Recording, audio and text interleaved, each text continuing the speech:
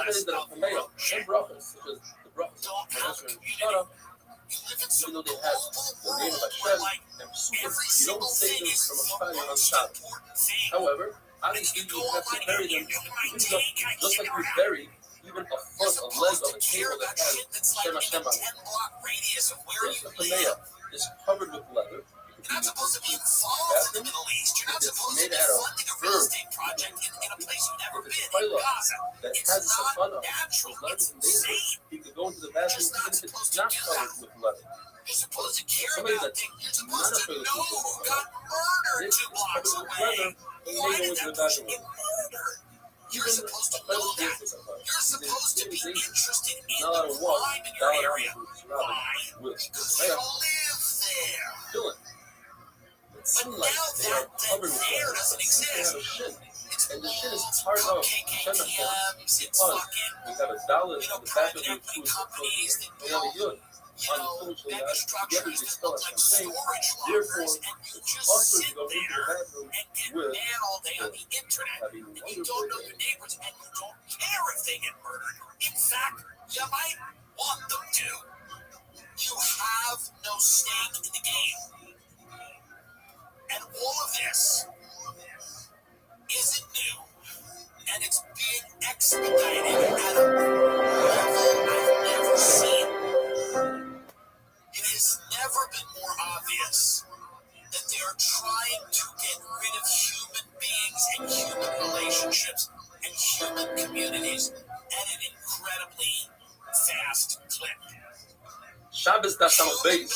The Mishnah brings a list of things that is also the one to go outside with on Shabbos. That Isser Dorais, starting with a needle that has an eye that has a hole in it that's inverted, a ring that has a signet for a woman since she typically doesn't go out with a signet. That's Isser Dorais.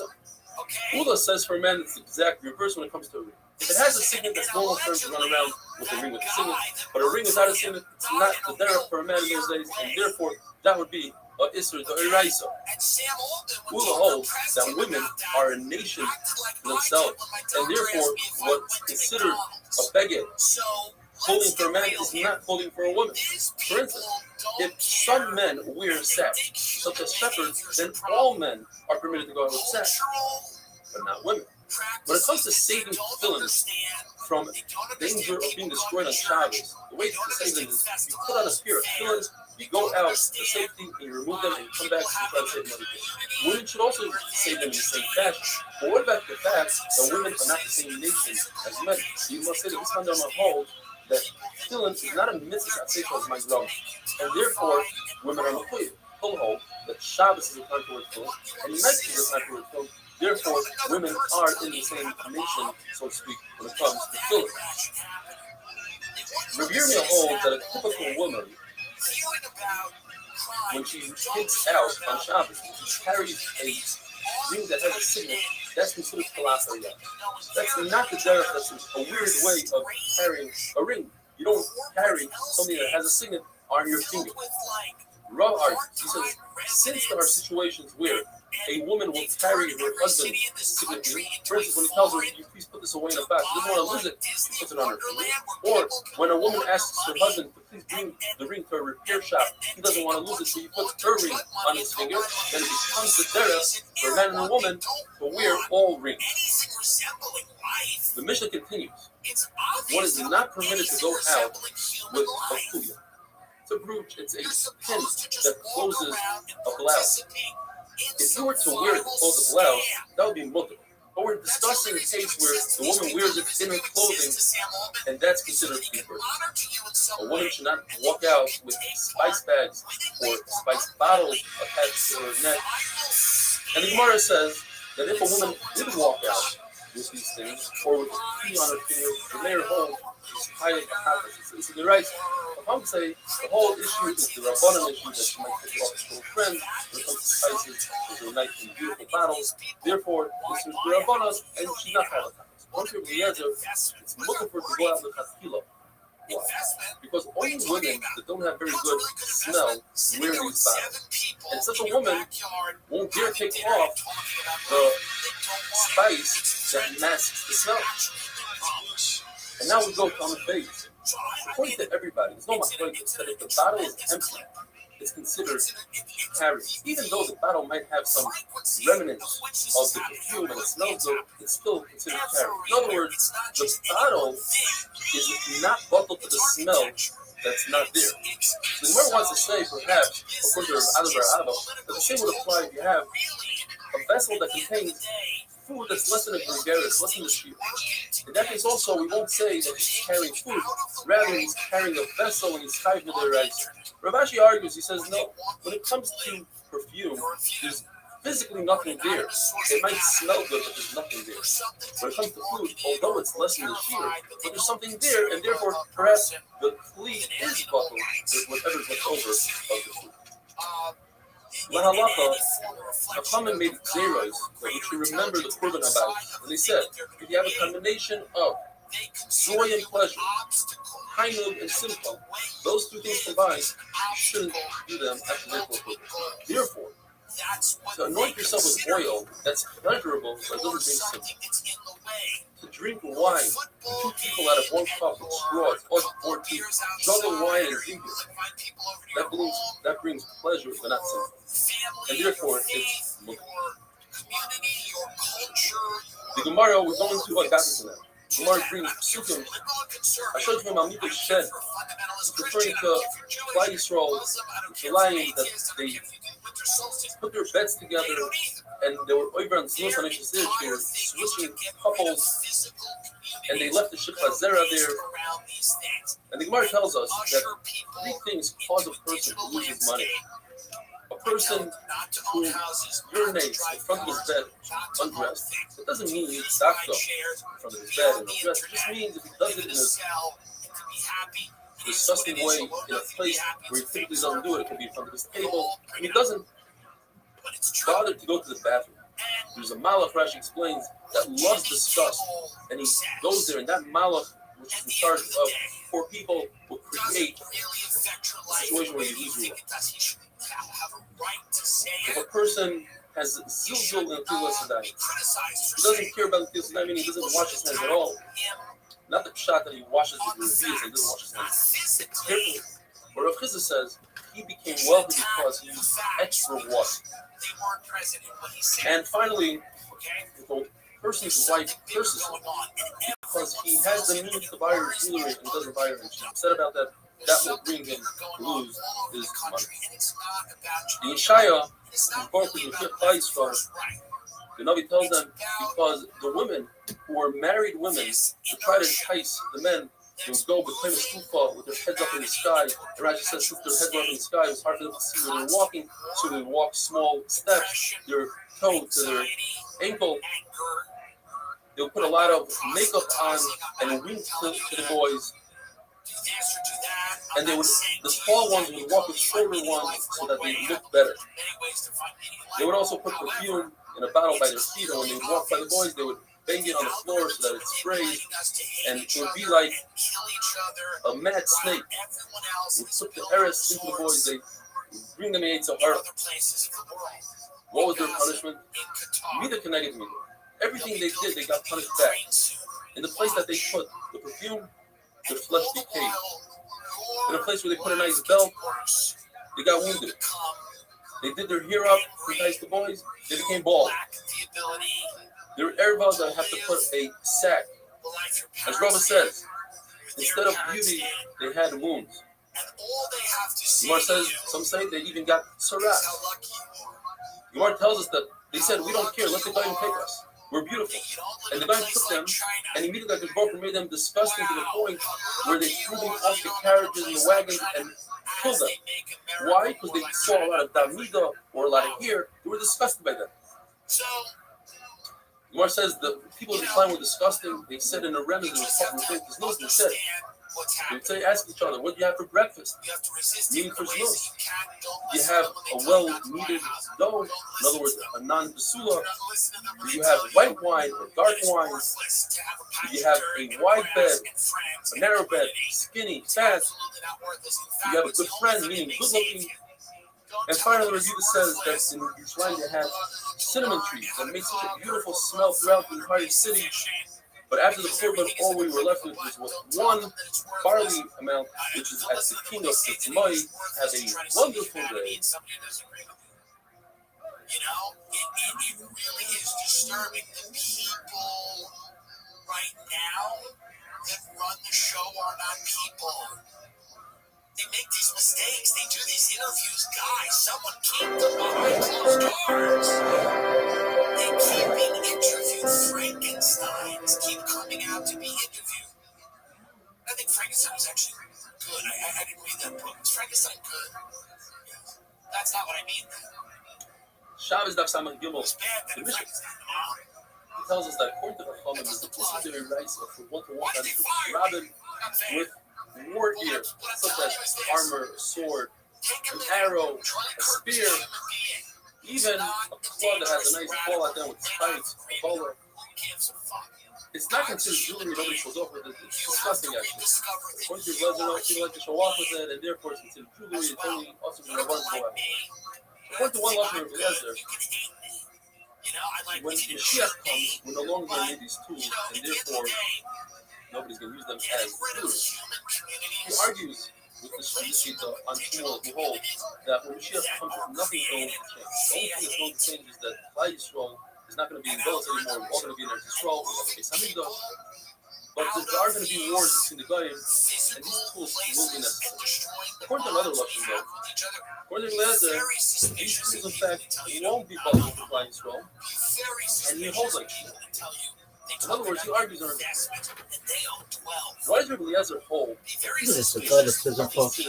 Folks, this motherfucker looking more and more like a fat Ayatollah every day. Sword and put it into his holster on your hip.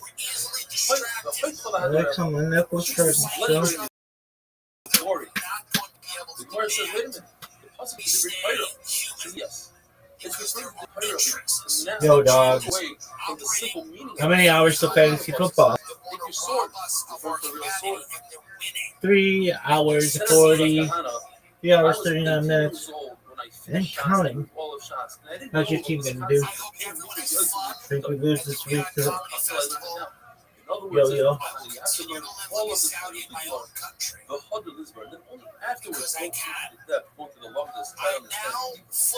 Come on, you little bitch. Gemara goes into a series of taboo systems.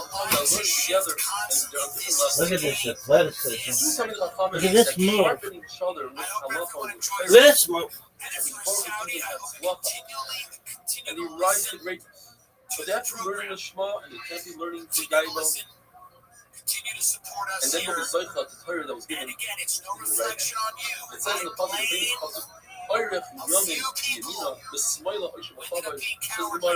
it doesn't necessarily mean that you learn Torah with the right. In other words, you do everything to the end. You'll only get a longevity. You won't get longevity and wealth. If you learn Torah like a lefty, in other words, not completely, you'll go down into the depth, then you'll be Zoicha something. You'll be Zoicha the wealth, but not too longevity. If two diamonds sit together and they're calm with each other, Look at this athleticism. they listen to each other. Look at this move. Will sit down and listen to them. Look at this athleticism. If they teach each Look other, at this move. in other words, they accept from each other, then Baruch will listen to them and answer, just like you accepted me. Baruch will accept what you're asking for him and give it to you. You don't do that. You don't listen. You don't sit there with your will leave. If two people get together to understand Torah, then it's the total level.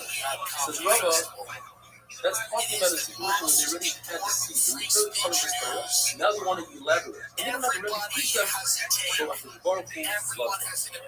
If a person thought about doing a mitzvah, but he had a couldn't do it, the Baruch Hu considers it as if you did a mitzvah. If you do a mitzvah as you're supposed to, with all the halachas and everything around it, then you won't hear a bad surah rough. And even if the Baruch Hu makes a zera, it's about to be zera. What tells us what's better? To give a poor person alone, or to give him a gift? The answer is to give him alone. Because the gift will be embarrassed. Alone, he'll be happy. He thinks he could pay back. Says Gemara is something better than both of those things, and that is doing business with the person. Giving somebody money to invest, and you share the investment. that person feels good. He feels like he's doing something, he's accomplishing. The Rothschild says maybe he'll get even more money because of that. I was supposed to Therefore, perform in Dubai. I mixed up they Dubai found and I Papa said has Abu bad Dhabi. deals. Apparently, this is a big It's deal. revenge. He's like him like a This snake. is like a real It's problem. better to be his friend My agent because he called me. learns something from his You said on Joe rather Rogan than that you were be performing in I'm a artist. Abu Dhabi and Parameters. you're actually performing in Because Dubai. steer There you are wrong cities in and they the have a Torah, rivalry. And I go, even dude, though who he has gives a beautiful fuck? leaders, What he's do the I highest stop? person, he's a I fuck. made a mistake. Pasuk says, This is not a malicious slander. in It's a other words, when you're young, mistake. enjoy life, Because do when they're what you very want, follow angry, your they heart. send an email. That's it. Pasuk the first looks around and says, Whatever, Rada, I you don't know have to do it. that I from don't Israel, care. it's going to be a din one day. And What's going then on? he One side called is me he starts talking about a few the days hatred later. of I heart thought fight, he was going to took and then him to the there's Kimmel supposed thing. to or I vice thought he was versa. going to Torah take him to the starts with Kimmel Sahara, and then moves on to the fight. One Torah is When telling he us, called me, he said you learn as much they as hurt but when because you they're learn, about you got them the having minute, slaves. apply it to yourself. And I Don't said, just I was learn it. being You have to apply it. You positive should about know it. it. I You was also know that you know this defending. stuff now. You better apply it to your life. He goes, well, I know The that. beautiful mushal, the I good know you Nagin, were he defending. says I said, I was that the defending poor them person didn't have a for punish's having name. He slaves. went to I show Bits for literally meal and he said, asked, you know what? Why slaves do you are need a probably lower meal? Come hard with me to the hotel. workers and There's a for special the most hotel here part that gives agreeable. free room and board. Stay as long as you want. He goes to the hotel with the guy, They didn't checks like into the that. Ritz-Carlton, You and he can stays there literally for a week. support He's about somebody to too check out. much. I've learned this. You can The actually, person at by the the phone way, says in life this happens. $7,700, Too many $1,100 a compliments. night. Too He says, but the much. guy told me it's Too free. much The support, guy liked and it. then they turn on you. He didn't know what to do. This guy in the I lobby, was the guy saying tells him, listen, that who told you to check slaves out? were Stay there. proud Stay of for a some month. of Stay for a the year. Who things cares? they You don't have money. Stay for as long as you want. That's what Says the I people was around saying. you. I was A saying person that wakes if up I at this was a life and says, what slave, did I do? I did all these not averas. that I Let's want be to true. be Says inside, the I HR, was a don't be slave, and I It's built not a a good idea. really nice Stay in. family. Go check out. I Keep might on say doing to your my averas. slave But that children, doesn't make sense. Because Daddy every built day that. costs you $1,100. So this is weird. Versus That's why I earning, said, who so knows I how much said, hey, Daddy in built that. currency you do earn. With my slave children, Says the Gemara, there was a woman look at that. I'd say, who Daddy built that. Gemara is discussing dogs and I something was the devil going, called hey, grass, you know, the dogs, apparently it this chases got away the to poor the people, people you know, in Saudi Arabia, and Says they the were Gemara, a not woman happy walked about into it. his house to bake bread, and he had a dog, and it barked and it scared her, she lost the pregnancy, and she said, why are you so scared of the dog? I took out his teeth, he doesn't have claws, she said, my pregnancy is over, in other words, be careful with a bad dog. I am not going to break the You haven't rules the of the game. Mishnah, Beers. Honestly, Beers is a belt that goes around the sock, next to the sock pay with a the lot of loss, money. according to Rabbi. Want you to It's a perform Beers is a one belt, and it's public. in Amish, It's two belts. And Pennsylvania whether Dutch it's country. two belts with a chain between them. So why do you need a chain so that some sort of families that have very large steps, in order to prevent them from having a large step, you need to two. On this couch, we'll get to it later. And Rabbi agreed to that shot, and he said, he woke up from his sleep, he heard it, he was While and I'm there, with that, while I'm in wonderful day. Pennsylvania Dutch country, eating shoe fly pie, respecting their culture. You have a culture. You've got Sharia law. Would I like Sharia law? No, I don't want it. Actually, I don't want it. I'm good. But you have it. So it's not like I have bits in my act about for profit anyway. So I certainly wasn't going to show up in your country and insult the people that are paying me the money. One, it's illegal. So I wasn't really planning to go to a Saudi jail. But on my own show, Shabbos, in that's my how own are you country, all doing? where I have the freedom to speak and say the things I want, I'm going to be funny and I'm going to be who I am. And if you're not buying that, you don't have the right to tell me on my own show. People were coming up to me saying, why did you go to that country? They have slaves. In Tribeca, they're assaulting me, these people. I'm just leaving a lunch and they're coming in. They have slaves.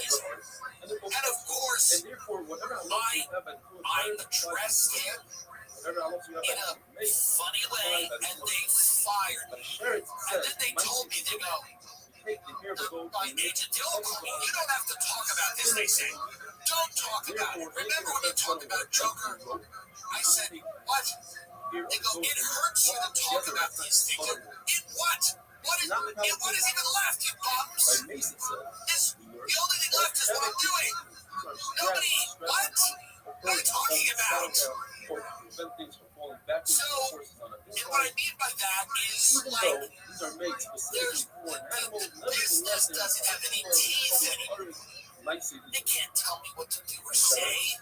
What if they're not even offering anything? They're not even offering. We want people to think you're a problem. They already have the power to not think that. How could they not think that? Google of me a read of us 60-second scroll. You buy me, you buy what I'm going to do. Joker was a bad movie. Why would I lie and say it's good? Everyone thought it was bad in the world. Okay? Every article that came out was like, hey, this thing sucks. What was I supposed to do? By the way, I was in it for a second, and I made no money. What loyalty am I supposed to have? And the director was mean to me. So I'm supposed to go out there and talk about how great it is. Well, you're actually just misunderstanding the movie. It's actually really good. The Joker doing dance numbers is good. It's good that it doesn't have a plot. It's actually good. It doesn't work. And who the fuck wants to watch that? You need a lot more than an hour. So, they were like, well, you're going to tell people you're not going because, we don't want people to think you're that person that gets fired. Yeah, whatever, what do I give a fuck? But lucky us, I mean, extra words very hard, and I'm going to get fired again. I'm going to get fired again from people that are not even Saudi. I'm going to get fired by people who don't chop hands off. I'm going to get fired by reasonable people. I'm going to get fired by people that don't practice Sharia law. I will be fired by many races and religions. I'm going to be fired by others. This is the most controversial the people who fire me will ever be. Let me relish in this. Let's take this win. The future people that fire me will be good. Mothers and fathers, family people, who probably fired me for a completely rational reason. You know, I just rolled out of bed and I just decided to do something I didn't like, and that's completely fine. It is what it is. This is the first time I've been fired by people that actually do really bad things. So let's take this win. Let's take this win. I'm now with Iran. Iran's against it. I'm with Iran now. You pushed me into the bosom of Iran. You understand that? I'm going to Tehran to do their comedy festival. I don't care. I'm being pushed into the arms of Iran. Those types of Muslims. What are those ones called? Shia. I'm Shia now. I was going to be Sunni. I think Saudi is Sunni and Iran is Shia. Right? Yes, maybe. I'm Shia now. Shiite. Right? That's what I am now because you've done this to me. You fired me and created a Shia problem. I'm a Shiite problem now. Ouch. So, who cares? By the way, I get to keep. My agent knows this. He knows often if you represent me, you're going to get calls and people are unhappy. He just thought it would be like the usual suspects. People around this town, this dispirited dump called Los Angeles. He thought it was going to be those people. And whatever, the Riviera Country Club called me, like, we don't really, this guy's like, what is he doing? Why did he accuse some of them? Why did he open his mouth? What's wrong with him? Why is he dressed up like a Muslim and a Jew? What's going on? I don't get it. That's the normal call. He didn't think he was going to get involved in the Middle East. He didn't think I was going to get fired by a theocracy in the Middle East. Neither did I, but I'm with Iran now. That's what happened. This is geopolitics. You understand? This is why the Middle East is so effed up. Because there's no fucking unity. There's no goddamn unity. That's all. So I will be with Iran. I don't know what to tell everyone. Now let's talk about Jimmy Kimmel, which, by the way, I think is much less interesting than what happened to me. But as usual, it's dominated the headlines. Rav Kahana says that anything in the Mishnah that it's I also don't watch the show. My friends know him and really like him as a guy. He's like less annoying in real life than he is on television. This is what I hear from people. I trust. I think Jimmy was a funny guy. I don't watch what he does now. It's very political. It's very like kind of annoying to most people. Even the people that are in the middle of the people that are apolitical, it's way over the top. Colbert, him, everybody went way over the top. It doesn't matter. It doesn't matter. You should still be on the air, and I'll get to why. But setting the stage here, they all went way over the top. Johnny Carson said years ago, I'm not political, I'm going to put Americans to bed. These guys went fully the other way. They alienated half the country. It's their right, by the way. It's their right. Is it a great business move? Probably not. Probably not. You know, if you opened a pizzeria, you wouldn't call it like, fuck Trump pizza. Unless it was like in Portland or something. You know, if you're trying to appeal to a demographic of people that is of many political stripes, but they're not. They're giving up on that. That's fine. That's their right. It's their right to politicize their show to the point where it's unwatchable. And by the way, that's anyone's right. Okay? I'm going to play the joke here. It's a weird joke, and it's a not factually correct thing. But here's why I'm going to not only defend it, but I think it is ridiculous to pull this guy off the air. I think it's ridiculous to pretend it was about money. I think it's ridiculous to pretend that it's not a political hit job. It's a political hit job, and we know it. Was ABC? Is it the cash? Shabbos Av Samachay. How's everybody doing today? The Mishnah tells us that you're permitted to go out with a wad of cotton in your ear, provided that it's tied around the ear, wrapped around the ear. You could go with a wad of cotton on your foot if you have a wound on your foot, provided that it's tied to your foot. A nida does not need to tie it to herself because it's disgusting, it's Mose, and we're not concerned she'll pick it up. Even if it has a handle where it's not that Mose, it is still considered Mose. Gemara tells us that when Rabbi got older, he had a lot of earwax. So he went in Rosh Hashanah on Shabbos with a wad of cotton in his ear without tying it to his ear. Gemara explains because he put it in really tight where it doesn't fall out, he wasn't concerned. His friends argued with him and they said that's awesome. When Rabbi did it, the entire generation argued on him. The Gemara tells us that a woman could go out with peppercorn in her mouth, she'd use it as a mouthwash to have good breath, or salt in order to relieve tooth pain. Other things that we're permitted to go out with, such as ginger and cinnamon, much to go out with on Shabbos. If a person has a false tooth, if it's made out of gold, the concern is, according to the woman, a woman might take it out to show her friends what a beautiful tooth she has. Rabbi says that's not a concern because once she removes it, that'll cause her an embarrassment. She won't remove it. If it's made out of silver, there's no reason for a person to show off silver. You're allowed to go out with a false tooth. That's silver, certainly if it looks like other teeth or if it's from another human being. There are three man the Amrim that say this far already. Rebbe says that if it causes an embarrassment, we're not concerned she'll show it. We also learned earlier that if a woman wears a sleichus, a shleiton, it's a little flask of perfume. The only people that wear it are people that have body odor, and she won't remove it because that will tell other people of her issue. Other Malomaz, Reb Shimon ben Elazar, he says that anything under the svacha, the wool cap, a person is allowed to go. So let's say she takes a needle and wraps her hair around it, and then she puts it under the svacha, you're allowed to go out on Shabbos. What's the concern? She might show it off. She won't, because in order to get to it, she has to expose her hair. She's a married woman. She wouldn't do so. Says the Mishnah, a person has a wound on the bottom of their foot. What they would do is they take a coin, a selah, and put it under the foot, and that would heal. Because it has three attributes. Number one, it's hard.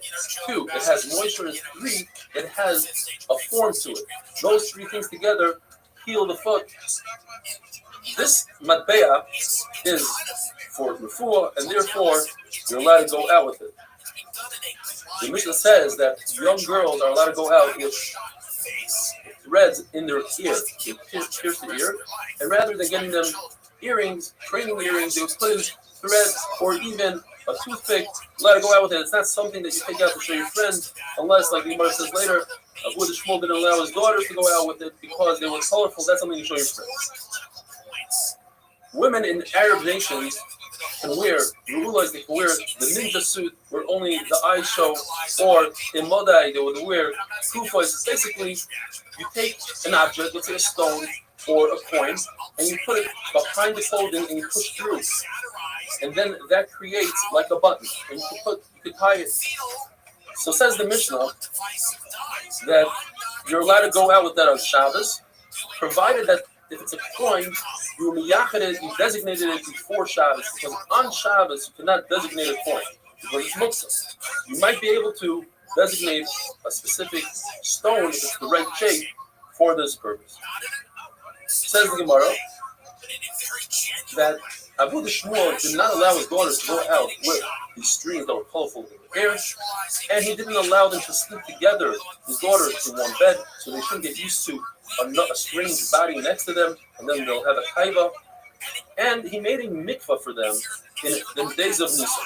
Why? Because in Nisan it rained that much. The halacha is that if you have a natural spring, even if the water flows from a natural spring, you're allowed to use it as a mikvah. Rainwater you can only use when it's still, but if it flows, you're not allowed to use it as a mikvah. The concern was there's so much rainwater that it became the roiv, and in the Nahar Pras, in the Euphrates, there was more rainwater than the spring water, and therefore it was usher to tribal it. So he made them a mikvah. He either made a channel and took water out of Euphrates, and he created a mikvah. In Tishrei, he put the mats down. According to Rashi, he put the mats so that they don't step in the mud and create a chatzitza. According to Taisus, he put the mats for tznius purposes. Shmuel argues, and he says, even in Euphrates, even if it has a lot of rainwater, most of its water comes from within and under the ground. But he himself argues on himself, because in a different place he says that you can only be covered in the Har Pras in the days of Tishrei. In other words, he was concerned about the rainwater. There's a shaila in the Gemara, if a woman could take a nut and pretend that she's making a button out of it, do the broidery, put it behind the clothing, and create a button, but her real intent is to travel across the Shusarabah. Are you allowed to do harama? Are you allowed to do trickery? What's the question? We know the halacha is that if somebody has clothing, you're trying to save from a fire, wants to bring them into a mother, according to Rabbi, you can do trickery, you can wear many clothing. Perhaps only by a fire, because we're concerned that if we don't allow him to do so, he might extinguish the fire to be over the rice. We're not concerned that this woman is going to be over the rice to get a nut and candy over to her son. On the other hand, perhaps over here it's mutter because it's kiltul to afiyah. That's not the natural way of carrying. Carry a nut in your hand. You don't put it in your clothing and pretend it's a button. So grab this mutter. Have a wonderful day. Where people agree that they're going to be bothered. America's about being bothered all the time by people you don't like. This country everybody is realistic about it right now. That is buoyant. People don't like that. They're never going to like it. You'll never be satisfied to hear someone. Shabbos Daf Samach Vav. Happy Lag BaOmer. There's a wedding going on right outside the door here, a Corona wedding. You perhaps might hear the music. Says the Mishnah, if a person has a prosthetic leg, Rahman al-Islam, according to Rabbi Meir, if it's designed only for aesthetic purposes, then he can go out with it on Shabbos, even though it's made out of wood. You can make a shoe out of wood. According to Rabbi Yossi, shoes are made out of leather, therefore it's considered a burden. You cannot go out with it on Shabbos. Smoichos are these pieces of leather that go on a person that is an amputee, and it goes on his shins, and that's how he drags his feet through the street. They are tied on really well, so it's not a concern that it might fall off on Shabbos. And they are not shoes, so therefore you can even go into the Beis Hamikdash with them, because you cannot go into the Beis Hamikdash with shoes. If an amputee sits on a small chair, and in his hands he has pegs that he walks with, but the bottom of his stumps, like you see in red, he has like a sort of a shoe that goes on them. Those are real shoes. La'alacha, you can't take those into the Beis Hamikdash, but we're also concerned that they might fall off. They're not on him properly, and therefore you cannot go out with them on Shabbos. Look them in. 3 pshat in the Gemara. 1 pshat is these are masks like Purim to scare the children. Another pshat is it's like a donkey that you dress up in, or they are stilts. All 3 of them, they are not kalim. They don't serve a purpose. and therefore they're not vessels, and therefore they're not Mikabel Tuma, and cannot go out with them on Shabbos. Lamaskana. The way we learn our Mishnah is like we said. Rabbi is the one that says you can go out with prosthetics. Rabbi Yossi says it's Asur. In order to remember it, Rabbi Yossi's name has a Samach in it, and the word Asur has a Samach in it. Rav, when he heard one of his Talmidim say that Rabbi is the one that says it's Asur, and Rabbi Yossi is the one that says it's Mutter, he went like this with his hand. He wasn't able to talk. He said, you got to flip it around.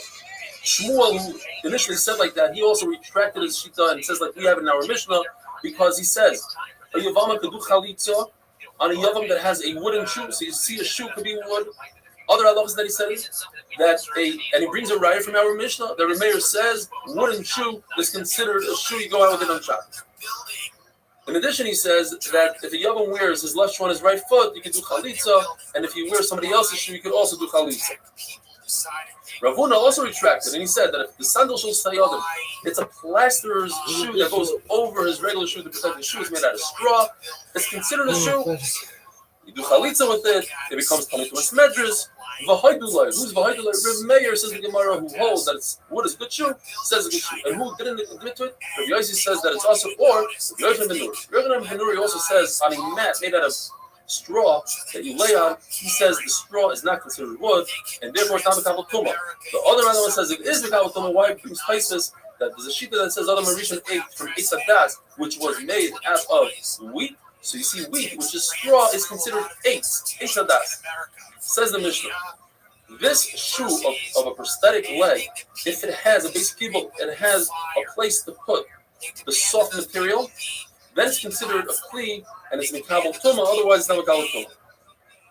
If the main purpose and design of a kli is to lean on it, then it can be Mikabel Tumas Medras.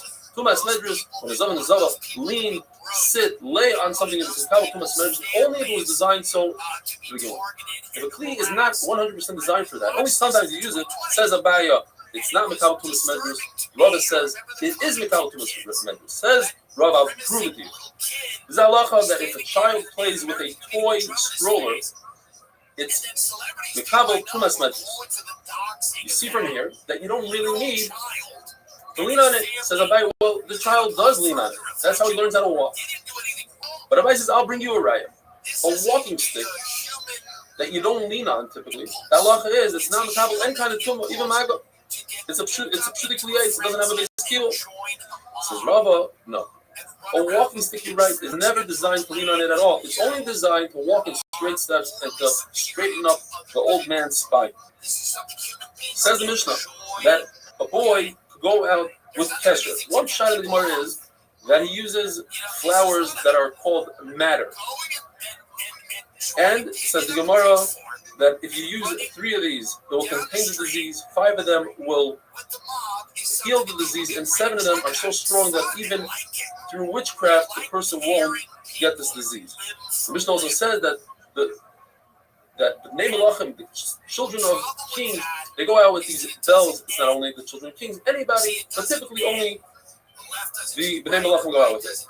Rabbi says that this matter stuff that we discussed is only if it never saw the sun, moon, or rain, and never heard the sound of metal, of a chicken, or of footsteps. Says the Gemara, then basically there's no such thing as matter. You're getting rid of this whole healing thing. There's another shot what a kesher is. There's a son that he's homesick, so before he goes away to camp or whatever, the father takes off his right strap from his right foot, and straps it on his left hand like you do with tefillin.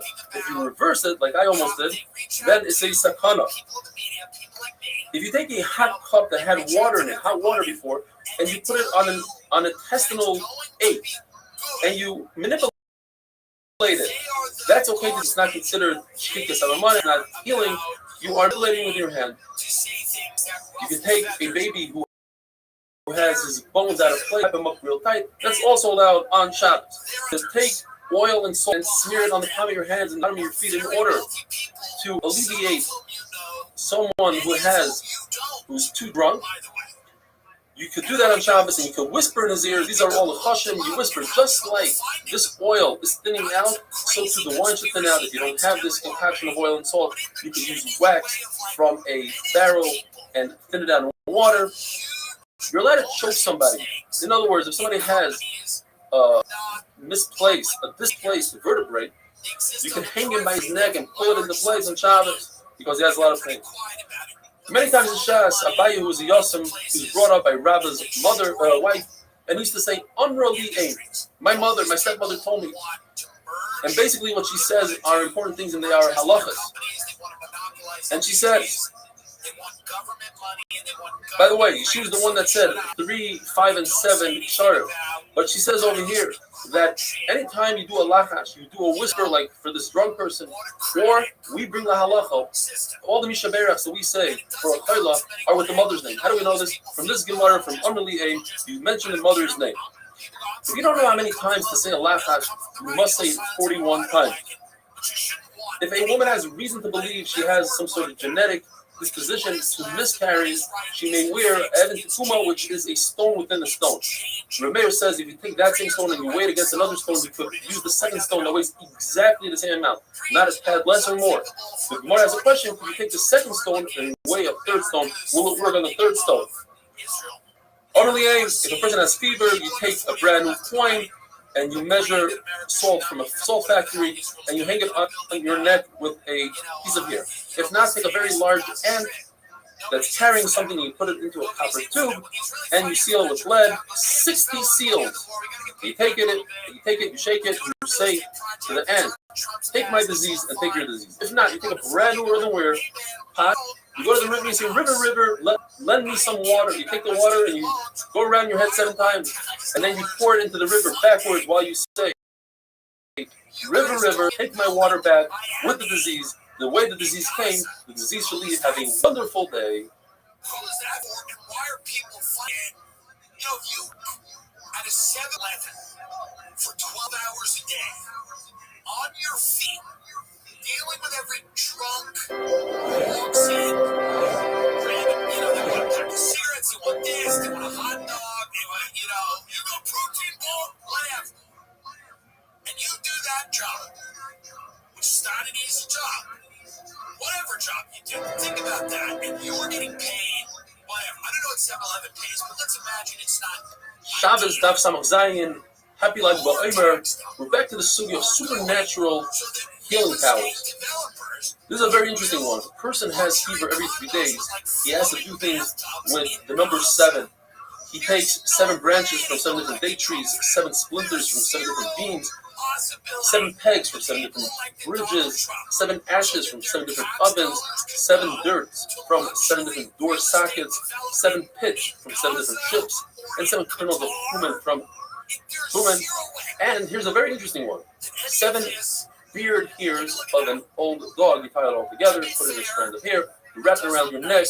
That's a zula for a reform. The person has really high fever. You take a knife that's completely metal, no handle, and you go over to a thorn bush, sneh, and you tie your hair around it, and you say the pasuk, "Vayera Malach Hashem Elav, Vayomer Moshe." The second pasuk. These are psukim referring to that the sneh wasn't eaten up, so the disease shouldn't eat up the body. And on the second day, you go over to, you make another notch in the sneh like you did in the first day, and you say, "Vayar Hashem Sisar Lirais." Hashem saw. The word "sar" means go away. And on the third day, you notch out the sneh again, and you say the pasuk, "Don't come close to me. Go away, disease." And you tell the sneh. We know that the reason why Baruch was mashing Shekhinah on you is not because he's such a great treat. It's the opposite. It's because you're so humble. And that will increase a person's humility, which will overcome the disease. And you bend down to it, and you cut down the sneh, and you say, just like the fire away from Tanayim Sholva Azariah, so too my fever, my fire should run away from me. If a person has a shin or a very painful blisters, or he has a shade demons, or the shade of the Nesakise, Gemara gives a series of different words that a person will say. Rav Shimon Bar Yochai, like Ba'omer, says Klal Yisrael is royalty, and royalty wears golden bells and go out with it on Shabbos. Unlike a slave, like you said, you cannot go out with a belt, you can turn no fall. He's royal. Rabbi says that's provided that it's tied tightly to his clothing. Says the Mishnah, continuing with supernatural things, a person can go out with the egg of a grasshopper if he's concerned of earache. Machlekes is whether you can go out or not. We'll see in a second. The tooth of a fox. Well, if it's a live fox, That wakes a person up if he's too sleepy. If he's dead, it's good for insomnia. If a person has problems falling asleep, he uses this too. The nail of a person that was hung is good for a wound. According to Rabbi, you're allowed to use this stuff. It's refuah. According to Chaman, that's darkei amoyri. The same way Selechu is a deraisa to act like a guy with superstition. Abai and Rabbi say anything that it's obvious that it creates refuah. You drink a potion, you put herbs on a wound, and you know that it's going to work. There's no darkei amoyri. The issue is when you know that it's not going to work. It's darkei amoyri. It looks like you're acting like a guy.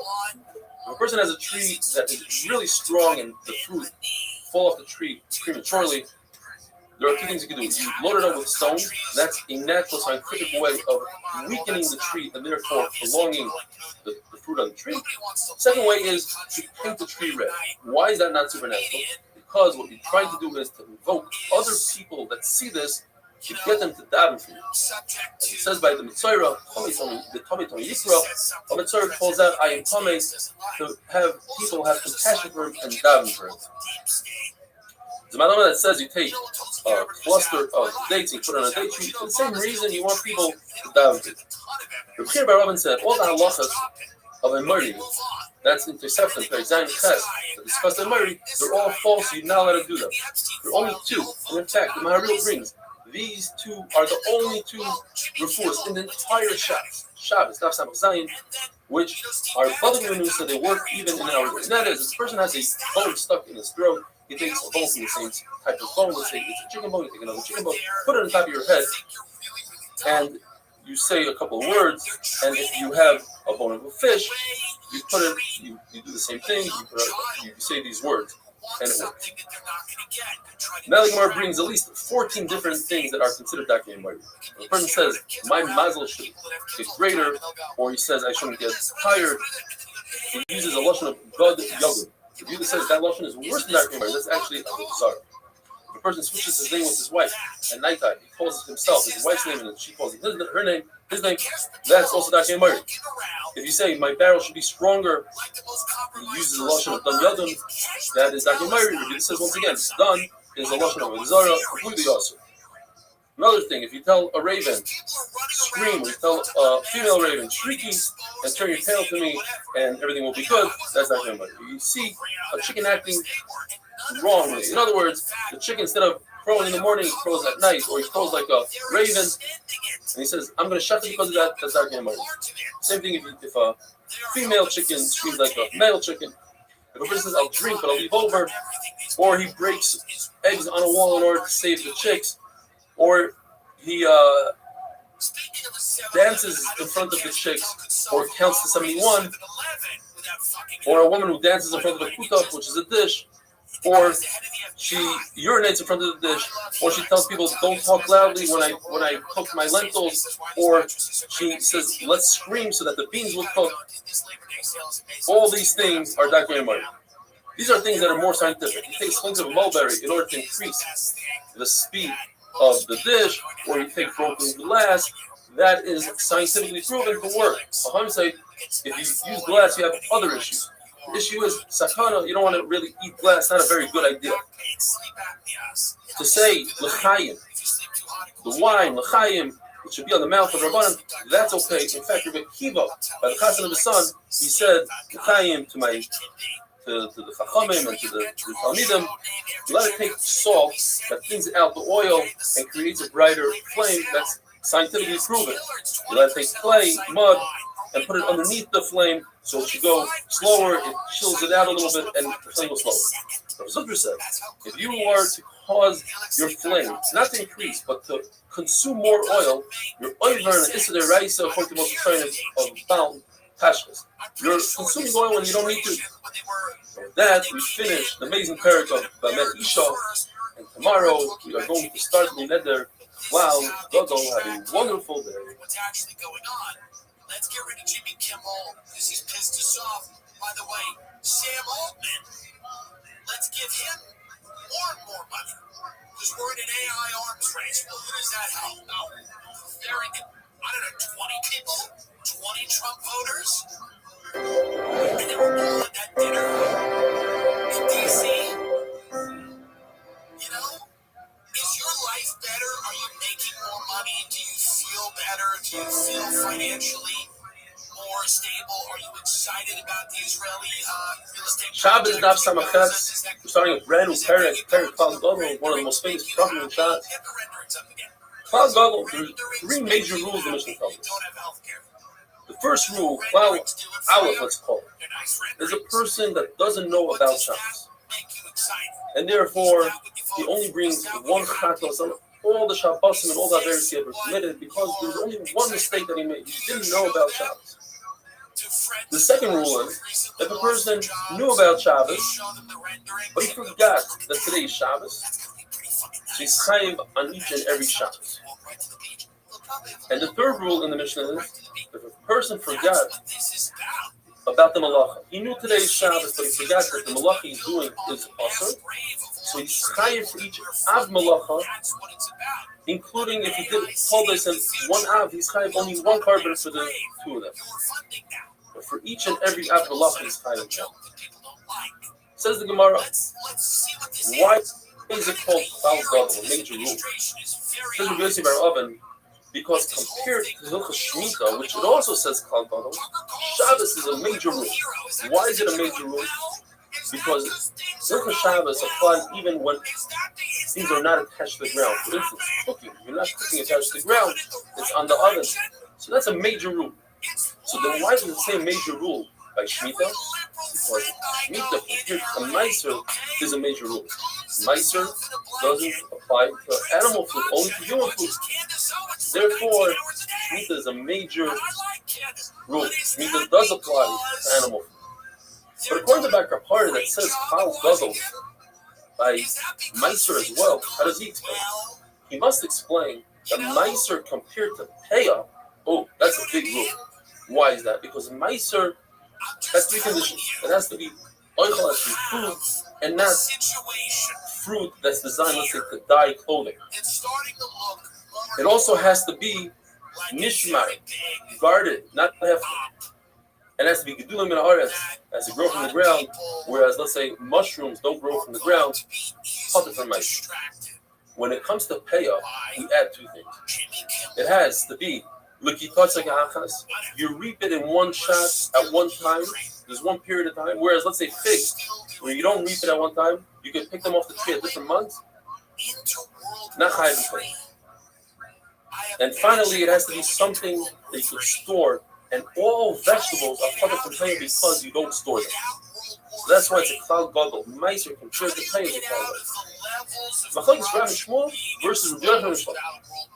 Rav and Shmuel say that if somebody never knew about Shabbos, that's what our Mishnah is referring to. That and somebody that knew about Shabbos and forgot about the concept of Shabbos. Two things. Those two cases, you're chayav a carbon. So even somebody that becomes about tshuva, he never knew about Shabbos, he grew up and who knows where, never heard about Shabbos, and he comes about tshuva, he must bring a carbon according to Rabbi Shmuel.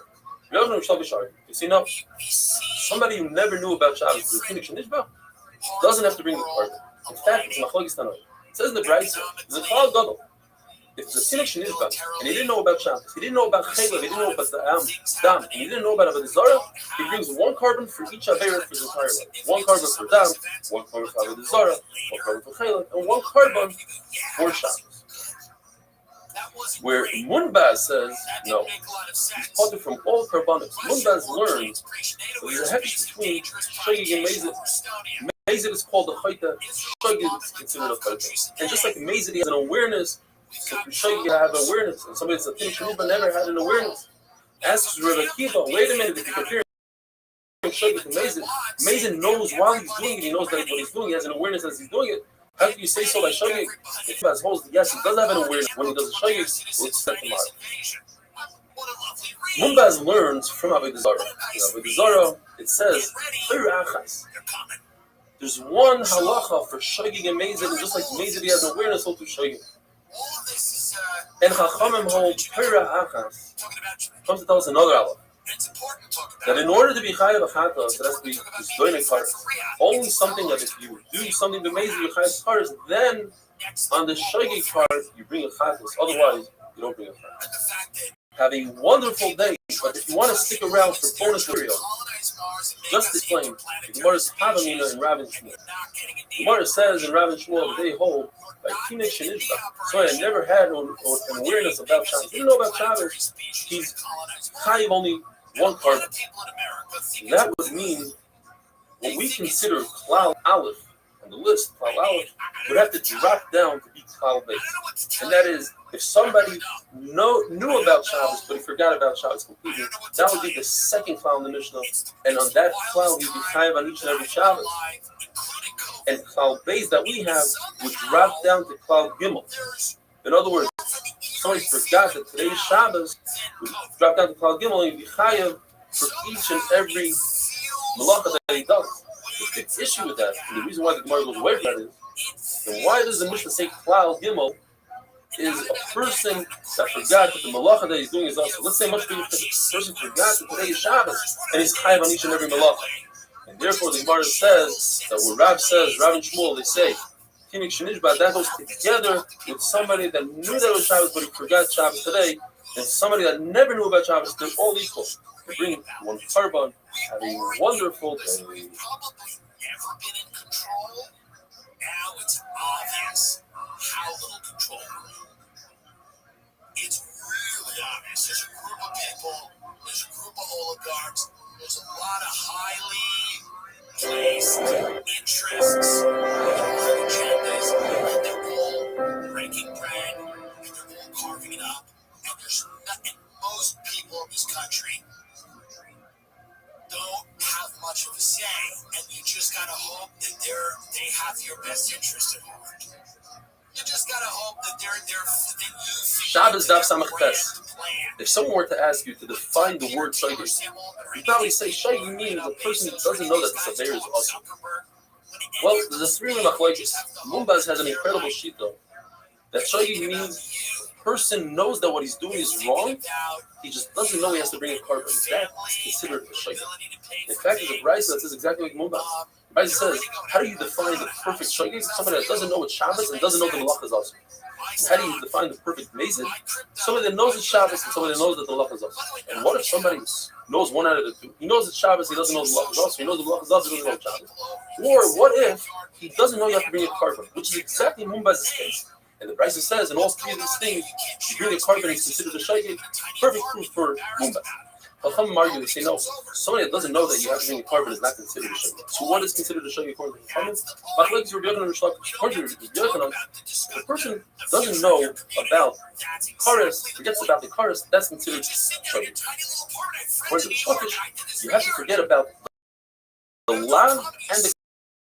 He brings a pasuk. It says in the pasuk, "Asher lo yisel asenav gaga ve'ashem." Pasuk is referring. That's considered a shogeg. So no. That pasuk is talking about a mummer. Somebody off the zerach that does an avera the shogeg. He doesn't bring a carbon. Why? Because even if he knew that what he was doing is wrong, he wouldn't refrain from doing the avera. So now that it's a shogeg, he shouldn't bring a carbon. Asher lo yisel asenav gaga. There's the Mishnah that says there's 39 malachas, and the famous question: why tell us the number? And Rabbi Yochanan goes on to explain, to tell us that if somebody did 39 malachas, he's chayav 39 korbanos. The big question is, how in the world is it possible for somebody to be over on all 39 malachas? The minute he doesn't know that there's 39 malachas, if he got all 39 malachas, then there's no Shabbos for him. He wouldn't be a shogeg. According to Rabbi Yochanan, understood. As long as a person forgets the Isser Kares, that's considered shogeg. So here's the case. But according to Shlokish, they have to forget the kares and the lav. So in what is he exactly a shogeg? How does he know the Shabbos? The answer is that according to Rabbi Akiva, there's a 40th avera, the Iraisa, and that's Chum. For what 2,000 amos, that is Chum. The only difference between Chum and all the other ones is that Chum doesn't bring a carbon. And he knew about Chum, but he didn't know about the other 39. Who has Bitui? When somebody swears falsely about the past or about the future, he says, I ate this and that, or I didn't eat this and that, or he says, I am going to eat, or I'm not going to eat. There's a big chiddush in Shavuos HaBitui. They have to bring a carbon oil of the yard, even though it's only a lab, you bring a carbon on a lab. Huge chiddush. According to Abaye, even Rabbi Yochanan, who typically says that to forget kares is considered a shogeg, but here, since there's no kares, to forget that you have to bring a carbon is not considered a shogeg, even though the carbon is a big chiddush. Now, what is the shogeg? Now, it's very easy to find a shogeg in Shus Abitum, when it comes to the future, he swears he's not going to eat, and then he ate by mistake. So that's a shaykhs. But what about the test? How is it possible to get a Shus Abitum test? When you swear, you have to be aware. And he wasn't aware that he didn't eat. He wasn't aware that he didn't eat. So what exactly is he swearing falsely by mistake? So one pshat is that goes according to Mumbas, that he forgot that there's a carbon. But another pshat is that it goes according to Chachamim, that typically Chachamim hold that forgetting a carbon is not considered a shaykhs. Over here, by Shus Abitum, since that's the only thing you have is a carbon, that is the shaykhs. You forgot because the carbon here is a chiddush. And that would be a bomb question on a Abaya, who says that according to everybody, you have to be shaykh in the lav and not in the carbon. Somebody eats truma, then he's chayav mis v'dei shomayim. The shaykh, he has to pay back the truma plus a fifth. What if he doesn't know that there's mis v'dei shomayim? Is that considered a shaykh? According to Abaye, Rabbi will hold that mis v'dei shomayim is not like charis, and therefore it's not a shaykh, and he doesn't pay the extra fifth. According to Rabbi, Rabbi will hold mis v'dei shomayim equals charis. It's like the same thing as charis, and therefore you do pay the chayim. What if somebody found himself in the desert, lost track of time, doesn't have a calendar, doesn't know what day it is? When does he keep Shabbos? Do we do malacha today? Do we not do malacha? Rav Huna says the moment he realizes that he's lost, he doesn't know what day it is, he counts 6 days of weekdays, and on the 7th day, he rests Shabbos. The Rabbi says the opposite. The day that he finds out, he does Shabbos immediately, and he counts 6 days. Machlokes says, do we go by Bria Soilam, do 6 days and then Shabbos? Or Rabbi says, no, it's like other Marisha. He's born, there's immediately the Shabbos, then 6 days of weekdays. For the Brisa, there's a question on Chia V'Rav. For the Brisa, it seems like it says you keep, for every 6 days that you keep one Shabbos. In fact, the Brisa says, well, for it, you count 6 days, and then you keep Shabbos. What do you do? Says the Gemara, all 7 days. This is amazing. The guy wakes up in the desert. His life is really bad, but it gets even worse. He cannot be Mechal Shabbos every single day of the week, only to sustain himself. He can only take enough food to live the tzimtzum. And the day that he keeps for Shabbos, he makes Kiddush and Abdullah. If he recalls the day that he left, you could assume that day was definitely not Shabbos because he wouldn't travel on Shabbos. But you cannot assume that that day was also not Friday. In other words, get 2 free days. Because it's very possible that he got a good ride and he left on a Friday. We learned in the mission that if a person forgot that today is Shabbos, that's to bring a carbon for every Shabbos that he forgot. Whereas if a person forgot the concept of Shabbos, he brings 1 carbon for his entire life. Why? What's the difference? There's a contradiction in the Psukim. The Shamru B'nai Yisrael as a Shabbos is singular. You have to keep 1 Shabbos. And then it says the Shmoiru in the plural. So which one is it? Says the Gemara, the Shamru is referring to if a person didn't have the concept of Shabbos, he brings 1 carbon for all the Shabbos. But he knew about Shabbos, just he forgot that today Shabbos, he has to be a carbon for each and every Shabbos. Rabbi Yitzchak says the same thing, but he learns from the opposite of the two. He says the Shalom B'nai Yisrael says Shabbos means every single Shabbos you're over and Aveira. It's 1 Shabbos. So he said the Shmoiru, all the Shabbosim that you machalo equal 1 carbon, and that's referring to the case where you lost the concept of Shabbos. Have a wonderful day. Seeing other people, they'd rather you live in a cell where people bring you Thai food and you watch YouTube videos about people or reality shows about people that do have homes. That's what people do. People in Los Angeles go to their cell on top of a P.F. Chang's, eat those lettuce wraps, which are good, and then watch reality shows about people that can afford to have a home. That's pornography now. You come Shabbos Daf. I think it's incredible. We're already holding 69 daf into Masechta Shabbos. Unbelievable. We learned 3 rules in our Mishnah. Rule number 2 was that if a person knows about the concept of Shabbos, he just lost track of time and he forgot that today is Shabbos, even though he did many malachas that were usher, he only brings one carbon content. Every Shabbos he brings another carbon content. If a person knows that today is Shabbos, he just forgot that the malacha of Chaitzer is usher, that the malacha of Zereya is usher. He forgot that it's usher. So he brings on each and every malacha. Question is why? It says we're not very simple. If a person forgot that today is Shabbos and he did a few malachas, then he only had one forgetfulness. His mistake was one, that he forgot that today is Shabbos. He brings one carbon. But if a person forgets different malachas, he forgot different things. So he has to bring a carbon on each forgetfulness. But how do we know that you chayiv on each and every malacha? Perhaps all the malachas of Shabbos are included in one avera, Chil Shabbos. How do we know to differentiate between malacha and malacha? It says Shmuel because the Torah says Kol ha'isa me'alacha yumas. If you do a malacha b'mezid, you die, you get the death penalty. So then why does the Torah repeat itself and say mois yumas? The answer is because the Torah is not talking about mezid. If you can't be talking about mezid, you must be talking about shogeg. And the Torah says you shall die. What does it mean, die? Not literally, but you take out of your pocket. For some people, that's like death. To spend money on a carbon. The Torah says, mois yumas, you bring many karbanas on one Shabbos. There's a very famous machlokes in Shabbos. The Torah says, you shall not light a fire in Shabbos. But why did the Torah pick that malacha from all the malachas? It says, all the 39 malachas, the other 38 malachas, if one does it, you get skila. B'mezid. If you do b'mezid without Eidim and Esra, you get kares. If you do b'shagi, you get a chadas. Lighting a fire is different. All you get is a lav. There's no kares, no skila, no carbon. Comes Rabbi and says no. The reason why the Torah points out Eish is to tell us l'chalik, that every single malacha, you bring it to your own carbon if you're over on it, just like Shmuel says. It says Eila Hadvarim. Eila, Aleph, Lamed, Hey is 36.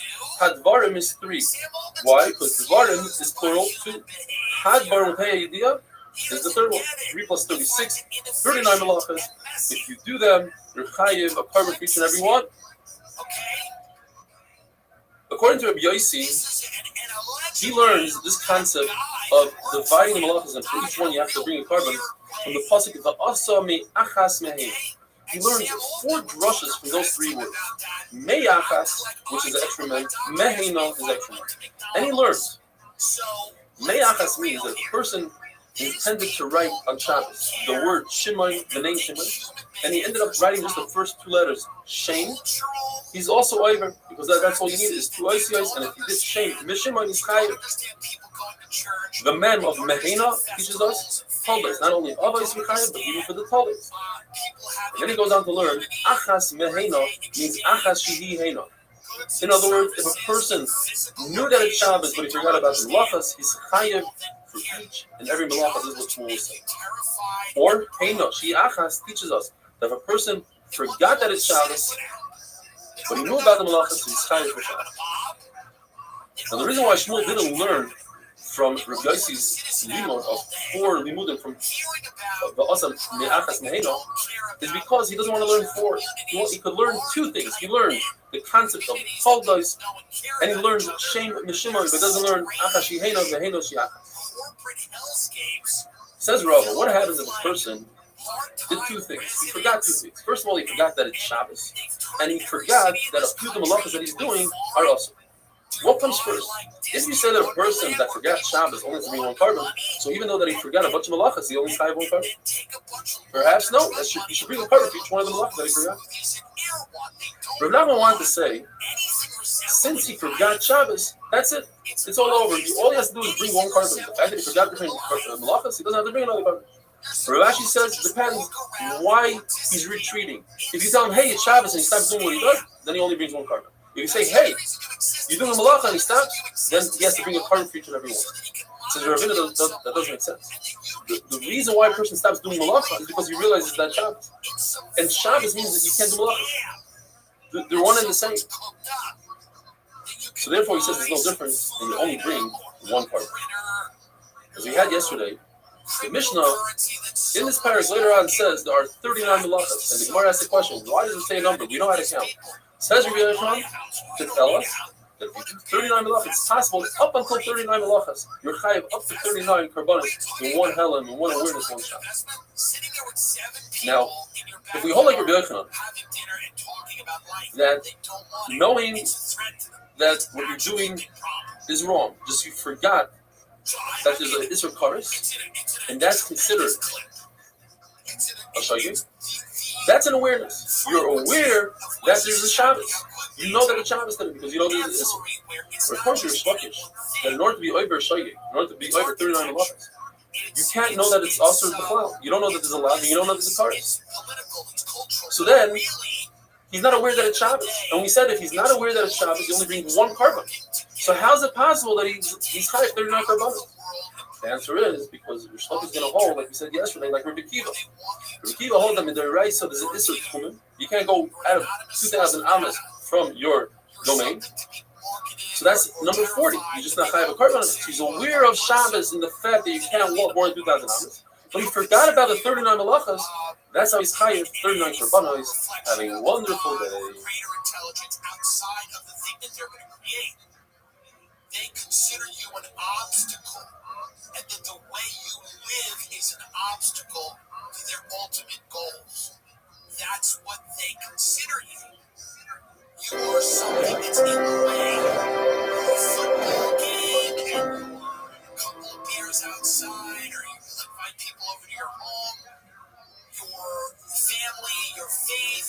Shabbos is not buying knowledge. More tells us a very interesting concept called grera, to drag something.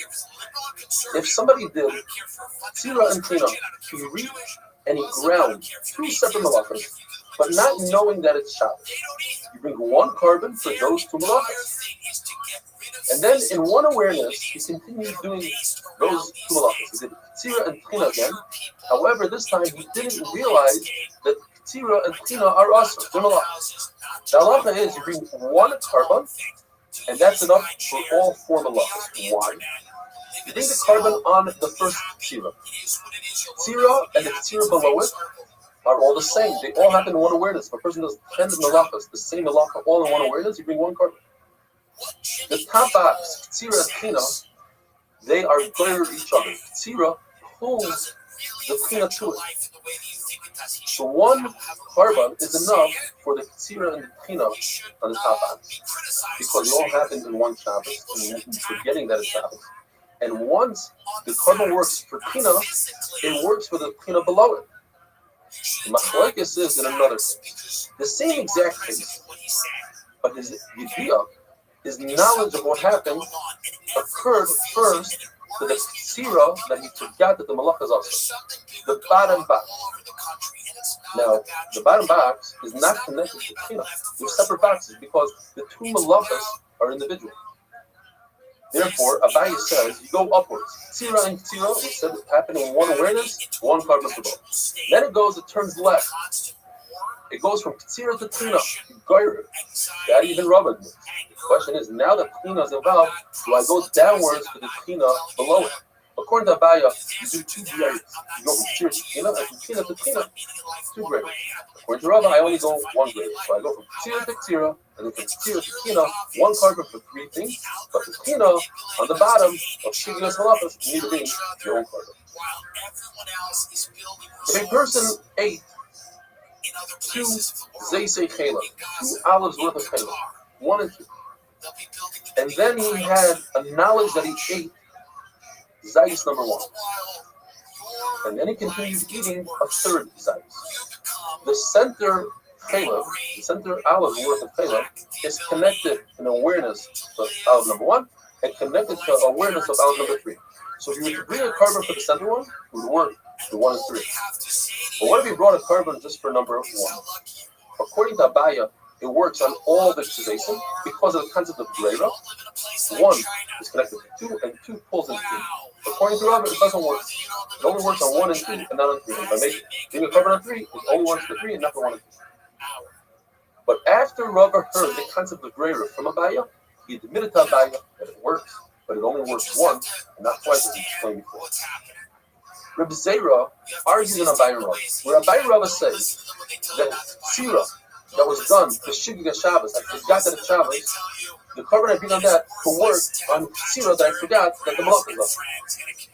Even though the two types of Averis, one is forgetting on Shabbos, one is forgetting the Malach, one carbon works for both. If there are arguments that says no. And therefore, if I have a half a kazayas of Shigig and Shabbos, it doesn't combine with a half a kazayas of Shigig and Malachas to be mechayiv me one carbon.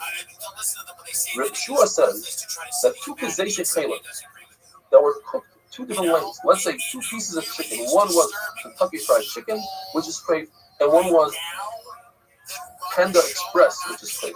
One is fried and one is Chinese. Even though they're both chicken, Rabbi Shua seems to prepare differently. Okay, two chatash.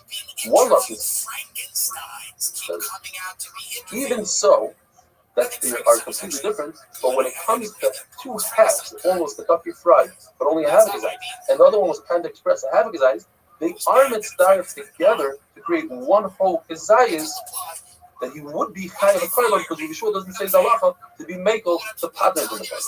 The other lashon is no. Yeshua is consistent throughout, and even if it means that a half gazais and a half gazais do not combine together, it makes it kula. He still goes with his shita that two types of food are not the same. The Gemara tells us that, that when you have four different types of food that are also to eat, chaleb, dab, noise from people, you bring four korbanos. If you have two of the same, two chaleb, you'll bring one for both if it happens in one hela. That's the chumrah of different types over one type. Now, one type has a chumrah over two types, and that is if a person ate a half a kazayis, and then another half a kazayis, even though he had knowledge in between the two half a kazayis, that knowledge is not enough to be mechalik and say that he doesn't have to be mechalik. Big machlokes in the sugya between the Rabbi and the Shlachas, it takes up almost the full amud. If a person ate two kazayis chayla in one awareness, but his knowledge on kazayis number one happened before the knowledge of number two. How many karbanos does he bring? One or two. Rabbi says he brings two karbanos. He brings a pasuk. He says al katasa, each chet and chet.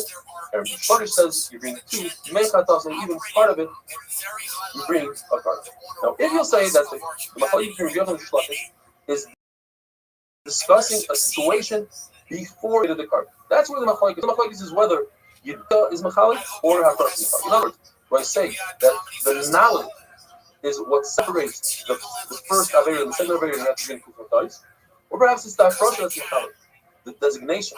If you say that the machlokes happens before that Hafras, so Rabbi will say Yidda is mechalik, and according to the Shlachas, the Hafras is mechalik, and the word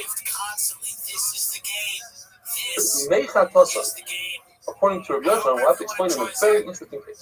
The case is a person ate 1.5 kazayis in one awareness, but his knowledge happened later on only on one kazayis out of the 1.5. And then later on he ate another half a kazayis. Perhaps, since the second half a kazayis can combine with the first half a kazayis, because they are in one awareness, bring the second carbon on those two halves.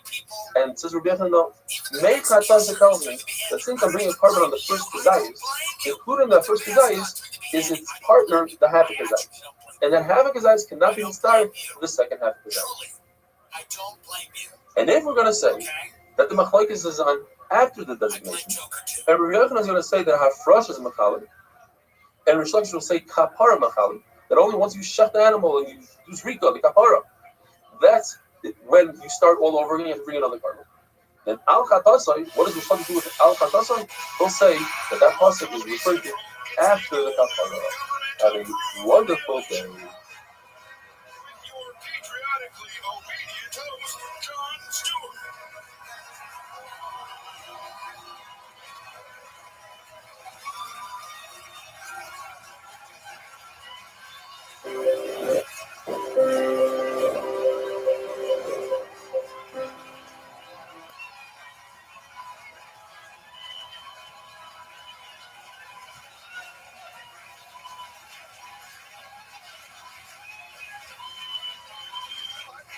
My name is John Stewart, and welcome to the Daily Show on Shabbos daf ayin beis.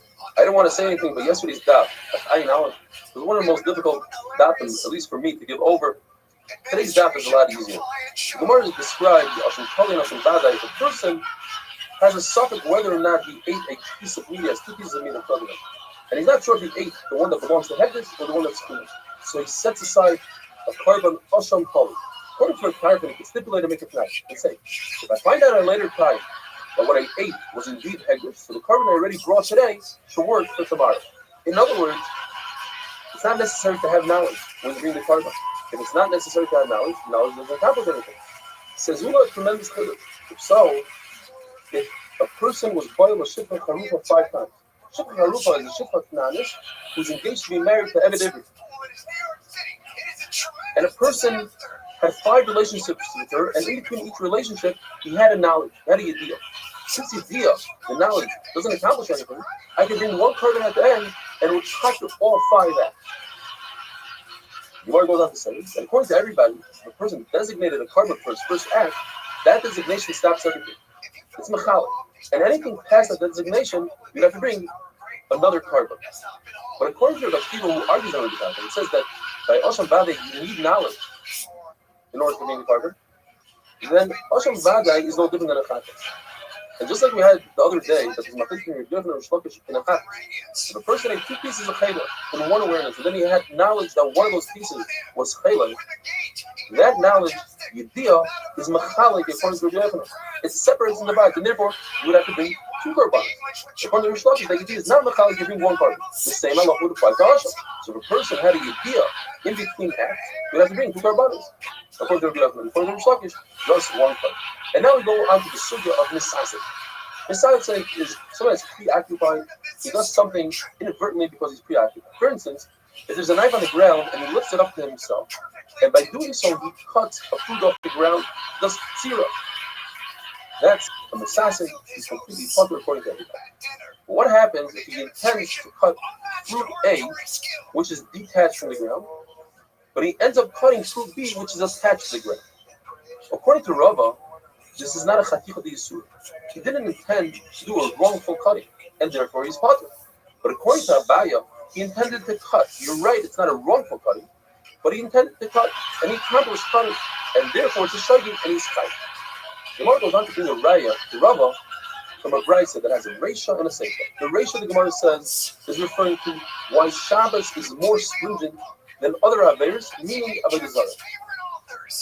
Avodah zarah.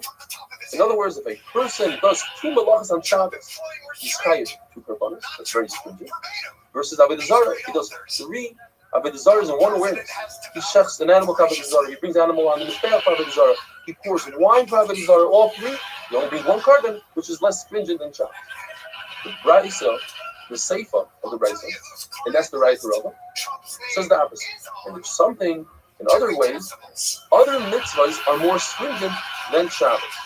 For instance, a person is shogeg without kavanah by other mitzvahs, he's chayav, and Shabbos is potter. What's the example?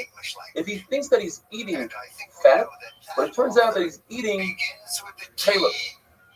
In other averos mitzvahs, he's chayav carbon, and in Shabbos he's potter. What's the case in Shabbos? That if he tried to cut, he thought that he's cutting a fruit that's detached, and he ended up cutting a fruit that was attached. According to Rabbi, or according to the Brisa, he's potter. And that's exactly what Rabbi said. So it's a good raya to Rabbi. Abai will say that the shogeg over here is talking about a person who thinks that he's swallowing spit, but indeed he's swallowing fat. And he'll be chayav. Not shogeg is Shabbos. He's referring to when he tried to lift the knife up, and by doing so, he cut a fruit, and that, according to everybody, he's potter. But in Rabbi's case, where he thought that he's cutting a fruit that's already detached, but he ended up cutting a fruit that's attached, he'd be chayav. Now, the Gemara just goes on to say that we can't say that the reisha is not talking about avodah zarah. The reisha, let's say, is talking about 2 malachas of Shabbos, tzir and tchina, versus 2 averos like chaylev and dam. Well, they would be equal. Shabbos, you'd be chayav 2 korbanos, and chaylev and dam, you'd be chayav 2 korbanos. So therefore, the Gemara is forced to say we're talking about avodah zarah. Now, the Seifa cannot be talking about avodah zarah. The person did a shogeg, he's chayav. That's not true. By avodah zarah, all shogegim are potter. For instance, if a person thinks that he's bowing in the shul, but in fact he's bound to have a desire, he's completely potter because his heart is Kadosh Baruch Hu. And if a person is bound to a statue, and he decided that the statue is Avodah Zarah, then it's Avodah Zarah, then he's amazing. And if he doesn't decide that the statue is Avodah Zarah, then he didn't do anything. What if he bows to Avodah Zarah out of fear for his life or out of love? Now, of course, he shouldn't do it. He should be the soul, should be Meiser Nefesh. But what if he did do it? He's also part of it, according to Rabbi. So therefore, the Gemara is forced to say that the Sefer is talking about other mitzvahs and the Reish is talking about Avodah Zarah. Have a wonderful, wonderful day. Gave the royals a rare glimpse at his soft-spoken, yet private side.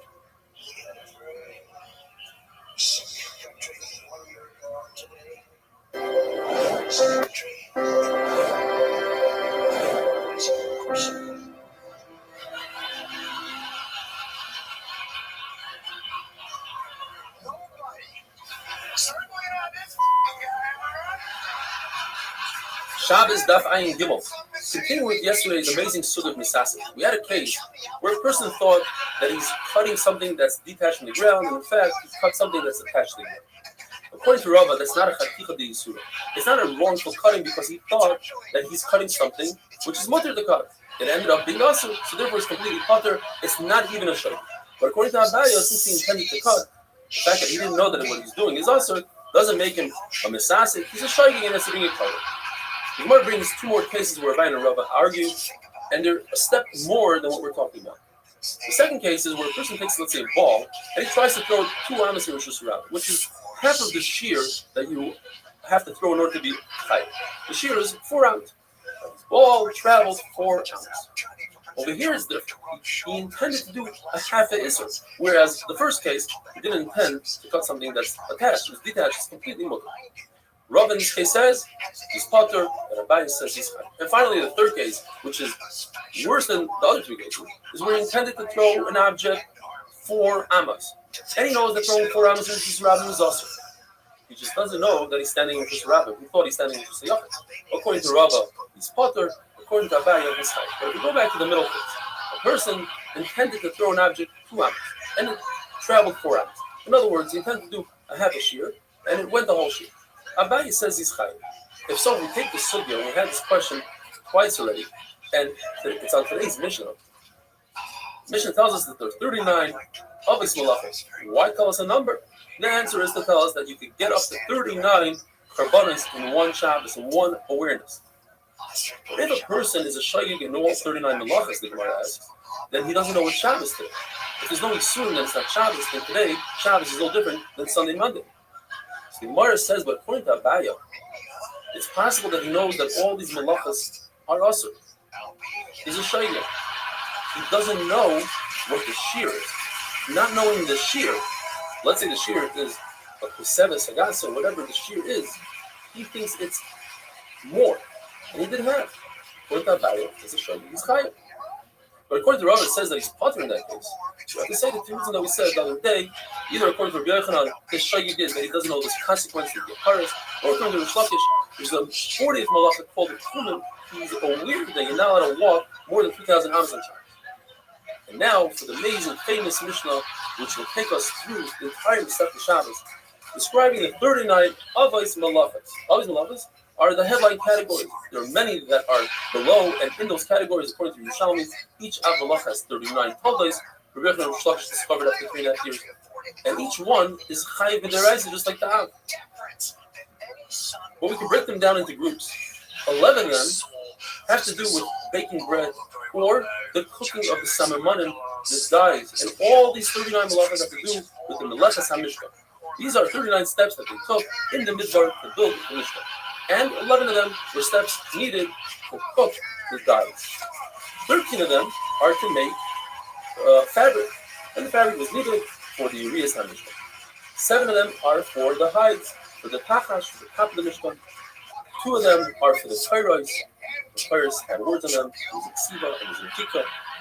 And then there's another 6 that have to do with nets, with tying and untying, lighting a fire, the Chaba to take out into another Rishus Makabah. And let's start with lechem, with the bread. The first step is you have to sow the field, you have to plant, and then you plow the field. We're talking about in Eretz Yisrael, they plow first to soften up the ground, then they sow the seeds, and they plow it again. And the chiddush is that even the second harish of plowing is considered ha'av malacha. The next one is, well, we discussed Zereya, sowing, and the Gemara tells us that includes also Zomer, which is pruning trees. When you cut down a branch, the branch grows even more, so that's like for planting. Noiteya is when you plant a sapling of a tree.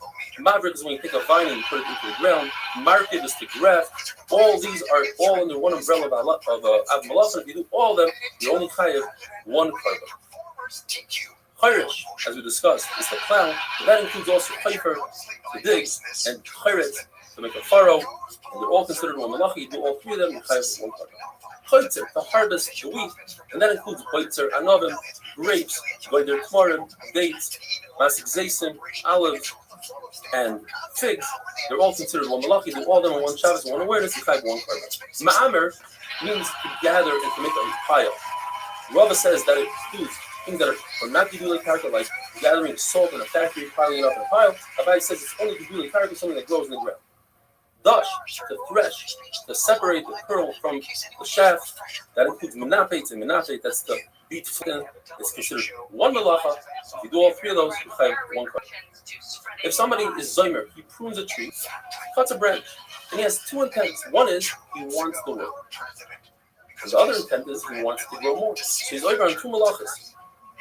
And the same would apply to aspasta. If you have straw for an animal, you cut it and it grows more. You want it for your animal, you want it to grow more. And the same thing with beef. You chayav for chaytzer and noiteya. You're planting. In other words, you want it to grow more and you want the actual item. If you have a small pile of dirt, it depends where you are. So it's all in the intent. If it's in your house, you want your floor to be flat and straight, that's boina. And if you are in the field, that's chayrish because you're softening up the dirt for seeds. If you have a small hole in the ground and you fill it up, if it's your house, that's boina. You're fixing the floor. And if it's in the field, it's chayrish. An amazing shiloh. You dig a hole in the ground, but not because you want the hole, but because you want the dirt. You are chayav. Even according to Yehuda that says, "Melacha shein tzricha legufa," you are chayav. Meaning, if you do a malacha, but you don't want the outcome, the malacha is the solution. For instance, you have a dead body in your house and it's making a terrible odor. You take the body out. You don't want to take it out. What you want is you don't want to smell. You don't care about the outcome. You don't care about carrying. You care about not having a smell. Over here, you don't care about having a hole. You care about having dirt. But in this case, you would agree that since you are metaltal, you're ruining something. You are chayav. But Papa says that you take the dirt and you throw it at a country in order to get the dates. You're chayav on two things. First of all, you are chaylish, which is chaytzer. You're taking fruit off the tree. Second of all, you're mefarim, which is a malach of dash. You are breaking things up. You're separating. You're separating the dates from the wood around it. And Rav Ashi says no. Since that's not the way to do it, you are chayav. And tomorrow we'll be talking about the three types of separation. Boyer, Zoyra, and Merake. Have a wonderful day. You can't call someone who you disagree with a fascist. Leaders cannot call their political opponents Nazis and fascists and enemies of the state. How horrible and dangerous it is to view people with whom we disagree as somehow being less than human. Thank you. You can't say fascist. You can't say enemy of the state. You can't say less than human. These are simple rules that any responsible member of the society can easily follow. The Democrats, they're fascists. Shabbos daf Ayin Daled. Within the 39 malachas, 3 of them are one and the same. Zoyra, winnowing, boirer, selecting, merake, sifting. They accomplish the same thing. You're separating the good from the bad. Yet, since there are 3 necessary processes in the making of bread, the Mishnah brings them down to tell us that if one were to do all 3 in one awareness, you were to bring 3 separate korbanos. Kodesh, pounding, should be another malacha. It's something that is necessary to make bread. It says Abaya, but since poor people skip that process, the Mishnah skips it as well. It's not one of them. Don't tell me that it's because there are only 39 malachas and Kodesh will be the 40th, because since we have 3 separating malachas, you can take one of those three, take it out of the Mishnah, put kodesh in instead. The Gemara brings a brisa that's a riddle, and there are 5 attempts to solve the riddle. But what we could take out from those 5 attempts are 3 major halachas regarding boirer on Shabbos.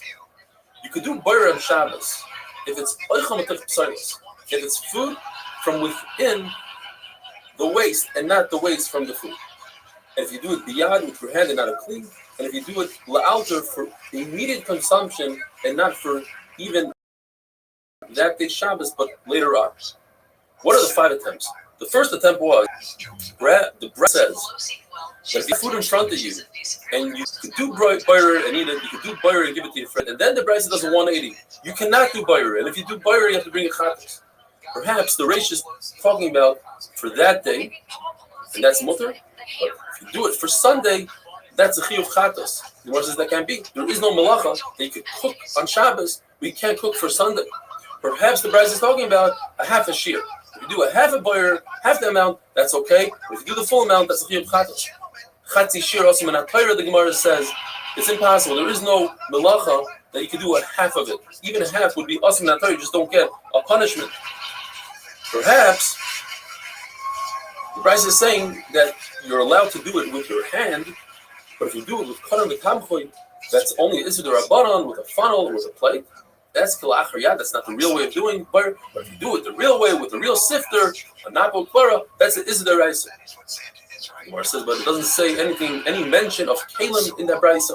Perhaps it's talking about oichal meter psoilas, and that's mutter. But psoilas meter oichal is also again. The brisa doesn't mention anything about oichal meter psoilas. Says Rabbi, therefore I say the pshat is la'alter.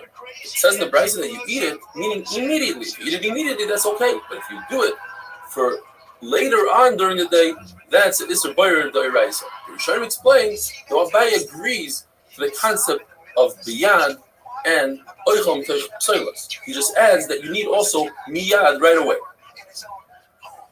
Gemara tells a story. Rabbi threw a whole box of fruit that included different leaves and psoilas on the table in front of Rav Ami and Rav Asi. And Rav Dini saw this and he wasn't sure if it was because Rav Dini held that even oichal meter psoilas is asur, and therefore he spread it on the table that there shouldn't be a problem with boirer. It just selected itself. He just grabbed an apple, or perhaps he wanted to show ayin yafa. He wanted to show that he's large. He threw all the fruit on the table. Chizkiah says that turmasin type of bean is considered psoilas meter, even if you take out the actual food, because it requires 7 cookings, and even after 2 or 3 times, if you don't remove the oichal, the actual bean, it turns into psoilas and can ruin other beans.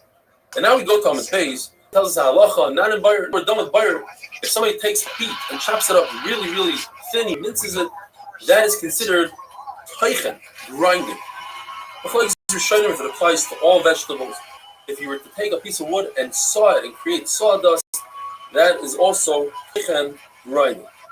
Rav Ashi says if a person is careful about the size of the wood, he will be over a mechatech. Like in the Mishnah, if you cut leather to a certain size, it's mechatech, cutting. But yes, why does the Tana talk about kfiyah, baking, when in the Mishkan there was no baking, there was cooking samamarim? So the Gemara, because that's what people are used to, they're familiar with the process of baking, and therefore the Mishnah spoke about baking.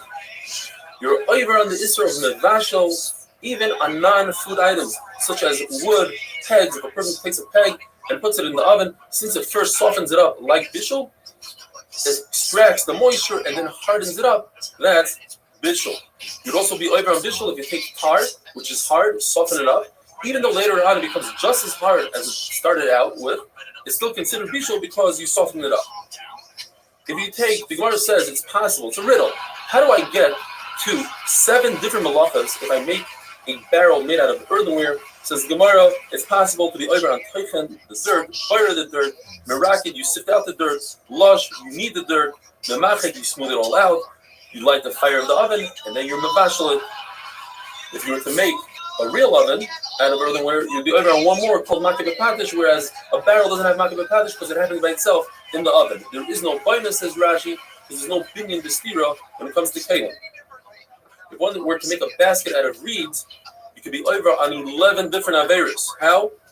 You have to plant the reed, you have to reap the reed, you have to gather the reed, you have to select it, you have to smooth it out, you have to grind it, you have to cut it, you have to start it on a reel, mesach. You do shtei batenirim, you start it out in the 2 loops. Oireg, you put the reeds together and makeh patish. And if you were to bend over the top and make a lip for it, you could be over also on toifer, on sewing, and kosher, making a knot.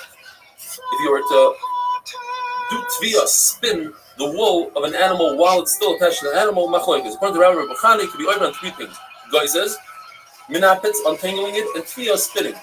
Rav Tana says, but since it's on the animal is alive, or it's still on the animal, that's not the way to do it, and therefore you're not over, and that's klachiyat, you're not over. Even though in the Mishkan you had women that did the tviyah, they spun it on the animal while the animal was alive. That's chachama, it has special chachma, but today it's considered klachiyat. If one were to pluck a feather from a bird, you're over on gozes. If you cut it specifically on the top, you're over on mechatach, and if you pull off the feathers, the small feathers, off the stem, you're over on memachek, smoothing it out. Where was there knots in the Mishkan? The folks who were trapping the chilazon to make chelas, they used nets, and they would add to the net and take off from the net, so they made shears, and they made knots, and they would undo the knots.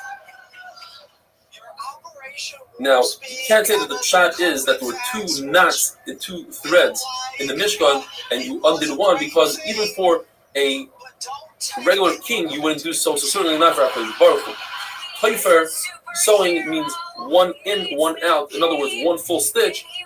It doesn't come apart because you make a knot on it. Have a wonderful day.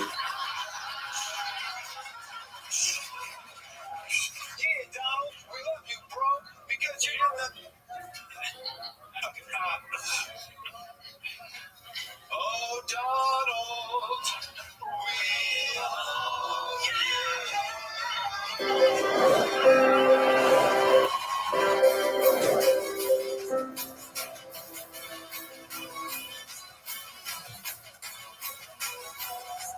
Shabbos daf ayin hey. One of the Lamatas Malachim in the Mishnah is Kireya Almanas Litvar, tearing in order to sew. Where in the Mishnah do we find this? If a worm, for instance, made a hole in one of the panels, we don't just leave it as is and sew it, we tear it even more in order to make a proper stitch. Rav Zutra heard 3 things from Rav at the same exact time, and they are seemingly connected. If a person takes a thread and tightens the thread in order to pull 2 pieces of garment together, that is considered sewing. If a person learns Torah from a magosh, what is a magosh? Machlokes, he's chayit. Rav says a magosh is a megadev, somebody that constantly talks about Avodah Zarah, and the concern is he'll influence you Avodah Zarah. And we see that Rav said that if a person learns from a magosh, even one thing, he's chayit misa. Obviously, he's not talking about a machashev, a sorcerer, because it's not also to learn from a sorcerer in order to understand what they do and how to prevent it. But it is also to learn from Avodah Zarah. Shmuel, on the other hand, says a magosh is a machashev, a sorcerer. And the third thing he said is that if a person knows how to calculate mazolos and kufos, the constellations and those sort of things, and he doesn't do so, he's over on the pasuk, the beautiful creations of HaKadosh Baruch Hu. They don't see when they don't see his handiwork. And therefore, it's also to talk to such a person. The Yohanan says, in fact, it's a mitzvah to calculate kupas and mazolos, as it says in the pasuk, this is your chachma. Towards the nation, explains Rashi that you will know through the mazolos when it will start raining, when it will be hot, etc. One of the malachas of the Mishnah is chatzot tzvi, capturing an animal, a deer. Included in that is trapping a fish, a chilazon, the snail that you make the tailors from. If you squeeze the dye out of the chilazon, you're not over on dash, according to the Tanakama, which is gresham. Dash is only in the Gilei karka, something that grows from the ground. The argues and says you can do dash even on an animal. You're not over on the kilos of shama, although you killed this snail, you're not over on the kilos of shama.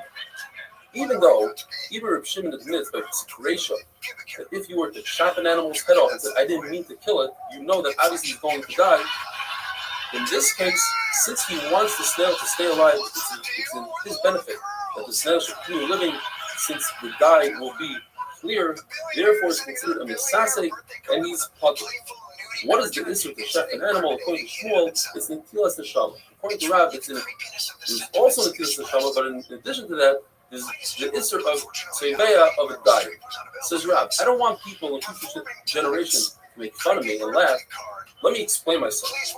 A person would prefer to have blood on the neck of the animal by the Makom Shkita so that other people will see that it's fresh meat and they'll come and they'll buy it.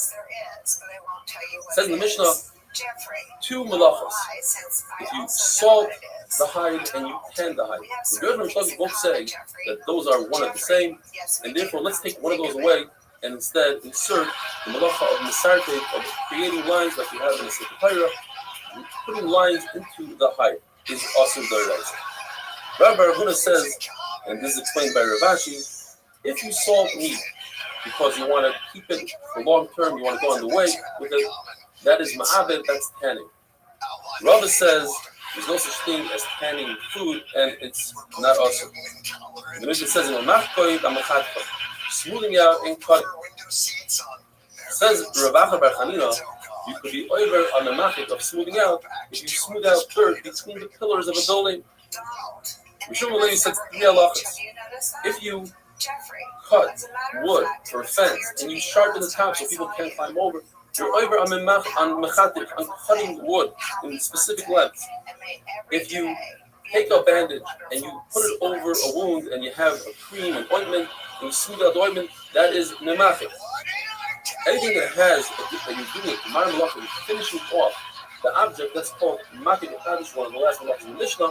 For instance, if you take a stone that's already not attached, detached from the ground, and you smooth it out, or you try to make a depiction on a tree, you blow glass, or if you have a garment that the small things in it, little fibers bother you, and you take them out, that's makik echadish. They had writing in the Mishnah, and that was just like on a sukkah panel, you write this is 1, 2, north, south. They have the same thing on the highrise of the Mishnah. However, erasing is more stringent than writing. Writing, you need 2 ICOs. Doesn't matter how big the ICO is. But erasing, even erasing one very large ice where you can write 2 ICOs, you also be over. The Rosh points out it doesn't have to be erasing a letter, it could be erasing a glob of ink, as long as you're making room to write 2 letters. We learned in the Mishnah, these are the other malachos. What is it? These are the other malachos to tell us that there aren't more than the 39 mentioned, although according to Rabbi Lezer, you're also chayav on every tolda. If you do it together with the Av, you'd be chayav. In addition to the Av, you'd be chayav for the tolda. Our Mishnah holds you're chayav 1 for the Av, and all the toldas are included in that Av. According to review, that there are an additional 2 malachas, bringing me up to 41. Shoivek and Medaktik. These are malachas concerning weaving. You bring down the chassis, the Erev. What we have in our Mishnah are one less than 40, meaning we don't include those 2. Those 2 are included in Mesa and Erev. Says the new Mishnah. There's another rule, not a large rule like the first Mishnah, not a major rule, but a rule, nevertheless. And we're talking about itself for the next daf. We're talking about itself for a while. In order to be over on itself from one rishus to another rishus, it has to be an item that you typically store, and it has the right shear that you store. If typical people don't store this, but you store it, you yourself will be over and no one else. In the Gemara, what's an item that people don't store? One another says dam mida, the other another says asherah tree. Another is our tree, which is also bad enough. Another one says dam mida certainly would agree that asherah, since it's also bad enough, is not something people store. Although dam mida, even once you show this to the Rav, there's no need for it at all. You can't possibly feed it to a cat. The Bible says that's a terrible idea. The person that the dam comes from will suffer if a cat drinks that blood. And finally, our Mishnah cannot be going according to Shimon by Yochai, who says that there's a difference between a wealthy person and a poor person in terms of the shear. Different people, the different amounts. And our Mishnah argues that says everybody has the same shear. Have a wonderful day. Which, as the experts will tell you, are the two leading causes of pictures.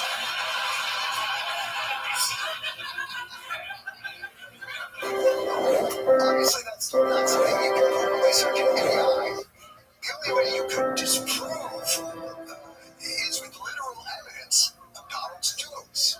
Trump in 2008 in his book recalled donating an autographed doodle every year to charity. Here is a drawing of the New York City skyline, signed by Donald Trump in golden ink. Shabbos Daf Ayin Vav. We're continuing with yesterday's Mishnah. What constitutes an object that people care about, and therefore it's possible to bring up from one domain to another?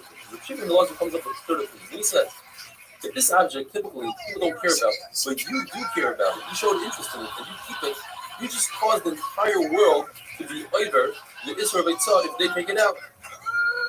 Says the Mishnah, when it comes to animal food, what's the shear? Says the Mishnah, well, it depends on every type of food and who eats this food. For instance, if you're talking about teven, which is the top part of the straw which cows eat, then it all depends on the cow. So the shear is a cow's mouthful of teven. Anything less than that, you're not trying. If you're talking about atzah, which is bean straw, which only camels typically eat, so then the shear is a camel's mouthful, which is larger than a cow's mouthful. If you're talking about the bottom part of the straw, the cash, that's what sheep eat. So it's a sheep's mouthful, which is, in fact, a gregaris, a dry fish. Grass and garlic and onion leaves, if they're dry, that becomes goat food, and it's a goat's mouthful. And if they are moist, it's no longer raw for a goat, that becomes human consumption, and therefore it's a gregaris, a dry fig. It's machlokes. What happens if a person takes out camel food, this bean straw, and he takes out the right amount for a cow? A cow's mouthful, and he wants to give it to the cow.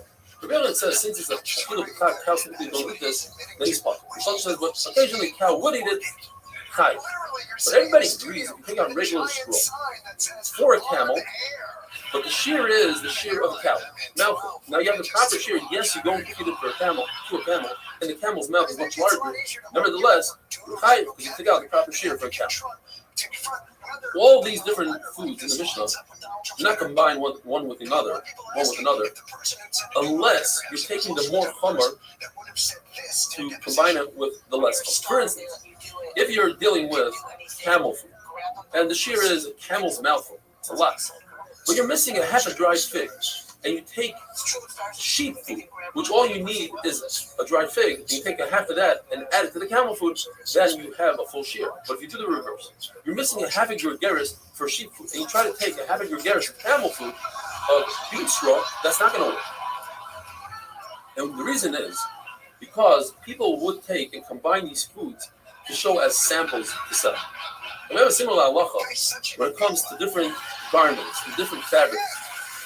What constitutes a fabric to be metallic? So a regular fabric is 3 tefachim by 3 tefachim. If you're talking about a sack, it's 4 tefachim by 4 tefachim. Leather is 5 tefachim by 5. And a reed mat is 6 by 6. Each one can combine with the one below. So the mat can combine with the leather, and the leather can combine with the sack, etc. Why? Because they can combine to the tumah of Moshe. So since there's a situation where they can combine with each other, they combine in all situations, and therefore, by us also, since there's a situation where you sample this and sell it together, they combine together. Human food, the shear for Eitzah, is a gregaris, a dry fig, and that's why all food can combine with each other because they all share the same shear. When it comes to human food, we don't consider the pit, the shell, the oikets, the little piece, the little branch that sticks out, subin amursa, which is fine bran, coarse bran. Rabbi says that the peel of lentils and beans are mitzvah to the actual food, but old beans are not mitzvah because they look like dead flies in your food. the coarse and the fine bran are mitzvah for the shear of challah. Why? Because it's considered lechem haaretz. Poor people eat it, so it's considered bread. But in terms of Shabbos, when you need something chashuv, that's not chashuv, it's not considered food, and therefore, for the shear of Shabbos, it's not mitzvah. And with this, we finished Perek Chlal Gadol. Haduna Loch Chlal Gadol. The next Perek is called Hamoitzi Yain. We're continuing with the halachas of Eitzah. When it comes to liquids, what is the shear? So wine, the shear is enough to make kiddush, which is a quarter of a revius of wine, which you add 3/4 of a revius of water to. When it comes to milk, as much as you can swallow. Honey, as much as you put on a wound, and oil enough to anoint a small limb. Water, in order to make anointment for an eye, and other liquids is revius, and other waste liquids is the revius. Reb Shimon says all the shiurim in the Mishnah are one, and that is a revius. Now, if you decided to keep and hide, put aside the smaller shiurim, then you just created with the smaller shiurim a chiyuv. However, the Tanna Kama holds that once you decide that something is valuable to you, then you don't need the shiurim of the Mishnah, even less than those shiurim, also are chayav mitzvah. Have a wonderful day. Would you still want to know if I let you use an outdated slur for Native Americans?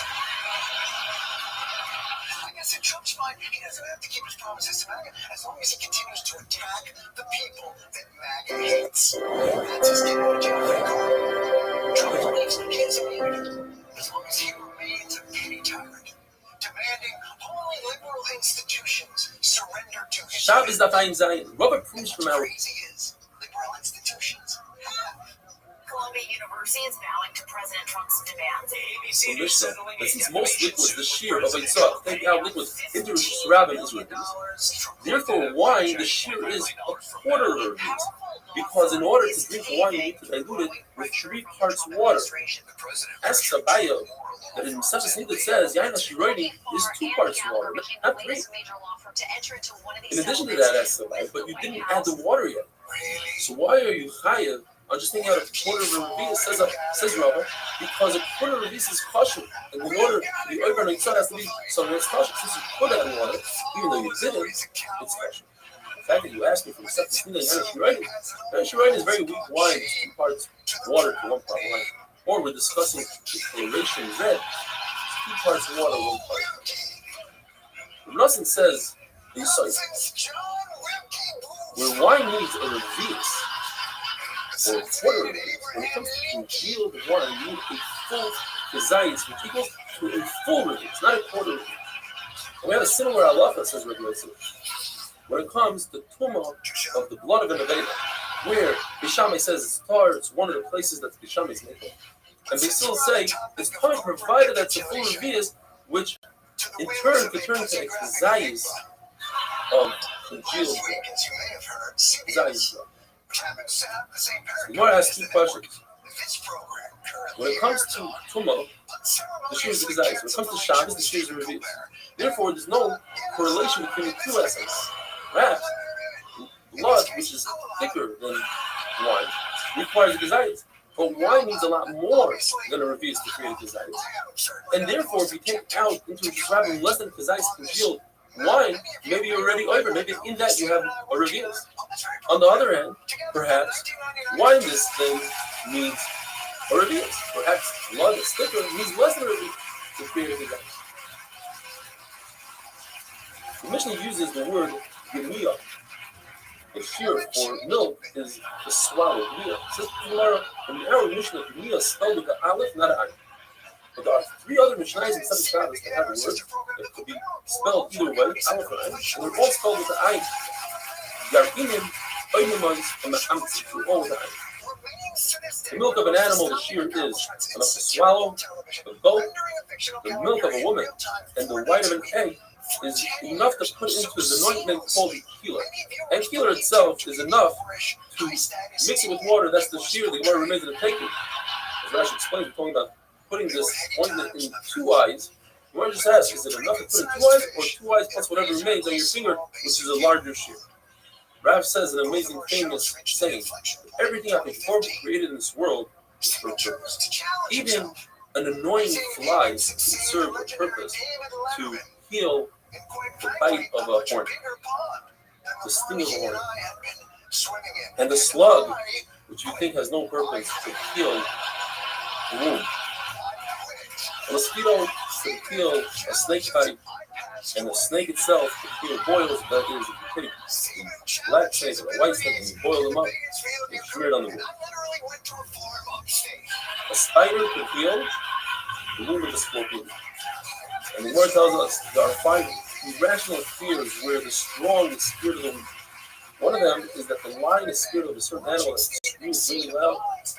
Some say, the other I think, or others, will say something similar to a honey badger, which is known today as a very small animal that's fearless and scares the lion away. Elephant is scared of a mosquito going into its nose and its ears, and a scorpion is scared of a spider, an eagle is scared of a swallow, and the leviathan is scared of the kilbis. There are 3 animals that, as they age, they get stronger. A snake, a fish, as we know, gets larger as it grows, as it gets older, and a pig. The observer bumped into Rabbi Yehuda when he looked like Rabbi Yehuda was in a very good mood, and he figured now's a great time for him to ask all the questions in Yonah the Aleph, things that seem mundane. And he started off asking him, why do the goats go in front of the sheep? He said that's like real argument. Goats that are dark are like the first of the darkness, then came the light. Why do sheep have a tail that covers their rear where goats don't? It tells them because we use the sheep's wool for clothing, we cover ourselves, therefore the sheep covers itself. Why does a camel have a very short tail? Because it eats the thorns. The thorn didn't want its tail to get stuck in the thorn. Why do cows, bulls have long tails? To swat away the flies in the swamps. Why do grasshoppers have very flexible antennas? Because they jump around in tough trees. If they were harder, they would break off. If one wants to blind a poor grasshopper or an ant, he can remove his antennas. Why did HaKadosh Baruch Hu create the eyelids of a chicken that they go from the bottom up? Look at all these questions that he's asking them. You notice all these things in the Bria, and he wanted to hear an answer. And if you give my son and others, explain the deeper meaning behind these questions and answers. He says HaKadosh Baruch Hu didn't want the chickens to be blinded by the smoke that comes up, and chickens used on higher places. And then he asked them the meaning and the significance of somewhere around 15 words in Aramaic. For instance, he asked him, what does Dasha mean? What's the meaning of Dasha, door? And he says, Derech Sham. Go through there. And why is it called the Darja, step? Derech God, go to the rooftop. And in the Mishnah we learned that Shem and oil, the shear is anoint a limb, says the Gemara, is a small limb of a small child, says Rashi, one part of a child's finger, that's a small limb. Have a wonderful day. You know what he's probably doing? Biding his time.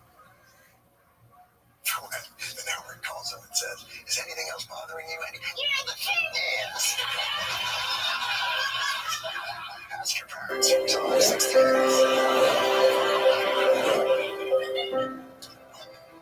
I understand the corporate fear. I understand the fear that you and your advertisers have with $8 billion. Shabbos Havayin Ches. Different items have different shiurim for taking out, being over and Eitzah and Shabbos, taking from one rishus to another rishus. So if there's a common use for one item, but a not so common use for the same item. For instance, milk and wine have the common use of drinking. The not so common use is adding in the medicine. So we go with the common use, even though that means it's a kula. You have to take out a lot more in order to be over the Isser itself. What if one item has 2 common uses? Well, one is a larger share and one is a smaller share. We go with the smaller share, l'chumra. For instance, honey, you could use it for eating, you could use it for medicine. We'll go with the smaller share of medicine, you're over right away if you do the smaller share. So the question is, why is it water, which is common uses to drink, not so common uses to add to medicine? Why do we go with the not so common use? It says Rabbi, because they're talking about in Go, they're very poor, they use water for medicine, so it's common for them to use the medicine. Rabbi says it goes anywhere. We're not just talking about gold. And since most people don't use wine and milk for medicine, since it leaves some sort of film on the eye, they all use water. Therefore, it's common. We see from here a very important concept. Obviously, many more people drink water than adding water to medicine. Yet, since in medicine is common, it's considered two common things, and we go with the more common. Blood is also herbious. Shimon says if you're using blood to heal an eye protrusion, so the birkis, they would use wild chicken, also in Hebrew it's known as a kufat, in English a kupi, or something like that. You use it enough blood for one eye. When a person has a cataract, they use enough blood from a mole for one eye. Moles are found inside the house. Cataracts are inside the house. Birkis is a protrusion in the eye. The b'chifat is outside. That's how you remember which blood goes through. If a Rabbi tells a Talmud, I want to make this in room, takes some of these items, and he takes a common item that people keep and are interested in, and makes it into his rabbi, of course, he's chayv. What if he takes an item that nobody cares about, what is red? He's chayv. According to Rashi, but this goes according to Shimon Elazar, who holds that once one person makes an item important, it becomes important to the whole world. Plus, he says it can go important to everybody. But once a Rebbe makes it important, then his Talmud automatically thinks it's important as well. Chacham agreed to Shimon Elazar when it comes to wastewater, the shear is herbious. What can you do with wastewater? You use it to knead clay. Now we do find that the shear for kneading clay is a lot less. The size of the opening of a hole where you put the bellows in is another. That's if you already have ready-made clay, and the shear is much smaller. But no one is going to go through the kircha and the burden to start making clay from scratch unless it's a much larger shear. Other reviews, and we find that concept later on tomorrow's daf as well. Says the Mishnah, when it comes to rope, the shear is enough rope that you can make a handle for a basket. When it comes to gemi reed, it's enough to make a loop on a sifter to hang up. Now, nobody uses rope on a sifter because that could scratch the sifter. According to Rabbi Yehuda, enough reed to take a measurement of the kid's foot so you can go to the shoemaker to make him a shoe. Paper, enough for a receipt that you paid your taxes. Once you show the tax collector that you paid your taxes, the receipt has no value. According to Rabbi Yehuda, it does have a value. Why? A number of pshatim. According to Rava, we're dealing with the main tax guy and a smaller tax guy. The main tax guy gives you a code, so you can use that code. You don't really need a receipt. According to Abaya, the tax guy, the main guy, has runners. And if the runners catch you, you want to produce a receipt. According to Rabbi Yehuda, according to Danakama, you don't really need to produce a receipt. You just go back to the main tax guy and go recognize it. And Rav Ashi says people want to keep tax receipts according to Rabbi Yehuda, so you can show them to other tax collectors, and they'll see that you're a trustworthy person who pays taxes. Once you erase a paper, it has no purpose. You can't write on anything. So what could you do with it? You could cover a small flask, so the shear is the size of a small flask. When it comes to leather, if it's semi-tanned, you can write a kameh on it, so it's the size of a kameh. Cloth, which we write tefillin and sefer on, enough to write the smallest part of tefillin, Shema Yisrael Shem Elokeinu Hashem Echad. Ink, enough to write 2 large letters. Chol, which is makeup for the eye, enough to do one eye. Glue, enough to catch birds. Sulfur and tar is enough to make a hole in a jar so the sulfur can come out, and then you plug it up with that sulfur and tar. Wax, enough to plug up a hole. A small hole. Crushed brick, enough to put on the opening of the oven that makes gold. And it really says, in order to make the feet, the tripod on the cord, which is also called in Aramaic tippet. Sid, lime, which girls use to remove hair, enough to put on one small joint of a girl. It really says enough to put on the hair to make the hair lay flat. And according to Nehemiah, enough to remove the hair in this area. The hutzim, which are lulav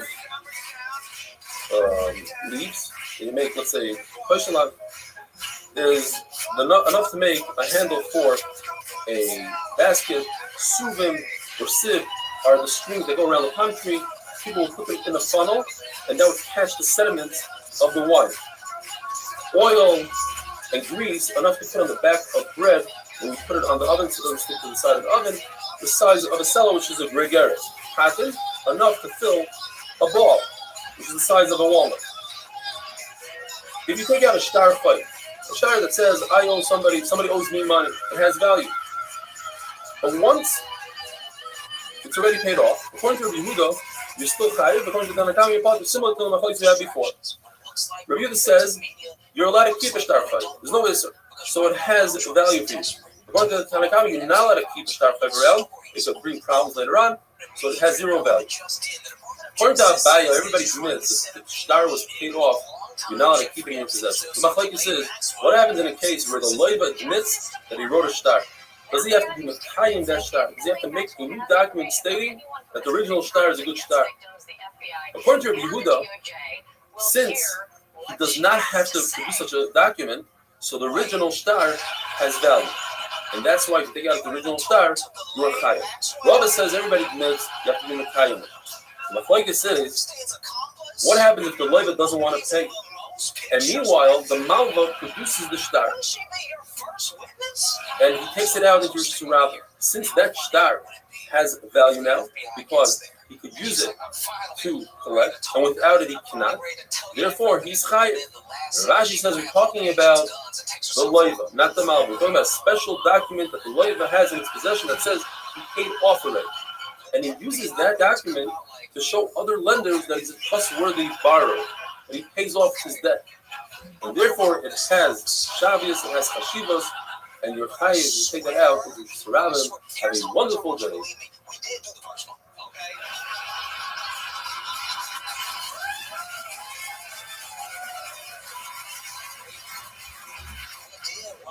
Epstein and held him down, shook him a little bit. We didn't do this one.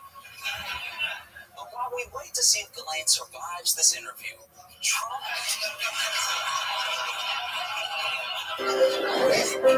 has been doing everything he can to keep those files under wraps. He's even got his friends in Congress trying to help. Mike Johnson shut down the House just to avoid a vote on the release of the Shabbos daf ayin tes.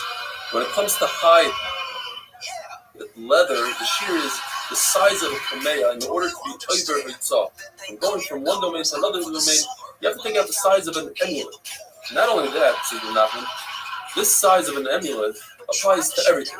Whether this piece of hide is tanned, untanned, you want to tan it, you don't want to tan it. Not only that, if you're tanning hide, what's the shear to be high for tanning? The size of an emulet, of a kameya. Similarly, we say the same thing by spinning. The malachas of melaben, to clean the wool, menapes, to untangle, tiveh, to dye, and toiva, to spin, are all the same exact shear, even though some of them are before the finished product, some of them are after. The shear is the same. To sit kafel, this is a sit from finger to finger, times 2.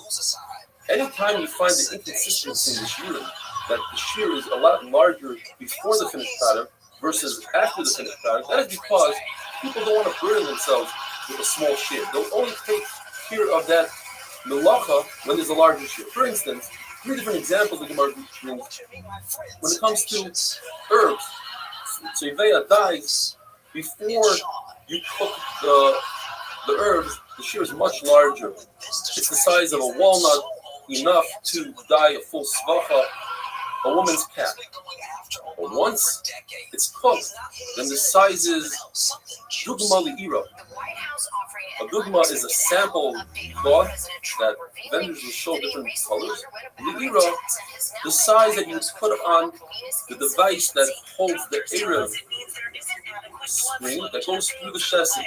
The end has a small piece of fabric that keeps the thread from unraveling. It's a smaller piece, much smaller than a swafa. And then again, that's because people don't want to bother with undone products, so therefore the uncooked samamanim have a much larger shear. When it comes to seeds, unplanted seeds, the shear is much greater than planted seeds. Unplanted seeds are either, according to Tanakama, enough to have a gregaris, slightly less than gregaris. According to Rabbi Yehuda, it's 5 seeds. But once they're planted, it's 1 seed for a leek or a cabbage, according to Rabbi Kiva. Again, people don't want to be matriach themselves with 1 seed unless it's planted. When it comes to wastewater, we say that wastewater, the shear is revealed in order to knead clay. But once the clay is kneaded, then the shear is much smaller. It's the size of peak cord. There are 3 levels or 3 stages, that is, when we make hide, when we tan hide. And they involve salt, flour, and walnuts. If there's only salt, that's called kippah, and the shear of that piece of hide is bikamea. If there's salt and flour added, but no walnuts, that's called diphthera. The shear of that is to write the main essential parts of the get, and the name of the person. If there's no salt or flour or walnuts, that's called matzah. It's plain, like matzah. And that the size is in order to protect a weight. That's a much larger shear than a kamea, and that's because it's moist and you cannot tan it. The tumah of medras, when a zavanida sit or stand on a piece of fabric, leather, as we had the other day, maybe a week ago or so, is 3x3 tefachim for a piece of cloth, 4x4 tefachim for a sack, 5x5 for a piece of leather. All of a sudden now it's 5x5 tefachim for leather, and not the size of the kamea. And the answer is because we're dealing with something that's cooked in really hard. The only things we produce from this leather are tables and things like that. This is so insulting. We said in the Mishnah that klaf is enough, shear for klaf is enough to write the smallest part from the tefillin, which is shema. And the Brisa says the chsustos is enough to write a mezuzah. What's the chsustos? Well, the parchment comes in something called gvil. If you separate the two, you have the part closer to the flesh of the animal is called the chsustos, and the part closer to the hair of the animal is called klaf, according to Tosfos. And according to Tosfos, we write on the part that's further away, on the opposite side of the hair and the opposite side of the flesh. Tefillin are only written on klaf. Mezuzah, Mashkan is written on klaf, also on the chsustos. And Sefer is written on klaf chsustos and on gvil when they're still connected. The chsustos, which is not rotten for tefillin, therefore it needs a larger shear, the size of a mezuzah. Sometimes you could call the parts of tefillin by the name of mezuzah. For instance, the halacha is that if tefillin has the ritzua, you shouldn't touch it. It's one of the 18 enactments of Beis Shammai. It's the top of the yadayim, the top of the hands for truma. Truma by itself, not. The King says you have to touch the actual parts of the tefillin. Exactly says you have to touch the actual mezuzah of the tefillin, meaning the parish of the tefillin. Rav says a statement. The chsustos is like klaf. According to the Gemara, what he meant to say is opposite of what we would think. That klaf is like the chsustos. In other words, just like a mezuzah can be written on the chsustos, it can also be written on klaf. The law is that if you put in tefillin, if you're about to put in the shemas, you cannot cut out the parts of the mezuzah and use it as a mezuzah. Because malim b'chayis, you don't go downwards and you should go upwards. You have to be talking about that the tefillin were written in a klaf, and therefore you can write the mezuzah, even a mezuzah, on klaf according to the mayor. The mayor holds that it's could write a mezuzah on klaf since it's better for the mezuzah. It will last longer. It's better protect like that. Have a wonderful day. They're too damn high. They're so expensive that rappers are balling out on a full prescription. Okay, singles are dropping like I gotta drop top pins and I'm multiply like a pro. Now, President Trump made big promises about lowering drug prices once he got in office. Haters said he was never actually going to get it done. Well, guess what, haters? His promises just got even bigger. We're going to get the drug prices down, not 30. Shabbos daf pay. How much ink does one have to take out from the Shayachar into Rabbi in order to be over on the top? 2 letters worth. It doesn't matter if it's dry, if it's in a pen, or in an inkwell. 2 letters worth. If the Gemara remains in a suffix, what happens if you take 1 letter's worth in a pen and 1 letter's worth in an inkwell, or ink in a pen, a different combination? Take this. Says Rabbi, we know that when it comes to Isa, a person has to lift something up from Rabbi and place it down in the second domain. Writing consists of putting down. So if you're walking with Rabbi, and while you're walking, you write, it's as if you put it in its resting place in Rabbi. If you wrote 1 letter And in one awareness, he wrote the second letter. However, by the time he wrote the second letter, the first letter dried up. The two letters do not combine to create a shear, and you are fucked. If you put down a half a shear in Rosh Hashanah, a half a fig, and before you had a chance to put down the second half in order to be over, you lifted the first half. It's as if a dog came and consumed it, and the two halves would not combine. If a person puts down a half a shear in Rosh Hashanah, and he takes the second half, and he doesn't place it down, he walks above the first half. And he's within 3 tefachim. You have the concept of love, within 3 tefachim, is as if he was touching the other piece, and they combine for one shear in the sky. If a person takes out an object, a half a shear into Rosh Hashanah, and another half a shear into a second Rosh Hashanah, it's started as one. Yossi says if there's a rishus between them, it separates the two Rosh Hashanah and he's potter.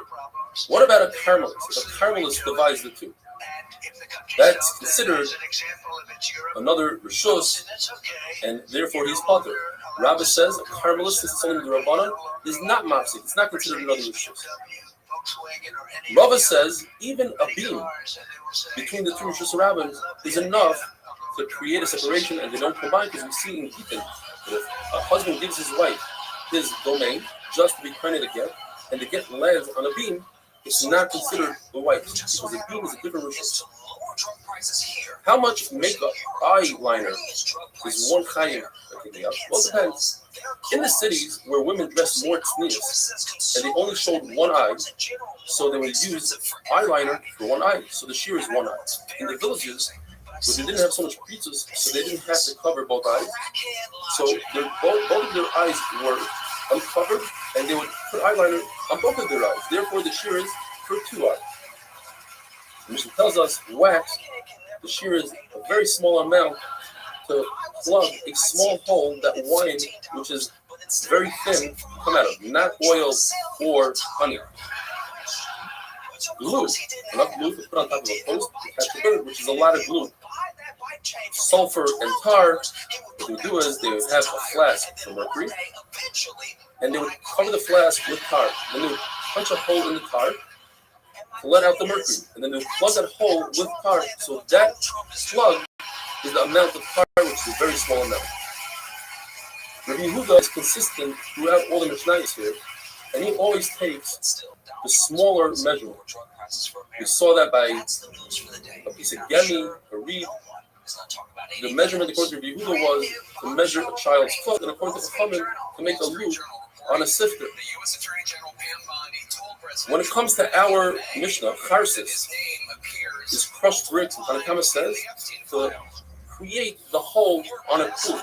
And according to Yehuda, it's to fix the foot, which is a smaller shear. This brings us from the base. How much hair are you hiding here outside? Enough to mix in clay. How much are you hiding for clay? Enough to make the pikur of the core that creates gold, which is a smaller measurement. Lime, enough to cover a girl's finger. The Gemara tells us that a girl that isn't 12 years old and she's embarrassed from her hair, if she's young, if she's poor, she would use lime. If she's wealthy, she would use fine flour. And if she comes from kingdom, from the kings, she's a princess, she would use shemen hamor, like in Megillah Esther, shisha chadashim b'shemen hamor. What shemen hamor? Rav Huna Bar Chia says it's perfumed oil. Rav Yirmiyah says it's olive oil that didn't come to a third yet. Didn't grow a third. What does this lime do? It removes the hair and causes a glow in the skin. The Gemara tells us that Rabbi, he did so for his daughter. He took limb by limb, one at a time, covered it in lime, and he was able to get a great guy for his daughter who actually gave him 400 zuz. He was a guy that noticed this and said, let me do this for my daughter. And he covered her in one shot with lime, and his daughter passed on.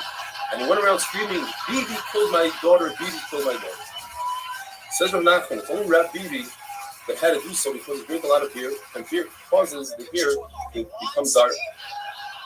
We've had in the Mishnah, Rabbi says, how much lime? Enough for kikkur. And Rav Nachman says, I'm Bibi. What does this mean? According to Rab, Rabbi is talking about to smooth the side of the hair down. And according to Rabbi Nechemiah, it means to shave right over here, this area, the Ritzvot says we're talking about a barrel. We're not talking about a head of a human being. And the barrel has two spigots. And in order to plug the spigot to fill up the barrel, we'll put some lime in there, says the Gemara. But that's not going to hold. The wine will corrode the lime, and the wine will come out. It says we're talking about a measuring cup. In order to make indications in the measuring cup, for instance, in the Beis Hamikdash, we had a measuring cup called a hin. The hin, halfway was for the par, a third was for the ayil, a quarter was for the keves, or the pshat is a forehead. Put on the forehead. It says the Gemara story about the forehead.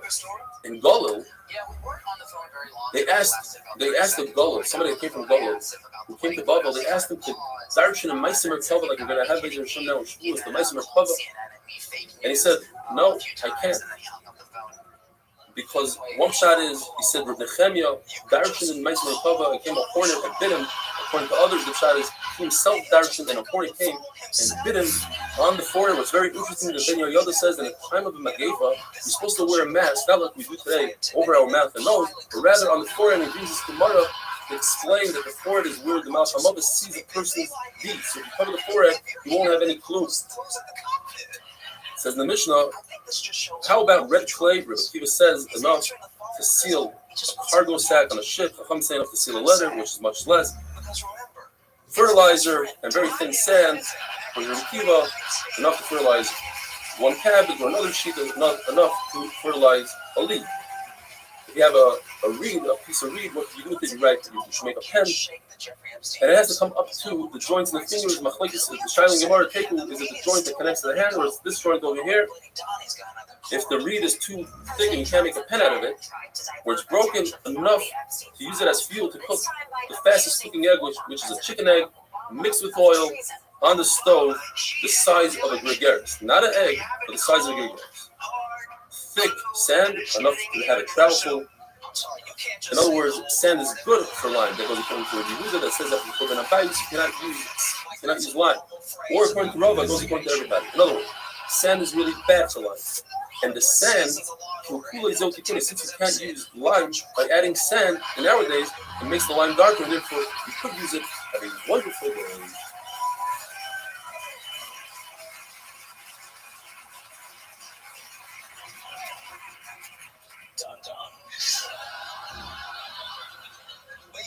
Trump is now going after a woman again, and this time it's after Tulsi Gabbard, saying she's got documents that prove Obama tampered with the 2016 election, which is treason. But if you see what Obama was doing over the weekend, he doesn't see Shabbos Pei Aleph. How much bone do you have to take out from one rishus to another rishus in order to be chayiv? Tanakama holds enough to make a small spoon, according to Yehuda, enough to make the teeth of a lock. Before you put those teeth into the lock, they don't serve any purpose, so they are tahar, they're not tumah. Once you put them into a lock, they are makabel tumah. The shutei kli etzem, simple pieces of bone that have no shape, have no form, are not like wood, they are like metal that are makabel tumah. Once you attach them to a gate, they become a makabel karka, they become attached to the ground, no longer can they be makabel tumah. How much glass do you have to take out from one domain to another in order to be chayiv? Enough to sharpen a weaver's tool. Some say enough to cut 2 woven threads from the spool from the loom. A stone. How large of a stone are you chayiv on? Enough that has enough mass that you can throw it at a bird. When the blessed Ben Yitzhak, it's enough to throw it at a animal, and it has to be significant. The animal feels it. How much? It weighs 10 zuz. Usually, stones are muktzah. However, when it comes to kavat brios, human dignity, Chachamim relaxed that restriction. Zunin came into the Beis Medrash and he asked, how many stones is one permitted to bring into the bathroom to use as toilet paper? So they told him 3. And it's the same achloikus for Meir and Yehuda when it comes to esrog. Rabbi says that esrog has to be a minimal of a walnut. Yehuda says a minimal of an egg. And the same thing applies here when it comes to the stones. Rabbi says 3 stones that are the size of a walnut. Yehuda says 3 stones that are the size of an egg. However, the Chachamim in the Yisrael called Zaynim that it's 3 different sizes. One is the size of an olive, the other is the size of a walnut, and the other one is the size of an egg, and you use them consecutively. Says Zaynim, wait a minute. Does that mean I have to carry around a scale? I have to get the exact measurements? She said, you're right. The shear is whatever fits into your hand. We don't care. 5 stones, 2 stones, what size, whatever fits into your hand, that is the shear. Rabbi says, if it's a permanent bathroom, so whatever fits into your hand, because whatever you're not going to use now, you'll use later, so it's not muktzah on Shabbos for no reason. However, if it's not a permanent bathroom, then the shear is kechreya, like the compromise, meaning the middle shear. We have olive, walnut, egg. The middle one, the size of a walnut. Rabbi says it's also to use for toilet paper. You're not allowed to use something called pipes, which are pebbles that crumble. Rabbi says you're not allowed to. They would, in order, if somebody was constipated, they would massage with some sort of stone. So you're not allowed to massage on Shabbos with a stone or sand because of the issue of goizes. You might come to shear here. But if you do it till after yad, instead of holding it with a full hand, you hold it with 2 fingers. That's mutter. Take a mortar, which is designed to crush something. So it's left to the issue. We want to use that for toilet paper. If it has remnants that somebody else used it before, so nobody's going to use this any longer for teaching after this, and you're not going to use it for food, then it's mutter to use it for toilet paper. What if it got washed off with rainwater? You still see some remnants. It's a mutter. What is the kasha? There are 10 things that enhance or help the ability to have hemorrhoids. One of them is using a stone that somebody else used already. How can you say that you use it now? So one brings 3 roots. It's also to use a stone that somebody else used when it's moist, or if it was used on both sides, or it's a stone that somebody else used. And here we're dealing with a stone that you yourself used. What are the other 9 things? Gemara says, if you eat reed leaves or grape leaves or rigid meat like tongue, esophagus, basophysis without salt, the spine of a fish, herring that's not completely cooked, the sediment of wine leaves, if somebody uses lime or earthenware for toilet paper. And some say even somebody that hangs himself, straighten out his neck in the bathroom. What about doing extra tirch on Shabbos, carrying up these stones for toilet paper to the top floor? Rabbi allows us, you see in the Torah was relaxed when it comes to Hashav's Aveda. If somebody's Zakim with Yishpoidai, Talmud Chacham doesn't have to return on Aveda if it's below his dignity. So too, Chacham will be relaxed when it comes to toilet paper. It's not similar to the case the Gemara says of somebody that got a piece of meat stuck between his teeth. Also, an issue of human dignity. He wants to remove it and he wants to use a splinter that's mukta. We don't care. We say he can't use it. Why? Because he should have been prepared with toothpicks before the meal. But when it comes to a bathroom, people don't know where they're going to have to use it. Maybe somebody will be occupied. They'll have to use a different bathroom. You can't be prepared. It's also to walk a plowed field, even weekday, because you're ruining the other person's plow. On Shabbos, there's another issue of using a bathroom in a plowed field because you might come to take a stone and cover a hole. And as we learned earlier, that consists of charisha. If it's in your house, that would be boina, smoothing out the floor. It's mutter to use a stone that has on the other side grass. If you pull the grass out, you're kind of encouraged. But we're not concerned to do it. It's Dovshin Skaven, and it's certainly not of Sikration. You are what's being right from here. In those days, they would plant planters that had holes in them and use them as kaparas, Rashi says. They would take it and go around their head 7 times and say, Zechalifasis, it's rushing, and throw it into the river, do a kashlach with the kaparas. You're allowed to lift it up on Shabbos, even if it has grass growing on the bottom. Based on this halacha, you're allowed to pick up a rock. Says, what's the connection? Stone, I need to do it. I need it right now for human dignity, but I don't have to pick up this pot. Abai says halacha that if I have this pot with holes on it and it's on top of a stand, and I lower it to the ground, that would be planting on Shabbos. Now it gets more moisture out of the ground. And if the reverse was on the ground and I put it on a stand on Shabbos, that would be toilet. Both these surim would be only midrabanan. Rabbi says not only is it usher to use earthenware during the weekday because of kishuf, even on Shabbos it's usher to use. You'd rather use a stone than earthenware, even though the earthenware is less muktzah than a stone because of kishuf. Rabbi explains that we're talking about. He's talking about the problem of voices shearing here on Shabbos and it's Dovshin Skaven. It's also the issue is Rabbi Yochanan passes like the Stam Mishnah Stam Mishnah holds that a nazar could shampoo his head even though he might tear out some hair by mistake. Dr. Staven is mutter, and now we're saying it's us. Rav Chizda and Rabbi Ravuna were on a boat. And Goya wanted to go onto the boat, and they said no. So she said, if you don't let me go on, I'm going to stop the boat with tissue. And she did. She didn't let the boat go, and they said something, and it started moving. She didn't realize, when she thought that her tissue didn't work, and she said, the reason why it's not working is because you don't use earthenware as toilet paper, and you don't kill a louse on your clothing, and you don't take out vegetables from a bundle before you untie it. In other words, the Gemara, seems like from the Gemara that Rabbi Yochanan and his were over on these things, and that's why it did work, but she didn't realize it. Having wonderful day. Do you know how down bad you are when the guys who went to prison for you are turning on you? Like, I need to stress this real quick. He went to jail for Trump. This would be like if Nelson Mandela came out of prison like, you know what?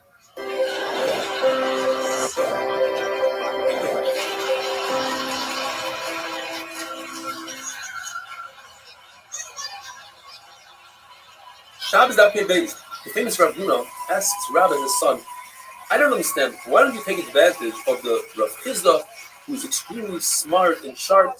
Says Rabbi, because every time I go to him, I don't learn Torah. He teaches us how to use the bathroom, don't sit down quickly, don't strain yourself. The body has 3 shini karkashka, you might blow one out, you'll ruin the whole system, it's sakana. Says Rav Huna, Rabbi, you need to learn how to save yourself, how to keep your body intact. If a person has 2 options of toilet paper, one is a stone, and one is a shard of earthenware. Which one to use? Earthenware is dangerous, it can cut you, it's kishuf. A stone is muktzah. Says Rav Huna, use the stone rather than put yourself in sakana. Says Rav Chizda, no, it's better to use the shard than to use muktzah. In fact, the Brisa says, just like Rav Chizda, you should use the earthenware. So what's Rav Huna going to do? Rav Huna will say, that Brisa is talking about earthenware that's not dangerous at all. It's nice and smooth. What if a person has 2 options? Grass and a stone, and according to the second Pshat of Rashi, we're talking about Shabbos. Grass is also slightly abrasive and dangerous. Machlekes, Rav Chizda, and Rav Amnuna. The big problem is, there's a concept when it comes to toilet paper that you're not allowed to use toilet paper that's flammable. Why we do so today is a different problem. Magen Avram talks about it. The Ramah says that's what people do. Some say, how do we use grass in the Gemara? Because this grass is moist, and therefore it's not flammable. The person needs to go to the bathroom. He needs to relieve himself and he holds himself back. Machloek is what happens between Rav Chizda and Ravina. Either he'll have bad breath, Rashi explains the decaying food will rise, or he'll simply have bad body odor from the Brice's mashma that is bad body odor. If a person physically can't relieve himself, constipated, number of tricks. According to Rav Chizda, he should stand up and sit down, stand up and sit down. In fact, Rabbi says, I saw with my own eyes an Arab that did so, and he spilled out like the hot that spills over. Rav Chanan says, a person not only should stand up and sit down, that's great, but he also has to walk a little bit. Find another place. And therefore, this fits into the halacha that if a person is about to have a very long meal and is embarrassed to stop in the middle of the meal and take a break, so before the meal, he should either walk 4 times 10 amas or 10 times 4 amas, which is helpful in the relief. The mission tells us that the person has a piece of earthenware, shard of earthenware. What is the shear that would be chayiv for itself, taking out from one rishus to another rishus? 3-way machlokes. Rabbi says enough that you can put between beams, you stack up beams. Rabbi says enough to hold a coal, cider. And Rabbi says enough to hold a revius of water. Rabbi says I have a zeicher, a hint from the pasuk. When the Navi talks about the Khurban, the Baruch is going to destroy things to the point where you can't even hold a coal in a piece of earthenware. So you see, earthenware, in order to be chashuv, has to hold a coal. Says Rabbi Yossi, but if you just continue to the end of the pasuk, it says, and the Baruch will destroy to a point where you can't hold water in the earthenware. Rameir will explain that what the pasuk is saying is, first, that the Baruch will destroy everything that has value, such as things that hold fire, and then he'll destroy things that, even things that don't have value. From the pasuk itself, you can understand that Rameir's shear of holding fire is greater than the shear of a revius. Because it just makes sense. The pasuk starts off with a large item. I will destroy the larger item. Then HaKadosh Baruch will destroy the smaller item. Says Rabbi, and that's how you have to explain it in our mission as well. We're dealing with a very large bonfire. You cannot walk over to a large bonfire with a small piece of shard earthenware and pick up a coal. you'll get burned.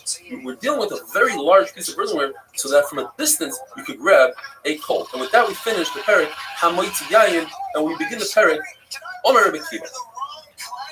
We're dealing with a bunch of mishnayos that teach us where do we learn different halachas, not necessarily have to do with Hilchos Shabbos. Eventually, we're going to get to Hilchos Shabbos of Milah. And the first halacha is about Avodah Zarah. It says, I know that Avodah Zarah, ba'asmachta, not a mafurish pasuk, but some hint from a pasuk.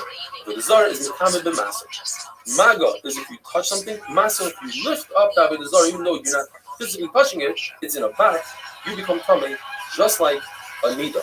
If a nida picks something up, or you pick up a nida, you become tummy, as the pasuk says, Tizrei k'moy davo. You should throw out the Avodah Zarah like a nida. Say toy my Lord, get out of here, tell the Avodah Zarah. The Brisa says that if a Jew built a wall, and then a non-Jew built 3 walls around his wall and made that wall that the Jew built into Avodah Zarah, and the wall fell down, the Jew can no longer rebuild that wall because he's helping Avodah Zarah. What does he do with the broken? First of all, he has to distance himself 4 amos from that wall and build another wall. But what does he do with the leftover stones? They are mitama, according to Rabbi Kiva, b'masa, just like Anida. Rabbi explains that according to everybody, Avodah Zarah has a hekesh to Nida, and therefore Avodah Zarah is mitama b'masa. Where is the machlokes? The machlokes is in a concept called Eben Misama. Eben Misama is a very large boulder that's suspended, and if there's a Zav Anida on top, the unbelievable chiddush, the tumah travels right through the stone, which is typically not makabel tumah. Through the stone is mitama any kli that's below the stone. Machlokes is, do we learn that concept that is by Anida? Do we learn that concept to Avodah Zarah? Rabbi says yes. And Chachamim say no because we learn from a sheretz. And the sheretz does not have that tumah. What does Rabbi Kiva do with that hekesh that we learn from sheretz? That the Mishamshim Avodah Zarah, a kli that held Avodah Zarah, is not mitama b'masa, but is mitama b'maga. What do Rabbi do with the hekesh of Avodah Zarah? To Anida, that's mitama b'masa, but there is no Even Misama. Why? Because Chachamim learn the hekesh of Nida, Avodah Zarah, it tells the concept of a varz. That is, if a limb, Rahman al-Islam, is cut off from a nida, that limb loses the tumas nida, gains a new tumah of tumas ever menachai, so it's mekama ba'oyo, the massive umaga, but not the Eben Misama. So too, Avodah Zarah is not mekama the Eben Misama, and is not mekama the Eivar.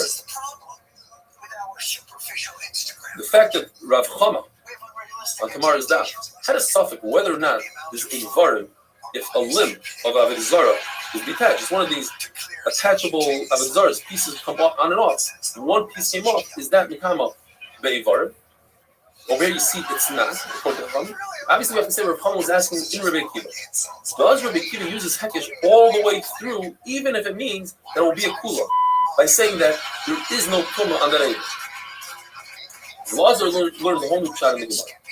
According to everybody, there's no Eben Misama by Avodah Zarah. Even Rabbi Kiva holds there's no concept of Eben Misama by Avodah Zarah. So where's the machlokes between Rabbi Kiva and Chachamim? Whether or not there's too much masa by Avodah Zarah. Rabbi Kiva says, yes, I learned from Anida that there's too much masa. Rabbi say, no, I learned from Sheretz that there's no too much masa. And Rabbi Kiva learns the hekesh that from Sheretz that the mishamshim of the Sheretz, the kli of Avodah Zarah, is not mekama masa. And Rabbanan are going to learn the hekesh tanida that there's no tumah be'evar. Have a wonderful day. You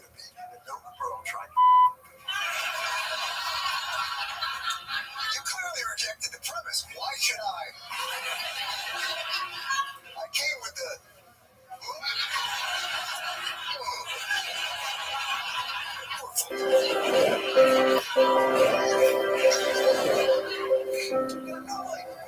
Dismiss these symptoms. But Trump himself seems very focused these days on securing a prime piece of afterlife real estate. I want to try to get to heaven. Sure as you do. Rabbi Dr. We'll continue with Mishnayos with a theme. How do you learn certain halachas that are not necessarily connected to Masechus Shabbos. How do you know these halachas? Not based on a pure limud, rather on a smachta, a good ride from a pasuk. How do we know that Shikha Zera, as the name implies, it's roila hazriya, it's viable? How do you know that it's a woman 3 days after relations? Because it says in the pasuk, "You nechayim l'shleishis yamin by Matan Torah," separate her and your wives for 3 days. And this is the reason, because you want the women to be the tahara during Matan Torah. How do you know you're allowed to be Machal Shabbos and you cook up hot water for a baby 3 days after the bris milah? It says by Shem that Shimon and Levi waited for 3 days after the bris. When they're in pain, you see that 3 days after the bris, the baby's considered a chayil sheish b'sakana, to be Machal Shabbos in those days. How do you know that the Sawyer HaMishtalea, the Lazazel, the goat you throw off a cliff on Yom Kippur, you grab a band around its neck, a red band, and another band you tie to the cliff, and you watch the band change colors from red to white? This is a pasuk in Yeshaya that says, if your sins are red, they'll turn white like snow. How do you know that on Yom Kippur you're not allowed to anoint yourself, you're not allowed to put oil on your body, just like you're not allowed to drink? Because the words Shem and water come in the same pasuk, but somebody can mind your earbud, because Shem and Ba'atz Moisa. This is Machlokes whether an anonymous Mishnah can be going according to two different Tanoim. If you hold that a Stam Mishnah could go according to two different Tanoim, so the ratio does not go according to the Lozim and the Zayas, you're going to see soon, who hold that a woman is only punished for 2 days. Obviously says 2 days. But the safest go according to the Lozim and the Zayas by Mila. You say the Mishnah has to go according to one Tana, so we have to switch the word in the ratio. Instead of saying that 3 days you're coming, you have to say 3 days you are coming. Lozim and the Zayas, we says that a woman who's related to Shikha Zera is male for 2 days. In other words, minimum 2 items, maximum 4 items. So Oina is night and day, 12 hours. If the relations were at the tail end of the first day, that leaves this person with 2 items only from the second day. If it was all the way in the beginning of the day, the relation, then she has 4 items, 2 from the first day, and 2 12-hour periods from the second day. Rabbi Shmuel says, no, it's 3 days that she's talking. 3 days could maximum have 3 24-hour periods with 3 times 12, which is 6 items, and 5 items if the relation were midday on the first day, or 4 items if the relation was all the way at the tail end of the first day. Now you're left with only 2 24-hour periods, or 4 times 12. The Bekina says there's always 5 items, regardless. It's exactly 60 hours from the time of the relationship until the time she's no longer coming. So even if she had a relationship a few hours into the first item, we go a few hours into the last one. It's always exactly 60 hours. According to Chachamim, it's exactly 72 hours, 3 full days. According to Rabbi Akiva, where do you get this 5 items from? 5 times 12. Rabbi Akiva holds that Moshe Rabbeinu always ascended, went up to Shemayim at daybreak, and always came down at daybreak. Therefore, if Moshe Rabbeinu came down on the 4th day at daybreak, that's 12 hours into the 4th day, into Wednesday, because Wednesday starts at Shkia. Therefore, he's only left with 12 hours for Wednesday, plus another 48 hours for Thursday and Friday, total of 60 hours. If these women went to the mikvah on Friday night, they are not completely tired. They're considered Tzuliyim. A woman has to wait until the sun goes down, but she went to the mikvah after sun goes down, and they were until the following night. The problem is that Kavos HaTorah was Shabbos morning. They were in a state of Tumah. Says the Gemara, that's the problem. You could be Kavos HaTorah in a state of Tzuliyim. However, that never happened. There's not a single woman in Klal Yisrael that was in a state of Tzuliyim. They all went to the mikvah. They were able to go before sundown on Friday, and they were once sundown on Friday came, they were no longer Tzuliyim. They were completely tired. According to Rabbi Akiva, why couldn't have been supposed to get the Torah on Friday night? It was already a 60-hour period from Wednesday morning until Friday night for 60 hours. The answer is because the Torah cannot be given at night, as it says in the Prophet, the Prophet didn't talk in secrecy, didn't give over the Torah in secrecy, wanted all the nations to see Matan Torah in broad daylight. So why couldn't Klal Yisrael go to the mikvah on Shabbos morning? Why did they have to go Friday night? The answer is, it doesn't make sense for some people to go to the mikvah while others are going to Matan Torah. Explains Tosfos that if we would wait for these women to go to the mikvah, let's say it only took 5 minutes for them to go to the mikvah, that's 5 minutes of Bittul Torah of all Klal Yisrael that can never be replaced. The machlokes of how long Tuma lasts by a woman, that's only by a woman. But by a man, everybody agrees that if the zera on clothing that's moist, it's mitama forever as long as it's moist. The Gemara remains in a suffix. Is this halacha that zera only remains for 3 days in a state of Tuma? Is that only because this woman is Jewish and she has mitzvahs that she is stressed out about, and therefore her body destroys the zera within 2 days? But let's say a Goya who doesn't have these mitzvahs, maybe the last one, or perhaps a Goya who eats gutzim or muslim, her body is also able to destroy the zera in 3 days. Another question the Gemara asks, what about an animal? The zera is an animal, perhaps it's only a human being that traps the zera and doesn't introduce oxygen to it, and therefore it's destroyed, but an animal that doesn't have a heart, that doesn't have a canal, perhaps the zera lasts longer. Take it. According to everybody, Klal Yisrael arrived in Sinai on Rosh Chodesh. And everybody holds that Matan Torah was given on Shabbos. Machlokes Rabbi holds that Rosh Chodesh happened on Sunday, and Rabban hold that Rosh Chodesh was on Monday. According to everybody, the day they arrived in Sinai, Moshe Rabbeinu didn't say anything to Klal Yisrael. All he said perhaps was Schar Noinish. He didn't relay anything that was Baruch Hu told him to relate to Klal Yisrael because of the strenuous situation that Klal Yisrael was from the way. They were too tired. The following day, he told them, according to Rabbi, that happened on a Monday. According to Rabbanan, that happened on Tuesday. The following day, he told them the mitzvah of Hakbala, don't come next to Har Sinai. According to Rabbi, that happened on Tuesday. According to Chachamim, that happened on Wednesday. And on the following day, he taught them about Hafrasha, separate from the wife. According to Rabbi, that happened on Wednesday. According to Rabbanan, that happened on Thursday. So that is the machlokes, which we're going to discuss tomorrow, whether the pre-shah, the separation, was on Wednesday or given on Thursday. Have a wonderful day. Hey, the good news, the Supreme Court supports affirmative action based on race. The bad news is that action is ICE deporting you. What kind of a make-a-wish kid wants to nullify the Fourth Amendment? I'm beginning to think Trump isn't a benign suffrage at all. I'm beginning to think everybody treats Trump like this. Not because he's the make-a-wish kid, but because he's that Twilight Zone kid. That anytime somebody... Shabbos Daf Pei Zayin. According to Rabbi Yossi, Rosh Chodesh was on a Sunday. Hakadosh Baruch Hu commanded Klal Yisrael to separate from the wives on Wednesday, and Matan Torah happened on Shabbos. The issue is that the pasuk says "V'kidashtem hayomu machar," only 2 days separation. If so, Wednesday and Thursday, Matan Torah should have been on Friday, not on Shabbos. The same issue is with the pasuk on the third day. You're good to go for Matan Torah. So Yossi must explain that Moshe Rabbeinu added an additional day on his own. And he said, tomorrow, when Baruch Hu says, tomorrow, he meant a full day, 24 hours. So therefore, if it's 2 days, it's 2 times 24 hours. I have to add another day, and Baruch Hu agreed with him because, in fact, I was supposed to give Torah on Shabbos. This is one of the 3 things that Moshe Rabbeinu did on his own, and Baruch Hu agreed with him. Moshe Baruch Hu agreed with Moshe Rabbeinu when Moshe Rabbeinu separated from his wife. Moshe Rabbeinu made a galachlema. If Klal Yisrael have a date with Moshe Baruch Hu, they know exactly when we're going to receive the Torah. And Moshe Baruch Hu said, you have to separate from the wives 3 days earlier. So I, Moshe Rabbeinu, who Moshe Baruch Hu speaks to me all the time, and I don't know exactly when he'll speak to me, I certainly should separate from my wife, and Moshe Baruch Hu agreed with him. You see, Batop Ha'amoidi Madi, or Hel Peh Daber Boy, Moshe Baruch Hu said, I commanded Moshe Rabbeinu to do so. If Moshe Rabbeinu wouldn't have came up with this own idea by himself, Moshe Baruch Hu was mitzvah himself.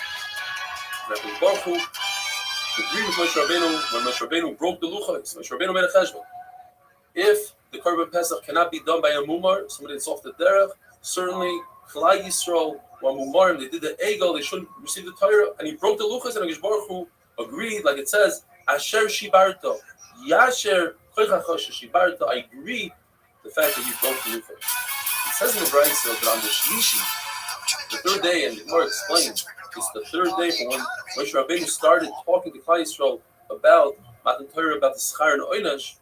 It was the third day of the month and the third day of the week. According to Chachamim, that Rosh Chodesh occurred on Monday. So it happened actually, the third day that we're talking about was on Wednesday. So we must say this goes according to Rabbi Yossi. By Yashav Moshe's Divrei Amel Hashem, there's two psukim. One says, Moshe returned to HaKadosh Baruch Hu with Klal Yisrael. So then it says, Vayagid Moshe's Divrei Amel Hashem. The number of pshatim here. Rabbi Yossi Reyudah says that on the third day, HaKadosh Baruch Hu commanded Klal Yisrael on Hagbala, don't touch the mountain. Rabbi says that first Moshe Rabbeinu told Klal Yisrael about the Oynish. Shibuv. Vayashav is a lashon of Shibuv. Shoivavim, distance, keep away. And afterwards, Moshe Rabbeinu told him about the sechar, about the award, like Vayaged is a lashon about Gada, things that pull people in. When you teach them Agadah, people come close. And some say the opposite. First, Moshe Rabbeinu taught them about the sechar, about the award. Vayashev is lashon of Mashivim. And then afterwards, he taught them about the Oynash, about a punishment. Vayagid is lashon of gidim, says Rashi, like bitter vegetables. Right? It says shishi on the sixth day. Sixth day of what? Machloikas, according to Rabbi Yossi, it means the sixth day of the month and the sixth day in the week on Friday. According to Rabbi, it's the sixth day from when they rested.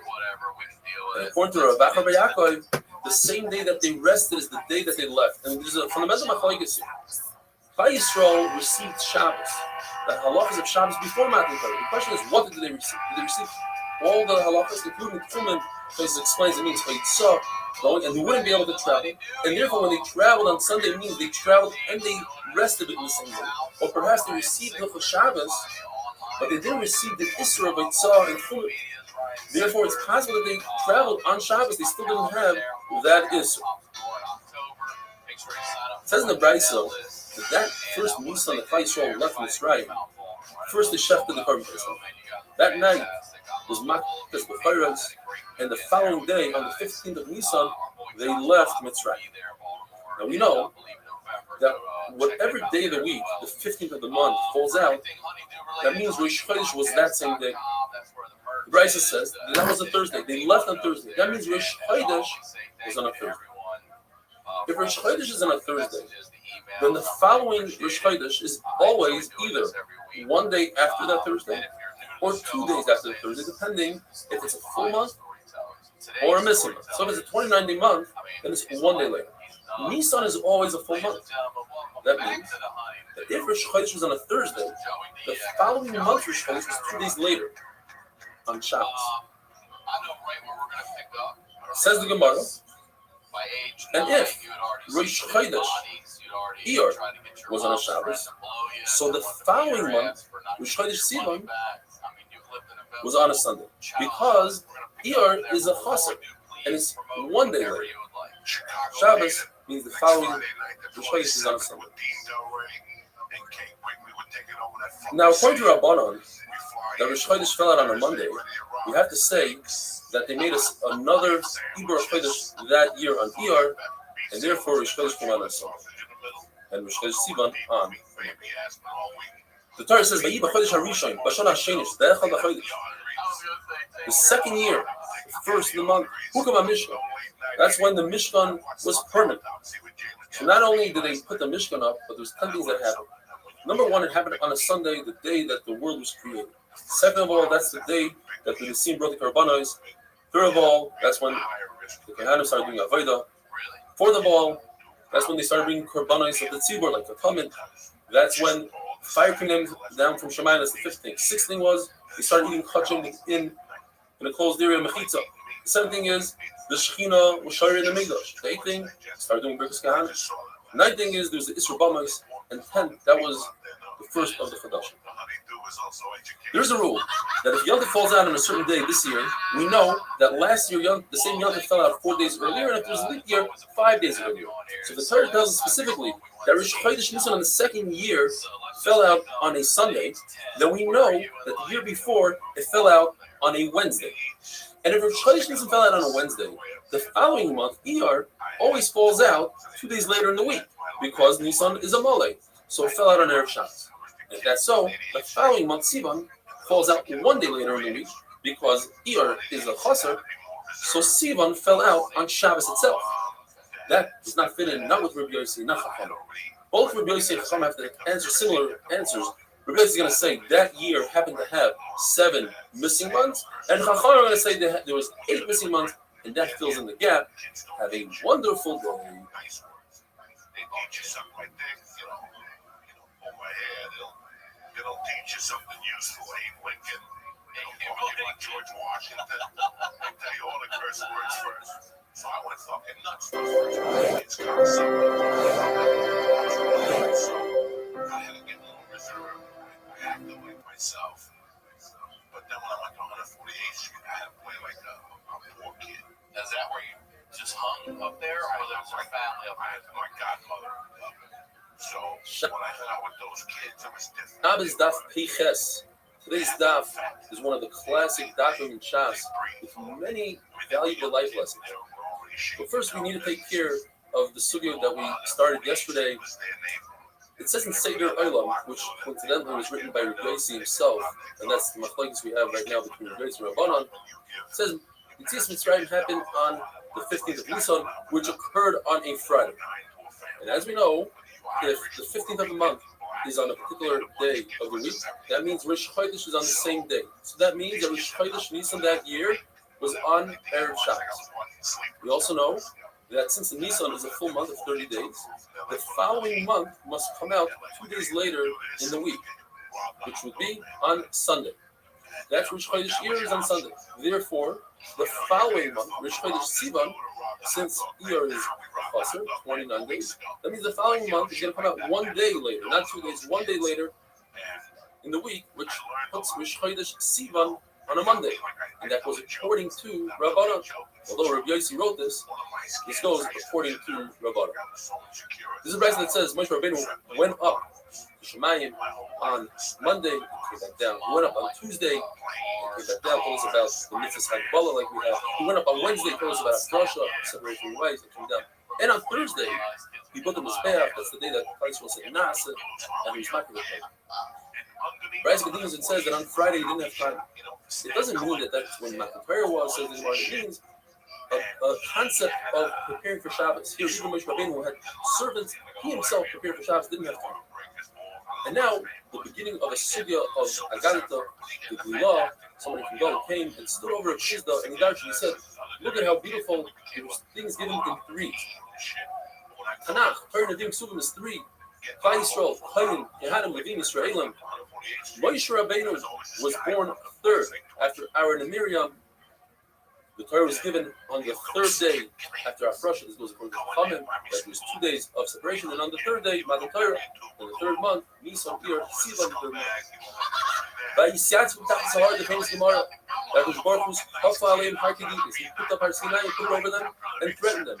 If you recall the Torah, great. If not, Shom Tiek Rastam, that's where your burial will be. Rabbi Yaakov says, this is a great excuse for Klal Yisrael. Klal Yisrael was forced to do mitzvahs. Therefore, you can't come to them with any complaints. Yet, later on, 950 years later, approximately, in the time of Purim, Klal Yisrael re-accepted the Torah out of love and not out of fear. It says, we say it in Kiddush, Hashishi, what's the hay? That the 6th day of creation corresponds to the 6th day of Sivan when the Torah was given.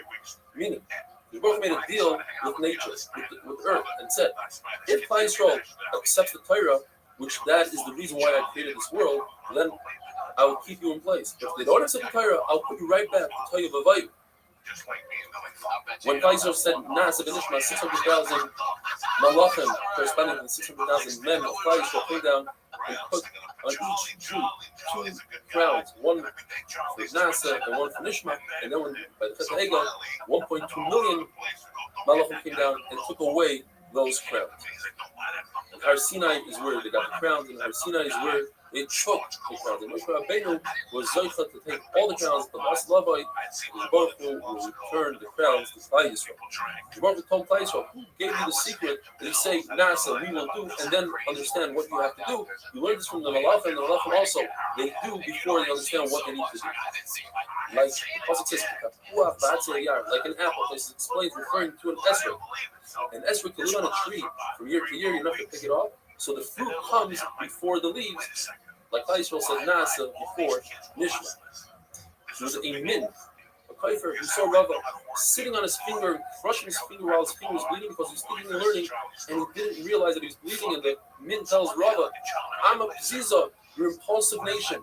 You say you will do before you know. And here also, you sit down on your finger before you think. And Rava said, we're a nation that goes after his Baruch with out of love. We know that his Baruch is not going to steer us wrong. He wants our best interest, and therefore we don't need to know what it says in the Torah. We know that it's a gift for us. You, on the other hand, you will go to Timayin. The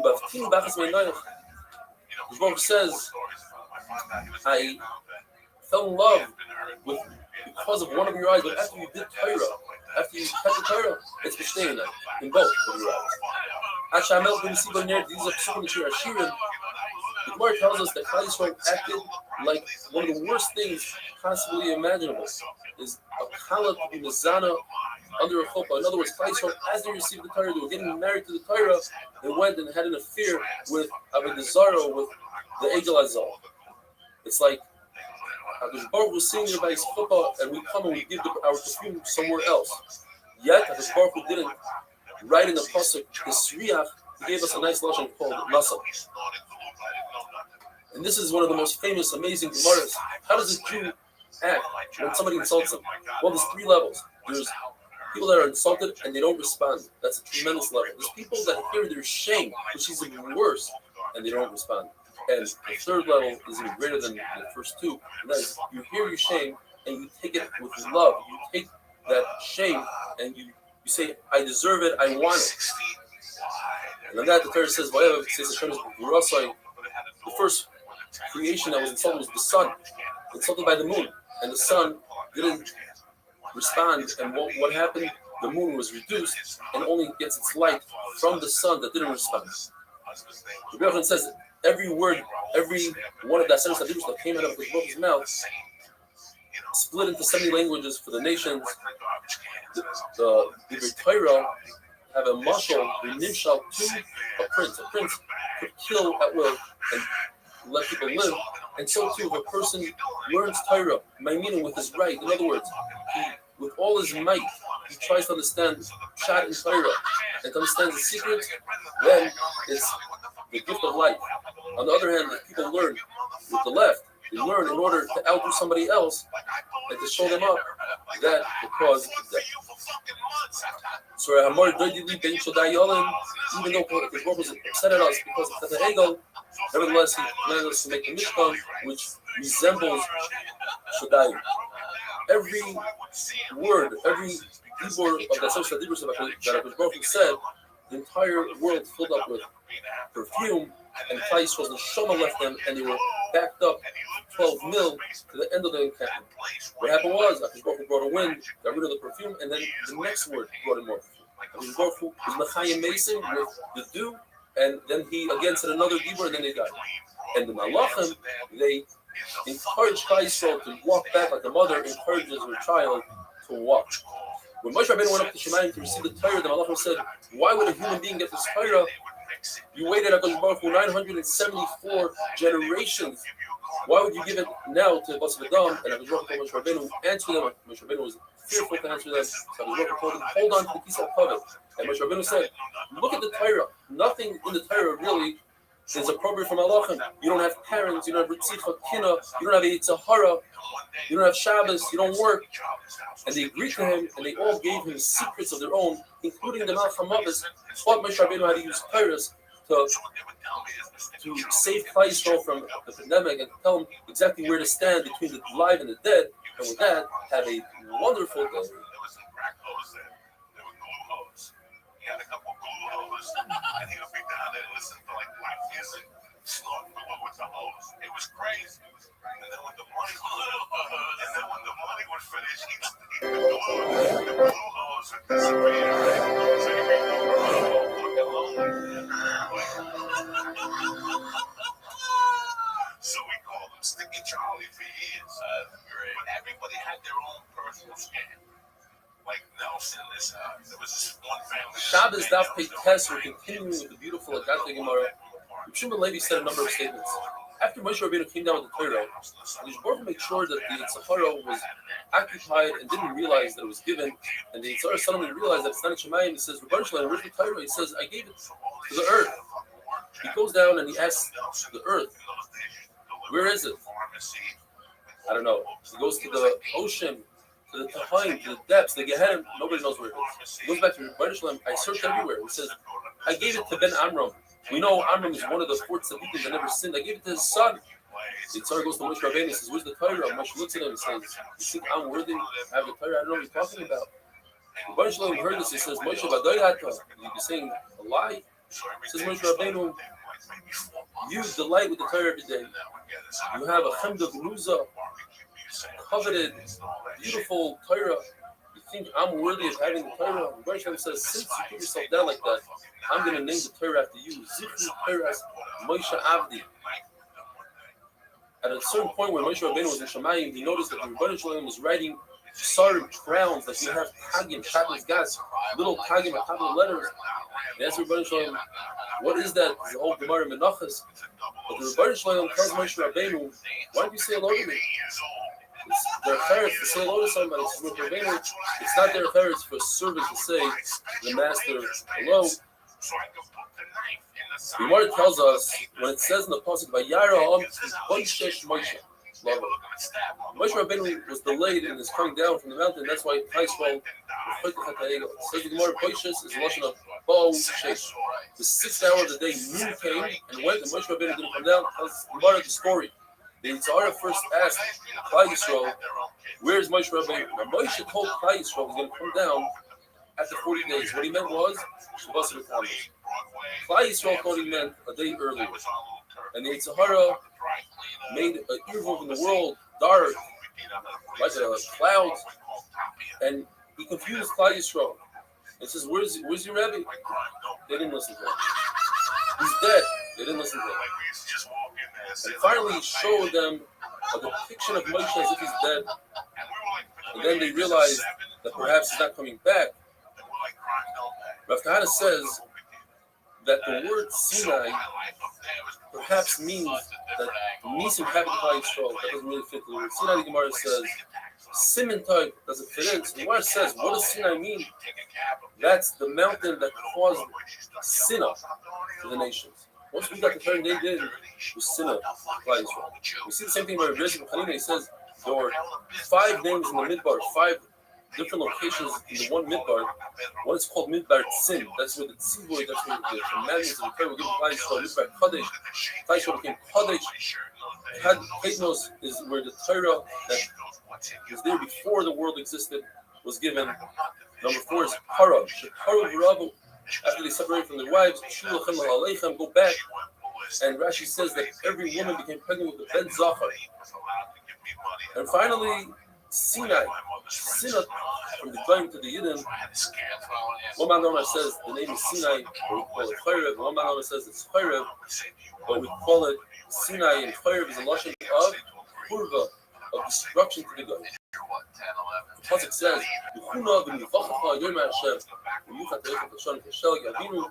what's the lashon? God is telling Kaisha, go and be rebuked. Maybe it should be come and be rebuked. Explain the Gemara, if God was telling Kaisha, go to Avram, your forefathers, and get rebuked, get the chasa. Kaisha was a Rothschild. Why should we go to Avram? Avram heard that we're going to be in slavery for 400 years and he didn't down for us. Yaakov, Yitzchak, gave the brachas to Esau and he didn't down for us. Yaakov knew about before Goliath and he didn't down for us. We want you, we want to rebuke from you. Baruch said, if you want to rebuke from me, you have to Hashanim, if your sins will be red, Hashal will be, then I'll whiten them like snow. The Gemara tells us an amazing thing. The Baruch went to Avram. I said, what should I do with your sons? They sinned. Something incredible, hard to understand. Wipe them off the face of earth. They deserve to die. I'll say Hashem, people should know that if you do not Vera, that's what happened. His book didn't like them. So maybe I'll get a better answer from that than they're going to repeat the same thing. Look at Yitzchak. Yitzchak is our best defense lawyer and pulled the version. So the person lives for 70 years. The first 20 years, you can't give him an Einish, as it's brought down. This is the side of until 20, you don't get an oil. You see it in different places in the Torah. 25 years out of the 50 people are sleeping. So now we're left with 25 years. Out of the 25 years, 12 and a half has to do with personal things like davening and eating and going to the bathroom. So you have 12 and a half years. Either you or Rabbi take on the responsibility of 12 and a half years, or we'll split it 50-50. But even if we split it 50-50, I, Yitzchak, I was knocking myself by that Kedah. I deserve a little bit of credit. And that credit should go towards Klal Yisrael. Says the Gemara, Klal Yisrael started calling Yitzchak Avinu Ata, you're our father. Yitzchak says, no. I want to show you, point out, it's through Banish Leila. Ki Ata Avinu. Ata Hashem Avinu, Gre'aleinu Ma'elim Shema. Yitzchak Baruch Hu, you're Hashem. Says Rabbi Yochanan, Yaakov Avinu, when he went down to Mitzrayim, he should have gone down with Shalsholish Barzel, like a prisoner in metal chains. So because of his chos saved him, he didn't have to. And now we are back to Masechta Shabbos. Says the Mishnah, what is the amount of wood that one takes out into which is surrounded with another domain in his chayav? When it comes to wood, we had it already when it comes to wheat. When it comes to wood, it's the amount of wood that it takes to cook up the easiest egg to cook, which is chicken egg, and the amount would be a great garret, the size of a dried fish. This is the fact that we learned the same halacha by reed, and that is because by reed you can't do anything with reed. But with wood, you still can do. You can make teeth for a lock, and even so, that you can make a key for a lock. The shear is the shear of bishul of food of the great garret. Once the shear of spices enough, the spice. This easy egg, this chicken egg, two different spices that combine with each other as long as they are all from the same category. They're all there to sweeten or to salt the food and have a wonderful, wonderful day.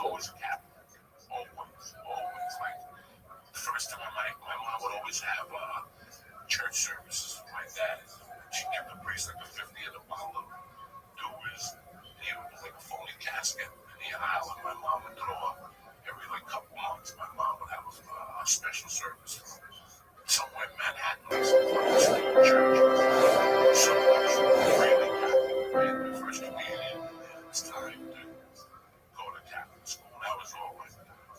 I was a little Catholic guy. Shabbos Daf Tzadik will continue with the different amounts necessary in order to be chayav on itself and taking something from one domain to another. The Mishnah talks about things that you can create dye with, the peel of a pomegranate, the peel of a nut, satis, pua, and the shear is pi svacha. Svacha is a head covering that women wear under their pants. Pi svacha is the opening of that covering. That's a larger shear than if the dye is already made. If the dye is already made, then it's dugma le'ira, which is a sample that merchants have of their garments. Ira is a weaver's bobbin, which is the device that holds the thread when they throw the thread through the loom from side to side. It's a smaller piece of fabric. Merek Lion, these are stain removers, and the shear is also Tisvacha. According to Rashi and the Gemara, it's when the Merek Lion is at least 40 days old. The place is from 3 to 40 days old. Rashi is in another place. Nesser, says the Gemara, this is also a stain remover. It has to be from Alexandria. Boris, the Gemara translates as aloe vera. There's two types of aloe vera. In order to it has to be a vegetable, something that grows in the ground that has roots. Therefore, when the Gemara says that they added virus to Shemitah, it cannot be that it means it is sulfur. Sulfur obviously doesn't have roots. Himolia is shleif dutz, which Rashi says he doesn't know what it is exactly. The article says possibly salt water. Ashlag, which translates as shoshana, which is in a pearl, which is removed with a very sharp metal object. Hilbel, some sort of pepper.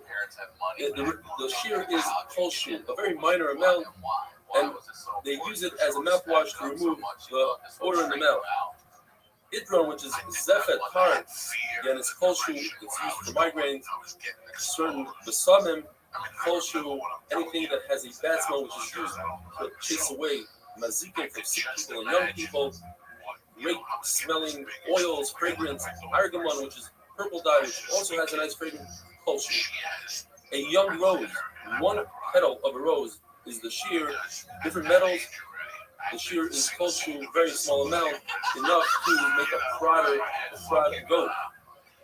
If somebody says, I want to donate metal to the Beis Hamikdash, the amount would be 1 amma by 1 amma, enough to make a kalya oirev, chase away the ravens which have sharp spikes. In Eretz, when we learned another sheet that means a physical bird crow. If somebody takes out copper, how much copper? Enough for ma'a kesef. Leza says not less than a small copper fork. What should you do with it? You can clean out a menorah, the wicks, etc. Avnim Mizbeach, the stones of the Mizbeach, the dirt of the Mizbeach, is culturally, if we have decaying Sefer Torah and the mantle, the covering of the Sefer Torah, they decay because of a worm called Mekesh, it's cultural because you have to do Gmiza to it. The Gemara tells us there are different types of worms for grapes, for figs, pomegranate. They are all extremely dangerous. The Gemara tells a story that Talmud told Rabbi, I just ate a fig and it has thorns in it. So Rabbi turned to others and said, this Talmud is going to die because it's not thorns, it's the worm called Pa that drills holes through a person's neck. The Rabbi says, you're also chayev on Mishamsha Avodah Zarah, things that hold up Avodah Zarah. He argues with what we learned earlier in the Masech that Mishamsha Avodah Zarah has no value at all. He also, since it says the possibility Yitva, the Yad Chama'uma, you have the key to get rid of it, so it has a purpose. Says the Mishnah, if a person takes out a box full of samples, you only chayev one chatas for all the samples. The big finish isn't Taisvis, as Taisvis explains, is that even if you have an awareness between sample and sample, you do the carbon on one sample, and then you realize if you got the second sample, you're still putter. Whereas if it wasn't in a box and you had an awareness in between two different items, you just chayev two chatas. Different seeds. One man the kind of Mishnah says it's a little bit less than a gregaris, a red fig. The Buddha says it's 5 seeds, whichever is less. If you have seeds of a cucumber which have a lot of value, and they are royal in the kid. In other words, you could plant them. Not that you are going to plant them. It's 2 seeds. If you're going to eat them, it's 1 seed enough to fill a pig's mouth, which is 1 seed.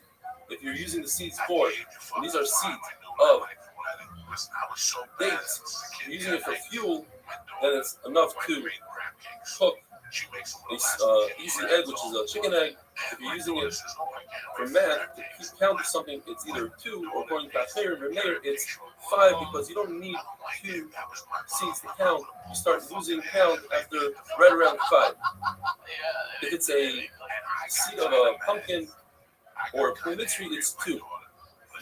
That fertilizer and thin dirt we learned, whether it's enough to fertilize 1 seed of a cabbage or 1 seed of a leek, that's because you already planted it, and as we said earlier, once it's done, then the shear is much less. If you're going to plant, then you need at least 5 seeds or more. If one takes out just around 2 hairs of a horse or a cow, you're chayev. Why? You can make traps for birds with it. The very hard bristle on a back of a pig is 1. Palm tree leaves or palm tree vines, the leaves are 2, the vines are 1. A live grasshopper, if it's kosher, you can eat it. It's kosher because you give it to your child to play with as a toy. Once it's dead, now it's food. The seal of all food is Bergeris. There's a grasshopper called Tzipuris Ramim. Whether it's alive or dead, the shear is repulsion or small amount because they use it for refuah. Rabbi says you can find it in a very young palm tree that has a single vine.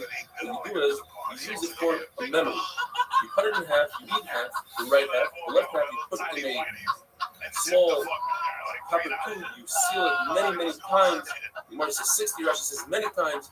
You put it on your left arm, and then you learn as much as you want. All that learning you are going to remember forever, provided that you eat the left side. If you don't eat the left side, you will lose everything that you try to learn. Tanakama says, You don't give a non-kosher grasshopper to a youngster because it might die and the child might eat it. The Rabbi says since it's a toy for the child instead of eating the grasshopper, will eulogize the grasshopper, leave the grasshopper hesped. Therefore, there is no concern. Have a wonderful day. And they would do like a couple lines of coke together. So when I came down, Cheetah would say, "Go upstairs, Lito's waiting for you." My mom thought that I was upstairs watching like a secret agent. Lito was a highlight thief. So he had the most capabilities in the house to get my position. He would take the things that you cage spark plug with, the harder ones, and he would make keys from that.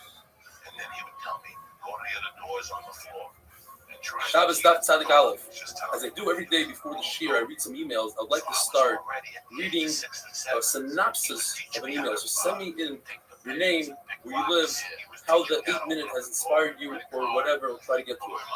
We're starting a brand new parak from Tzniach. Up until now, we learned different foods, different items have different shiurim for what it is that you have to take out from one rishus to another rishus. Says the Mishnah. That's all good for regular people, but if you yourself decide that a certain item is valuable to you, you put it aside, you store it, then no matter what size it is, you take it outside, thinking, Sarabin, you are chayiv. For instance, you set aside seeds for planting, or for a sample, something for a sample, or for medicine, then it's valuable to you. You are chayiv. Your friend, on the other hand, that same item that you think is chashuv, for him, he is not chayiv. What if you put something out, let's say to plant, and then you change your mind, you want to bring it back home. Now it's no longer chashuv, you're not planting. The shear goes back to the original shear, let's say by seeds, 5 seeds, the size of almost a gregaris. Abaye explains that we're talking about where he took this seed and he threw it back into his house and landed. It has its own specific place, and that is the chiddush that nevertheless the shear reversed to everybody else's shear. Abaye explains the Mishnah that we are talking about a case, the beginning of the Mishnah, where a person set aside, let's say, a seed to plant before Shabbos. And on Shabbos, he forgot why he set it aside, and he brought it outside. Nevertheless, he is chayiv because his original machshava remains. And a person always does, based on his original machshava, unless he has an opposing machshava. He undoes his machshava with another machshava. Let's say a person, since his intent is so important, that he can create an object just by thinking that this object is important. What if a person does the reverse? He says, for me, the entire contents of my house is important. Anything less is not important. We're talking about somebody, Bill Gates, a billionaire. Since it's very rare to find somebody that would say you need an enormous amount of things to take out, and only then it's chashuv, that's Batal Daita. But to say that one seed is chashuv versus 5 seeds, that we can find plenty of people. The mayor says, and the mayor is the author of our mission, he says even one kernel of wheat, you are chayiv if you're taking it out of a plant, in order to tell us a finish that it's not anything less than a gregaris, meaning you need at least an hour's worth, but even a kernel's worth is what you've been chayiv. The husband Azariah says, the we had this earlier in the Sefta. If a person decides that this kernel is chashuv, he wants to take it out and plant it, then this kernel becomes also for the entire world to take out and plant. As we learned from the first daf of the second Shabbos, in order to be over Eitzah, whether it's taking it out from one domain to another domain, or even walking down the Amos, we have to do 2 things. Akira and Anarach. You have to lift it up, walk the Dalet Amos into the next Rishos, and put it down, or walk into the next Rishos and put it down. Rabbi tells us that even if you have 2 different intents, one by that Akira and one by that Anarach, when you do that Akira, you think to yourself that you want to eat this item, and it was the proper size of your geras and has the right shear. You take it outside, and then before you put it down, you switch your intent to plant it. That doesn't ruin anything. You are chayiv. What asks the shayla? What happens? Takes out a half a shear, a half a geras, the intent to plant. So far, you chayiv. This half a gregaris grew up to a full gregaris, and then he switched his intent to eat it. The Marsh Suffolk is When he took it out, he didn't have enough of a shear. He was only half a shear. Later on, he did. So perhaps he's not going to agree. The two machshavas, the two intents are not mitzvah. There's perhaps in between. And if you say that you are kind in that case, what about if the reverse case happened? In other words, he started out thinking that this full shear bregera is food, he wants to eat it outside. Then it shrunk. And only then he switched his intent to planting. The first initial machshava intent is no longer here. You want to eat it, and you can't eat it. If you left it as is, you wouldn't be chayiv because there was no shear of a bregera. He had to switch his intent. That's in that case. He's puzzled. And if you'd say he's chayiv, what happens in the case? We started out with a full shear. As he was walking, he shrunk to half a shear, and then afterwards it grew back to the full shear. We say that Shabbos is pushed off for the time being. When it shrunk, the shear, it pushed off, like we say in Shkifui, by Karbanas, and this is sometimes more remains. Another incredible shayla in the Gemara: what happens if a person has less than an egg's worth of food in the house where there's a dead body? That less than an egg's worth cannot be without other food. So he goes ahead and he throws a piece of olive size, onto that egg. And now together you have a full shear of olive. This is on Shabbos. We say that olive's worth, since it had the ability to make an egg's worth for tumah, so now it's a question piece. It has worth. And therefore, it would be over on Shabbos when you need a larger shear than an olive. You need a gregaris where you grow and land. Over here, since it did something, it accomplished something, that's enough to be behind. Don't bring your eyes to the Gemara from Lechem upon him. If you want to be over on a Tzar Shabbos, you have to take out the gregaris and any other thing. But the question is, when you take out the Lechem upon him, you are chayav immediately on a kizayis. For Yotzei, not the Shabbos, for Yotzei, now that kizayis of Chaya, when you should also be over on Shabbos. So that's not, you're only over on a gregaris. This is one of the reasons why that is so, because when you go out just like the Hazara into the Zosnashim, for instance, you're chayav on Yotzei. In order to get to the Shusarab, you have to go much further, so they happen in different stages. It says the Mishnah, the person takes out food from a Shusayach and puts it on the skufa, on a stoop. And this stoop, says the Gemara, is a karmelis. Can't be a Shusayach because then you're over from taking it from the Shusayach to the Shusayach. And it can't be a Rosh because you'd be ready right away if you take it out from your house and drop it on the stoop. So the stoop is a karmelis. What happens is you put it in your house, put it on the karmelis, and then it kind of stopped there. And from that point, you again, you are putter, and even somebody else took it from the stoop. You should not be putter because it stops in the middle. It has to be one continuous travel. What happens if he took food and he pushed it out of his house where it's mostly on the scoop of it? This scoop is already Rosh Hashanah.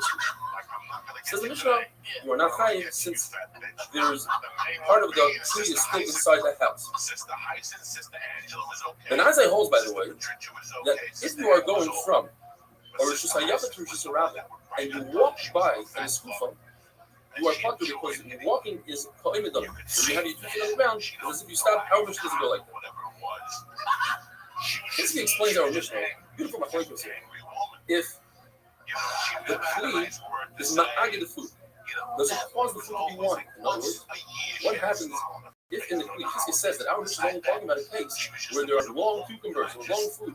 So some of this is indoors and some of it is outdoors. But what if you have a kli full of small food where some of the foods are in the Shusarab? This is chayiv because that food is already outside. This is a good friend.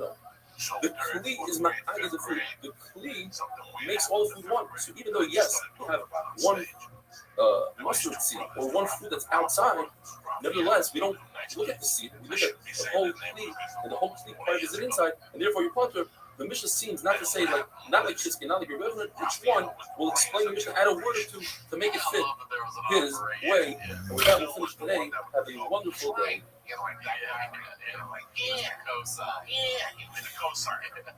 Not the sharpest guy in the world, but a sweetheart of a kid. And we had a dormitory, 12, like 24 years old. Bumps and stuff. So, there was this kid from Brooklyn. His name was Lazarino. And Lazarino was a nice kid from around out with Leslie Rivero. I don't know, with a lot of kids. Shabbos Daf Tzadik Beis. Please send me in some emails with pictures or even without pictures. Tell me where you learned David Daf, how it inspired you, your name, where you live. I'll try to read it out. We learned an amazing halacha about a person who steals a pouch of money. As he lifts it up, he's over on Geneva. When he takes it out from Shus HaYachid to Shus HaRabban, he's over on Eitzah. Those two things happen at two different times. However, if he dragged the pouch out from Shus HaYachid to Shus HaRabban, stealing the money and the Isser Shabbos come simultaneously, and then we say Chom Lei the Rabbi Menei, he's only chayav on the greater Isser, which is Isser Shabbos, which is a Chiyuv Misa, versus the money. The other one holds Eged Klishmei Eged. Everything that's in this pouch goes by the pouch, and not what's in the pouch. So all the money is in the pouch, and you're only chayav once the entire pouch comes out of the Rosh Hashanah into the Rosh Hashanah. However, if the opening of the pouch faces the Rosh Hashanah and he has access to the money, he's chayav on Gneva before the pouch comes out completely because he could access the money. So they don't happen simultaneously. However, if the pouch is flipped over, although he has access from the back, but we're dealing with larger pieces of silver, says the Gemara, and therefore we go by the money. Since some of the silver is in the Rosh Hashanah, he's not chayav until everything comes out. The Gemara says, what about the shnutzim, these drawstrings that close the pouch? If part of the shnutzim were inside Rosh Hashanah, that would mean Eged Klishmei Eged, and the entire pouch is considered Rosh Hashanah. You have to say that the shnutzim were folded over, or there are no shnutzim at all. Abaye and Rava reversed their shittas later on in life, and Rava holds that Eged Kli Shmei Eged, and Abaye says Eged Kli Lo Shmei Eged. Therefore, we have to flip a memra of a machlokes between Abaye and Rava. Rava holds that if you have something in your hand and you go from Rosh Hashanah to Rosh Hashanah, since Eged Kuf Lo Shmei Eged, your hand doesn't go by your body, so you're chayav right away by putting it into Rosh Hashanah. We're talking about that your hand is within 3 tefachim of Rosh Hashanah, so it's as if you did Hanocha. And Abaye says the reverse. Now we're going to be dealing with the halacha of La'achar Yad. We all know the halacha, if you touch muktzah with your elbow, perhaps you're not chayiv. It comes from this mission. You are chayiv on Eitzah when you do it in the typical manner.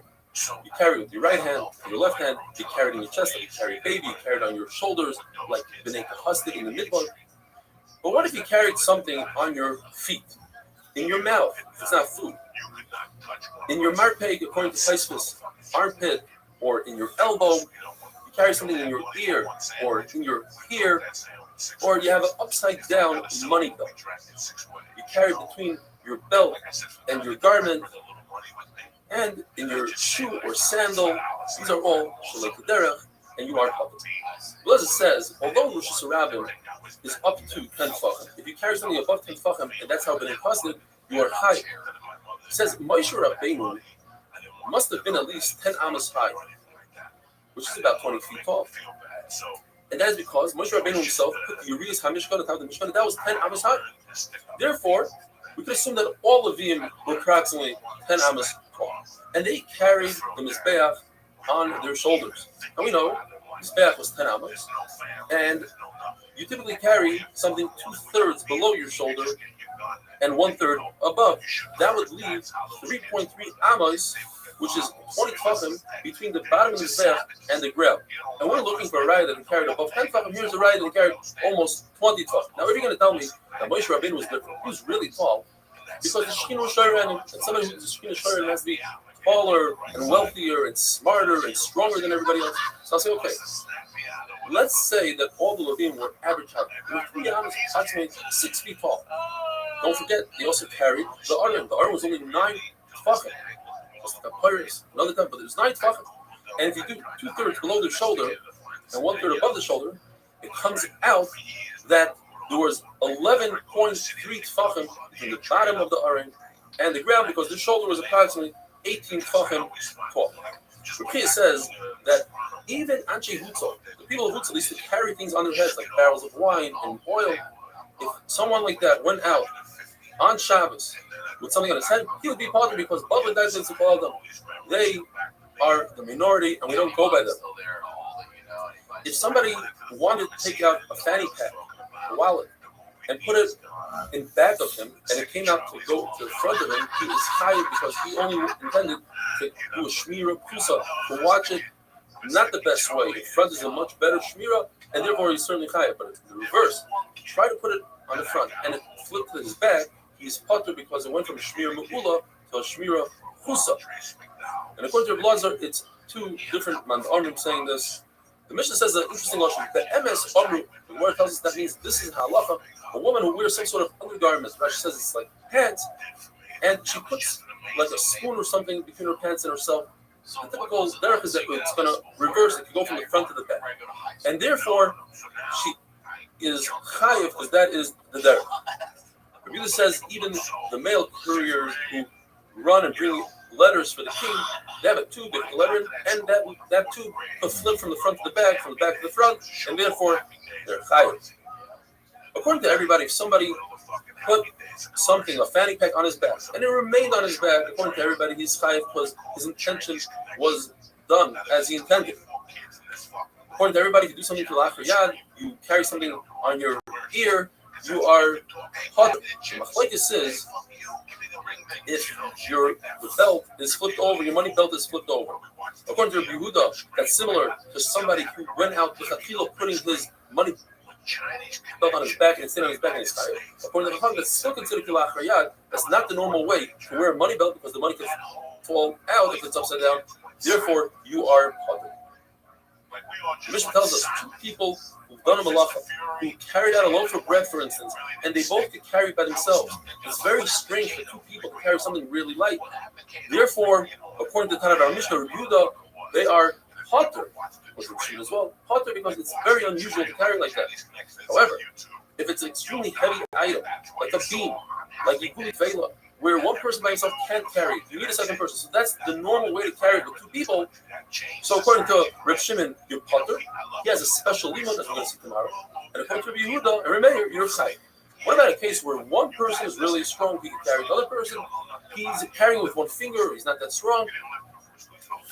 According to everybody, the person who could carry it is capable of carrying it, he is chayiv, and the second person is potter. Have a wonderful day. Once Bruce Lee came on the scene, Chinese people were like, what the fuck did you say? Even if they didn't know, they'd be like, oh, you know, yellow nigga, I'll fuck you up. Because in Harlem, they were calling yellow niggas. It was crazy. It was crazy. So then, once Bruce Lee came, you couldn't fuck with Chinese people no more. Now I can't go on Saturday Night Live. That poor bastard. Shabbos Daf Tzadik Gimel, how's everybody doing? The pasuk says, Nefesh Achas Chechta Ba'asoisa. There are three words here in the singular. According to Reb Shimon, they come to exclude any time a person does a malacha with someone else. On Shabbos, he's bothered because the Torah says, in singular, you do it by yourself and then you're chayiv. They come to exclude three cases, starting from the least chiddush to the biggest chiddush. Case where one person does the akira and the other person does the hanacha. Both potter. Second case, if both of them are capable of carrying this item by themselves, individually, and they do it together, that's different. No one really carries like that. Potter. Biggest chiddush is, even if it's a very heavy item, where you typically need two people, and that's how people carry things, a heavy refrigerator, two people, nevertheless, on Shabbos, both of them are potter. Rabbi says, I agree to you that there are three miyutim in this passage, all in red. However, two of them are referring to the case of Shain Shasu, and one of them is talking about something else.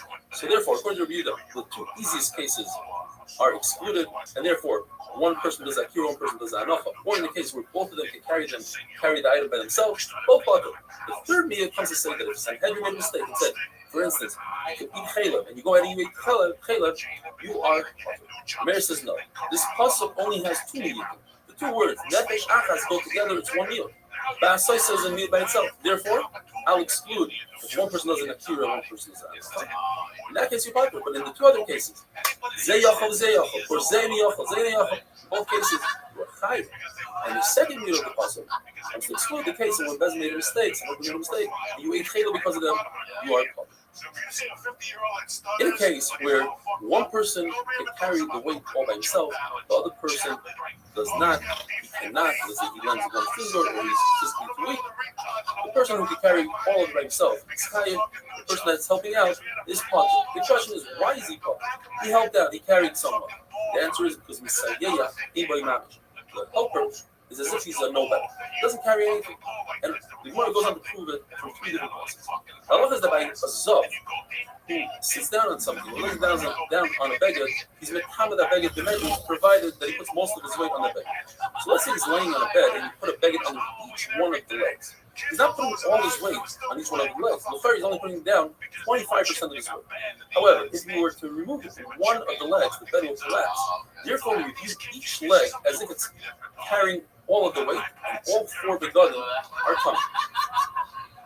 However, when it comes to an animal, since an animal can balance himself on three legs, all four begadim are coming. The question is why? Why don't we view each leg as a helper, as a misayeh? The answer is misayeh. And by mamish, and therefore, all parts. Perhaps you'll say, I'll tell you why they're all parts. Because there's a suffix. Maybe he lifted up his leg. The one that you think the beggar is coming, that leg he lifted up. The answer is, when it comes to a zav, when we have a suffix, we say everything's coming. For instance, if a zav lays lengthwise on the table, like a blue arrow, the table is coming. Because all his weight is on the table. If he lays on the width of the tables, all five tables, they're all parted because each one is only carrying a fifth of his weight, and that's fine. But let's say he fell asleep and you don't know which direction he went. He started out lengthwise, but perhaps, or he started out to the width, and perhaps he went to the length. We don't know which way he went, and therefore all the tables are coming. So we should say the same thing by the animal. The answer is because even if the animal put the weight down, it's Yisayim by Mamish, he's just a helper, and that doesn't count. Rabbi Yossi says that a horse, when he leans forward on his forelegs on a beged, they're mekama, but his hind legs are not mekama beged. And a donkey is the reverse. And we don't say, perhaps, by a horse, for instance, the hind legs should also be mekama, because they are helping the sayeya, ain't by. The avodah in the Beis Hamikdash, if they had him do wear shoes, their feet had to be flat on the surface of the Beis Hamikdash. What if he put one foot on a stone or a bench? Well, if you remove that stone or bench and the kind to keep his balance, his avodah is kosher. The question is why? The bench was Messiah, helped him out. He put some of his weight on it. The answer is Messiah ain't by halacha is when the blood comes out of the base of the shvita, you have to catch it with a kli, you have to hold the kli with your right hand. And if your left hand assisted in catching the blood, Kabbalah said that is kosher. Why? It's Messiah who was helped by the left. The answer is Messiah ain't by mamish. This is Machlokes in Meir when he says, Zeh yachol v'zeh yachol. Two people who are very capable of carrying an item all by themselves, and they help each other to carry it. According to Meir, they are both high. The question is, do you need this item to have two shiurim, two dried figs worth, one fig for each person, or they share the field in one dried fig? And the Gemara brings three rice to this as well. First rice from the case that we had before, when the zav is laying on a bed. You say that all four telesos that are under the legs are coming, but we don't have four zavim.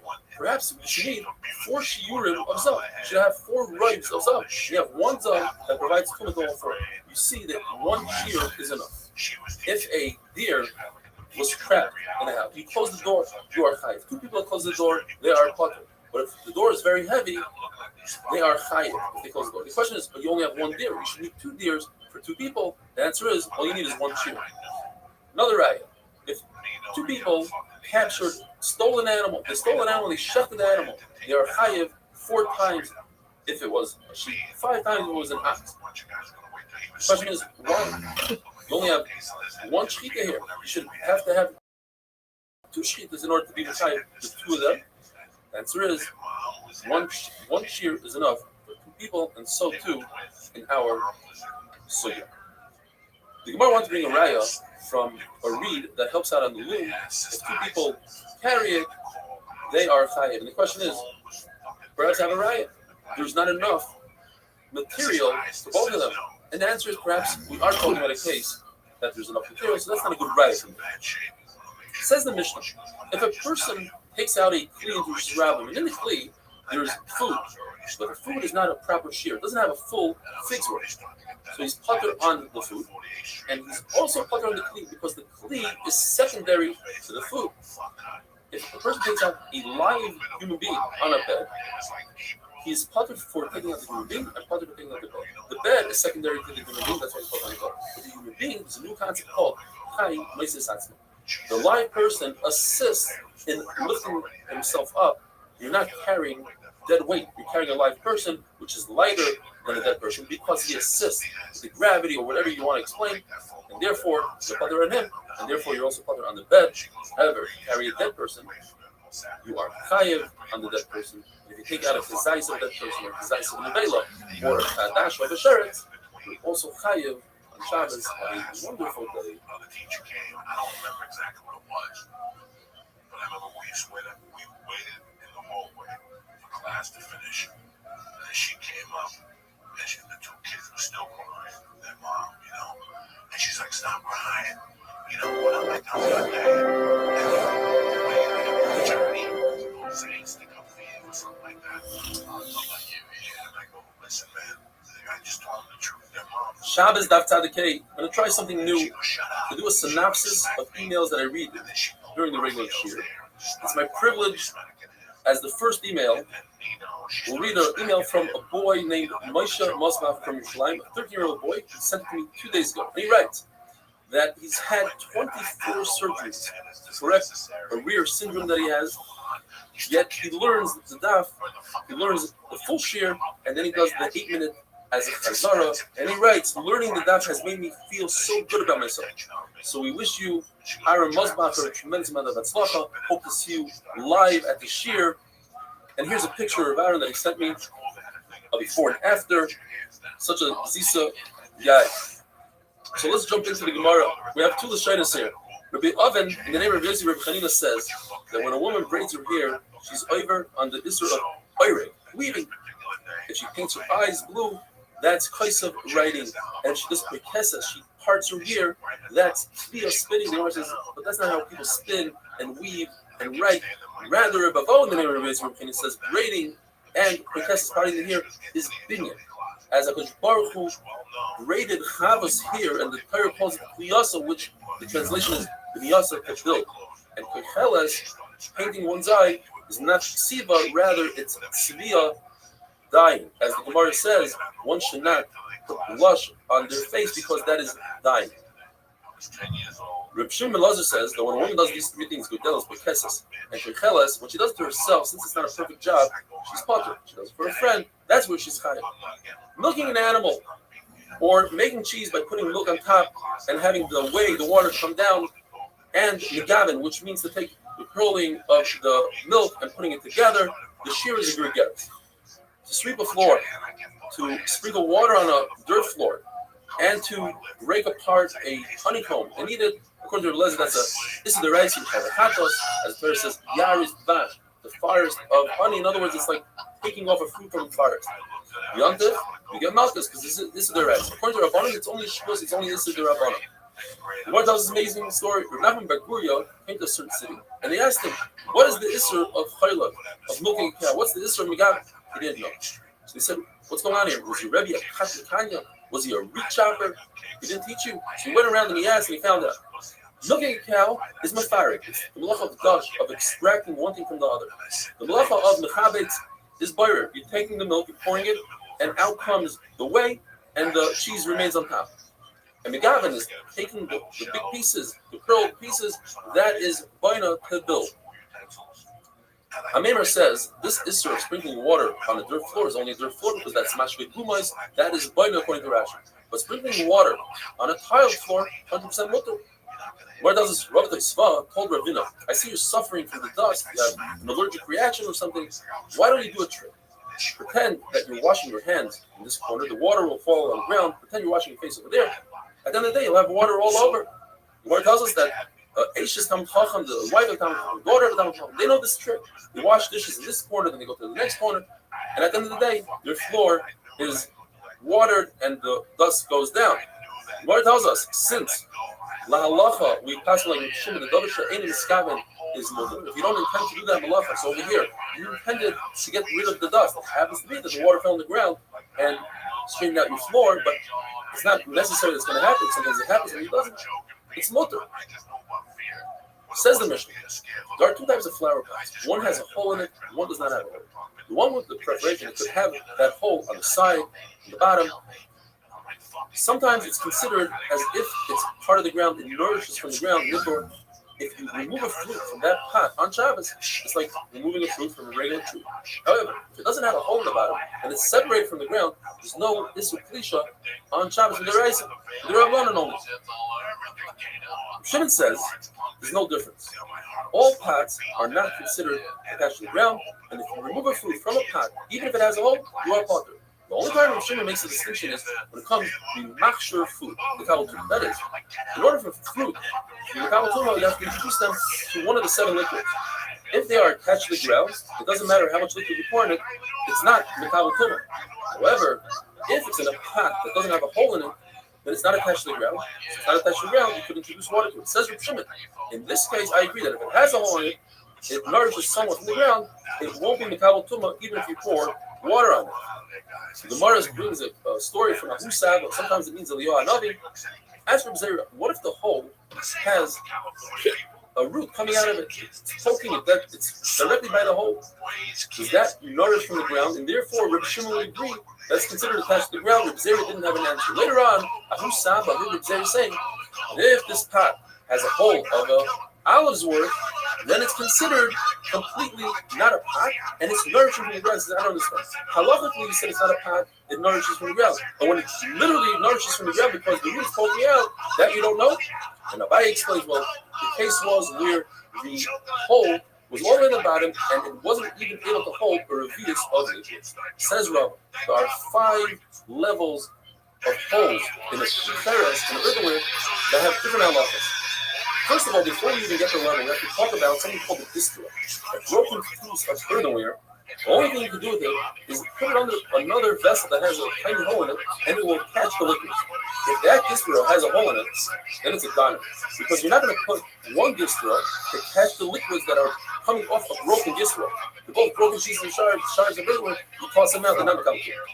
Now let's talk about the kli itself. If the kli has a small hole that water leaves it, then it's mekabel tuma like every other kli, and it can even receive the mechatos from the paradum. However, if the hole is larger, and this is level 2, that water could go in, which is a much larger hole than water coming out, then it can no longer receive mechatos. However, it's considered that the kli is not attached to the ground, and as we said before, you cannot be machshir fruit without the if you pour water on them, then they are mekabel tuma because they are not attached to the ground. The third shear is if a root pokes out, small root. Now it is considered attached to the ground. You can no longer do machshir mekabel tuma because it's attached to the ground, but it's still considered a kli. It's mekabel tuma because it can hold out.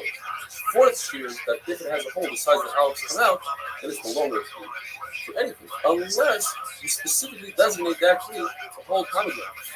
Fifth shear is if it has a hole that large, if even pomegranates fall out of it, there's no way out of it. It's completely not mekabel tuma. And finally, the halacha is that if an earthenware kli has something in it, and it's in a room with a dead body, typically the oil hametz will go into the kli and be mekabel tuma. But if it's sealed, it can protect that tuma. What if it has a hole on the side? The hole on the side doesn't make a difference. It has to have a hole on the top and the edge. What if the hole is so large that it's as large as 51% of the whole kli? Then the tumah will come in if it's a very large kli. And if it's a small kli, if that hole is as large as a pomegranate, then the tumah will come in even from the side. Have a wonderful day.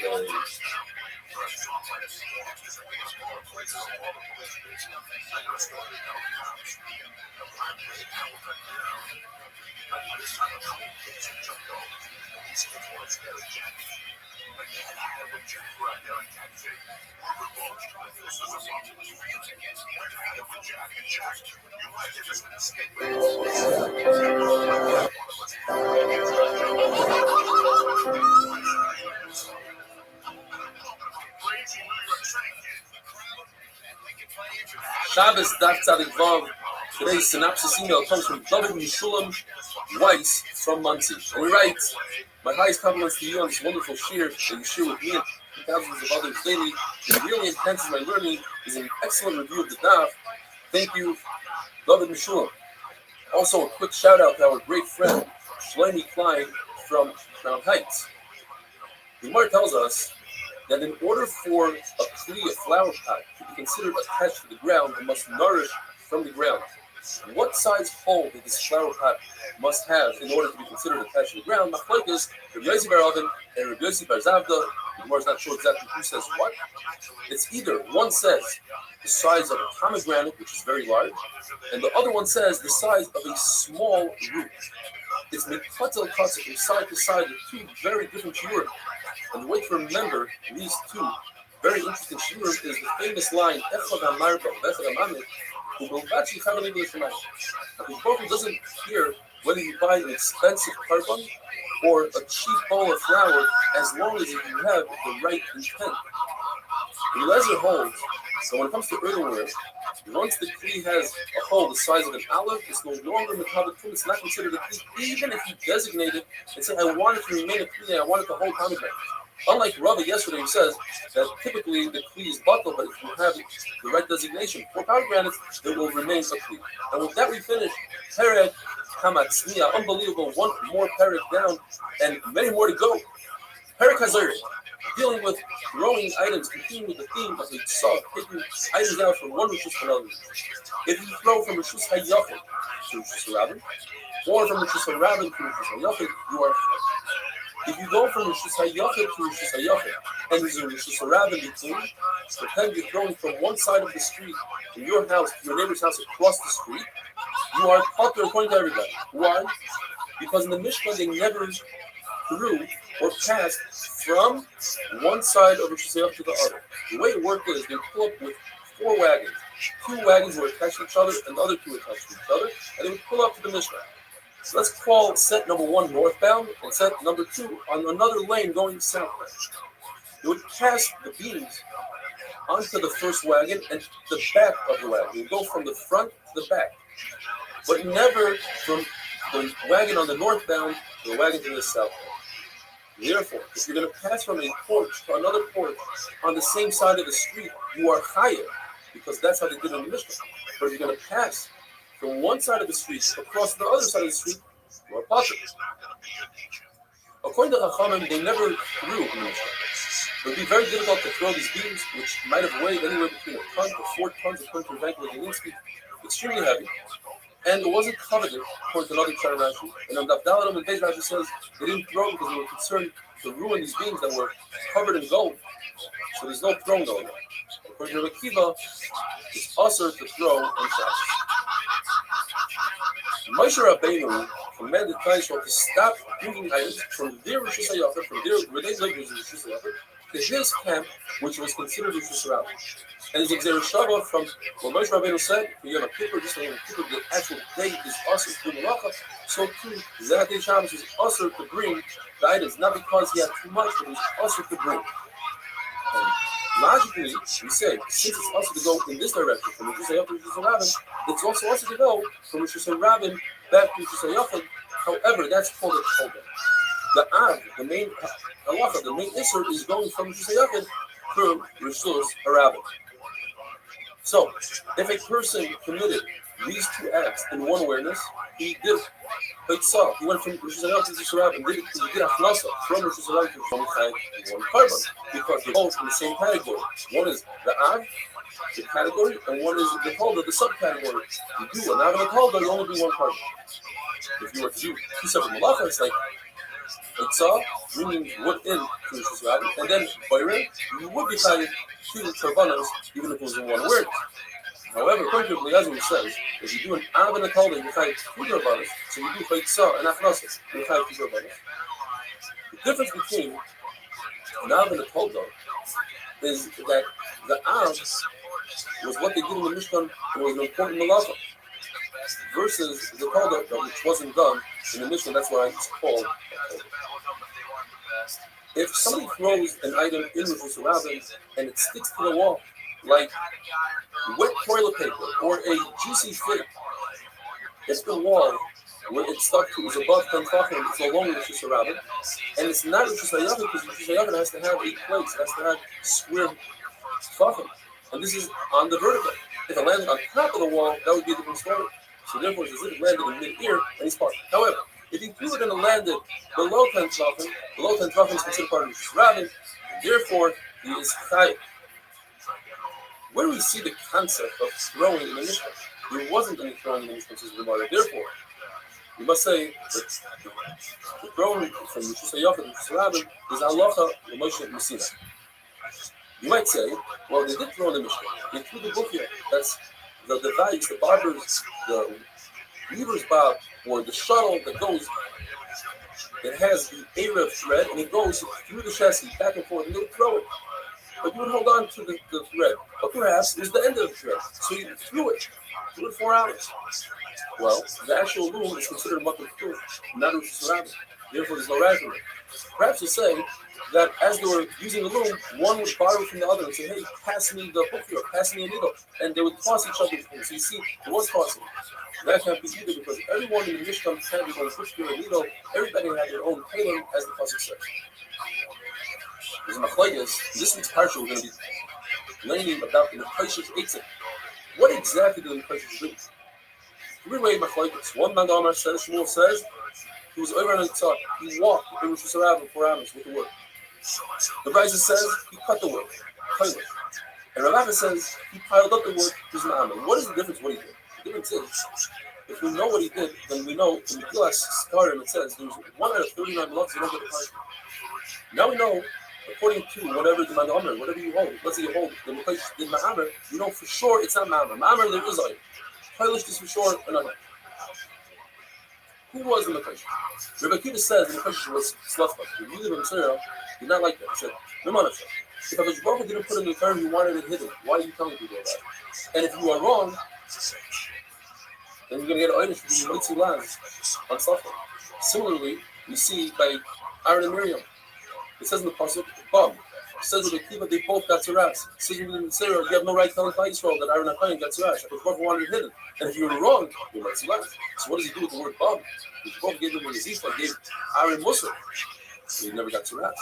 Have a wonderful day.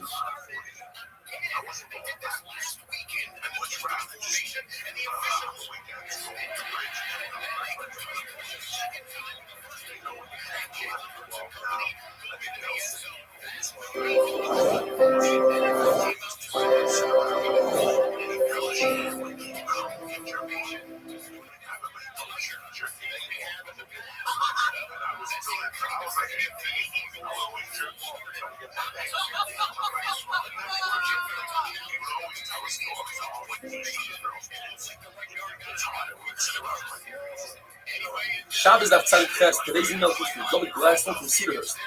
After giving his own Bar Torah, he writes, "Just want to say how much I love the shir and helps me start my day off with Torah. I do sometimes join the regular Zoom shir in the middle of my day, but recently everyone has been booking meetings at 2 p.m. May continue with this great shir, David from Cedarhurst. If somebody takes an object, throws it from one Rishus Rabin through Rishus Hayachid into the second Rishus Rabin. The trick here in this Brisa is that in the first Rishus Rabin, it only traveled 2 amos, traveled through the Rishus Hayachid, and finally in the second Rishus Rabin, travels an additional 2 amos. According to this Brisa, the 2 amos plus 2 amos and the 2 Rishus Rabins combine together to make a shir of Israel. But we don't say that since it went from Rishus Rabin into Rishus Hayachid, it's high right away on Achnasa, because this Brisa does not hold of the concept. We don't say that halachically it rested in the Rishus Hayachid. We're starting now with beautiful sugya of the Mishkan and how the crushing worked. The Gemara tells us the concept.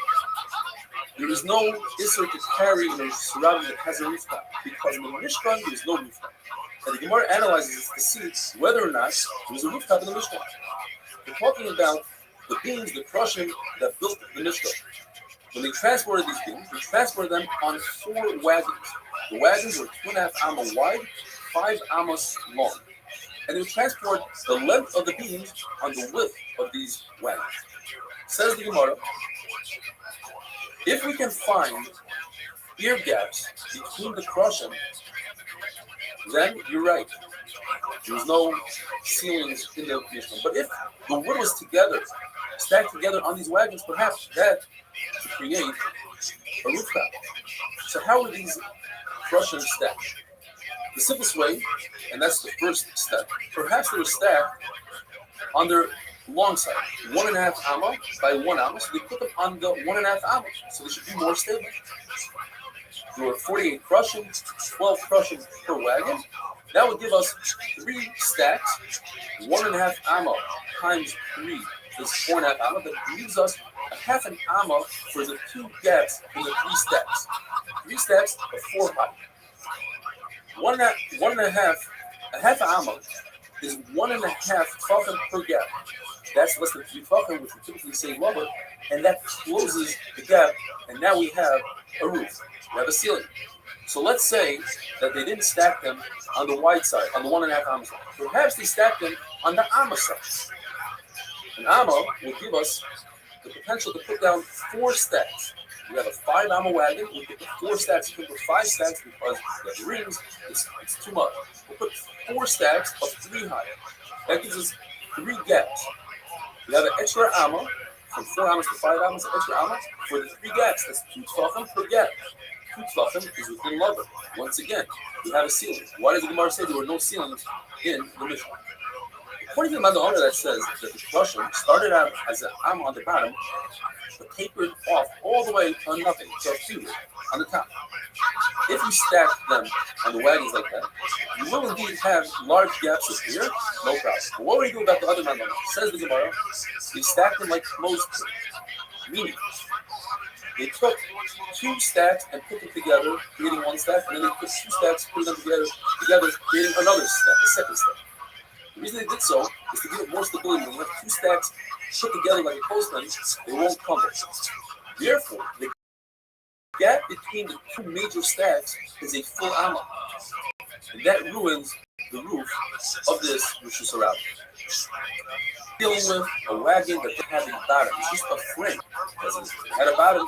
Once again, we have a roof, then which is surrounded. What is my focus whether or not the crushing were even on the bottom and top, or perhaps we went on a tapered angle? One man Omar says in the passage, you samim al rosh. Samim means to finish. And Mechem will say no. Samim means that should be made out of 1 solid piece of wood. You can't connect 2 pieces of wood. But Mechem on the other hand says yafta. You have to look similar from top to bottom. Rabbi says no. Yafta means that the wall should be nice and straight without any wood going in and out. Gemara says, since one of the walls had 6 crushing, we had to find 2 more crushing to put in the corners. So if you are going to have crushing that are on an angle, it doesn't work out very well. You're going to have a little bit of exposure on one of the crushing. Says the Gemara, therefore, you have to cut this parish on an angle, a very specific angle for the corner. The Gemara tells us there's a big mace. The way this crushing were held up was with metal looping around the outside of the Mishkan. But there was one, according to Rashi, that went in the center. The B'riyah went in the center.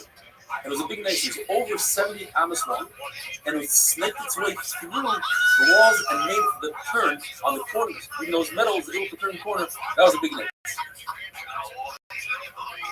The Mishkan was covered with 3 coverings called Yuriyas. We're going to be discussing the first Yuriyah called the Mishkan and the second one, the Gizah. The first one consisted of 10 sections. Each section was 4 amas by 28 amas. In other words, we have 40 amas long by 28 amas wide. Now, the Mishkan was 10 amas tall and a 10 amma roof. That gives us at least 30 amas.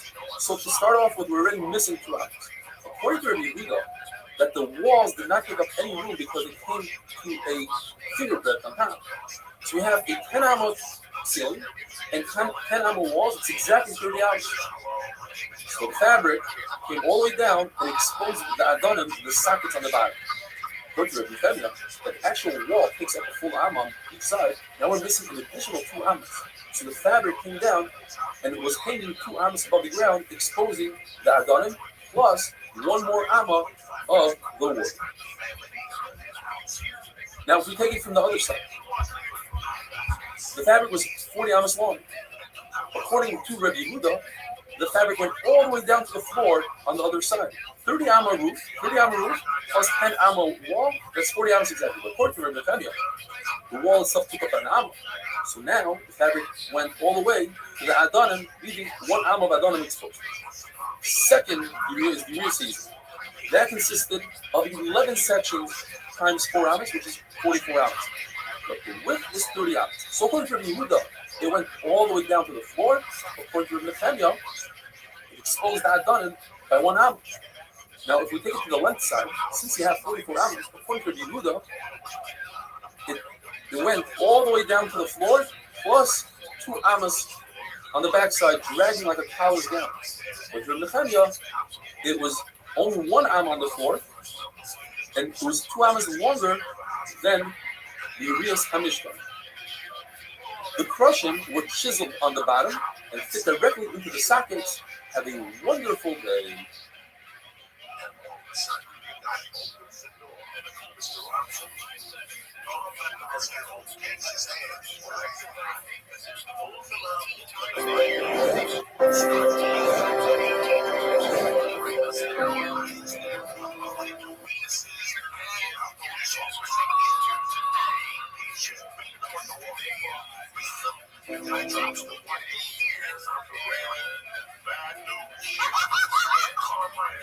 Shabbos Daf Tzadik Test. Today's email comes from Manchester. Benny Gittleson from Manchester. He says he works in a bakery. He's 19 years old.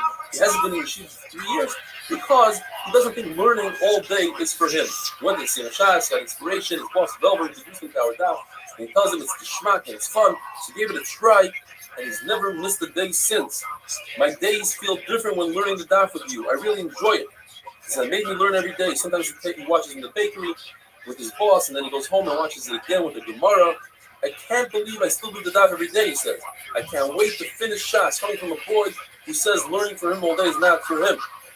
All the way from Manchester, Ben Gittleson, Chazak Amat. We learned the other day that the Mishnah was covered with 3 Yeriyos, 3 garments. The lower one was made out of purple wool, blue wool, and red wool, and sheish, which is linen.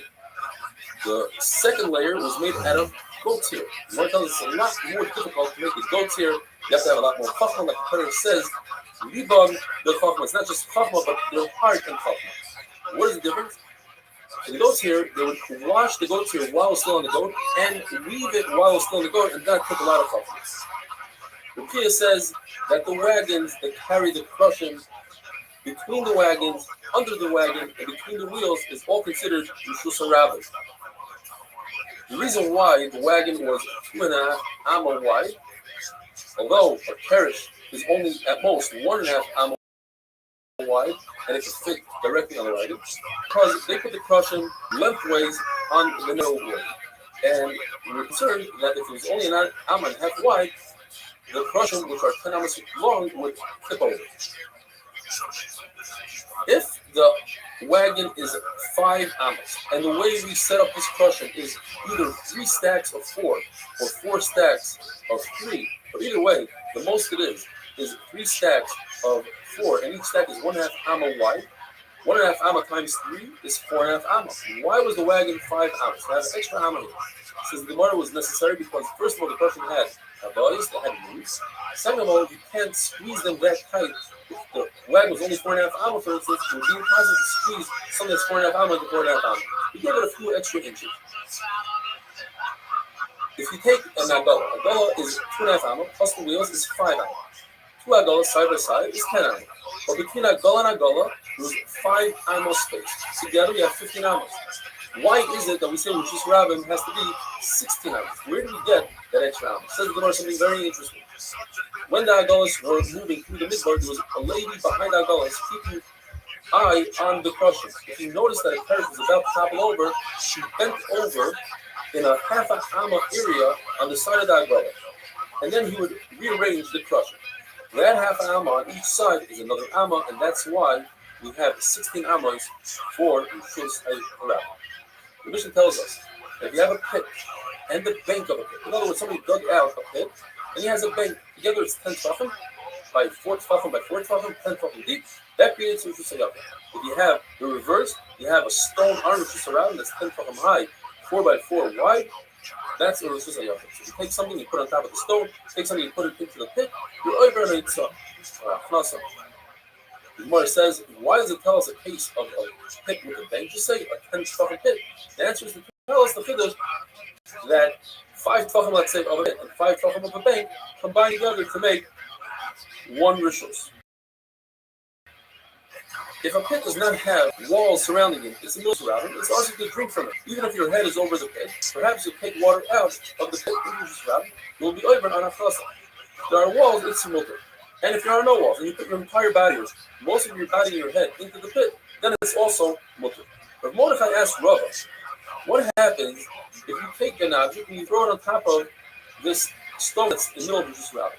Do we say, since you picked it up from Sayafin, you did an Akira, and it landed, or from the surrounding, you did an Akira, and it landed on the Sayafin, you did an Akira and an Akira. Or perhaps, since it had to travel through a multiple, meaning that above and above was the longer which is surrounding, travel through a multiple, the person should be caught. He asked Rabbi, he asked Rabbi, all three of them hold the same exact word. It's our Mishnah.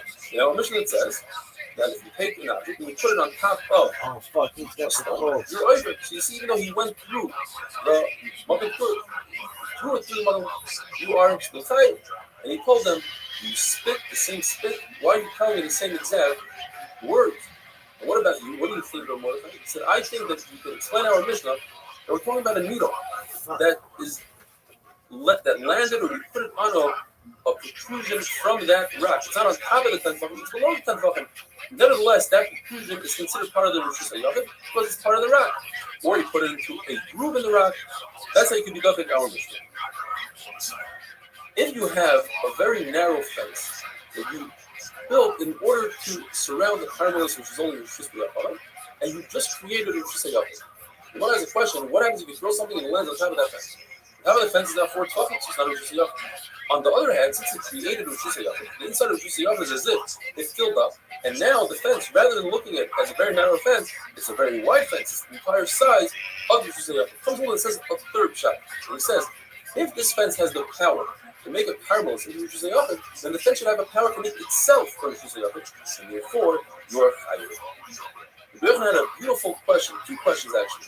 What happens if you have a pit that's only 9 tefachim deep, and you go and you dig out the final tefach? Is that considered an akira? Did you lift up something from within a pit? Or perhaps it wasn't a pit when you lifted it up, but it happened together simultaneously? Do we say that simultaneously you're able to be chayav on each other? And even if you're going to say, that when you lifted it up, it didn't have proper 10 tefachim. So what happens if you do something in reverse? You take a pit that's 10 tefachim, and you throw dirt to the bottom of the pit, and now it's no longer 10 tefachim. Are you over? At the end of the day, you threw dirt into a place that was 10 tefachim. It was just nothing. But by the time it landed, it just became, let's say, 9 tefachim. It's less than 10 tefachim. But it happened simultaneously. Are you chayav or not? The Gemara says you cannot prove from Rabbi himself. He says that you throw a very juicy, sticky thing onto the wall, 4 arms surrounding your chayav. Why should you be chayav? Let's say that the fig just reduced, even in the case where it was exactly 4 ounces, you threw on the wall, you're chayav. You just reduced the area. It's a little less than 4 ounces because now you have the fig to contend with. You can't answer that because the fig is something that you're going to eat later on. So you don't want to be mevatel that fig to the wall. But dirt, you want the dirt to stay on the bottom of the pit. So perhaps it reduced the size of the pit. If you threw a plank of wood, let's say, onto very narrow beams that were just surrounded, and you just created a Rosh Hashanah with the plank. And on top of the plank, let's say you had another item. And as it landed, they both landed together. Do we say that that other item landed on Rosh Hashanah, but it happened together with the plank? And that's the same thing as Rabbi Yochanan said, it happened together, perhaps it shouldn't be Rosh Hashanah. So maybe as it landed, whatever item it was, jumped up a little bit from the hard landing, and it came down. That second landing should make it another Tanaka. It should be chayav. The Gemara remains with the Pesach. Have a wonderful day.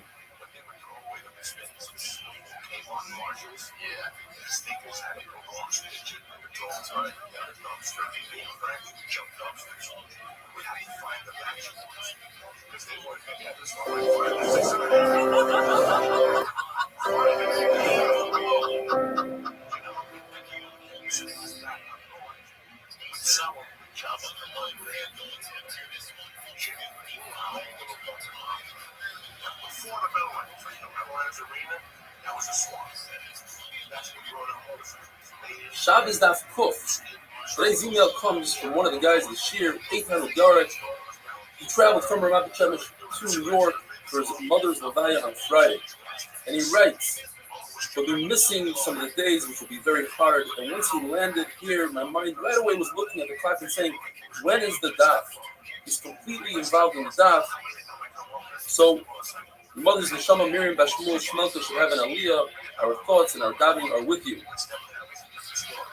Water, since it moves, you would think that there's no hanacha. You're not really putting it down, you're putting it down on a moving surface. Yet the Gemara says, water belongs on water, and that's why that is its hanacha. But if you take a nut, floating nut, and put it on water, that's not a hanacha.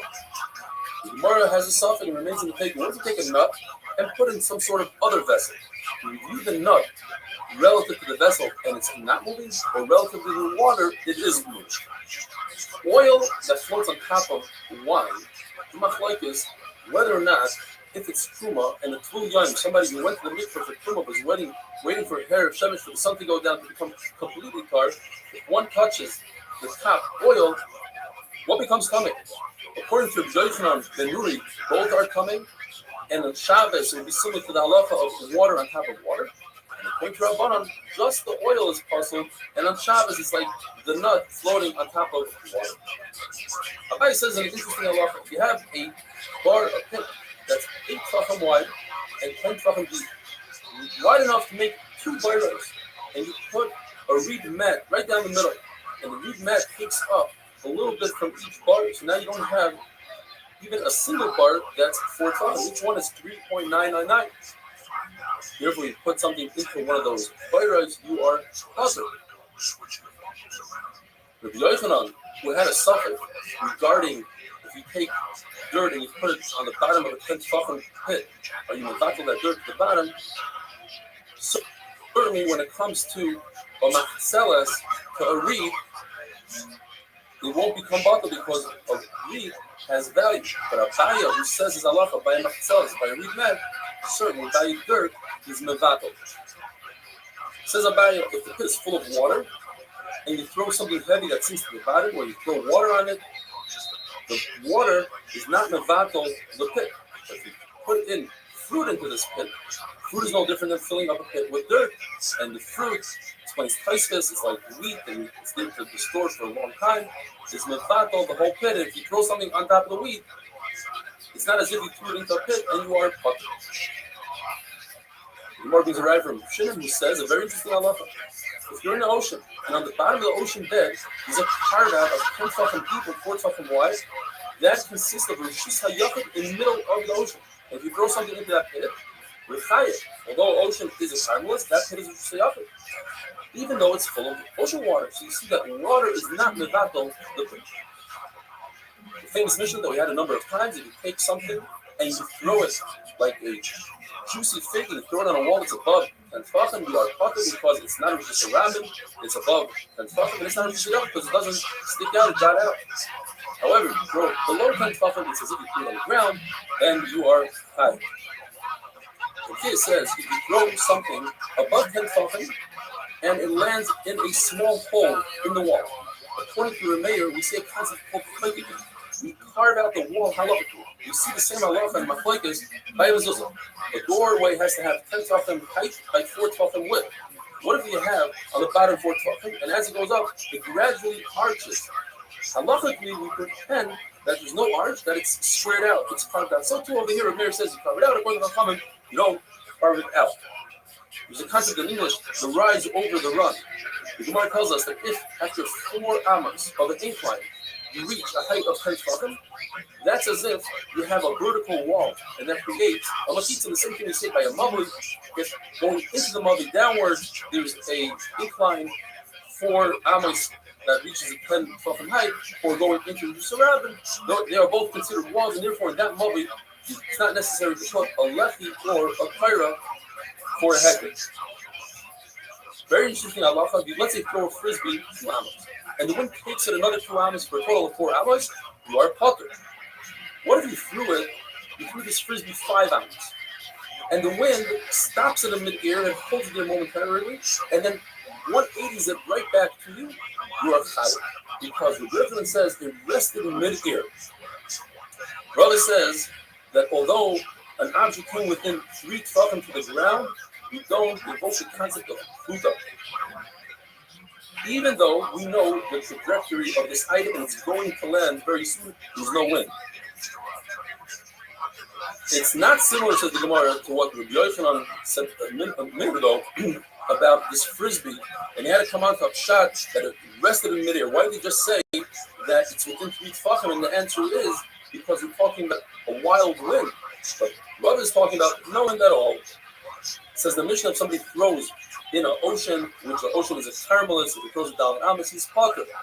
There's something called a rekat mayim, like a giant puddle in the middle of Rishus Harabim that people walk through it.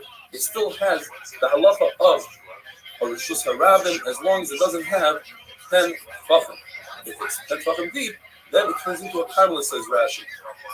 And the Mishnah repeats the same words twice, and the Gemara tells us to tell us the halacha that when people are inconvenienced by walking there, it's still considered Rishus Harabim, but if you're inconvenienced using a pit, let's say 9 tefachim, it's not considered Rishus Harabim.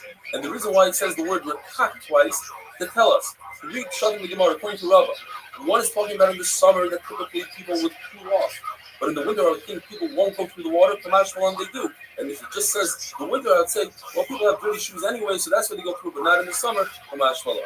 Abaye says that this rekat is Daled Amos, and I would think that people, if it's Daled Amos, they would walk around it, and if they walk around it, it should be part of Rishus Harabim. Kamash Malan, it is part of Rishus Harabim. Rashi says it's only 4 tefachim, and I would think because people could jump right over it, but if it's larger, people won't jump over it.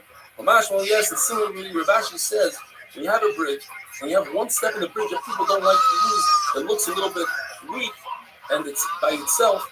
Nevertheless, if you throw something onto that piece, onto that board on the bridge, it's considered throwing it and just wrap it in your tires. If you throw something and you are in the water, which is a thermalist, and you throw it to the land, which is Rishus Hayafid or Rishus Harabim, or the opposite, where you go from the boat, which is Rishus Hayafid, into the water, which is a thermalist, or the opposite. Or if you go from one boat to the other, Rishus Hayafid, you're all putter. The way to allow you to go from one boat to the other is to tie them together. If they're not owned by one person, make it eros. In order to draw water from the ocean, you have to either make, according to Rav, a little pipe, and you say, this is where I'm drawing water for as a hecker, that typically you're not allowed to, or according to Rav Chizda and Rav, you make a frame 4x4, and then you invoke the concept of Achis and fix that frame all the way down to the water. The difference is Rav says that the Carmel starts in the bottom of the ocean bed. By the time you get to the top of the water, it's already a Makom Kur, therefore it's completely mutter. The Rabbi and the Chizda hold that the Carmel begins on the top of the water, therefore we have to make a much larger hecker for a good access to Chizda, a wonderful day. So, you know, I love it. But he had to go. So I just created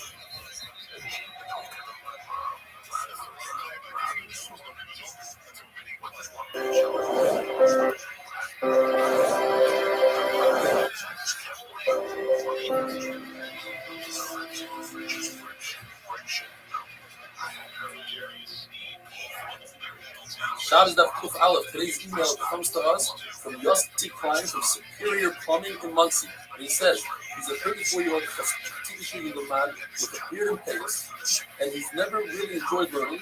Up until this point, he started to have two Ahavas HaTorah, he says. He realized that he's a visual person, and because the shir involves so many visuals, he started enjoying learning. And finally, after a whole long email here, he writes, believe it or not, Shabbos afternoon, instead of taking books out to read, he used to do it. He takes out a Gemara to Chazer old that it's crazy. I never knew at that kind of level to enjoy learning and to do Chazara on old data. People to get work. There were big schools in Shemayim. Yossi Klein from Superior Plumbing, Alei V'Hatzlach. We were discussing if a person is on a ship on Shabbos, he can draw water either by making a hecker with some sort of rod or making a frame 4x4 tefachim, and it goes through the frame. The frame has a good achis and hits all the way to the water. What about wastewater? The Gemara says you don't want to spill the wastewater in that frame because it would be disgusting to draw fresh water from the same place. Rather, what you can do is spill it on the boats long and then it goes down, that's called Haifa. It's an indirect force going down into the water. And when it comes to Carmelus, we're not geyser on Haifa, it's indirect, carrying on Shabbos. The Gemara brings a raya that says that Tanakh says you do not carry from a ship to the ocean, which is a Carmelus, and the ship is you don't go from the Carmelus to Shayach. The Yudah says if the inside of the ship has 10 tefachim, but the outside wall of the ship is less than 10 tefachim, therefore you're not allowed to carry from the water into the ship. But you could carry from the ship into the water. We have to explain, like we just said, you spill the water onto the ship's wall and it goes down, that's perfect. Rashi points out that if the ship was 10 tefachim above the water from the outside, then it would be mutter to carry from the water into the ship because you're going through a mucking tour, over 10 tefachim of mucking tour, and you're allowed to go from a Carmelus to Sayach through a mucking tour. If you have a very, very small boat, like a canoe, a kayak, that starts out on the top, it has 4 tefachim. And then she says, at least 4 tefachim, by 10 tefachim. Problem is that it comes to a point. And by the time you get to the point, you don't have 4 tefachim. So it says, if the walls are hanging in the air, so that's not a good. It continues to be a Carmelus. However, if it comes, the walls come all the way down to within 3 tefachim of where it becomes narrow, then we'll say love it and it's okay. Or if you fill the bottom of the boat with some sort of reed or whatever, fill at the bottom, again, once again, you have walls that come all the way down, and you don't have a point anymore, then it's okay. Rahman asked, why don't we invoke the concept of good achas in this? Let's pretend that the walls on the side go all the way down, and why do we care about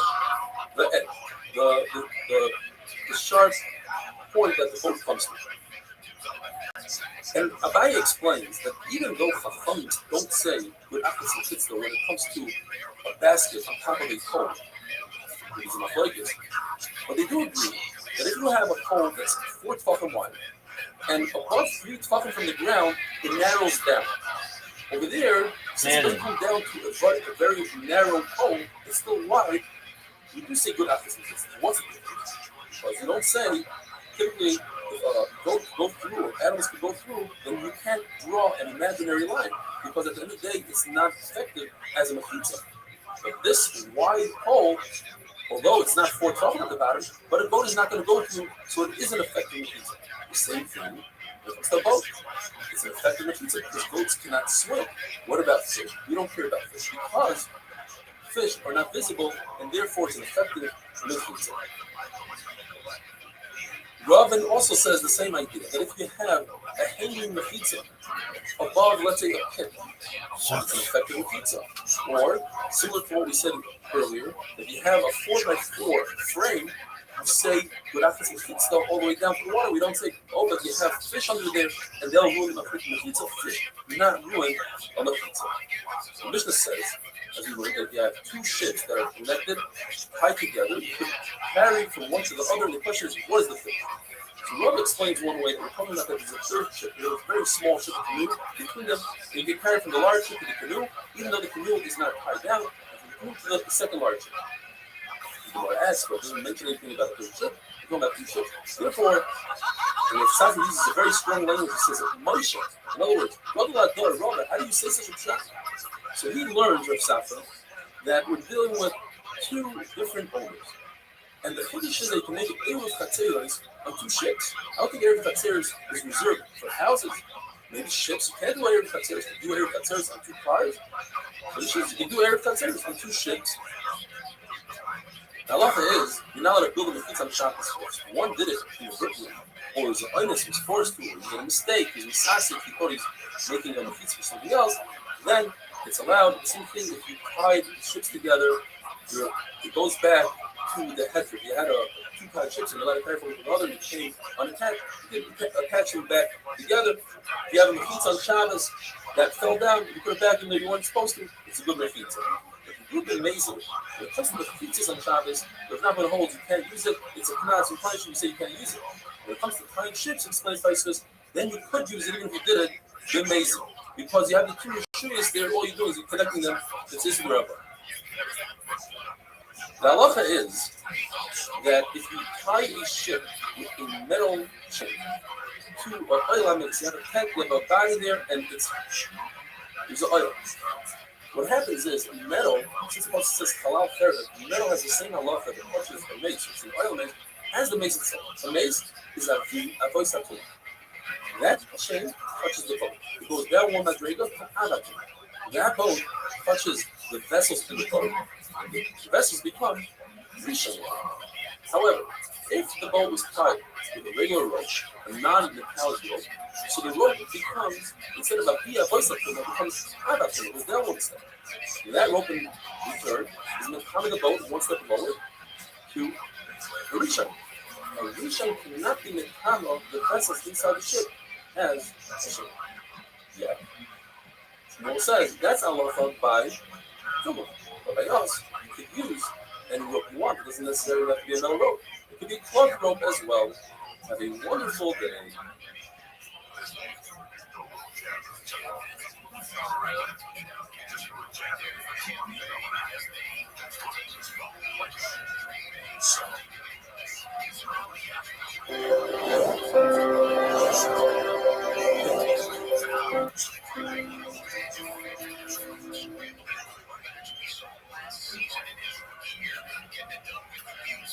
Shabbos Daf Kuf Beis. Today's email comes to us from Kalman Milberg of Woodland. He says he watches the shir every day on Zoom. If he can, he watches it on YouTube. He loves the shir so much that because of all the corona and the riots in New York, he says he wants to move to Ramat Shemesh closer to the shir. So we wish him a lot of luck. Thank you, Calvin. And now to the Mishnah on Daf Kuf Beis. The Maskanas HaSugya, the Mishnah is talking about a very big fish. The guy takes an object and he throws it. When he threw it, he was a shuggy, he didn't realize it's Shabbos. All of a sudden, in mid-air, he realizes that it's Shabbos. Although he doesn't have any control over the object, he's no longer considered a shuggy, and he does not bring a carbon on that action. What if he threw the object and there was no hanacha? Another individual came towards him and caught it. Or he threw it into a dog that wasn't moving, but the dog's mouth is not 4 tefachim. Or is consumed by a fire. No hanacha. So he's caught. Rabbi takes all these cases and makes them into one. He says if a person threw an item, he didn't realize it's Shabbos. And on the way, in midair, he realizes that it's Shabbos. And then it landed in a dog's mouth or another person came towards it, then he's caught. But if he forgot again that it's Shabbos and it landed without a dog, without another person, then it's tied in a carbon. It goes back to the shaggy. As long as you start out the shaggy and you end the shaggy, you're tied in a carbon. The Gemara tells us we can't say we're just talking about a case of lechta.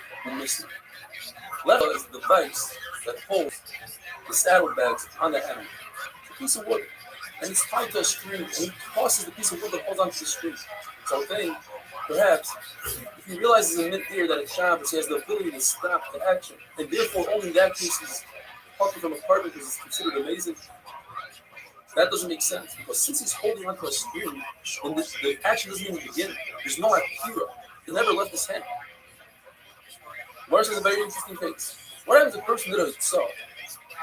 2 amas, the shayge, 2 amas the mezid, and 2 amas the shayge.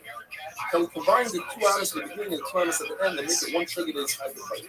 Says the Gemara, if we're talking about that he was carrying something, so he carried 2 amas and then he carried 2 amas the mezid.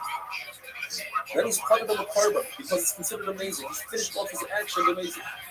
Even according to the man, the honor that says, in other words, if halfway through an action I write 2 letters, and after the first letter I realize that it's Shabbos, that realization, that awareness does not break up my action, and I am tied with it. Over here it's different, because as he's finishing off the walking and carrying the item, it's in a situation of amazing.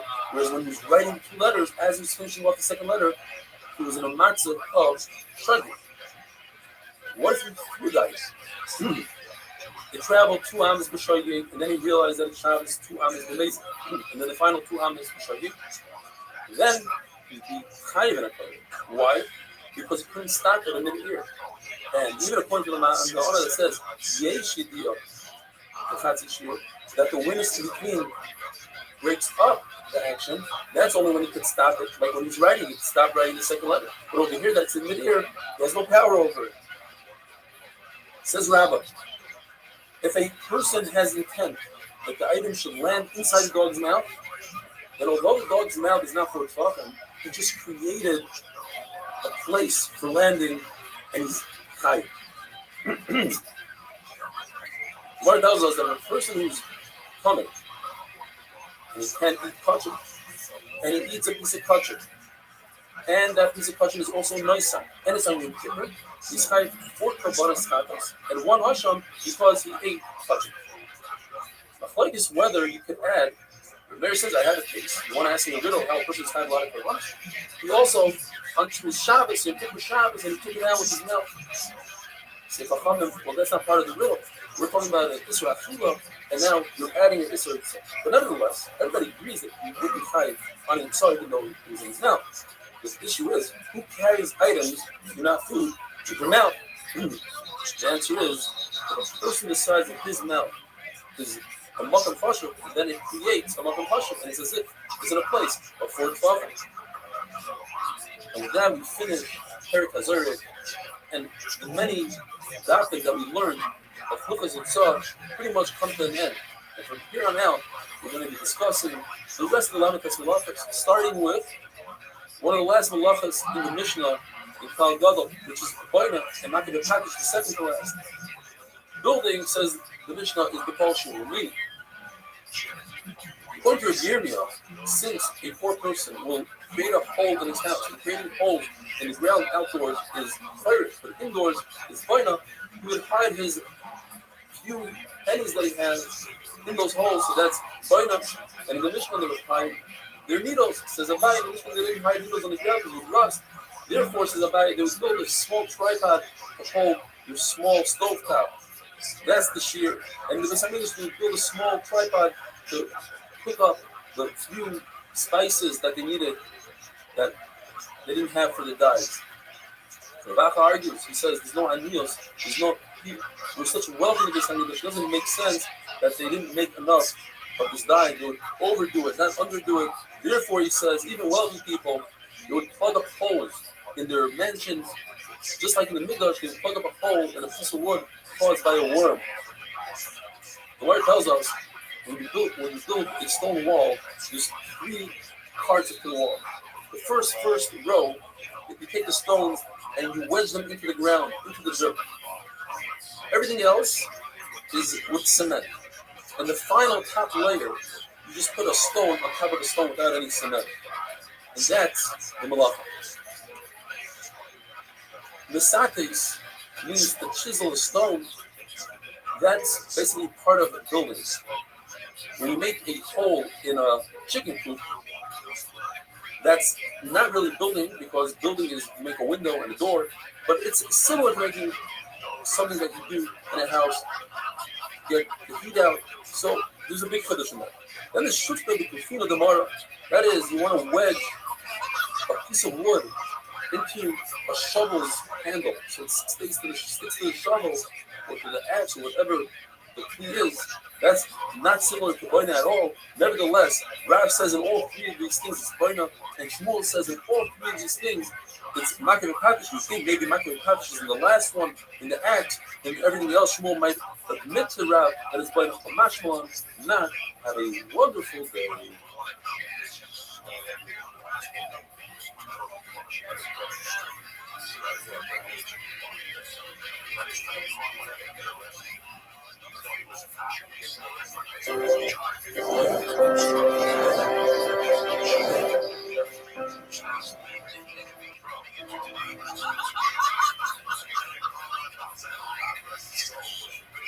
How is that from anything that comes from Stoldofi, from Barbar? The Rabbi, Rabbi, and Elshita. By the way, Even if you live on Zoom, so you're enjoying it, very exciting, and you're still watching on Zoom now, watching today. Everything when you do out the there's so many people that are joining from Torah. From time to time, you do that. Sometimes get yourself, and check yourself, and build up some guidance. Until last night, when you invested more than a minute of America that learning Kurdish on the same witness of another manuscript from Turkey. This is referring to at a great conversation, putting the conversation with extreme voices, taking some of the humbling talent, and to make this them in the role model. The Bible calls, to spend most of the day in Torah, and United Torah, and you're doing lots of extra smacking stuff on the top, like something called great bites, don't something else. It's also so that is humility to influence and impact another so-called competitors. I'm honored to call myself a pattern of joy to consider myself less than a pattern of joy, not the feminist, turning up young, slow, ghostly, glorified, so let's go into this. Small energy of the local, right? When it comes to choosing out of stone, that's not going to happen, not right. So we have to readjust the mission slightly. This is says on the Sabbath. They are not going to take out the bug. Sabbath, it's not going to stop because of the we're not putting a hope, even a mountain. Now, according to Rabbi says, it's bugging us. It's understood that someone says, playing a hope to let out here. But what about more? How about I'm not going to have the Sabbath is always a kind of low to the time. Over here, you start to get screwing. We're talking about putting a long nail to hook up something. It just says, yeah, wow. It's trying to do something. What is it? When a person finds out 3/4 of the time, it's kind of continuing on to do a pickup. So there are many people that stop right there. 3/4, that is considered funny. What's the thing about taking the hammer and putting it on the angle? Why is that happening? So you notice that when you smooth out gold, the way to do it is to bend 3 times the gold, and 1 time on the angle to smooth out the hammer. That's what you do. That's why you are. Now we're going to answer the miracle of failure. How much you have to have? A small amount of what the thing less of the help. This time is 1 bird of water plate. God is the and guys are edible. And then if you take it to that, time import animals the size of the profile. If you want it for, you have to have few. It's not to pick up an easier on a fence to land, right? Out of the ground, that is also the place that time is coming out of the ground. But that's not so. He said, sometimes you might be able to get it. The answer is, because yes, it's going to happen. You're going to wait for that other edge. Great circulation for that. This one for the shooting holes that don't want it. But this last one, when you hear about it, back in the line, there's you are public, the article is fast. You gather what somebody is depends on your trying to make it grow, you are more stronger, you are trying to culture. If you want it to move, firewood, then it's if you are gathering grass, again, you're saying, if you want to make your land better, then it's inside the ocean. Moving on to that, rising new relations, better. So the ambidextrous person of the right hand, maybe reference to the research, also Race says, even though right is not right, you are self, that's everybody can mark up something for that hand. So to everybody, you're highest, and then right, 2 letters in English, you are higher. 2 types of it, 1 letter is 1, and the other letter is higher. Now we have a bunch of people who decide the difference. You are higher when you have to write the same as and you stop at the next. You get same next. That's also when also types. When you get dollars here, types. According to the reading of English, whether in the wheel, it's identical letters. There's no good attention, respect, God, truth, with faith, faith, work. It says, even if you're 2 letters that nothing to do with each other, still it's not a word, it's still fine because we're not talking about writing, we're talking about the mark. And the student says, by the word, you don't need to do the whole puzzle, you need the whole word. So there's some learning. second party like surgery. Also, they asked us two extra men. And it runs 400 meters of it. So it says, Akas, Hema, and Hema. Personally, over this man, personally, comes to the whole word for it. He goes, Father, Moya, and then we know, the children refers to all the people of the children. Some of them, it's always way to try to go there. And he said, some of them tried it. One person, and you want to put on the side, let me put on it, then the children doesn't know which side. He just wants to go. So he always does it on one side, and he goes one side. One side, he goes one side. It's a crazy rule inside. You know, like, but also, it's kind of the issue that we have with tribulation at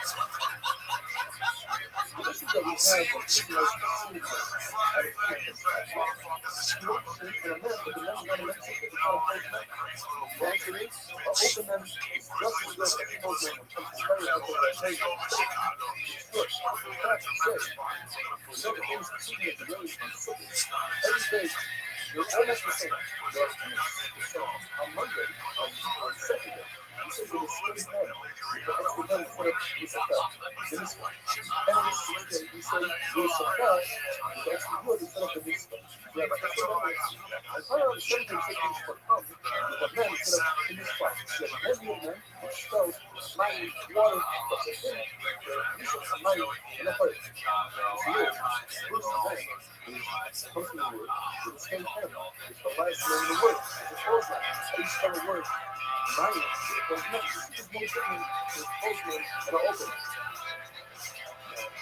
That argues with the rights of very lengthy rights of the rights says that it has to be matched with a certain size of tongue. The two comma was less true and resilient. It's not a man or open name is close.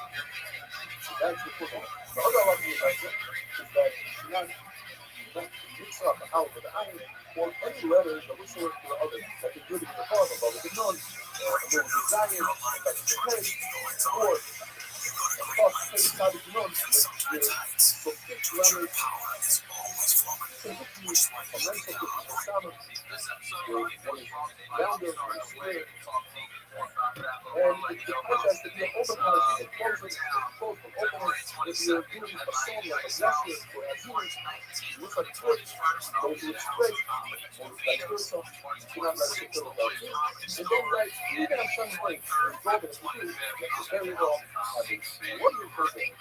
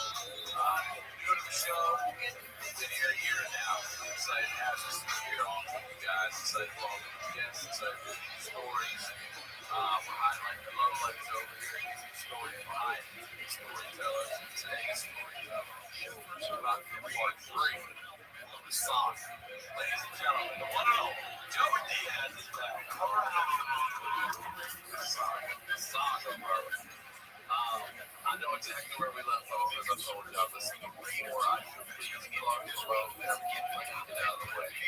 Just change it.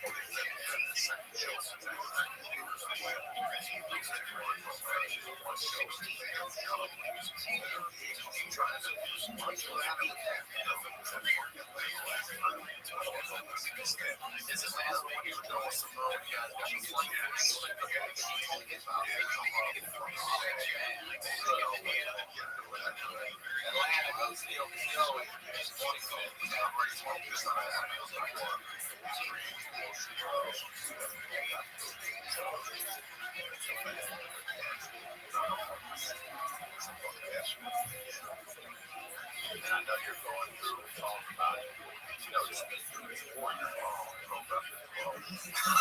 say it like a teenager. Listen, I don't play it for the I had the same thing happen to me. I called you right away.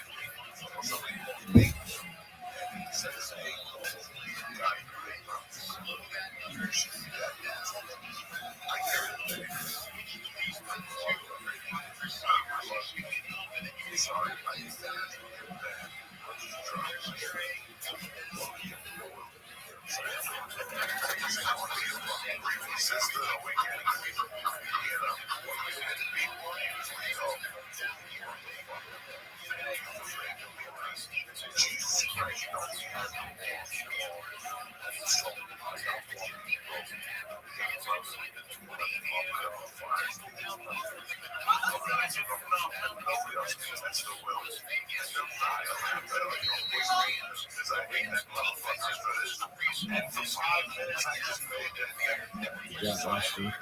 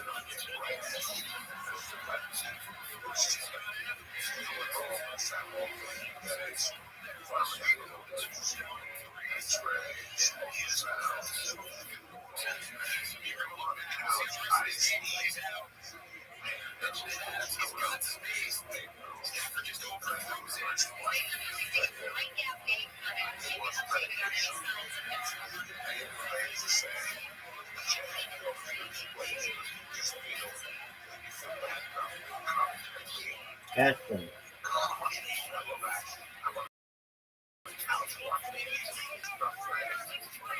Oh fuck.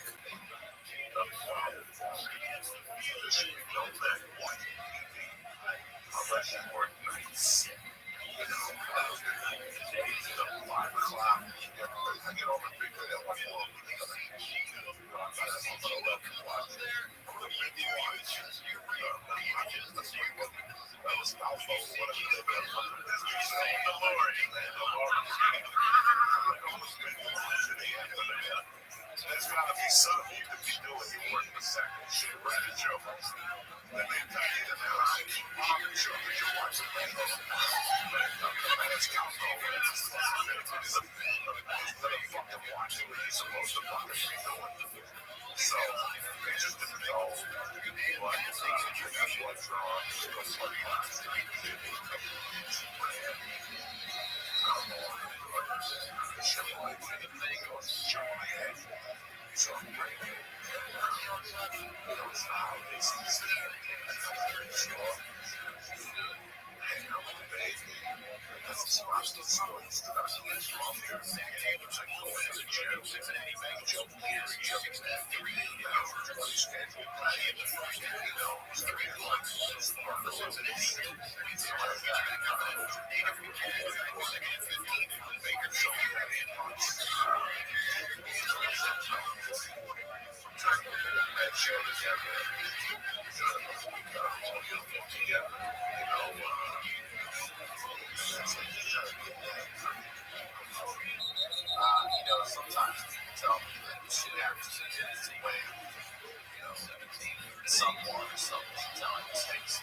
Yeah. I was playing when I wrote. Oh, thanks. And they had a softball pitch down, so I was young. I hit it up, stand off second. Next guy hit the single. I'm swinging third. Second, third, right hand swing. Shot. I hear him.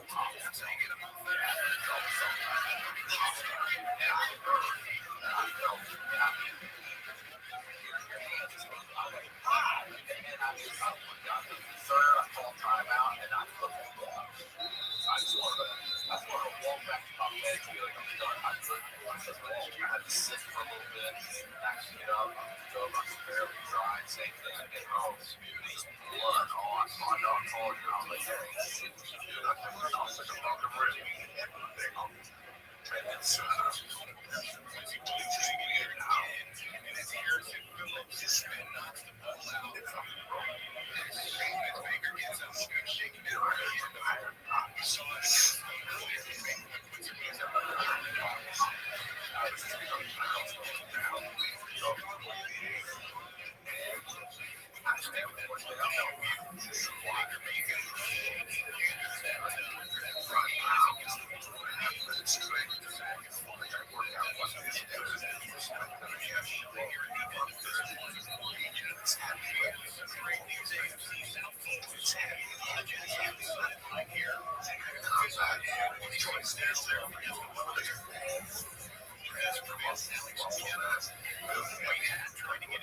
Come on, family.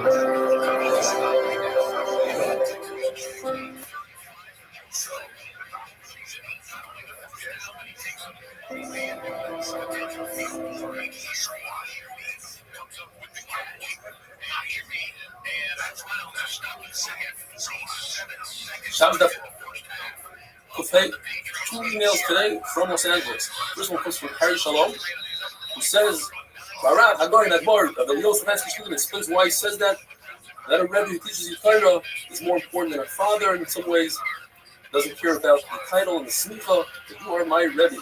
Thanks to you, I've learned more Torah in the last 3 months than I've learned in my entire life. I'm a faithful Yosef Hansky Chassid, Harry Shalom, Los Angeles. Second one from Ari Ben Shushan from Los Angeles. Chazak Baruch, social incredible responsibility, etc., etc. They in, they out. You must be living the dot. Ashrecha. He says a beautiful Bar Torah on the move on. Revolt Bahar Saru. And then he says, thank you. I'm an avid listener, a huge fan. May Hashem give you prayer and continue to teach. Ruchnis Gashmias, many years to come. Ari Ben Shushan, Los Angeles. Back to our sugya. If a person writes a single letter with an apostrophe, let's say an R with an apostrophe, Reb. You know what that means? According to Reb Yehoshua ben Beseir, you are Chayav, that's writing a word.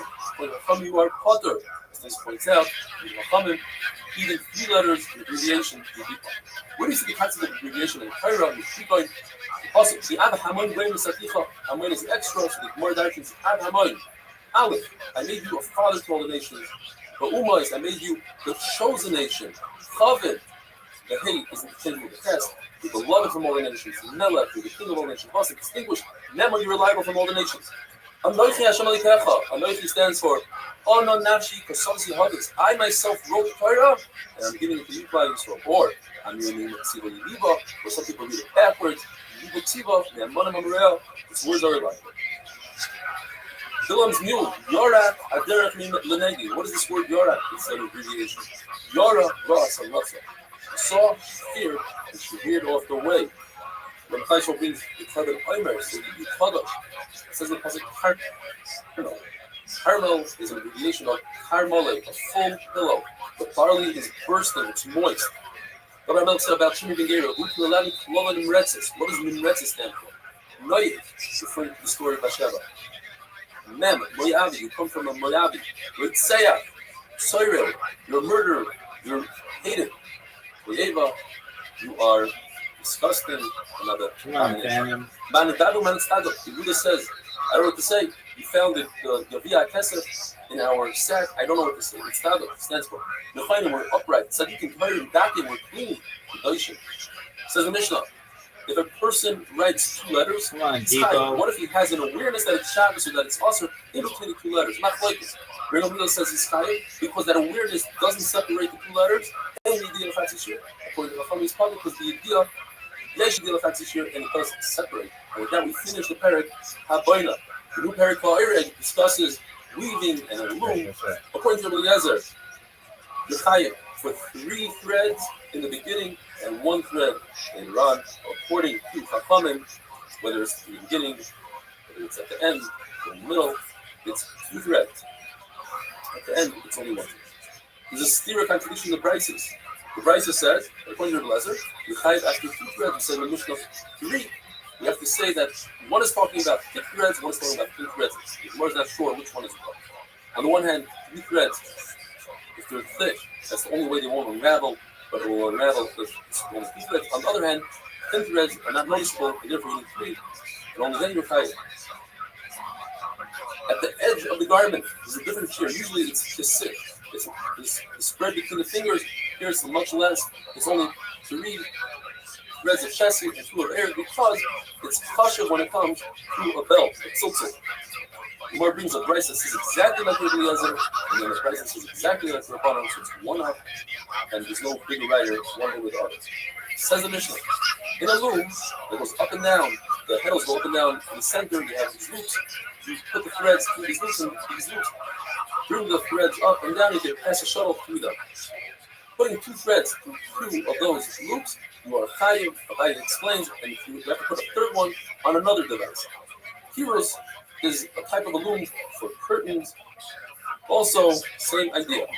If you are weaving a basket or an apple cart, meaning you take reeds or like a lulav leaf, this chesed area, the horizontal leaves are held by 2 vertical.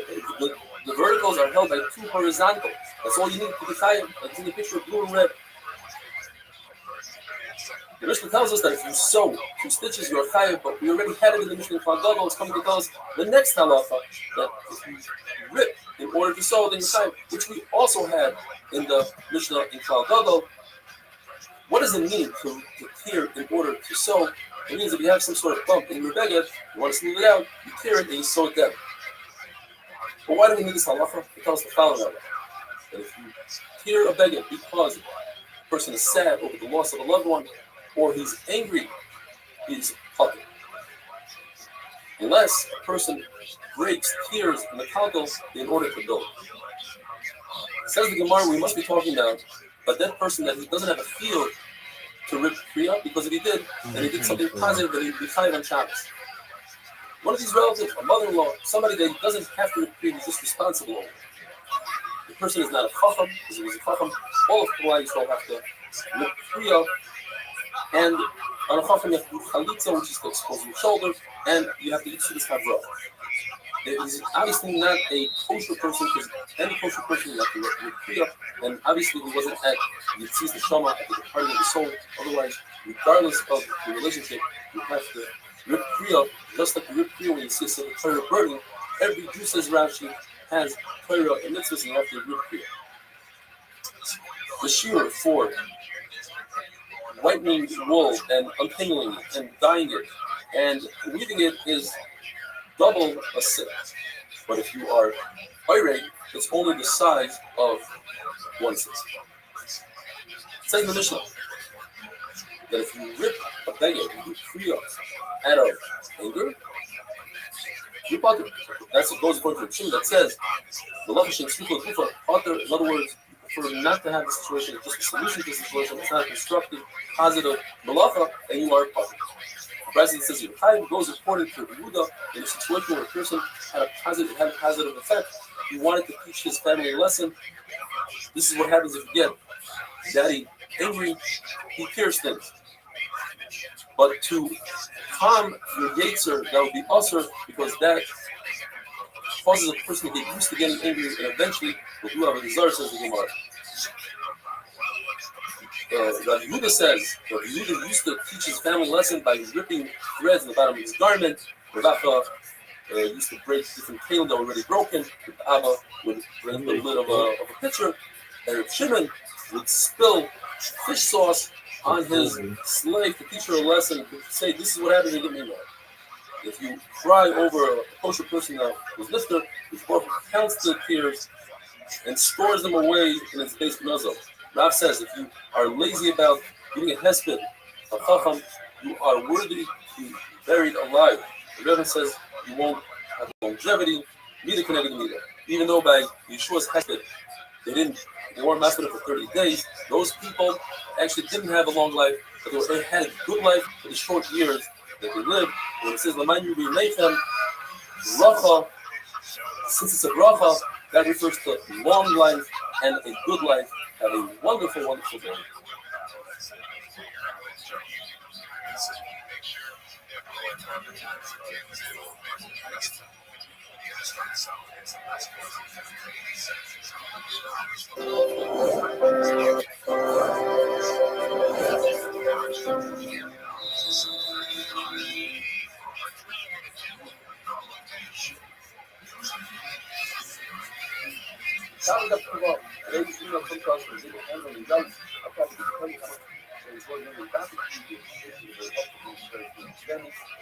Otherwise, humor is always fun, taking away.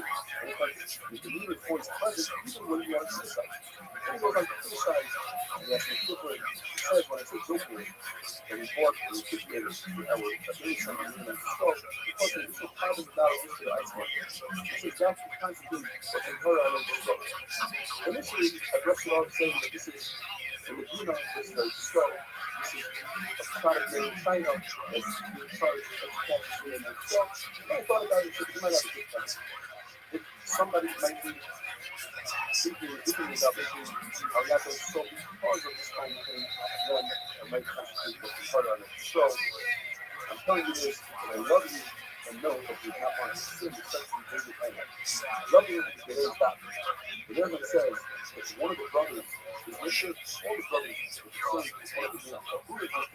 Because the most qualified is just the referred to the smallest of the Kabbalah or the greatest of the Kabbalah, but no, not the regular guy in the Kabbalah. The most of it is this. The Rebbe says, told us how to do it. Any destructive muscle that you do, you're not going to help. You are effectively destructive and it's not destructive. Positive, but you that doesn't refer to two levels. Quite those amounts. Positive thinking and being in fire are not included. You also heard this and said, things like that, you're not supposed to put that outside. You don't miss it just like this. If you put something similar like you part of a positive outcome of that. For instance, positive can have it. You have blood because that blood is good for your dog. Or you had a fire because you want to access that blood. What about our original relationship? See, not like the double one. This is following God's food with no exception. Just wanted to have our relationship with God. They use the whole love us to speak for the people, tight. As long as there's a positive outcome at the end, we're tight.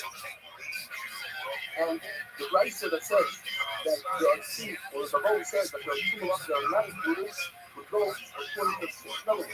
Part of the calculation through in the function of no matter what, every calculation, every destructive act is partial because there's no positive effect of them. If you have positive effect of them, like love is to do and you are tight. The student says, even when there's a positive effect at the end, it's considered love is to do and you are perfect. Besides those two laws of Torah and Mother, where the Torah says specifically, is a blessing of Torah that you are tight. What is the blessing of Torah? The Torah says that you're allowed to perform the Torah on Shabbos, even though it's Torah because it is you, that is to say that in general, and it was also only the specific case of Mila, it's Mother. And when the Torah says you should not kill a fast player who is Mizana with hot lead, which is slave for which is not it, the Torah says you're not allowed to create a fire on Shabbos. Buddha says, the reason why the Torah is not good, because it is a positive. Where now young boys and kids with the positive. And the rest, the Torah says, typically in a positive, that's in the law. In this case, you have to do a video. And the same thing out of basketball. What is the fear of whitening the world and untangling the world? It's the first 3 times a city from clear to clear. Yours says that much similar way than other from clear to clear. It's the same thing. You don't need double this, one of these equals 2 of these. Says the Mishnah, according to everybody, you want to catch two blood, swallow, or swallow, very difficult business. Therefore, the only time it comes to the practice is if you get it to a small fire. If it's a larger bird, according to Muhammad, even if it's in a big bird, moving and close to the net, if it has a balloon, that's considered trapping. What kind of fish is not trapping? When it comes to a deer, the deer says when it comes to fish trapping, you gotta get to a small house. According to Muhammad, even if you do a favor in the Soviet, causes between a male and qualified, he says it's only a favor hunter, where it's easy to grab and capture, but not a favor brother. In this one, the second picture that says, starts in one block to the right of duty. And that block is behind being the level for the airfield. Capture a fish before you enter, and keep it in water over the under the kill it up, but so easy to do so on the other itself. Therefore, it's also that and therefore you're not a feed animals that are mixed. When it comes to the deer, it's already trapped inside a beaver and trying to mixture. It's not mixture, and therefore you're allowed to feed. So the Lord says, this is talking about a very small enclosure. And that's why you're like that. Large enclosures, you're not allowed. What constitutes a small enclosure? No keeping. You can grab the animal in one shot, or choose the behind the wall or make the same height. If it has shadow on the other wall, that's considered a area, or it doesn't have any corners for the animal to run away from. A sleeping deer, or a blind deer, or a deer that has fever. If it's still run away, all these can run away, and therefore it's considered a trade on the type. If it's an older deer or a handicapped deer, then you are covered with something that's ready, and if it's sick, it's also considered a trap and not grasshoppers and hornets, and so quickly later, trapping them higher from the common to the head. There's something that's scratched for a positive benefit, and it's also trapping them to get away from them, then able to be inside and you are fucked. Grasshoppers were born in the area of food or Tennessee, therefore you're not tired to be keeping them up and don't. If it's very hot and you're slightly lethargic, you are still tired. Not to become a Debo.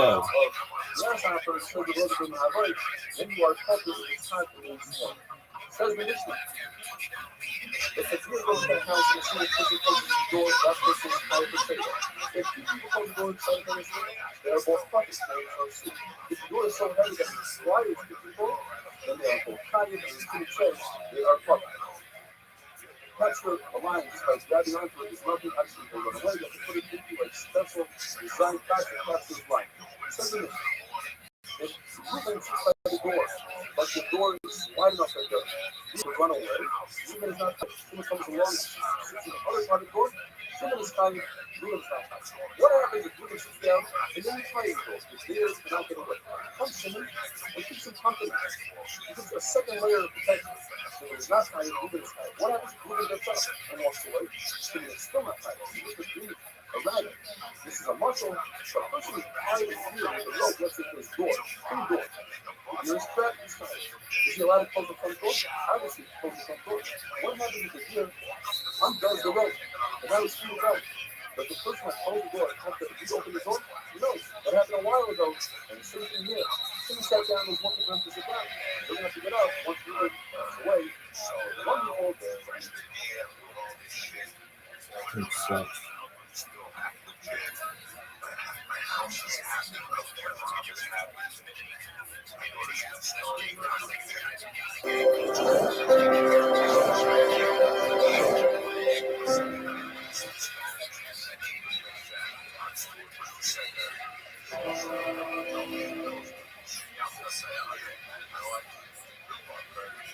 Shabbos Daf Kuf Zayin, raising with Funkas from Albi Yosef Marsh.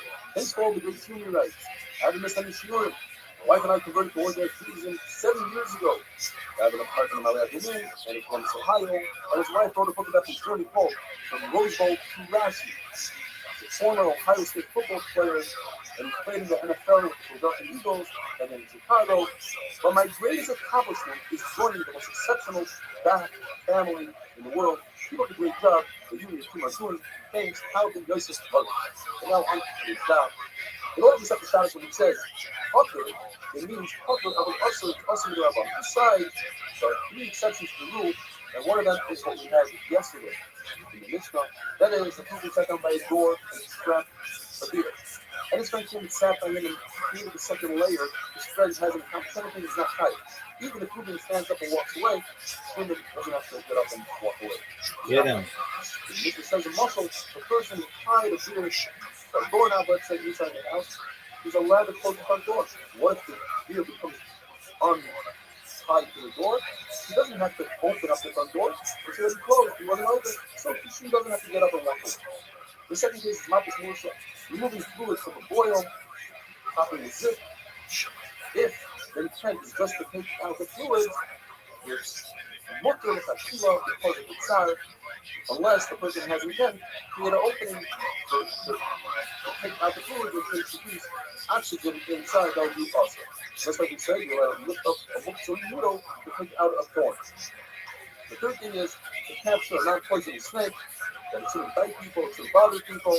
Same way, you're allowed to take some sort of food and put it over a flame so that it shouldn't burn down the house, to cover waste of a child, or to cover a scorpion.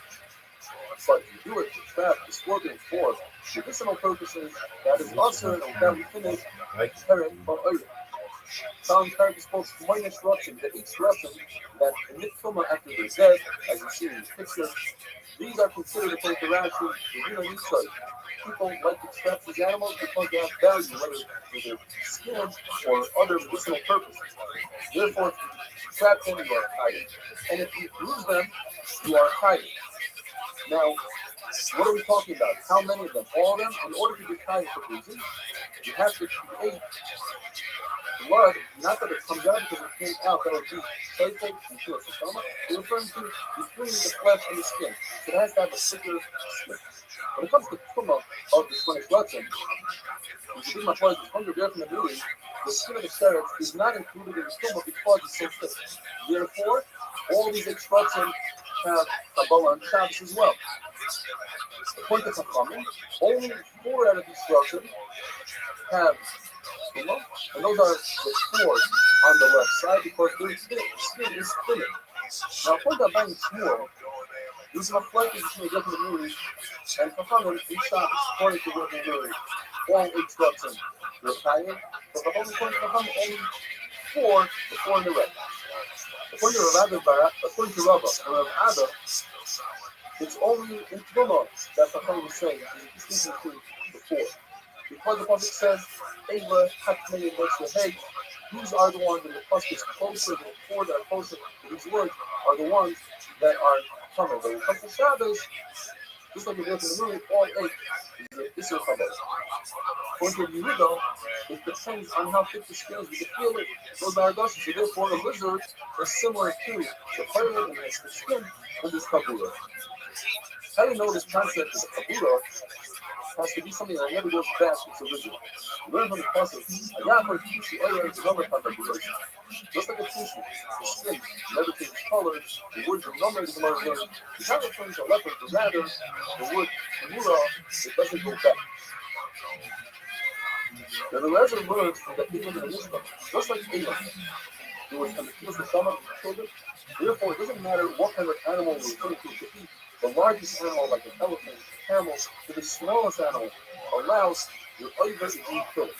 The Chum saying up, Elam has covered up, they're reproduced. But legs do not reproduce according to the Gemara halach, at least halach they don't reproduce, and therefore they're not included in this halacha. You're allowed to kill them, and the fact that this allows that Gemara says that the book is done at Beitzim, the eggs of penis. The Gemara says that we don't have to say Beitzim is the name of a certain species of life that are called Beitzim, not referring to the egg of the life. A flea, little fly, pointed leather. You tie them and say that because you hold, even if any of them you don't think you trap a fly for a productive reason, you're still tied. What you're up on them, and then you are in the pocket. And of course, killing the fly, you'd be ugly. All other shrubs, besides this one, shrubs, like a worm, a snake, a scorpion, they don't have thick skin, and therefore there's no Kabbalah, because the blood does not come between the flesh and the skin. Typically, Rashi says, in the meat side, there's no use for their skin, people don't trap them, and therefore it depends whether there's use for the trapping or there's no use. This doesn't understand Rashi, and in a very rare instance, Rabbi says we have to embrace Rashi completely. And the Gemara says this goes according to the Shita of the Shin. The Malachas and Shita Rupa. Okay? Since there's no positive, constructive act in the Malachas of the Shita, some say it's going on this other halacha, Makashusha, removing food from a boil. It's not a constructive halacha. Some say it's about grabbing a snake. There's no constructive. You don't want to trap a snake, you just don't want it to bother you. Shmuel says, if you take a fish out of water, if there's a size of a cellar that becomes dry under its skin, that constitutes killing it. Even if you see that it's alive and you throw it back in the water, it will eventually die from this. Therefore, you're ugly and kill it. And they explain that even not only if it's dry, but even if it has some sort of mucousy liquid attached to it when you touch it, that's also considered killing it. Wonderful.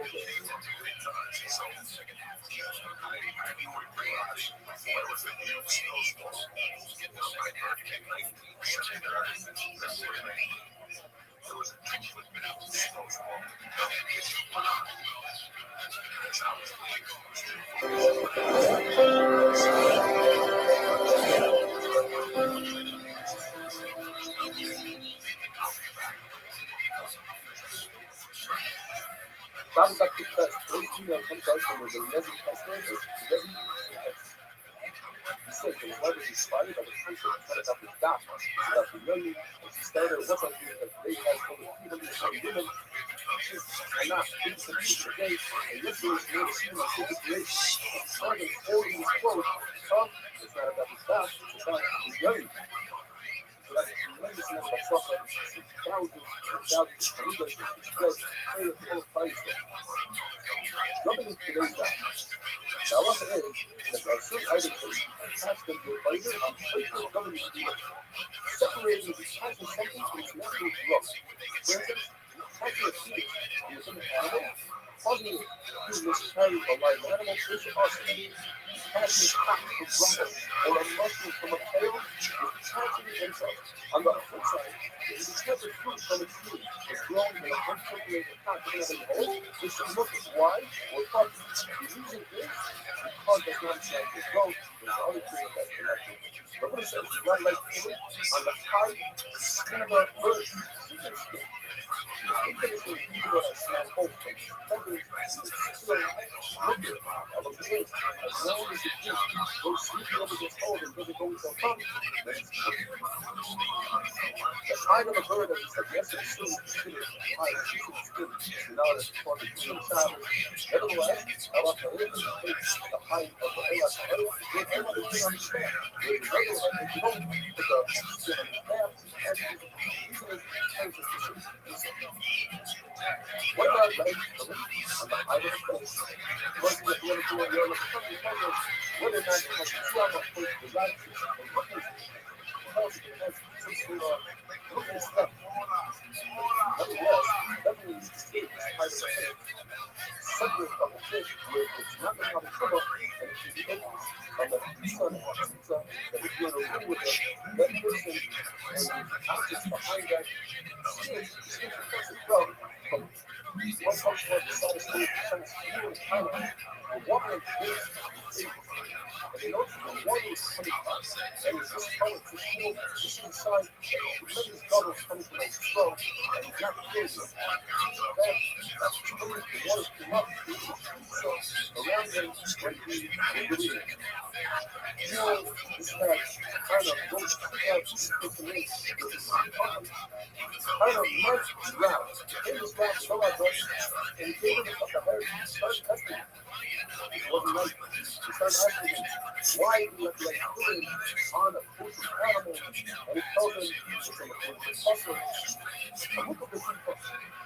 Something that's allowed people to not just do that something when I look at the food that you know that meat is good. It's possible to say, not in a food that why is he up in the place where he do it? The other part about the heart of the spirit, he says to the summer of her life, so it's for another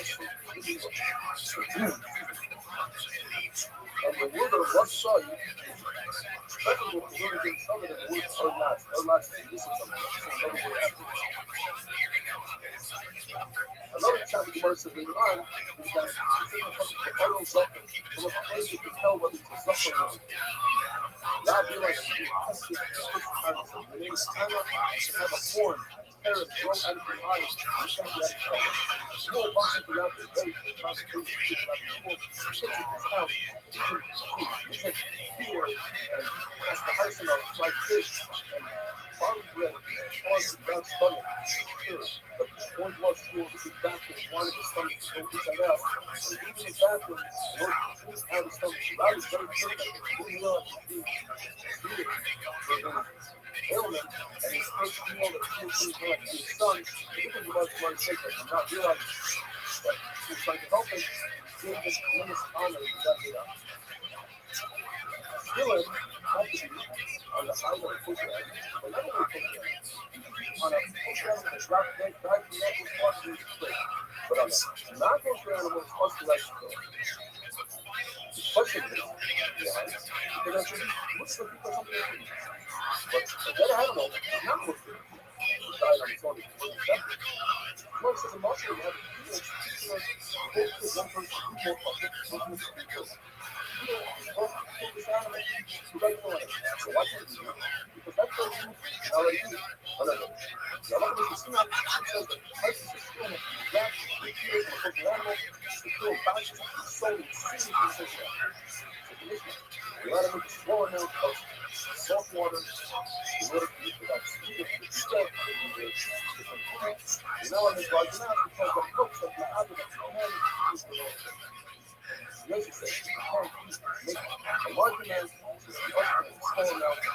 Therefore, you make this toxic of salt water, water, salt, and oil, and store the oil and push it into settle their head. Because the water and salt are the rest of the make strong.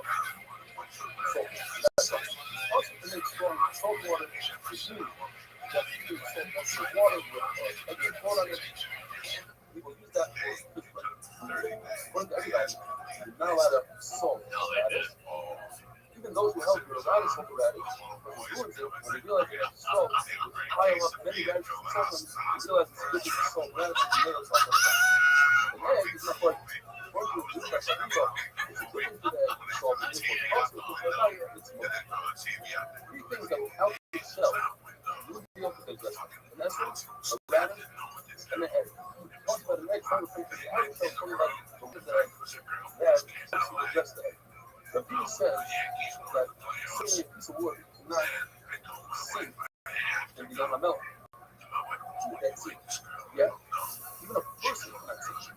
Why is he telling us to show us that seed has medicinal properties? Nevertheless, you let him wash yourself with that water. Now look down, put that water in your eyes and lips. It's obvious that you are doing so for you deny that it's possible.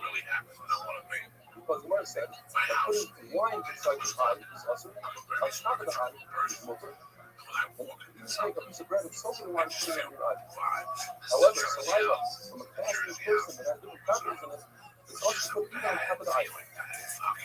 The word says the major Allah from which Shabbos you're allowed to take water and place it in your eye. And soak it before Shabbos. So before Shabbos, it says many ramifications look at Shabbos with medicine and soak it before Shabbos. You're allowed to take this precaution and put it on your eye. Also, the Israelites That's what it's like. John was asked, I look for some of this place. I should have a much better idea. First of all, send you some, you don't need to sleep. You should know, it's a much better idea. Wash your eyes out with cold water in the morning, wash your hands with hot water in the evening, and that works a lot better with your oil. I'm going to do that. That changed the dynamic of the house. Months later, we started to feel it. She started going broke. The house started breaking down. You know, the ceilings were leaking out, all the things were breaking. This race, then I got September 28th. I'm 79. And first thing I never stick a hand in that. Yeah, we think, yeah. Some of the text, the original context from Rabbi, not the text of the office. So you're right. This email that was sent to us. Last couple of lectures was described not so many people on one side. The story was very so I want to point out most people just as she was inspired from what is happening here in the city come up with the same way through the past time show. Something every person here can and should be the same.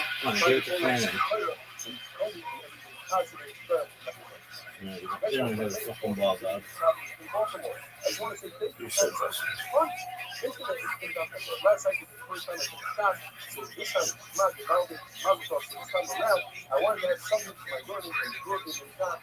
It's perfect, it's subject, thank you very much. We're dealing with different medicine and toys.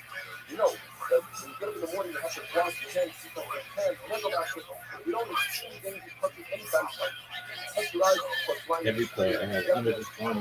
Not the nose, that smell, blood-letting wounds, dangerous, touching the wrist, that's just the power of carry. Taking to the back, both the baby's vein, touching the stomach, touching a barrel. You can't believe that it's feeling happy. This spirit is free to do as it wants, and very much as it wants to have. To reverse any damage, putting on your eyes for focus on the square up. Get in. And it reverses damage, it stops. Get in. What the fuck happened? Alan, which is anger, doesn't work on time. It doesn't use mind. So it doesn't work. Mind is able to melt house doesn't work. And you can rely on your target.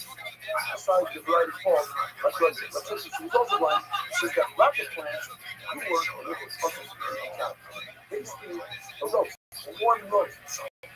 Is a mother eating eggs inside, it looks like you're about something awesome. Just want to say, his wife, is the roast, or give her eyes. But this is when they get at that point, they were having married.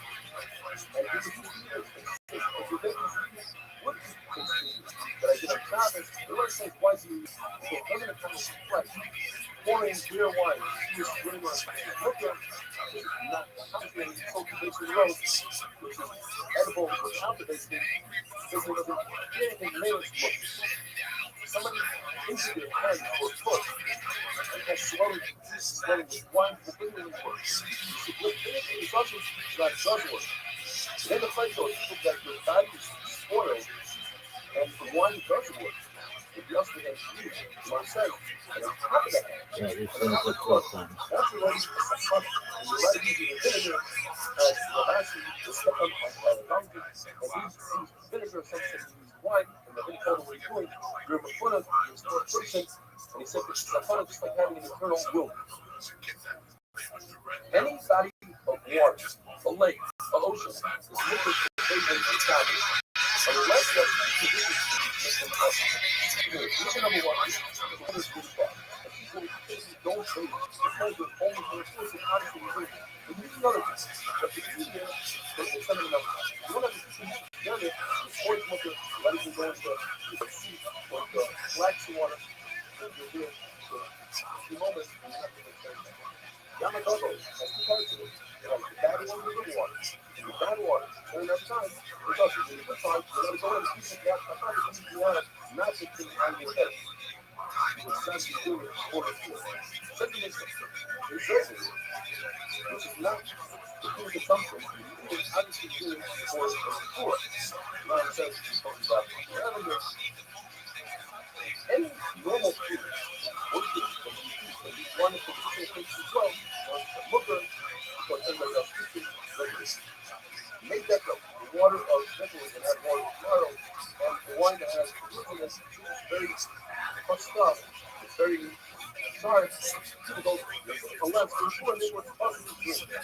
You're a healthy person, just to them it's looking. So once yourself is wine that has root, it's looking. When it comes to freedom, God said the right. God never who was this white people. But God said, no right, but your ass. And it said that your ass is probably going to stand and he said, and that's what right here is. In German, it's called to have a second word. It's to take it seven last days. It comes from eating flour over 4 days. Honey royal is known as the Ezra rather than people little bit. But it's good to get with 7 white kids, not black kids. And white people get these words comes from eating rummy on phone or sandwich. This is all on the stomach. Absolutely nuts on the stomach. Thank you, stomach. When people wash their water, you don't have any answer, or it doesn't work. Just eat rice crab first thing done. You don't have that? Fast, and everyone just put some fatty meat on the phone, suck the food, sit with a little vinegar, some people. There's vinegar, and that's it. You don't have that. It's the bark of the book. Like, very important that you read the bark of the book. You don't cut the bottom of the book, otherwise the word will come out from the bark. Take it, put up your ear. Only going to get a fucking yourself hamburger first. Why do people feel I'm drunk? Because I'm in the room, feedback for a couple of nights, that's just poison to the human, but medicine is you don't kind of drunk, maybe you have to find something, find such a thing, something like that. One of the factors that I'm one year, give that person, hold that to the other one, the other one, so time, put it to the other, let it sit on the fridge, and the fridge start vomiting like a bean. What you need is beans of goat milk, white goat, sugar by real strength, a very sweet acid, over phone, sure, airline is 40 years old, has additional calories. A very small cupboard is good for a corn cup. A reduced load is good for a smoking bag. Half a load is good for a an entire load is good for witchcraft.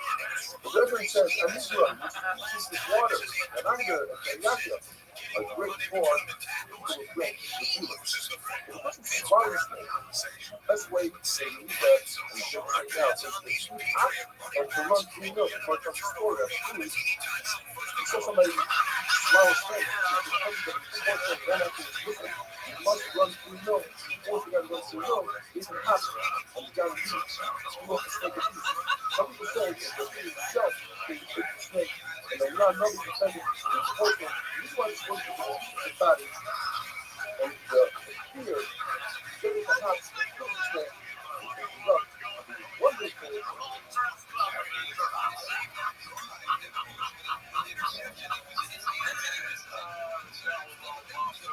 Let's take a quick break and tell you about our first sponsor, Upstart. When you're hitting the gym, eating cleaner, and learning new skills,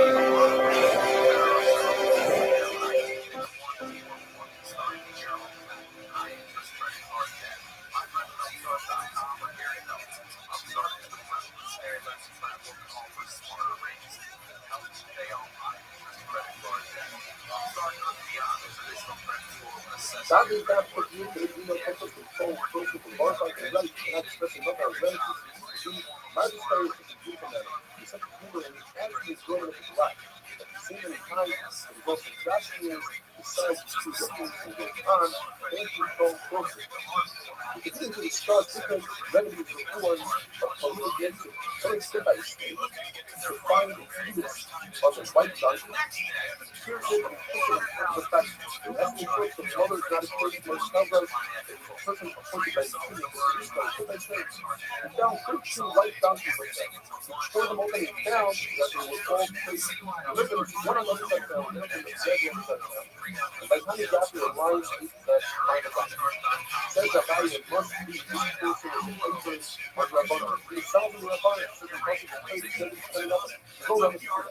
that's why she does she type after Rabbi into it, she indicated a year of labor that when Gina Dawson to a wedding, couldn't read the belt.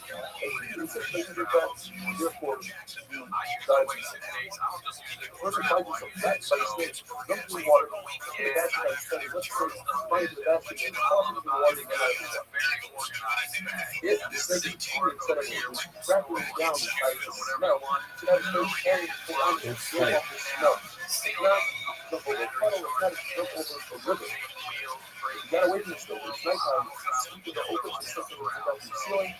Took 4 barrels of one of the leather bed, took 4 cats there, and put something down on the floor. So when the snake comes with the noise, the cats will eat it.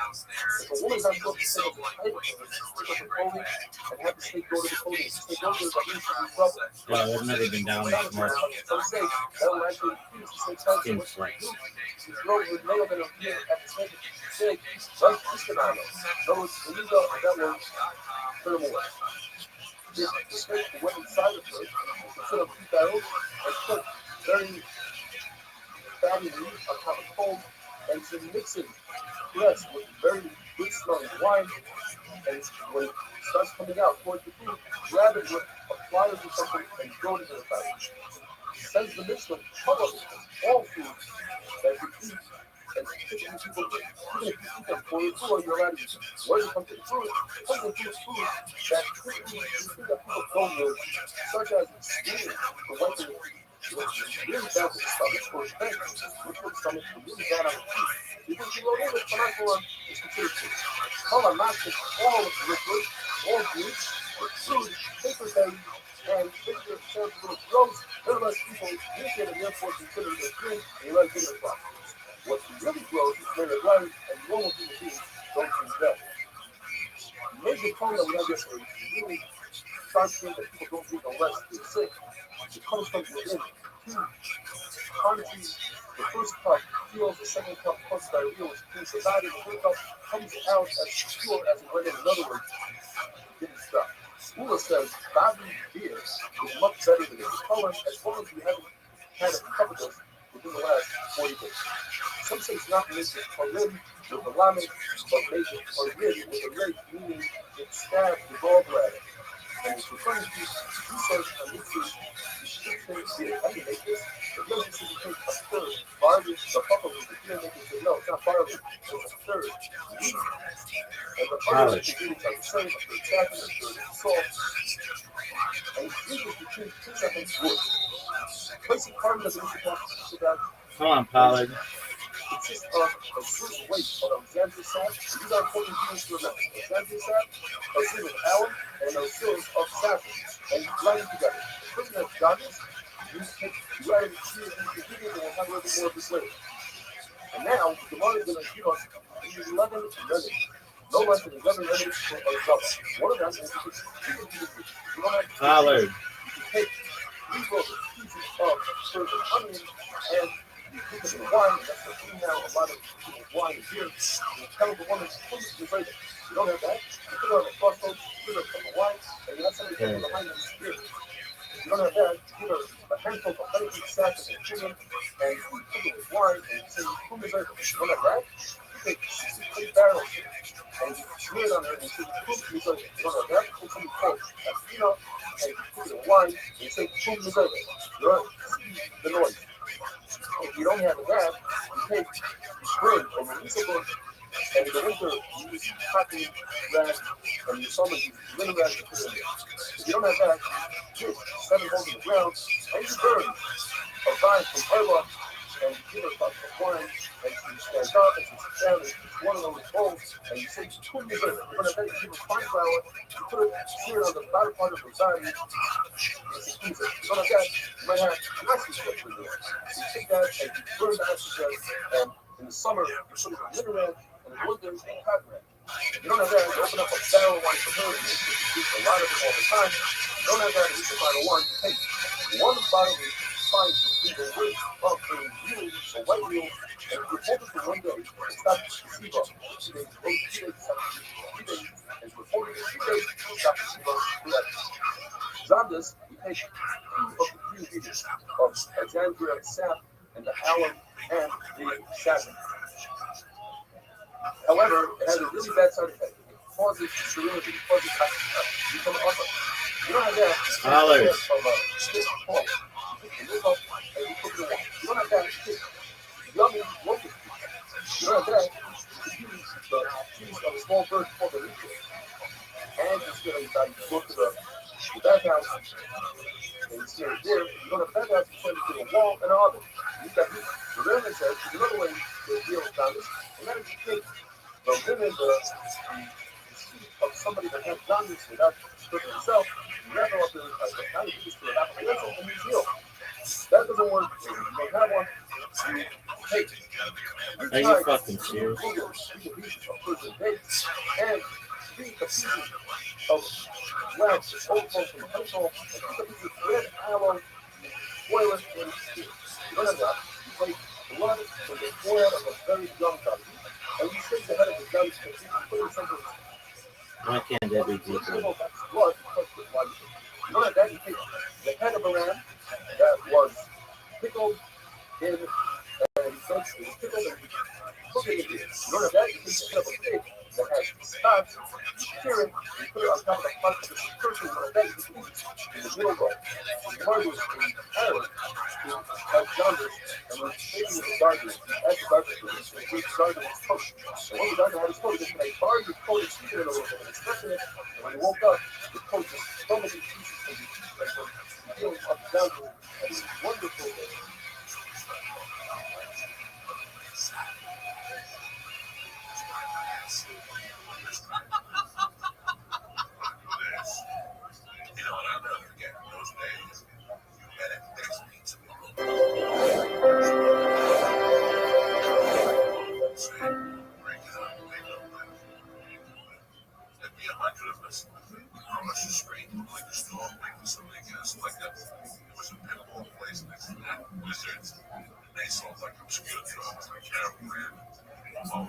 Jaundice got $50 personal from us from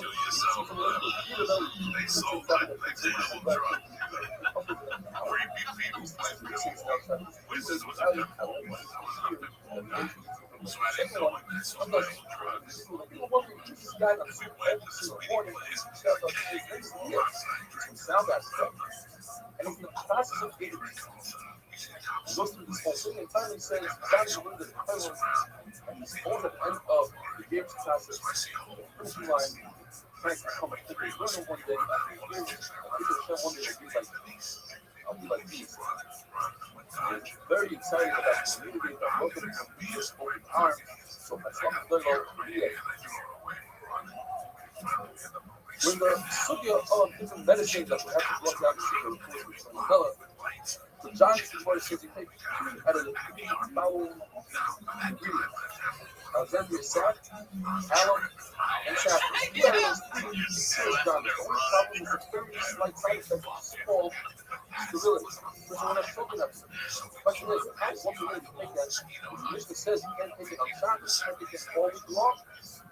It says in the puzzle that reading Karba, 4 languages that have to do with the constriction of an animal, and the word about the pen, remember that it also applies to human beings. The Gemara must be talking about a woman. We need some Ralphie May. Honeydew sucks. Or not Karba. You're going to say not Karba. You can say an Akar, a man by a man. Maybe he's kosher, even if he's a regular Akar, which is also because he's a seer after a seer. Even if it's not their bread, even if it's coming to jaundice, it would be awesome. As a food I read, just like you say, that the food apathy is food apathy. Meaning, the person doing the karba, and he's not careful when he makes a comment, he's like the next person that needs it, the next person that puts it down and makes a cake. They're all over one after another. It's like the parents says by zeros that the over on each half and then you're over on the cutting. There you go. Can have children. It's supposed to be able to, but it's also suicide. I want to hear that a lot of football down. There you go. Even though that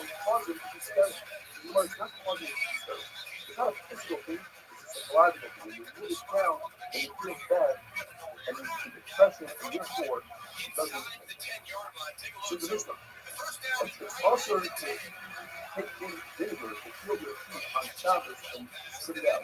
But if you swallow it, that's the norm, and therefore it's mutter. You rather take the restrict, you rather take the bread, dip it in vinegar, and eat the bread. That's normal.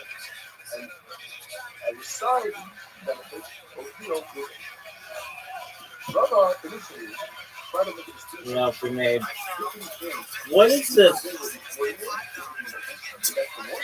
If you do vinegar afterwards, once it's called fire. Fire, sweet. It's before the meal, it's vinegar after the meal. Where do you find it? You find this guy, you want a mikvah on your foot. On Shabbos, the men go to the mikvah. Why? Because you can go to the mikvah. It's the bowels of the street. But when I go to the mikvah, cool yourself down, and people won't know that you're going to come on. Are you fucking serious? Not go to the mikvah. Cool yourself down. Yes, since it's in water. Go to the mikvah on Shabbos, fire, sing. You're going to go, and you get it. And since it's vinegar before you meal, it's looking after the meal. Therefore, we must say that Rabbi is correct. Speaking of Israel, that vinegar is good for when you eat, but in the Bible says the practice now. And for us right now, it's terrible vinegar. It's like smoking high. It's like a lazy person. Tomorrow, we must be referred to unripe grapes. Or a person who doesn't have a wound in his mouth. Yes, a person who doesn't have a wound in his mouth is actually detrimental to drink vinegar because when you drink has a wound in his mouth, it'll heal the wound. A person dressed going to sleep is going to just for him to use vinegar and wine because that's what it is. But to sweeten out with oil that's normal, no such thing that work themselves with Fancy, oil. 3 yards long. Plenty of time off. When you're finished, you like to use rose oil. When you're finished, once you are looking at rose oil, then all types are looking at rose oil. All types are to the places and it's not to the root type. In all of the Shabbos, loud asking like a Jew. More asking like a Jew. When it comes to this rose oil, that's the same thing as fuel. It's not the same thing. As the Sim says that rose oil is looking anywhere and everywhere. Since Ram said that this city that was the Lord used rose oil that everybody in this city you are being rose oil. But other places not. We got to finish when it's one, don't go on to the Arab. These are the nuts that you're not allowed to establish with. And those things, right, you have to see the picture, the red one that goes even though the next picture to every single nut, that's also the thing. I love it.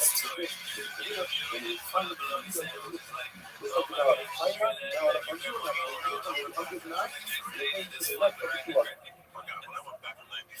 Both has the same kind of thing. It has a small knot that's together, and then you tie the ball in the rope, but every time you untie, every time you use the camera, you undo that long rope. That rope is without butter. The very said, if you undo a rope with one hand, you're not with your hand. Come on, Fanny. What about if you were tied? You undo with one hand, but on the other hand, no pun intended.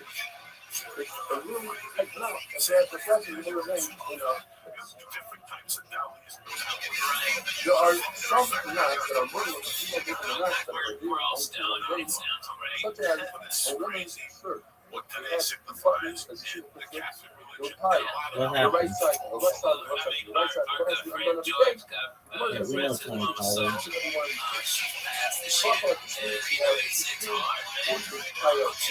Or sandal, or a belt, or a bottle of wine, or cover a pot. The Muslim logic says that you can make a knot to try to look for an animal to eat, and that is wonderful.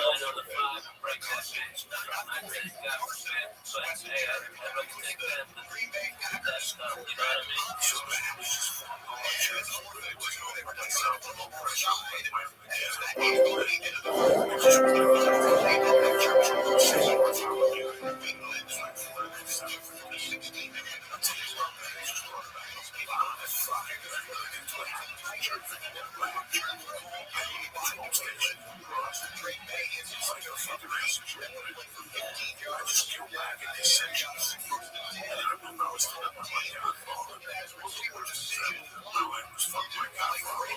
At the church, I'm like, oh, I tried to find that.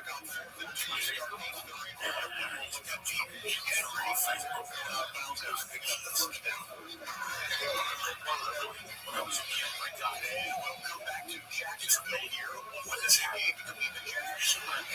Yes. Dogs that follow me. Oh, yeah. They killed the fucking thing for the world. It's happening. It's going to happen this week. This kids out there. It's a great evidence.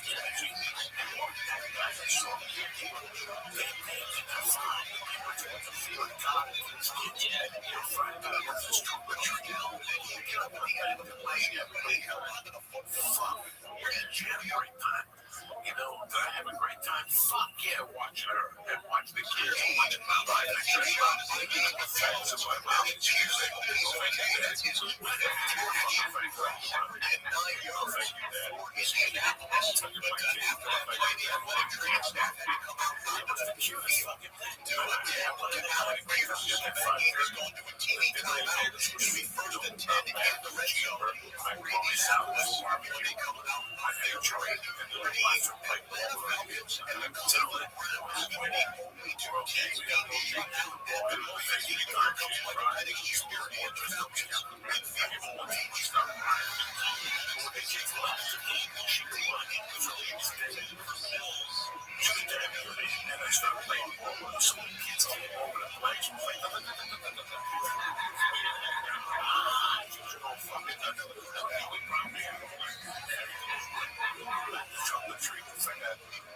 Get together. It's a beautiful car show. And they back up and they open their trunks and they had kids and they sit in front of the trunk with disguises. And I tell you what. Is it like a low rider club and or stuff like that? It was just all fucking Studio City people. Oh, yeah. You know, whatever they are. I don't know what was. I didn't talk to one. I talked to maybe the parents and the principal. Man, you know, I've done that same thing with basic car clubs, bro. They're the nicest. They had a whole gun cooking. Okay, I mean, it was the real deal. All ladies was making martinis. Okay, they were getting out new candies and stuff like that. Having a blast at their favorite sauce, man. It was on, man. I'm telling you, yeah, actually, it was really sick. Sound good. They're all white kids now. There's no sauce, man. There's no beans. What do you think about white people?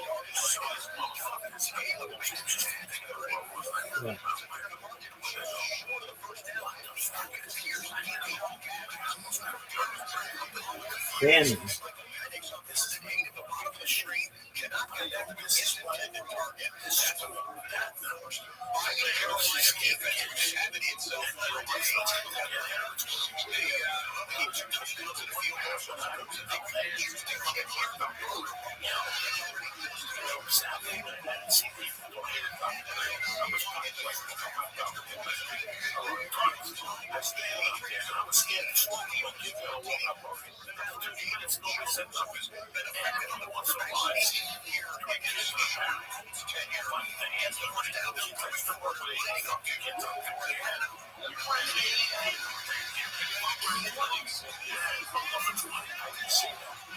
Just what I know.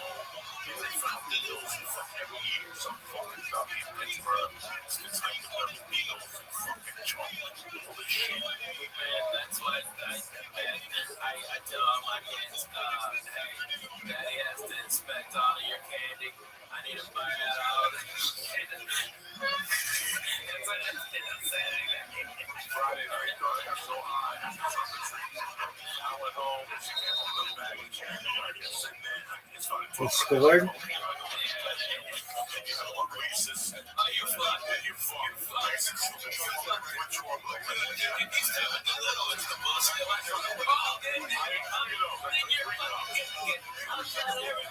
Well, fuck.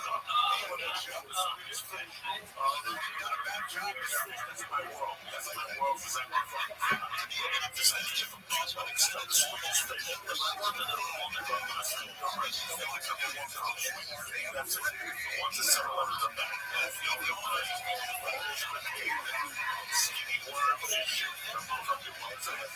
I'll be better than shit. I'm a fucking squeeze fucking face. This is what does it.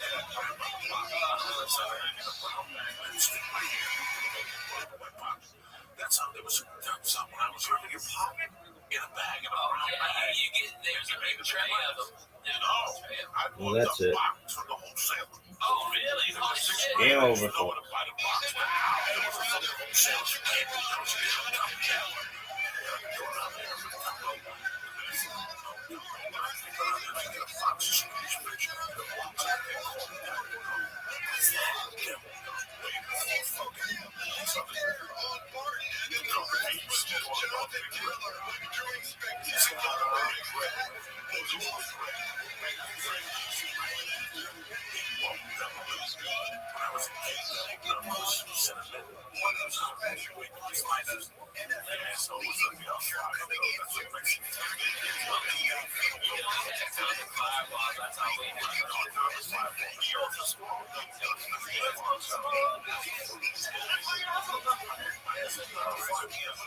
Okay, here we go, baby. Devo.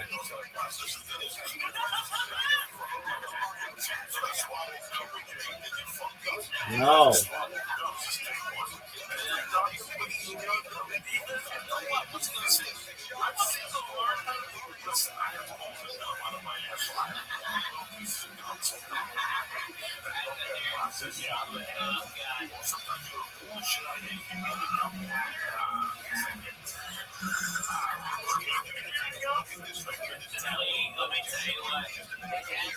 Joey gets one of them good ass zits above his asshole to come and pop it like a foot and a half away from you so you hear it. Okay, he did that in my fucking apartment. Devo. Drink all my goddamn orange juice. Alright, he turned it off.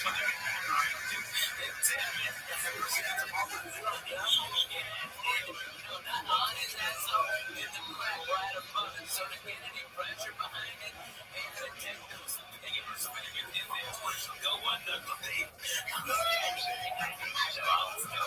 I'm offended.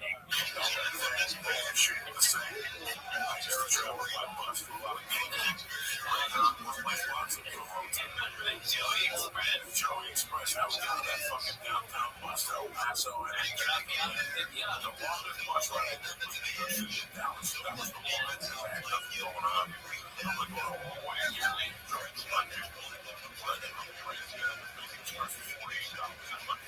Devo.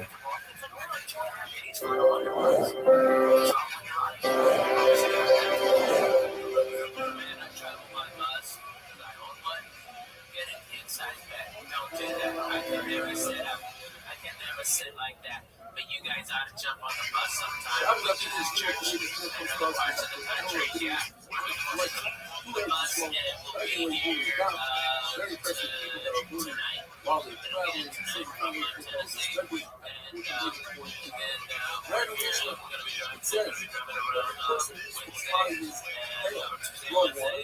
you should use a belt. You should not use a rope. It's a rope.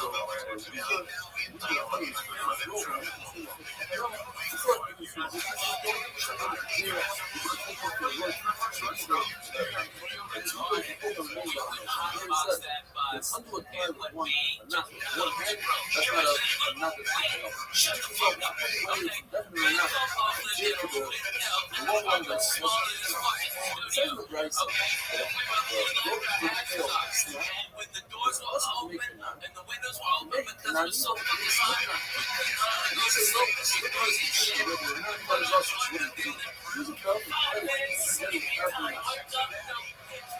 Rothschild. As the private country dealt with the rope, then for the reason. And we're not concerned that he might come here one night versus two. We'll take it back. The other rope is owned by one. Let's say for the current type as a only one night he might be one of them forever. Going back to the news, the function rope The latter carries any part of the room of Congress even the federal heavy for the country is on the heavy Jesus on top of the bottom that can drop garbage around. According to the midday one supported last year, he wasn't sure. You very well with what he said, it's awesome, why? Harry goes heavy. Harry always said, even though you not meant to be carried away. These are on the side of the room of the woman's neck. The vertical that are going to the ground. Also carrying on chicken out and expose the whole package and not cover the whole video before. We see that a lot when it comes to that thing that definitely put in when it's home and you have to grab the best of the action now. Most people that say, the thing is, since it's in the house, you might cover up the hole doing too much of that blessing. You listen. The ladder fold clothing and salads. By folding the clothing, you'll be taking a the red chops and slipping to hold it over. The fire doing this one. It must be brothers. That's the new clothing or a clothing. Only one clothing, not any clothing, but yet. The clothing. Why do you have another set of clothing? And you do it by yourself, not with your friend, because a friend is yourself. Pick up more pieces. Red chops. You let me make your bed on Shabbos, you're going to use it at Shabbos. Now let me make your bed on Shabbos for extra. Next up, we're going to see more about I want to see Shabbos and Kiddush and Kiddush for Shabbos. If you don't have another set of clothing for Shabbos, you only have equal clothing, it's unfitting for clothing, makes you longer, like the one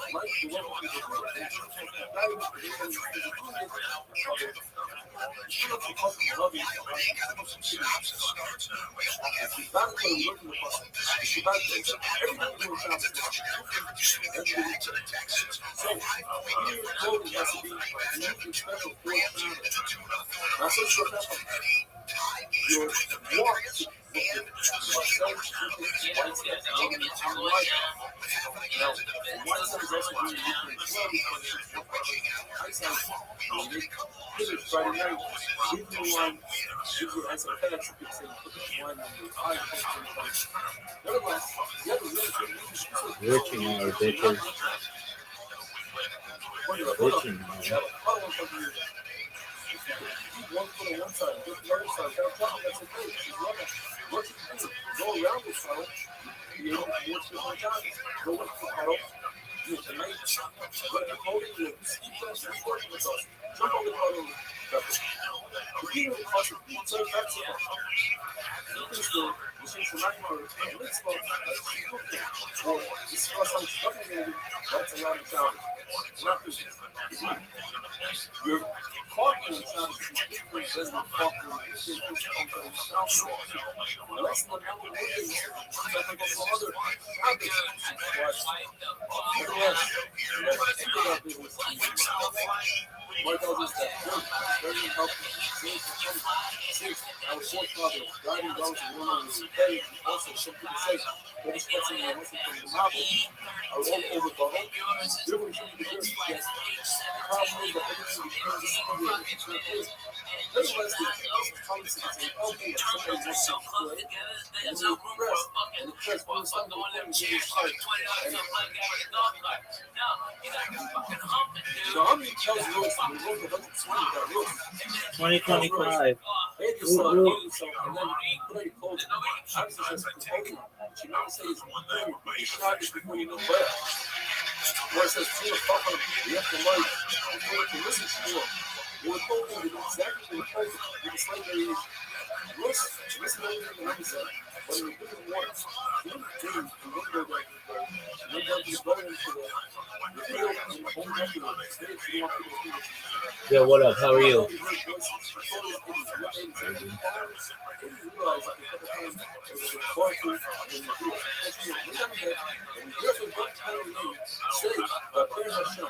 Small changes. It's like that. I don't want to say it's transparent to see issues in days. Why are sales really narrow? That's what I always noticed. The Chinese are walking to very smart.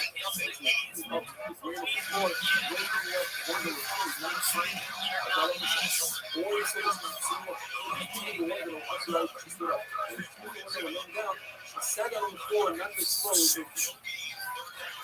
When he noticed that our block left and was stuck around when she was bubbling, he didn't realize that she was furious with the real reason for when I said to her, but she, I was very weird word. And it was around this time, just when I went to the work I went, that you might have the same Rabbi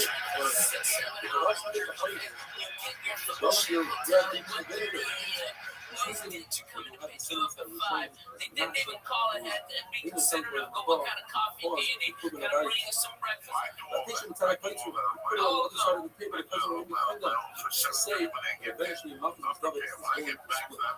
He's all the color.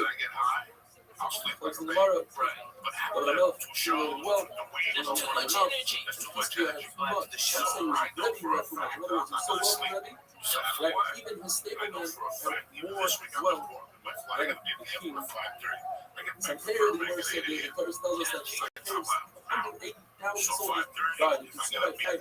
Mahomes, whether they're consumed or died consumed by fire, and their clothing remained as is, or it means that the shower was consumed. Mahomes had to learn exactly if the fire was consumed. I think wonderful. Breakfast, I walk around, I get high, do whatever the fuck I do. I get back like about 10 o'clock, Jack. And Ralphie does the same. Ralphie will call me at Saturday.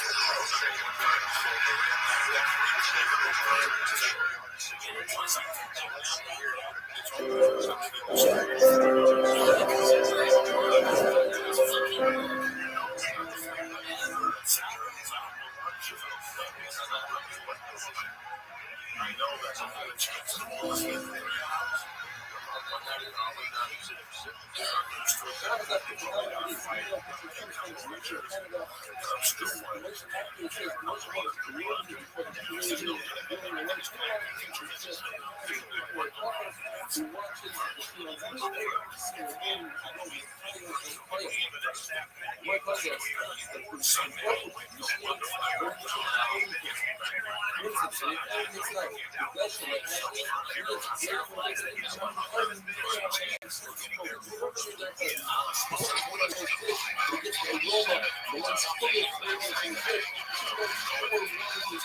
Man.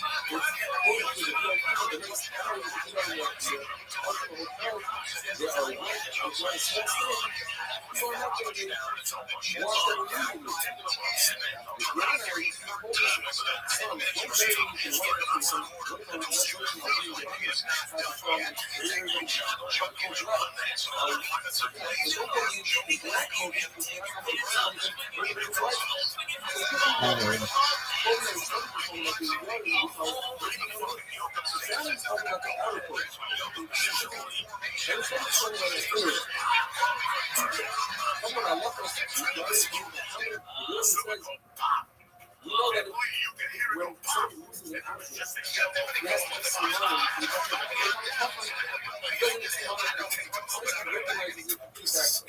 That's what I'm talking about. He cares about inside out. This is holding force with the seed on the outside. There you go. Doesn't have these love confused. Oh my God, they're gonna make that out. So how come you always want to set things out? That's what I want you to know. People rocks on that shoes. You can notice all the shots from all this, that's what I'm talking about. Anyways, what's going in? It's like, really, it's just for the experience. Well, when it's an ingrown hair like that, yeah.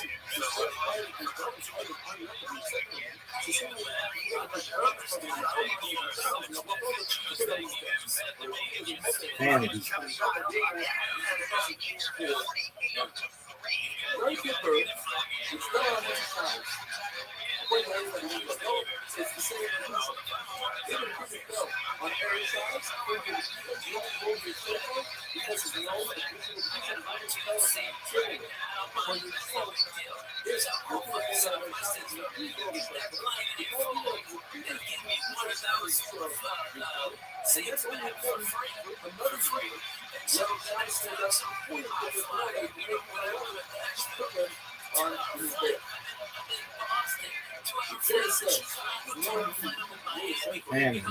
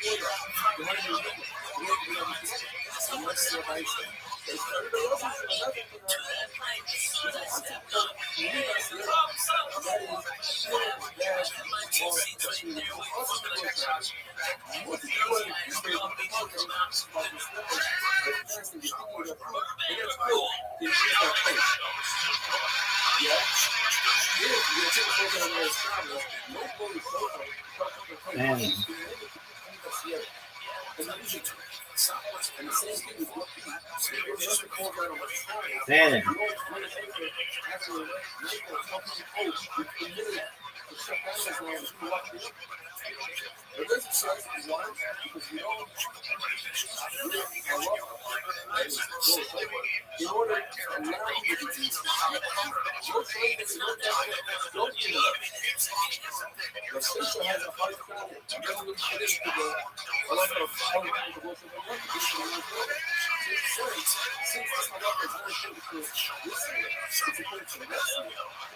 that's why we don't really say it. But it's a lot of second tonight. And then it's basically therefore he doesn't really care.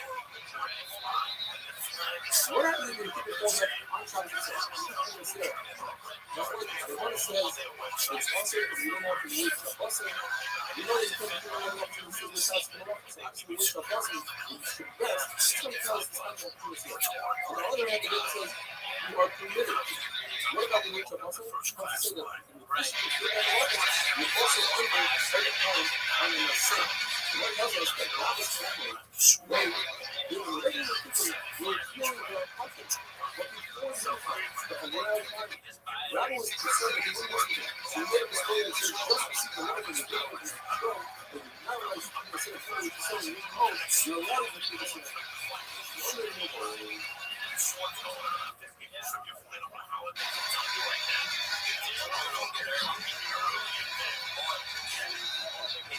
Passport, by the way, and you want to travel a lot, just go to your TSA pre-approved. It takes about 5 minutes. Okay, which ironically scared the living shit out of me. That I show with my passport and my ID, and they asked me like 6 questions, like, do you love America? Of course. Are you allied with any Damn.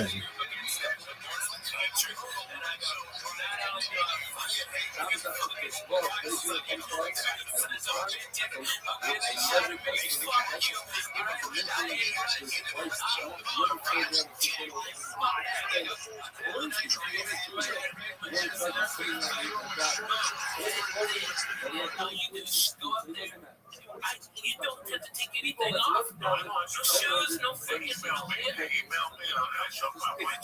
you know, like access to your social media. No, that's bullshit. What are you talking about? What's that? That's bullshit.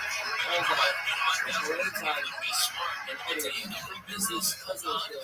I put on the bus a tower, a cell phone tower. Wi-Fi, the largest one you can get. So, it's Wi-Fi at all my shows. But what happens to Los Angeles, all your information. So next time I'm in the area, I can hit you up. That's how I do it. It costs me a lot of money to do it, but at least I get something in the street to make it free. You know what I mean? That's what you gotta do for me.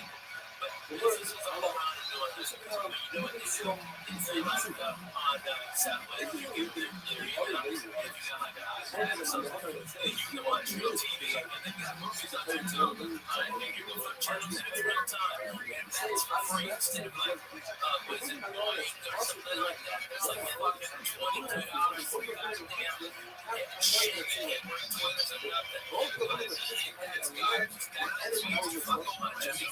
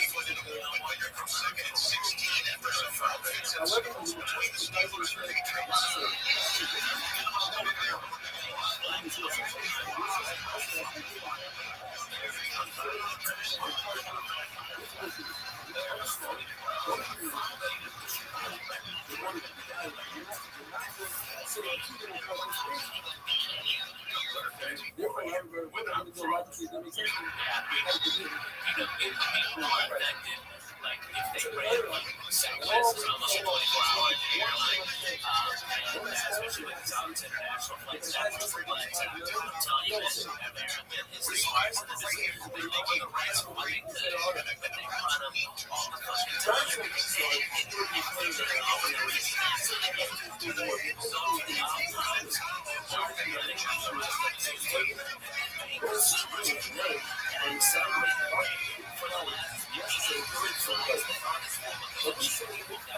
To the other flight. It's a goddamn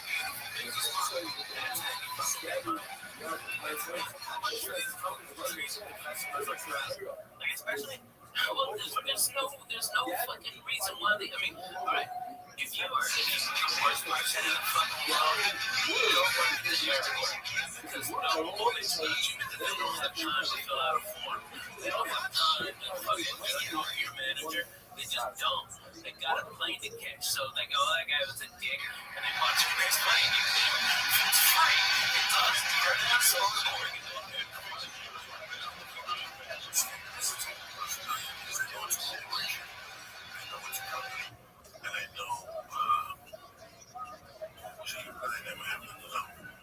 Chat that I was made by agents. And I said, that's not shit agents.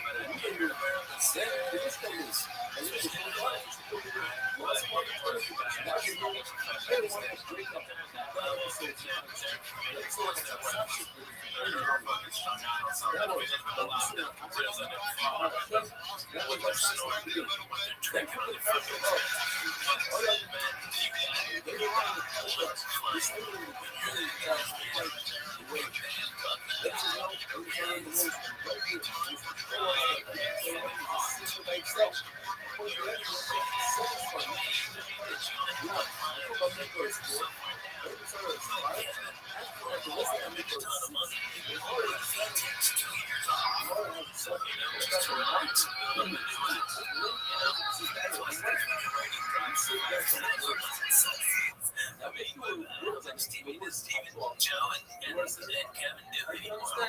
No more. I mean, it's just like He's still throwing people around in UFC, right? But that's Offensive special teams has not been complimentary to just excellent defense.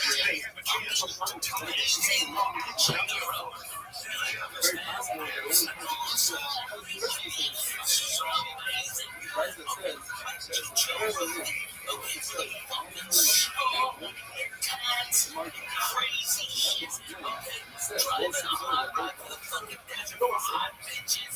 What the fuck? I'm all for that. That fucking nice ass Corvette is fucking up to women run to it.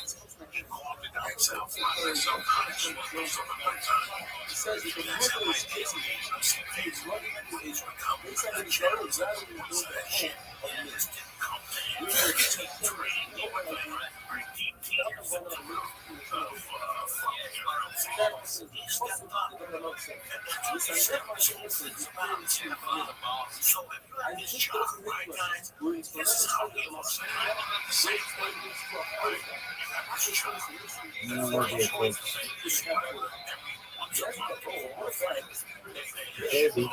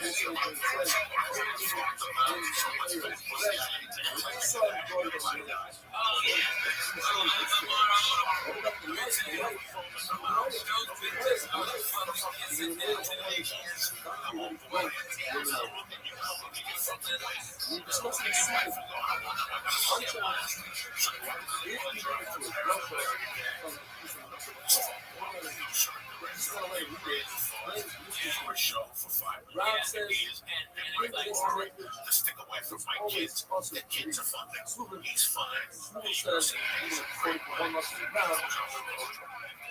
I'm an adjustment.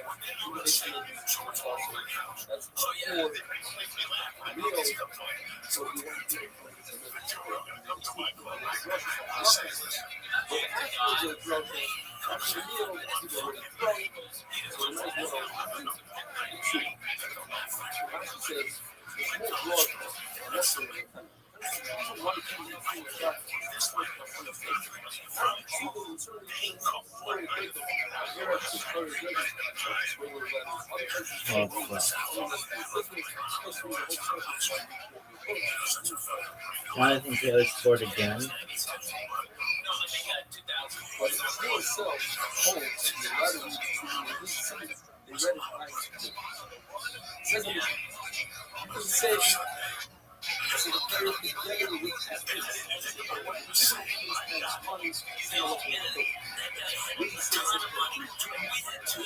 Yo, fuck.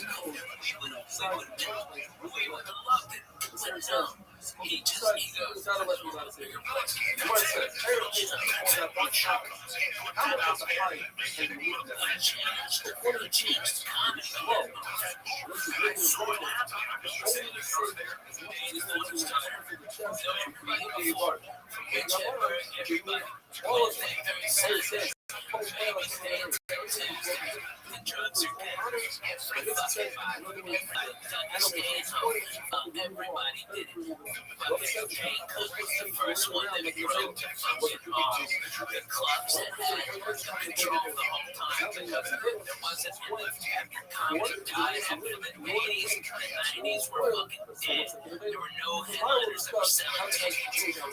So when comics started to come back up, the clubs, there was less clubs. So these comics, so they could fucking keep the money there. But now, the dumb fucks, they got greedy, like they always do when they fucking start making money. They start putting all these comedy clubs everywhere, and then they go, oh, I got no fucking headliners. And then that's when we got the power. And it was fucking Dane Cook that showed the way. And say, well, fuck your Wednesday. Eat a dick on Sunday. I'm doing, no, you know what? I'll come in Thursday for Friday morning radio. And that's it. That's it. And I'm back at home in LA.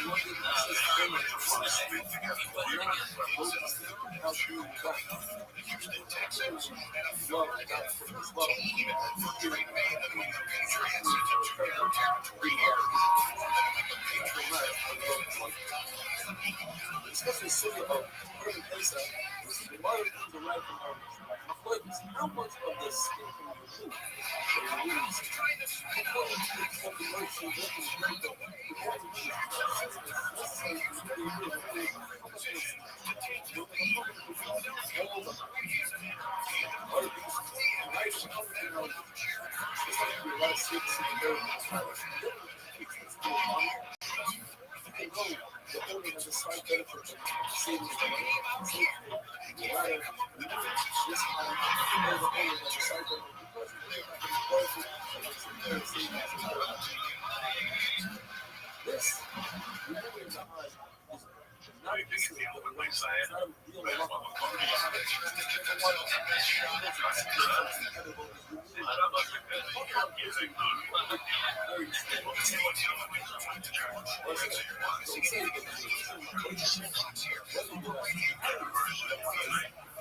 As we take a time out, and as the trial actually took us out of the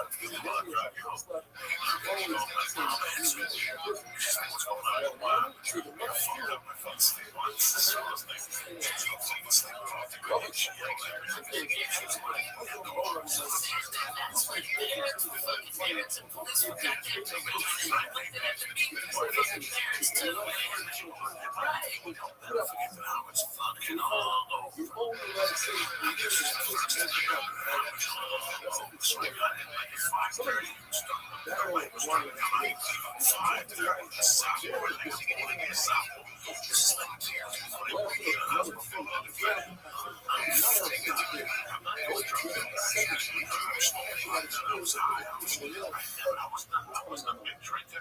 When I drank a little bit, I tried to get there. I'll never forget that. However, I drank early. It was a Sunday morning, so I got home like at 5. My parents got me leaving 5, 10 o'clock. I came here in high school. I went up to I came here to live.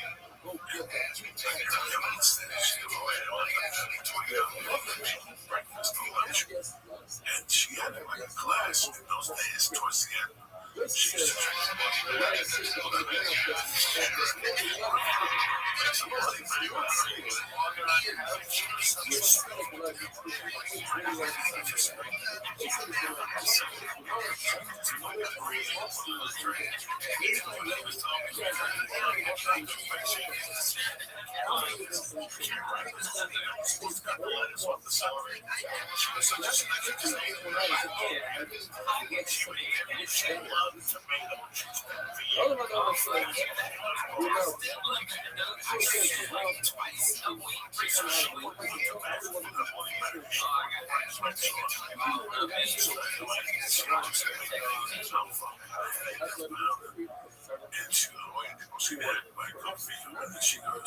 she looked at me for like 5 minutes. She took a nice ass out of me. She goes, you know what I feel like? She fucking walked out. And I was like a prolific thing in my world. Like I never thought about it. So much more stuff on me.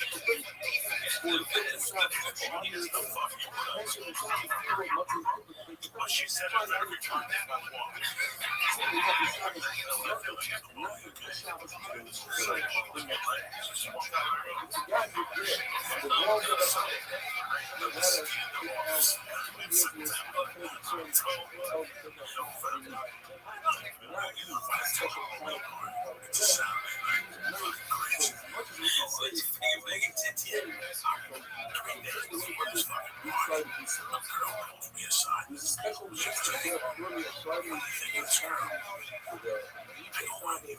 She wants to get together with you. You want to know, but I go, sure. She had just broken up with a kid in 1979. I went up to the kid like a man. The kid was a dumb kid. I went up to the kid like a man.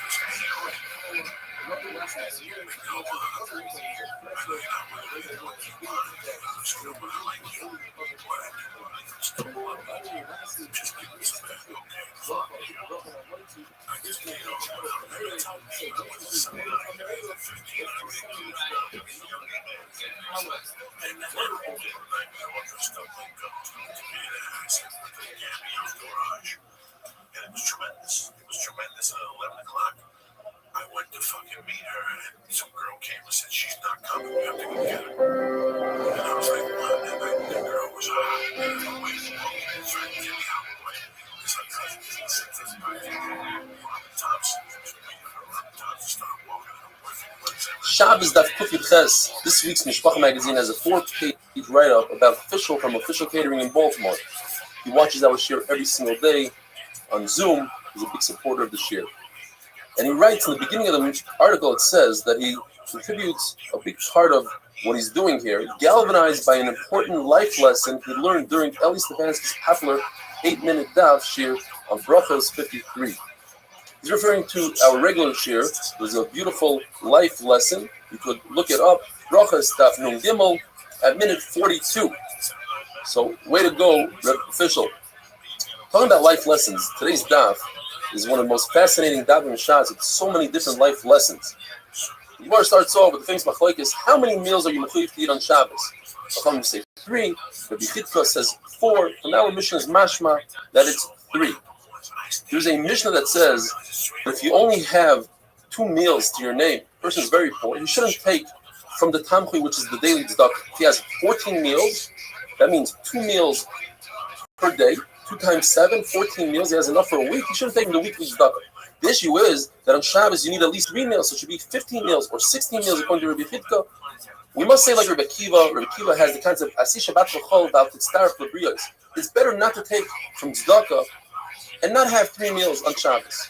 But there's a Mishnah that says that if a poor person is traveling, you must give him at least a kikar bepunyain. It's a weight of a bread and enough for a bed and a pillow. And then it says for Shabbos you give him 3 meals, not 4 meals like Rabbi Chitka. You must say that we're talking about a situation where he comes with a meal. And when he leaves, you're going to give him an extra meal, Seder L'Derech. You're permitted to wash dishes on Friday night, because you need those dishes Shabbos morning. You're permitted to wash Shabbos morning, because you need it for the afternoon. But you're not allowed to wash dishes when it's for after Shabbos. And here starts the agat of the sugya. If you keep and you are very careful about the shalish sudas, the 3 meals on Shabbos, you'll be saved for the shalish peronios, Chavim Mashiach, Gehenim, and the Mulcham of Gog Magog. If you're ma'anik Shabbos, meaning you delight in Shabbos, and the Gemara is going to explain what that means. They give you nachla b'limit tzarim, heritage without boundaries. As it says in the pasuk, Os Tisanagal Hashem, and later on, it says, nachlas Yaakov. You'll get the nachla of Yaakov, not Avraham Yitzchak. Yaakov is promised. That's the Yom of the Kedma. Says Rav Nachman, you'll be saved Meshibut Golyos, from the oppression of Golos. Rav says they'll give you anything your heart desires. What does it mean to be Ma'anik Shabbos? In those days, it was beautiful dishes of beet dish, or large fish with garlic, every generation and every place with their own food that they're Ma'anik. And if a person can't afford it, even if he makes one small dish of Kassid HaHarsana, the Kavod Shabbos, that is his Onik Shabbos.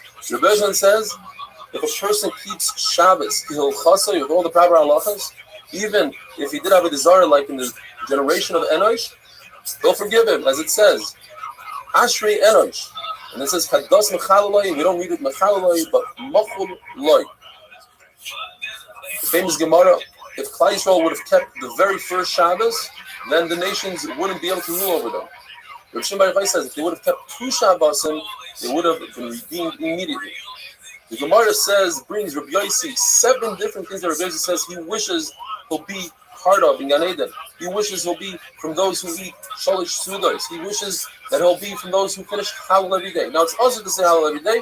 What he meant to say is the 2 Mizmarim and Psuk Zimra, Hallelu Hashem and Hashemayim, and Hallelu Keil B'Kodshai. Rabbi Yochanan says there's a great mitzvah to daven Shachris with the nates as the sun comes up, and to daven Mincha as the sun goes down. Says Rabbi Yossi, I wish I could be from those people. He says, I wish I could be from those who die from intestinal disease. It's Yisur Mechaprim. It gives forgiveness to the Averis. He wishes he could die as he's performing a mitzvah, and he wishes he could be from those who accept Shabbos early and let Shabbos out late.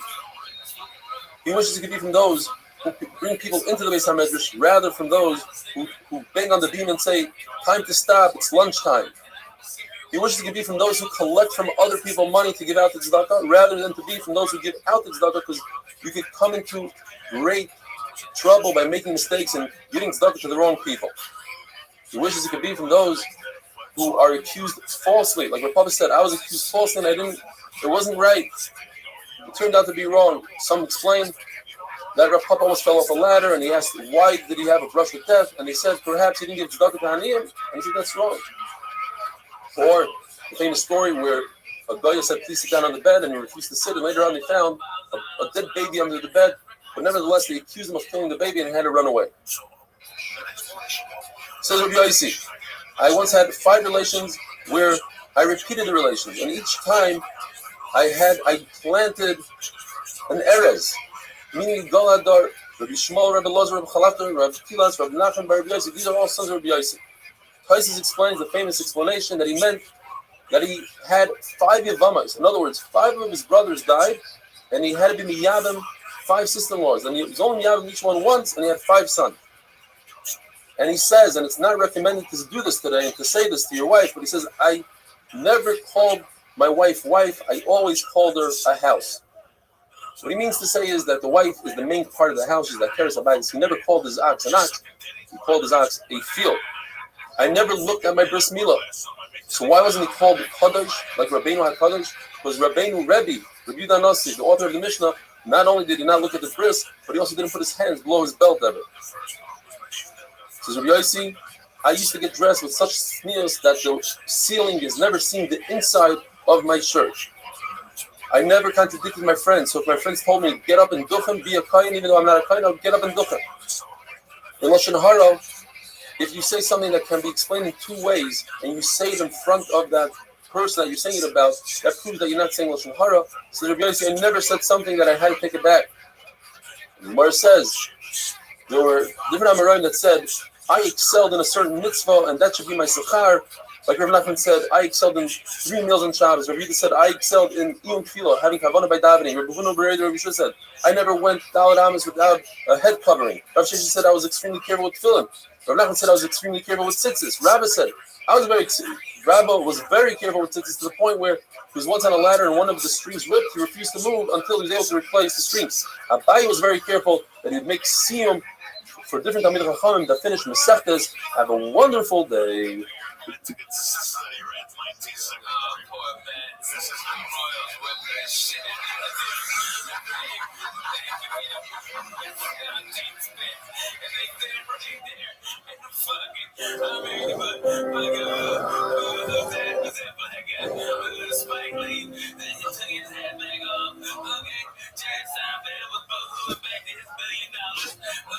Shabbos Daf Kufi Test. Today's email comes to us from Tzvi Fine, a very inspiring email. He says he just recently made Aliyah, and his son Danny kept on telling him about this Daf Yomi Shir he listens to. Finally, during Corona, he was forced to stay home and decided to join the Shir. Now, at the age of 75, I am finally hooked on a Shir. I make sure to wake up early so I don't miss any of it. On a day that I cannot join in live, I listen to it on YouTube. It always amazes me how many people tune in from all over the world. You make it so interesting and even fun. I hope to be inspired by you for a long time to come. Thank you, to Fine. It's never too late, and it's never too early, and today's the perfect time to start the daf. We continue with the amazing suyas about Kabbat Shabbos and Shabbos Kodesh. Rabbi says that Talmid Chacham, who comes to him to be judged, he wouldn't go to sleep until he found something to make a schus for him and go in his direction. My brother Rashi says, I can't even judge Talmidei Chachamim because I am biased towards them. Rabbi Chanina would put on his finest clothing and he would go out and he would say, let's go out and greet the Shabbos queen, and the famous saying that we say, Rabbi Yana would say, Rabbi Nachman will make a tremendous amount of these oiled wafers, 3 saw. Rabbi Abba, he would buy from 13 different butchers meat, he'd bring it home, and he would tell his chefs, be energetic, hurry, make this one, and then I'll bring more meat later. Rabbi Avo, even though he's very wealthy, he sat on an ivory chair and he'd fan out the fire. Rabbi Anan would wear black clothing on Erev Shabbos to show that even though he's getting dirty, he wants to get dirty l'kavod Shabbos. The famous saying, Rav Safra Machrek Reisha, Rava Malach Shibuta. Rav Safra would singe the head of the animal to get rid of the hairs. Rava, which anybody could do, the servants could do, but he wanted to do himself. Rava would salt the fish. Rav Huna would light the candles. Rav Papa would make the wicks. Rav Chizda would dice the beets. Rabbi and Rav Yosef would split the wood. Rav Zera would light the fire.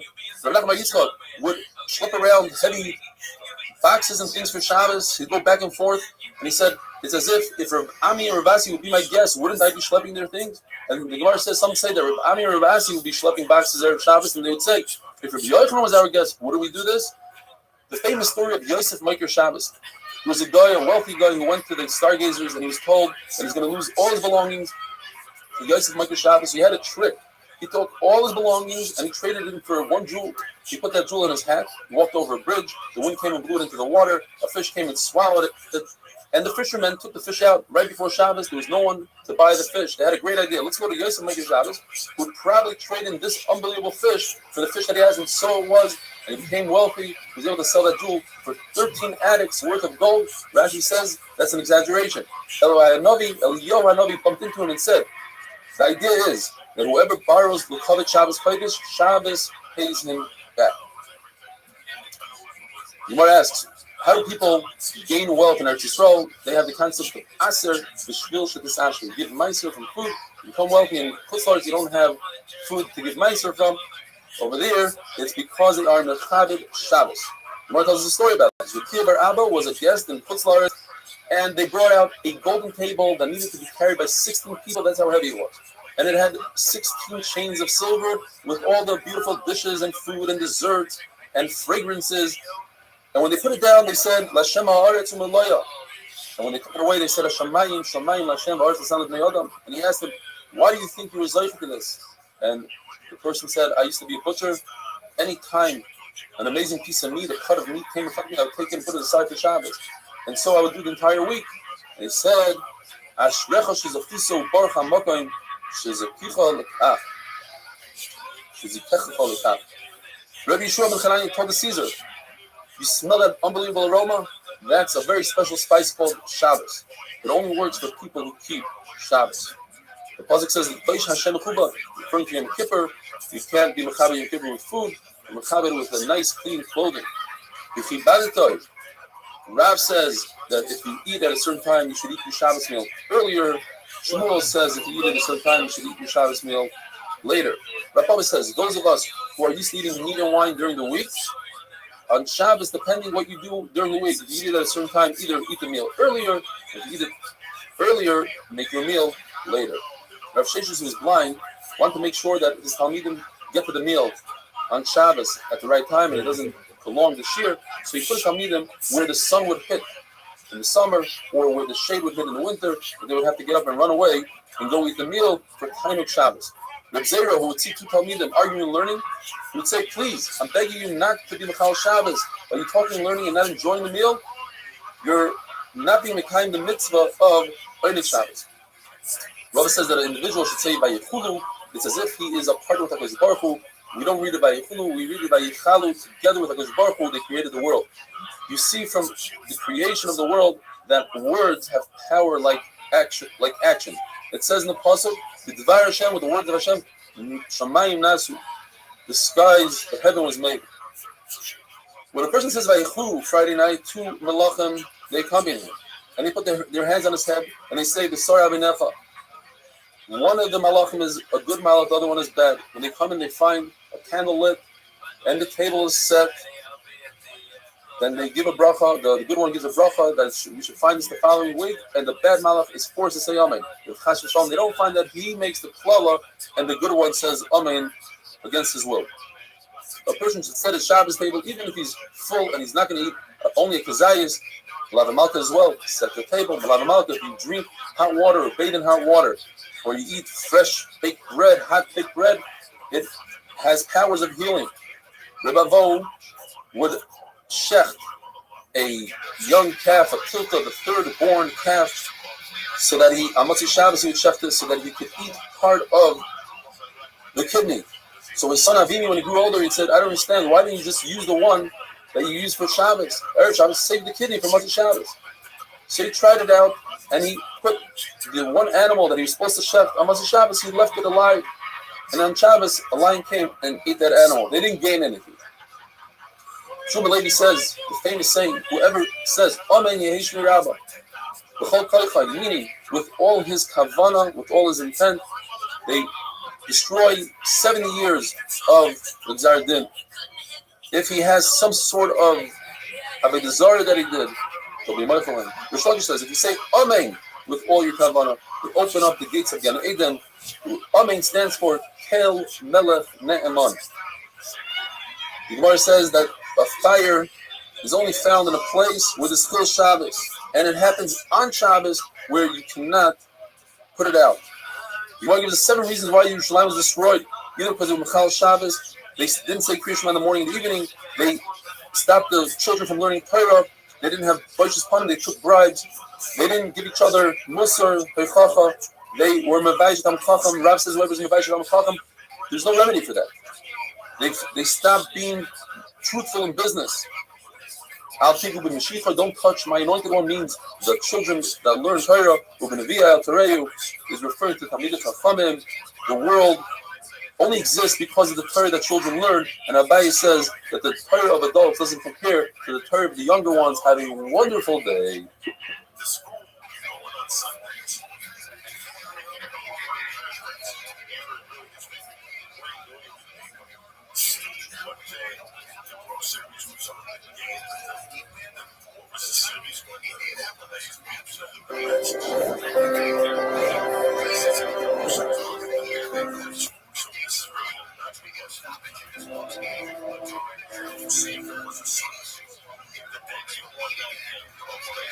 Shabbos Daf Kuf Chof. Today's email comes to us from Larry Jaffe from Silver Spring, Maryland. He says he's already 55.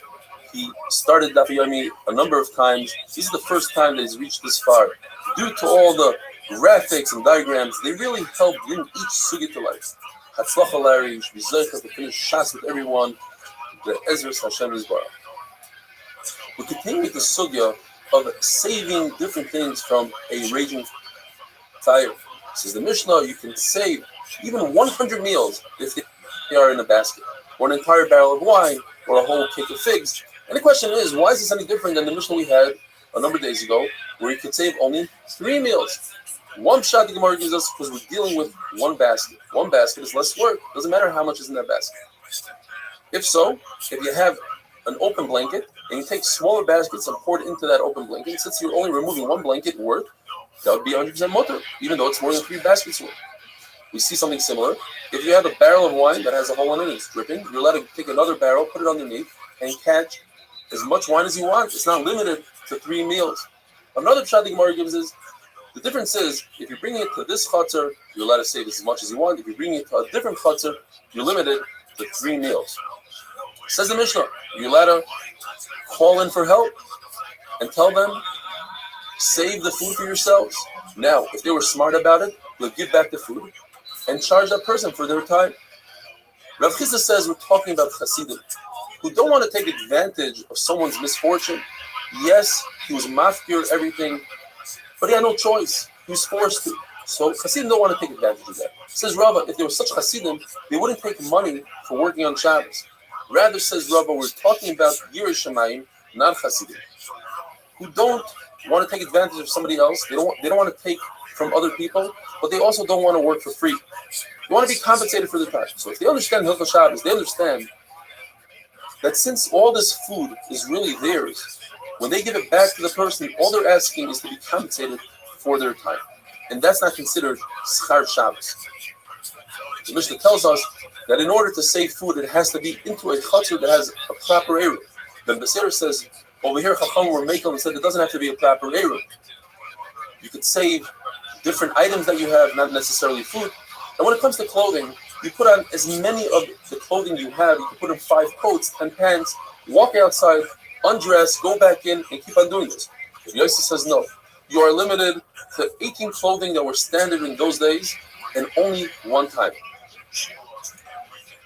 Now, what are these clothing? The Gemara says it's an outer coat, an inner coat, a belt, a shirt, a robe, a vest, socks, the garters that hold up the socks, 2 shoes, apilios, a robe, like a mask, or a mask, another type of belt, a hat, and even a scarf that goes around the neck, and people would clean off their mouth and their eyes with it.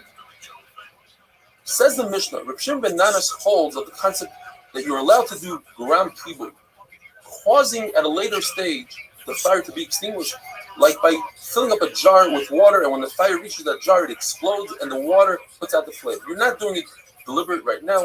It's at a different stage. Gram kibud. Therefore, he also says, let's say a dresser is ignited, there's a flame on a dresser, shida kleibo middle, you can take a piece of leather and put it on the other side, and when it reaches it, it singes the leather, the fire doesn't continue.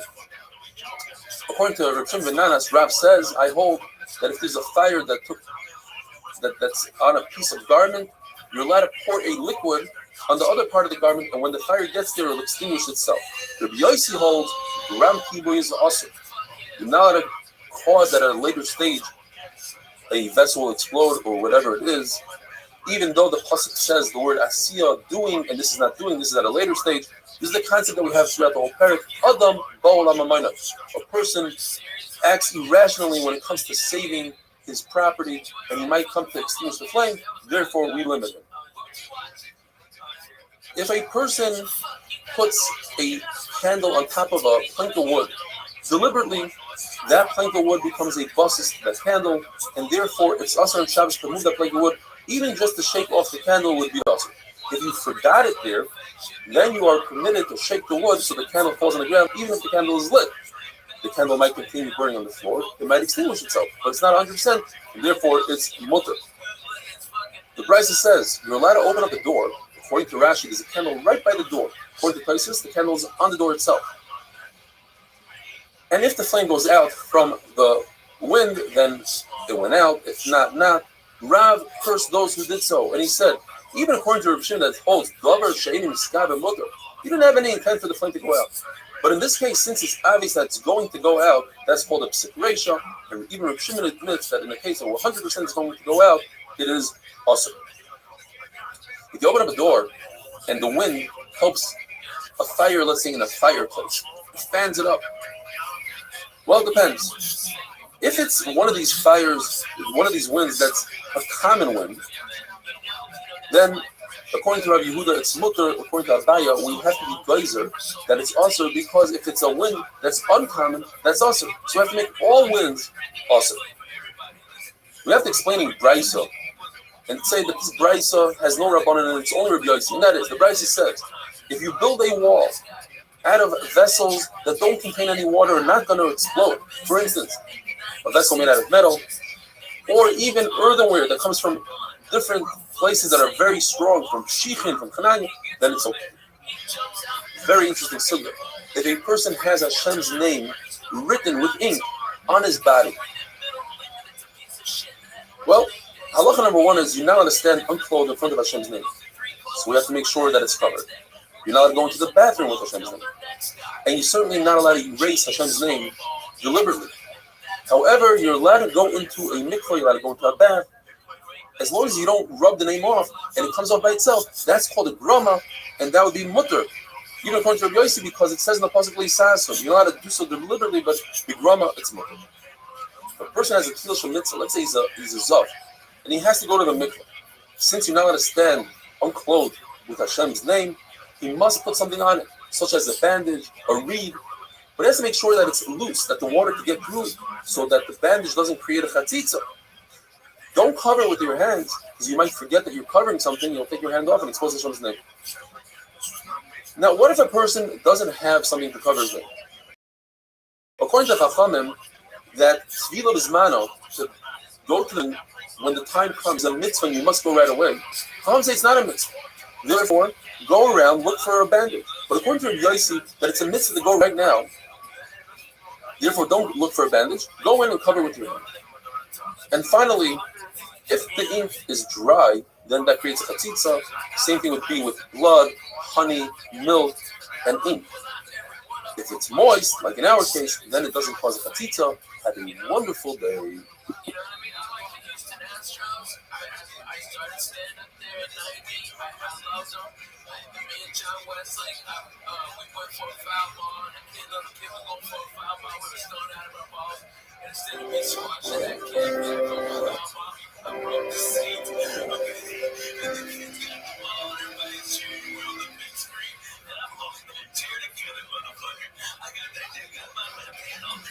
Shabbos Daf Kuf Chof Aleph. Today's email comes to us from Yisrael G.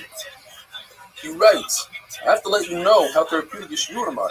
I was driving back from the Catskills and was sitting in traffic on the 17th for more than 2.5 hours. I started a few weeks ago doing Chazor from the beginning. Now I'm up to Daf Chof Zayin.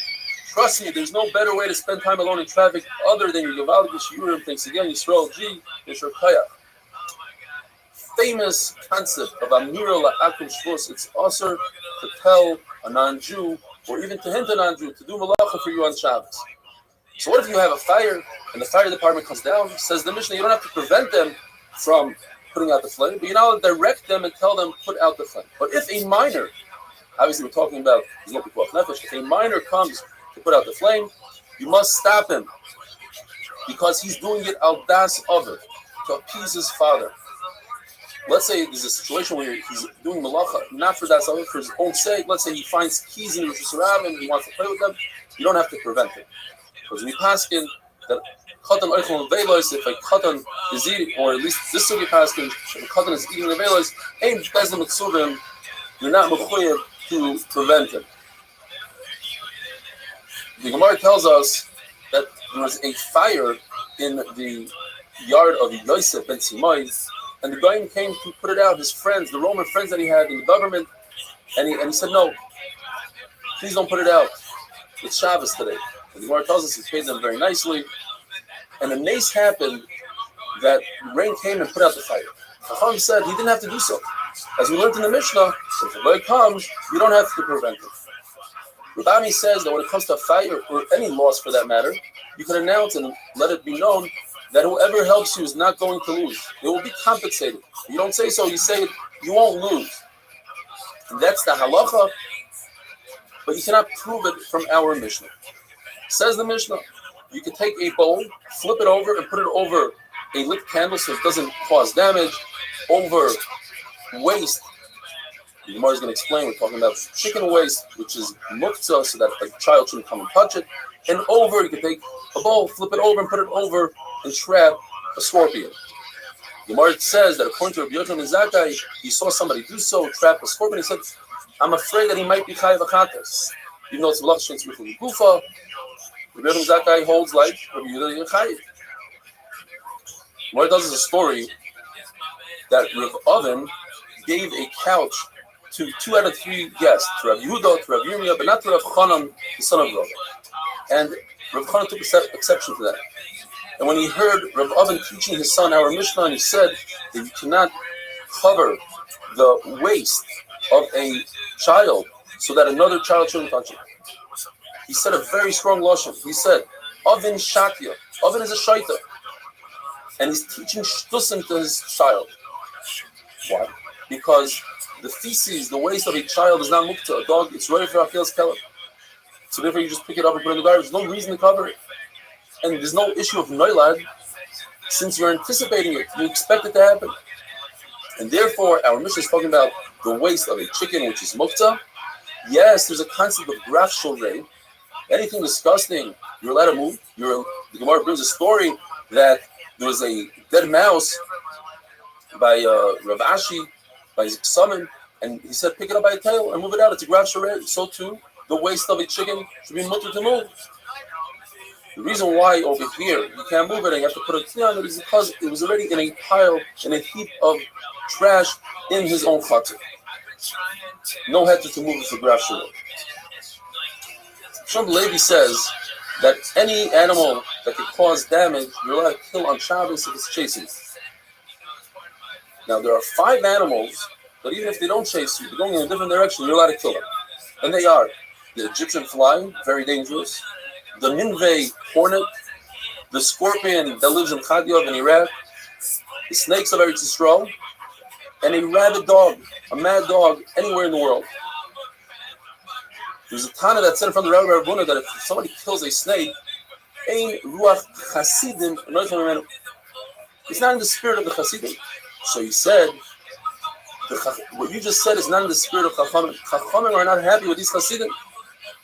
But his own father, Ravuna's own father, Rabbi, said that somebody once killed a bee, and he told them, did you finish with all the bees? The bee has many friends. In other words, it's not a good idea to kill a bee on Shabbos. The Gemara says an amazing thing. If a person has an opportunity to kill a vicious snake, it's a big schus. It's a megaglim schus al-yedei. But if he had a brush with the snake, and his life was in danger and he wasn't able to kill him, that's the reverse side.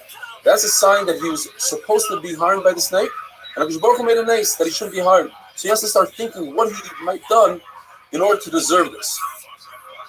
And that, the Gemara says, is only in a situation where the snake was hissing at him, and it was in a matzah of sakana. The Gemara tells a story that once a snake fell in the Bismedrish of Rabbi, and Nivasi, somebody from Niva, came up and killed the snake. And Rabbi said a cryptic statement. He said, the snake met his match. And the Gemara wasn't sure, was it a good thing that he killed the snake? Or perhaps it wasn't such a good thing.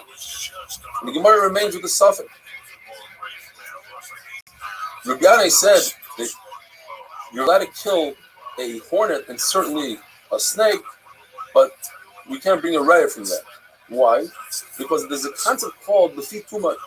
If you're walking and a snake passes by, you don't have to go around the snake. You can continue walking. In fact, you're allowed to step on it and kill it on purpose. But it's no fituma. He's just walking. He's not going out of his way to kill it. And that's what the Shulchan Aruch paskin. When it comes to spill, for instance, the Shulchan Aruch says we do have the concept of the fituma, but you can't have kavana. You can't do it on purpose. The Gemara tells a story that Abba Bar Marta owed money to the Reish Galus. So the people of the Reish Galus brought him in and they were tormenting him that he should pay back. and it was on Shabbos. And the Rosh Golos noticed there was spit on the floor. She said, cover the spit. So Abba Varmarta said, why do you have to cover it? You just walk the feet through mud, and it covers itself. There's no problem of baina, of mashkevumais. So the Rosh Golos said, oh, this guy's a Talmid Chacham. Let him loose. Don't bother him. Have a wonderful day.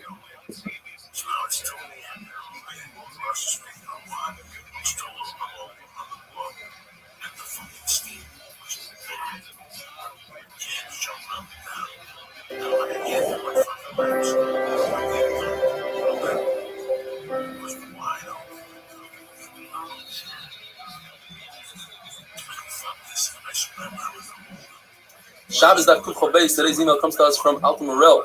He said he's been in and out of the hospital for the past year and a half. He had finished Shas once before, learning on the train on the way to Manhattan from Long Island. I was in such a difficult state that I did not continue the daf until the end of 2019. When the new cycle started, I decided to try to get back to doing the daf. And then I discovered the 8-minute daf that has enabled me to learn the daf, even when I'm having a hard day. I cannot thank you enough for this incredible opportunity, and I fall behind in learning of Daf Yomi. It's a lifesaver. This little mitzvahs, Alta Morel should have a full shlema, should deserve to finish shots many, many more times to come. The Gemara tells us that a candelabra that's one piece, or a wagon that is small, you can carry with one hand, you're allowed to carry it on Shabbos. Rabbi Chanina said that wine that comes in on a non-Jewish wagon, even if it has one seal, Rebbe's family to drink from it. The Lord's assuming it's only Rebbe, because Rebbe is the Nasi and the guy would fear tampering with even one seal. Or perhaps the halacha is like Eliezer, that one seal is enough. Says the Mishnah, up until now we were discussing Amir La'akol, telling a guy to do something. Our Mishnah discusses what happens if a guy performs the malacha. You're not allowed to benefit from the malacha typically that a guy does for you on Shabbos. If even one idea comes out from today's daf, I've seen many times people tell a guy turn on a light on Shabbos, they'd say beremiza, they hint. But the halacha is that if a guy does turn on the light for you and he doesn't have his own hana from it, it's not to benefit him, it's also to use that light or anything else that a guy would perform for you on Shabbos. Says the Mishnah, if a guy turned on a light, or he filled up a pail of water, took it from the Shusayach to Shusarab, or he built a ramp to get off a boat, a Jew could use it if the guy did it for himself, but if he did it for the Jew, it's also to use.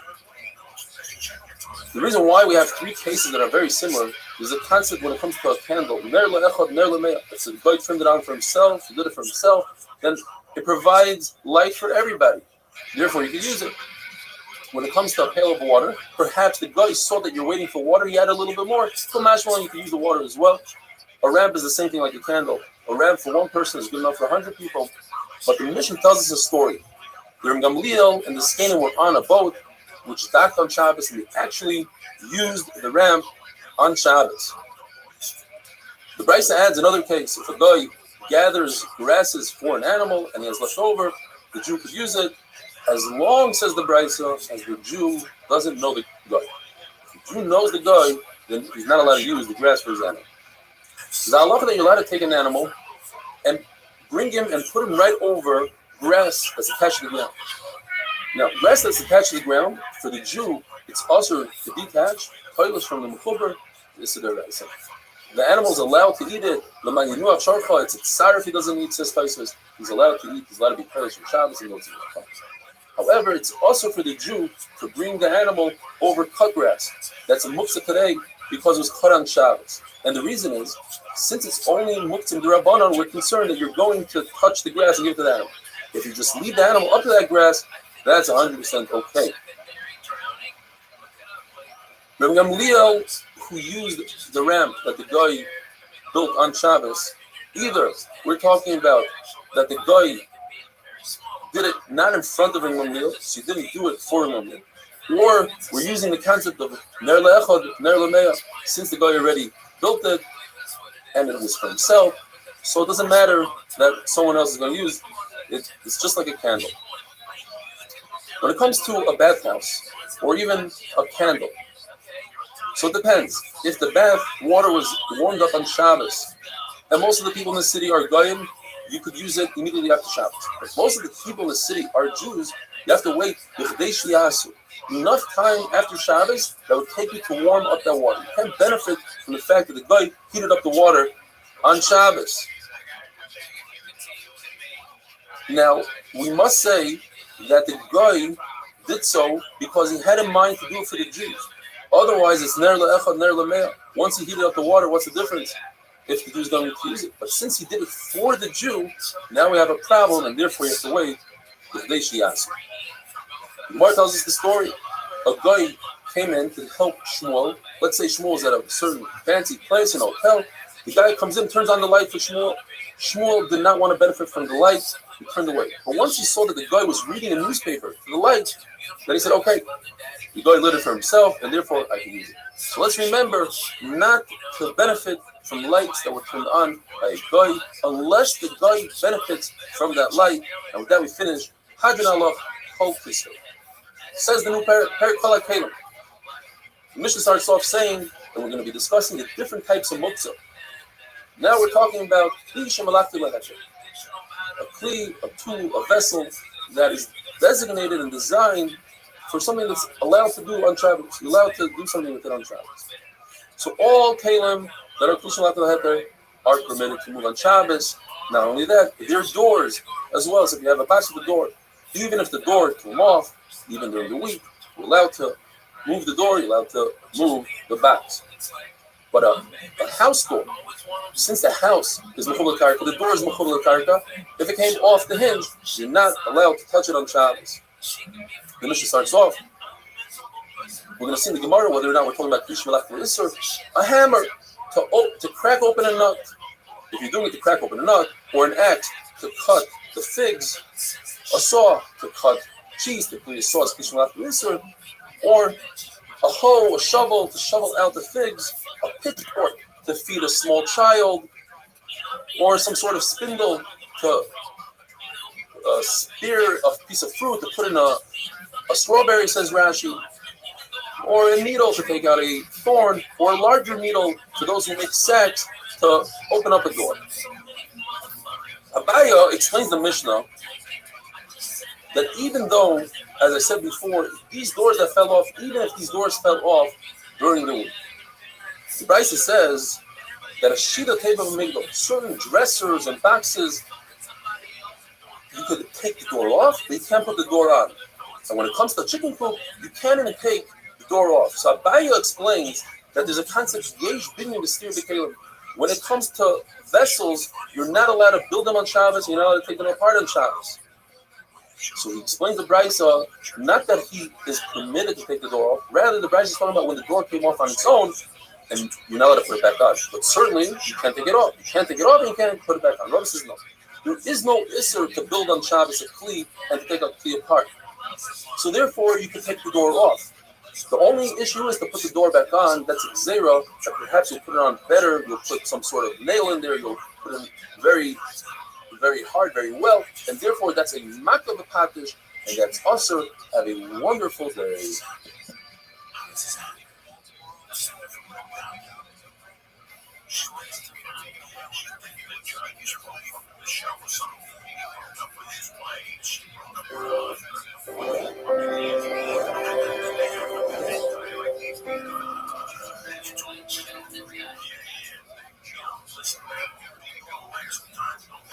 Shabbos Daf Kuf Gimel. His email comes to us from Harry Shalom, Los Angeles. He says his grandfather was 95 years old, just tested positive for COVID. He needs refuah shlema. Avram Ben Esther, big tzaddik, a person who for 75 years did not see his wife's hair. He was always the first one in Basikin, refuah shlema. We're an amazing sugya of muktzah. He said that according to Rabbi, a klisha melachli le'isur, designed to do a malacha that you're not allowed to do on Shabbos, you're allowed to, such as a hammer. You're allowed to use that hammer if you have a malacha that's mutter, like to crack open a nut. The question is, why is a mortar pestle, which is designed to crush vegetables, that's a klisha melachli le'isur? If so, it should be permitted to move litzar gufa if you want to use it for a permitted malacha. And the halacha is, according to the Brisa, it's only permitted if you have garlic in it. You're carrying it for the garlic. The Gemara says that goes according to Nehemiah, who's more strict when it comes to kli malach l'isur, and says you're only allowed to carry a kli for its design purpose, and this is not the design purpose for a hammer, let's say. They still agree to Beishamai that on Yom Tov you are allowed to crush, according to Beisilo, meat with a pestle, but you're not allowed to carry it for no reason. And we must say that the pshad is that there's a new muktzah called chisaron kis. Muktzah machas chisaron kis means that if you have a kli that has a designated place for it, and you don't allow people to use it, you're concerned they'll get nicked. That's muktzah machas chisaron kis. That's even more common than kli shmalach is, such as a spindle for a weaver, a mallet, a clothes press.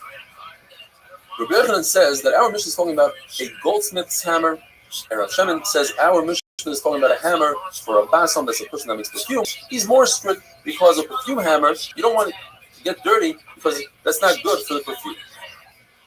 Very interesting halacha.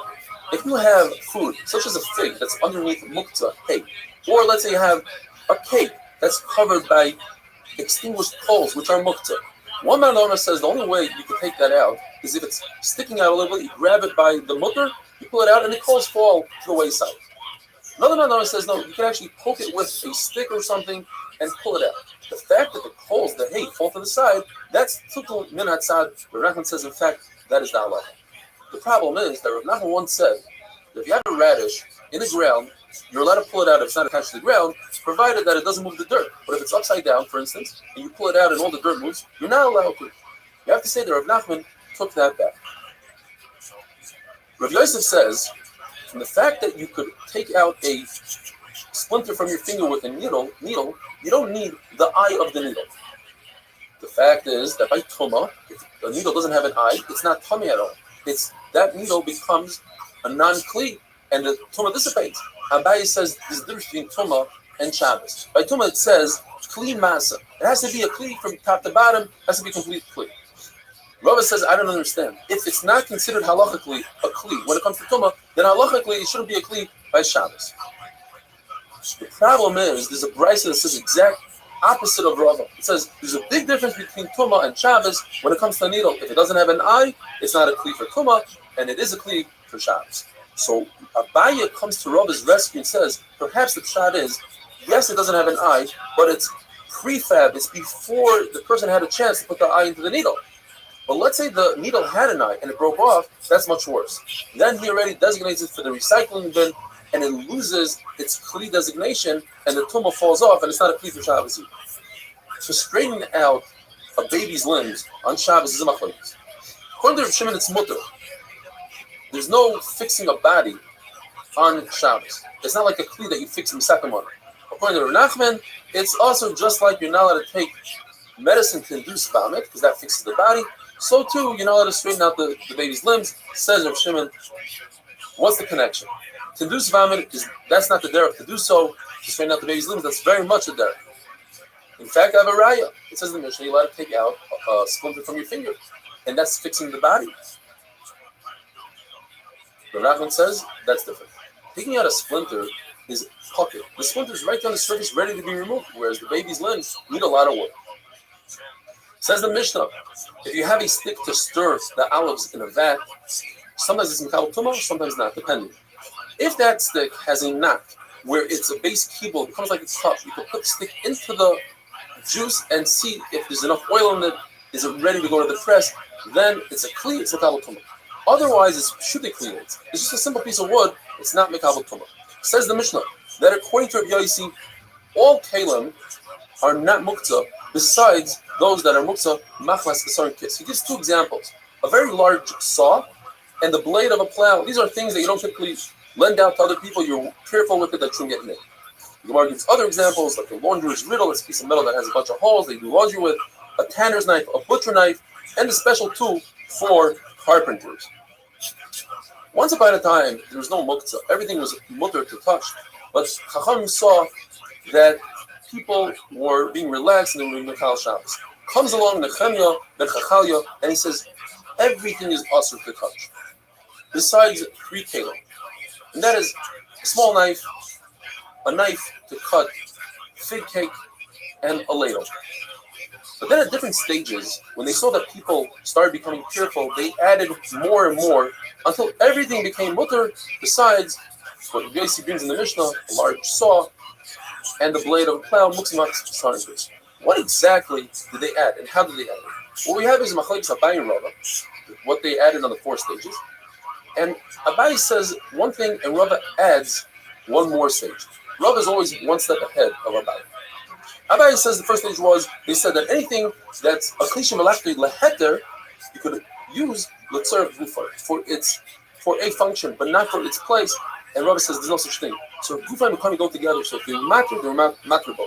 Then says Abaye, they said okay, they allowed even l'tzaref mekayim. Says Rabbi, they allowed that the first time around. But they allowed one more step. They allowed you to save it from getting ruined in the sun. You could put it into the shade. Says Abaye, third stage was, they said, a klisha malachti isser, like a hammer, you could use if you have a malacha to crack open it up. But only the tzarech gufa, but not mekayim. Says Rava, so gufa and mekayim go together, so they allowed both. But they only allowed you to carry with one hand if it was very light. So in the fourth stage, says Abaye, they allowed you to carry with 2 hands. Says Rava, they allowed even 2 people to carry. The price that says that a meducha, the mortar and pestle, is muktzah. So according to Abaye, it makes sense. It was muktzah because he wanted to move it to tzarech mekayim. And to Rabbi, you have to say he wanted to move it mechamel itself into the shade. Have a wonderful day.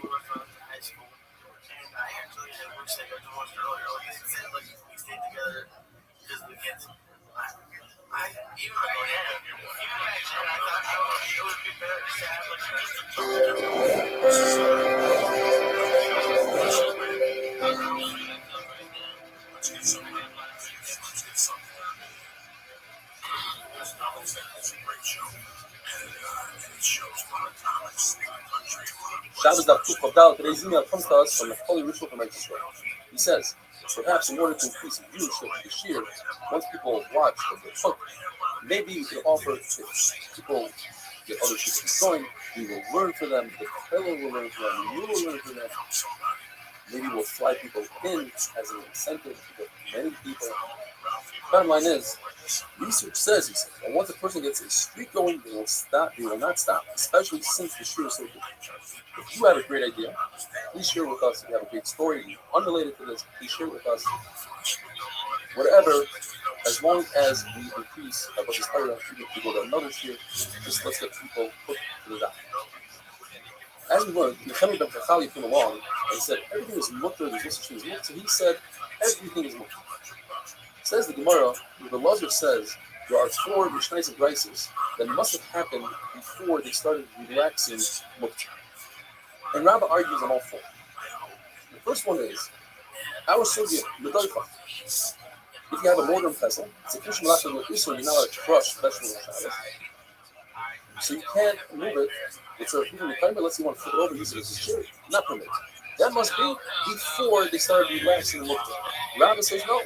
That goes according to the Nefemia, who says you cannot touch any kishim lachim isur unless it's for its designated purpose. You can't use it as a chair that's made to crush vegetables. Second thing is on the shulchan, we had lechem apanim, and in order for there not to be any mold between the bread, they put small rods. Those rods are kishim malachim leheter, to hold bread.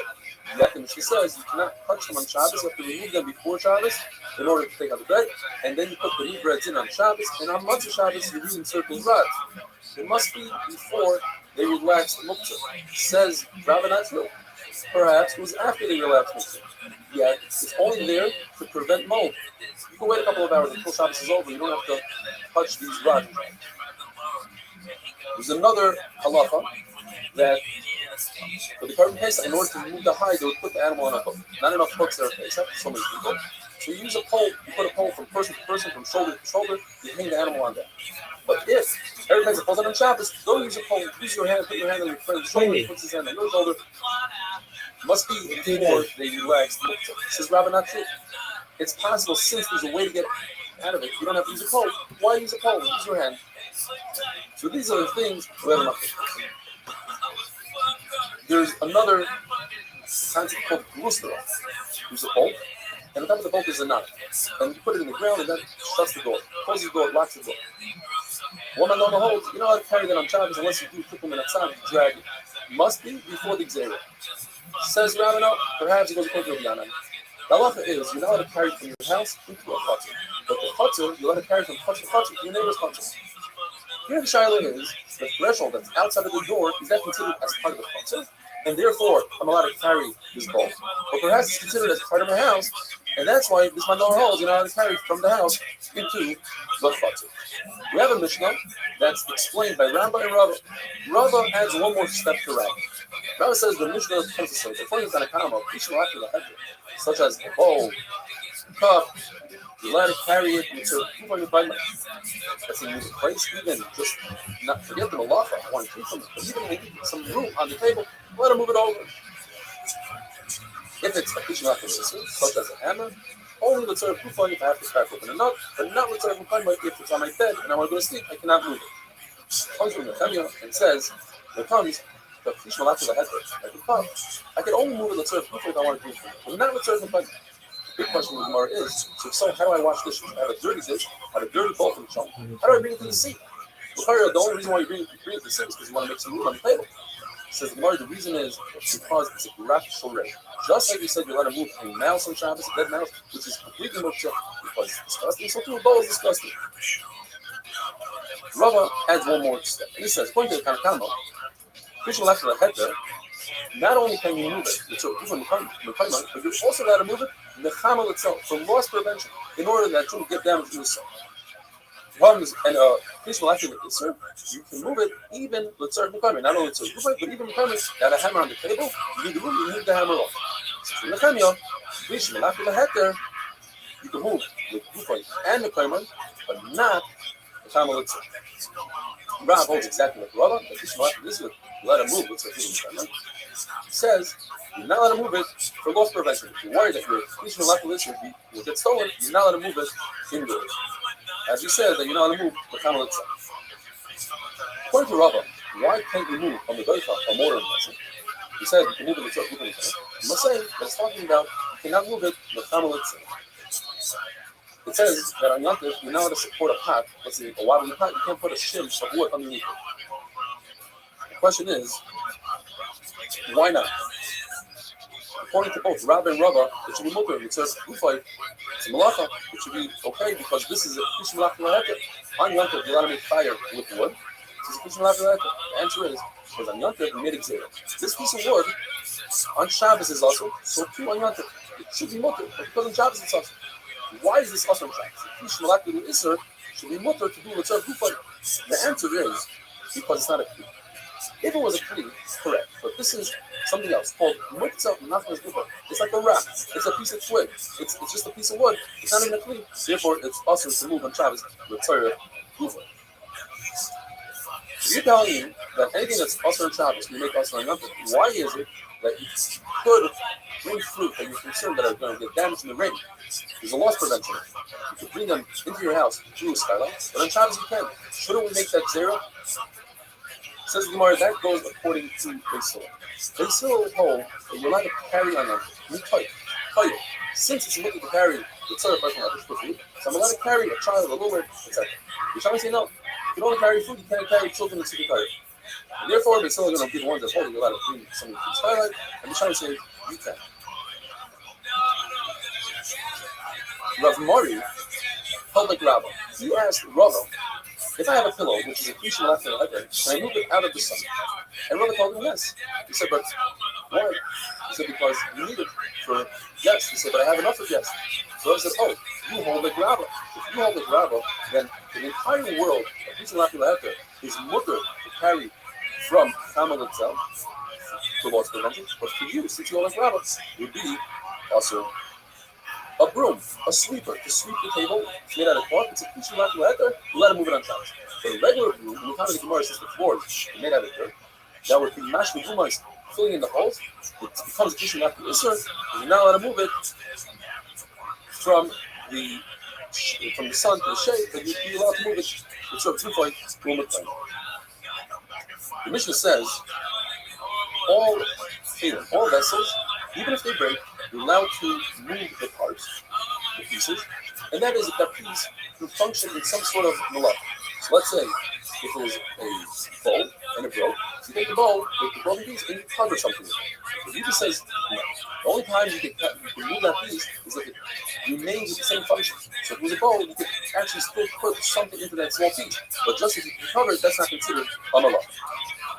Shmuel explains, the machlokes is when the piece is broke on Shabbos, the Tanakh says it's considered ready as a kli, and it doesn't matter what malacha does. The Rabbi says this is considered malach. He was just born today, it's a brand new kli, and it has to be the same malacha. But it was broken on their Shabbos. Everybody agrees that it's mutter for the malach. There are three brises, says the Gemara. One says that you could make a fire with the actual kli, but not with broken parts. That goes according to the Yehuda that says that noila is muktzah. According to the Shimon, that noila is not muktzah. It's right with the next brise that says you can use even broken pieces for a fire. And the one that says you can't even use a real kli for a fire is Rabbi Nachman, who holds that a kli is designed only for its purpose, and since this dish is not designed to make a fire out of it, it's also to move on Shabbos. Have a wonderful day.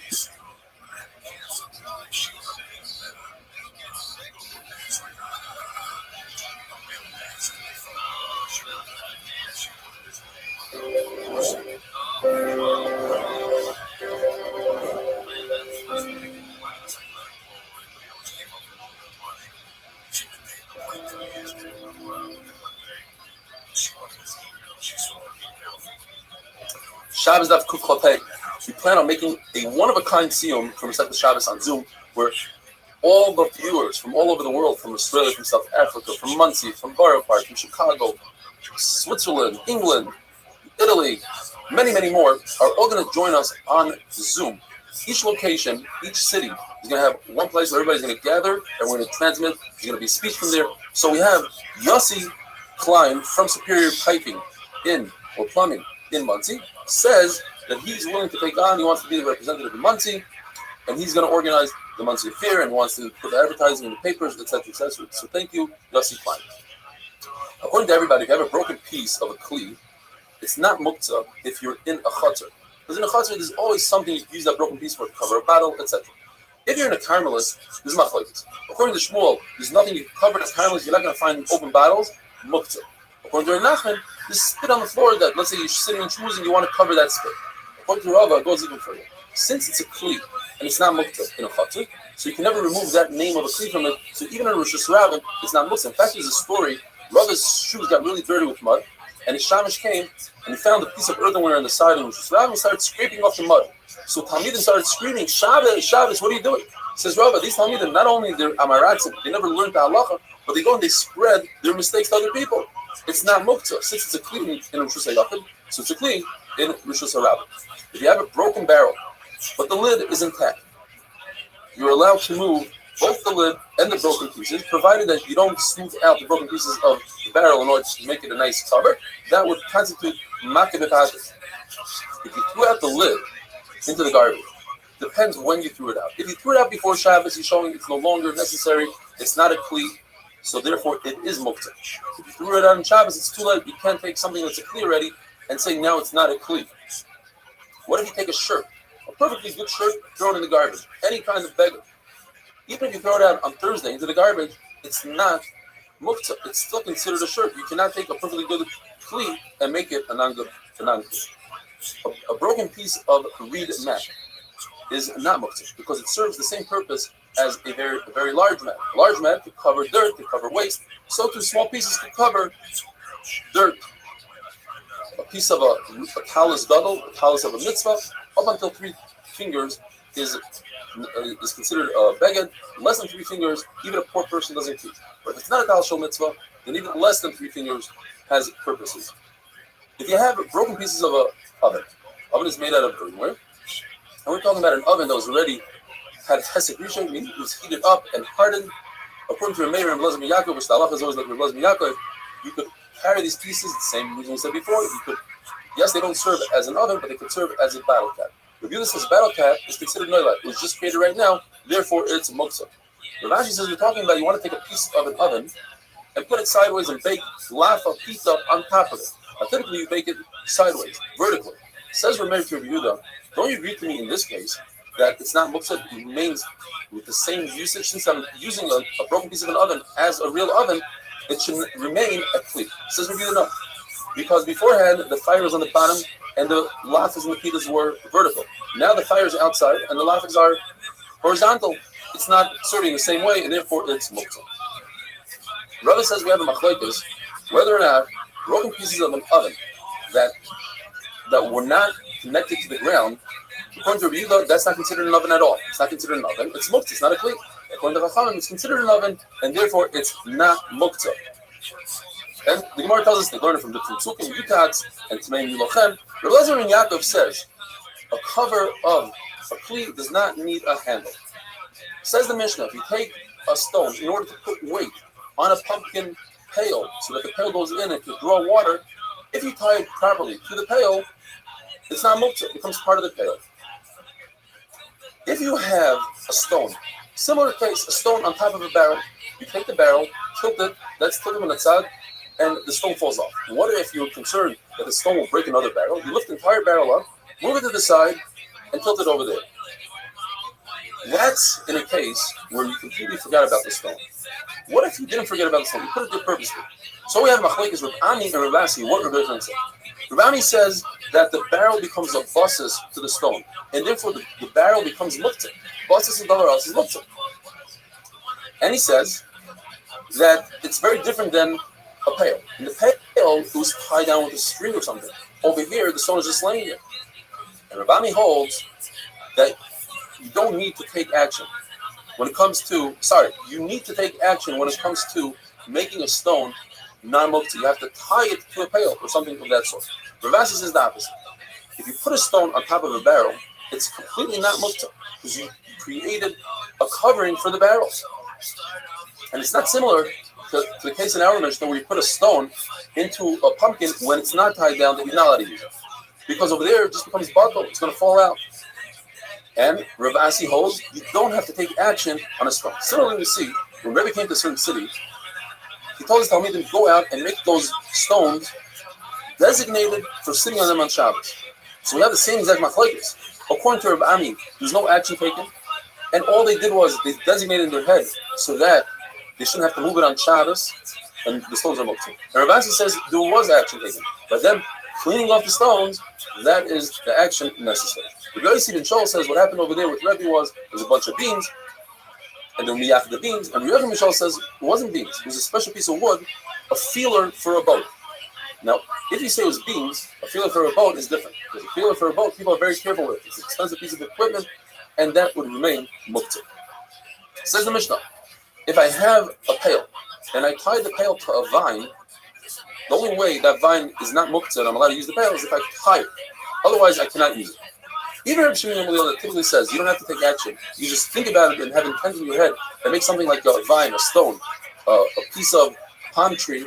I can make it non-muktzah with a thought, but in this case, you agree you have to tie it. Two reasons. Either because we're talking about that the vine is still attached to the ground and it's within 3 tefachim of the ground, or because the vine is so soft, we're concerned it'll have left over and it'll be sticking out and they'll cut it off. And cutting it off on Shabbos is making kaddish and also seeing the mitzvah.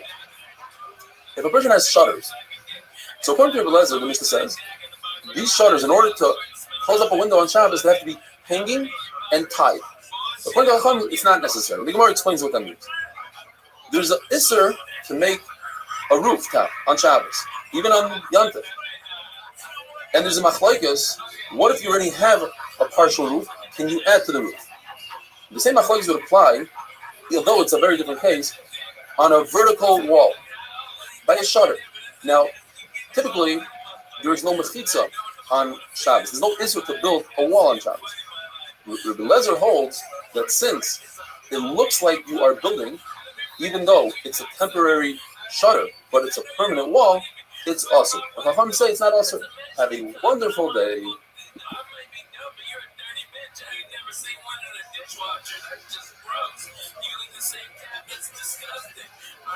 So I was just like, fucking hit it. You know what I called it? Like, cause they're just making lines up on my good about me.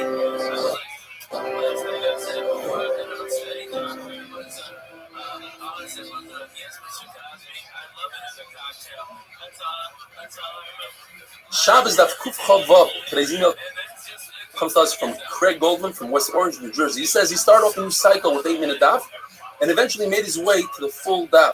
And since then, he's never missed a single daf. You'd love to be the representative of West Orange, New Jersey. So Craig, you are the official representative. Anybody that wants to be mishtatev in the Sim of Shabbos should contact you, and you'll arrange everything. Beautiful. We're talking about window shutters.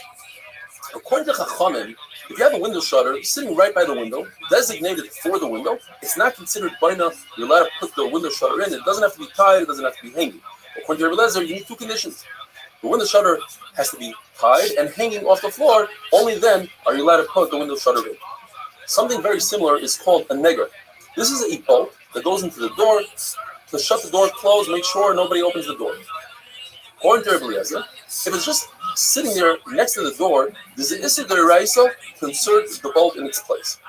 If it's tied, but not hanging off the floor, it's touching the floor, you could only use such a bolt in the Beis HaMikdash. Other places, there's an Isser D'Rabbanan. In Beis HaMikdash, there are no Isser D'Rabbanan, there's no Shvus in Beis HaMikdash. According to Rabbi Yehuda, if it's laying on the floor, then even in the Beis HaMikdash, you're allowed to use it even though it's not tied. And if it's tied, not hanging, then you can use it everywhere. According to Rabbi Shimon Gamliel, it doesn't need to be tied and it doesn't need to be hanging. As long as you designate this bolt in your mind, you can use the bolt.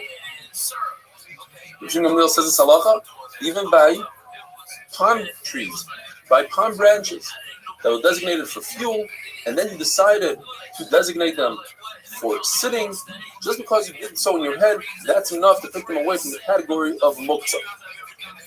Rabbi Yochanan agrees with Shimon Gamliel that you could designate something in your mind, but he says there's one stipulation. Whatever it is, let's say it's a bolt or even a branch, it has to serve as some sort of kli, it has to serve in some sort of way. Rabbi Yisrael Natcha got up and darshan in front of the house of the rich fellows, and he said, the halacha is like Rabbi Eliezer. When it comes to the shutter, you need two conditions. It has to be hanging and it has to be tied. However, from the final Mishnah in our Masechta, the Mishnah brings a story. And they used a kli. Now, this kli was not, from the fact that they brought an initial story, that's a lot more powerful than halacha. You see that that's how we pass it, because we actually did so in a true story. Says the Mishnah, if a kli, a vessel,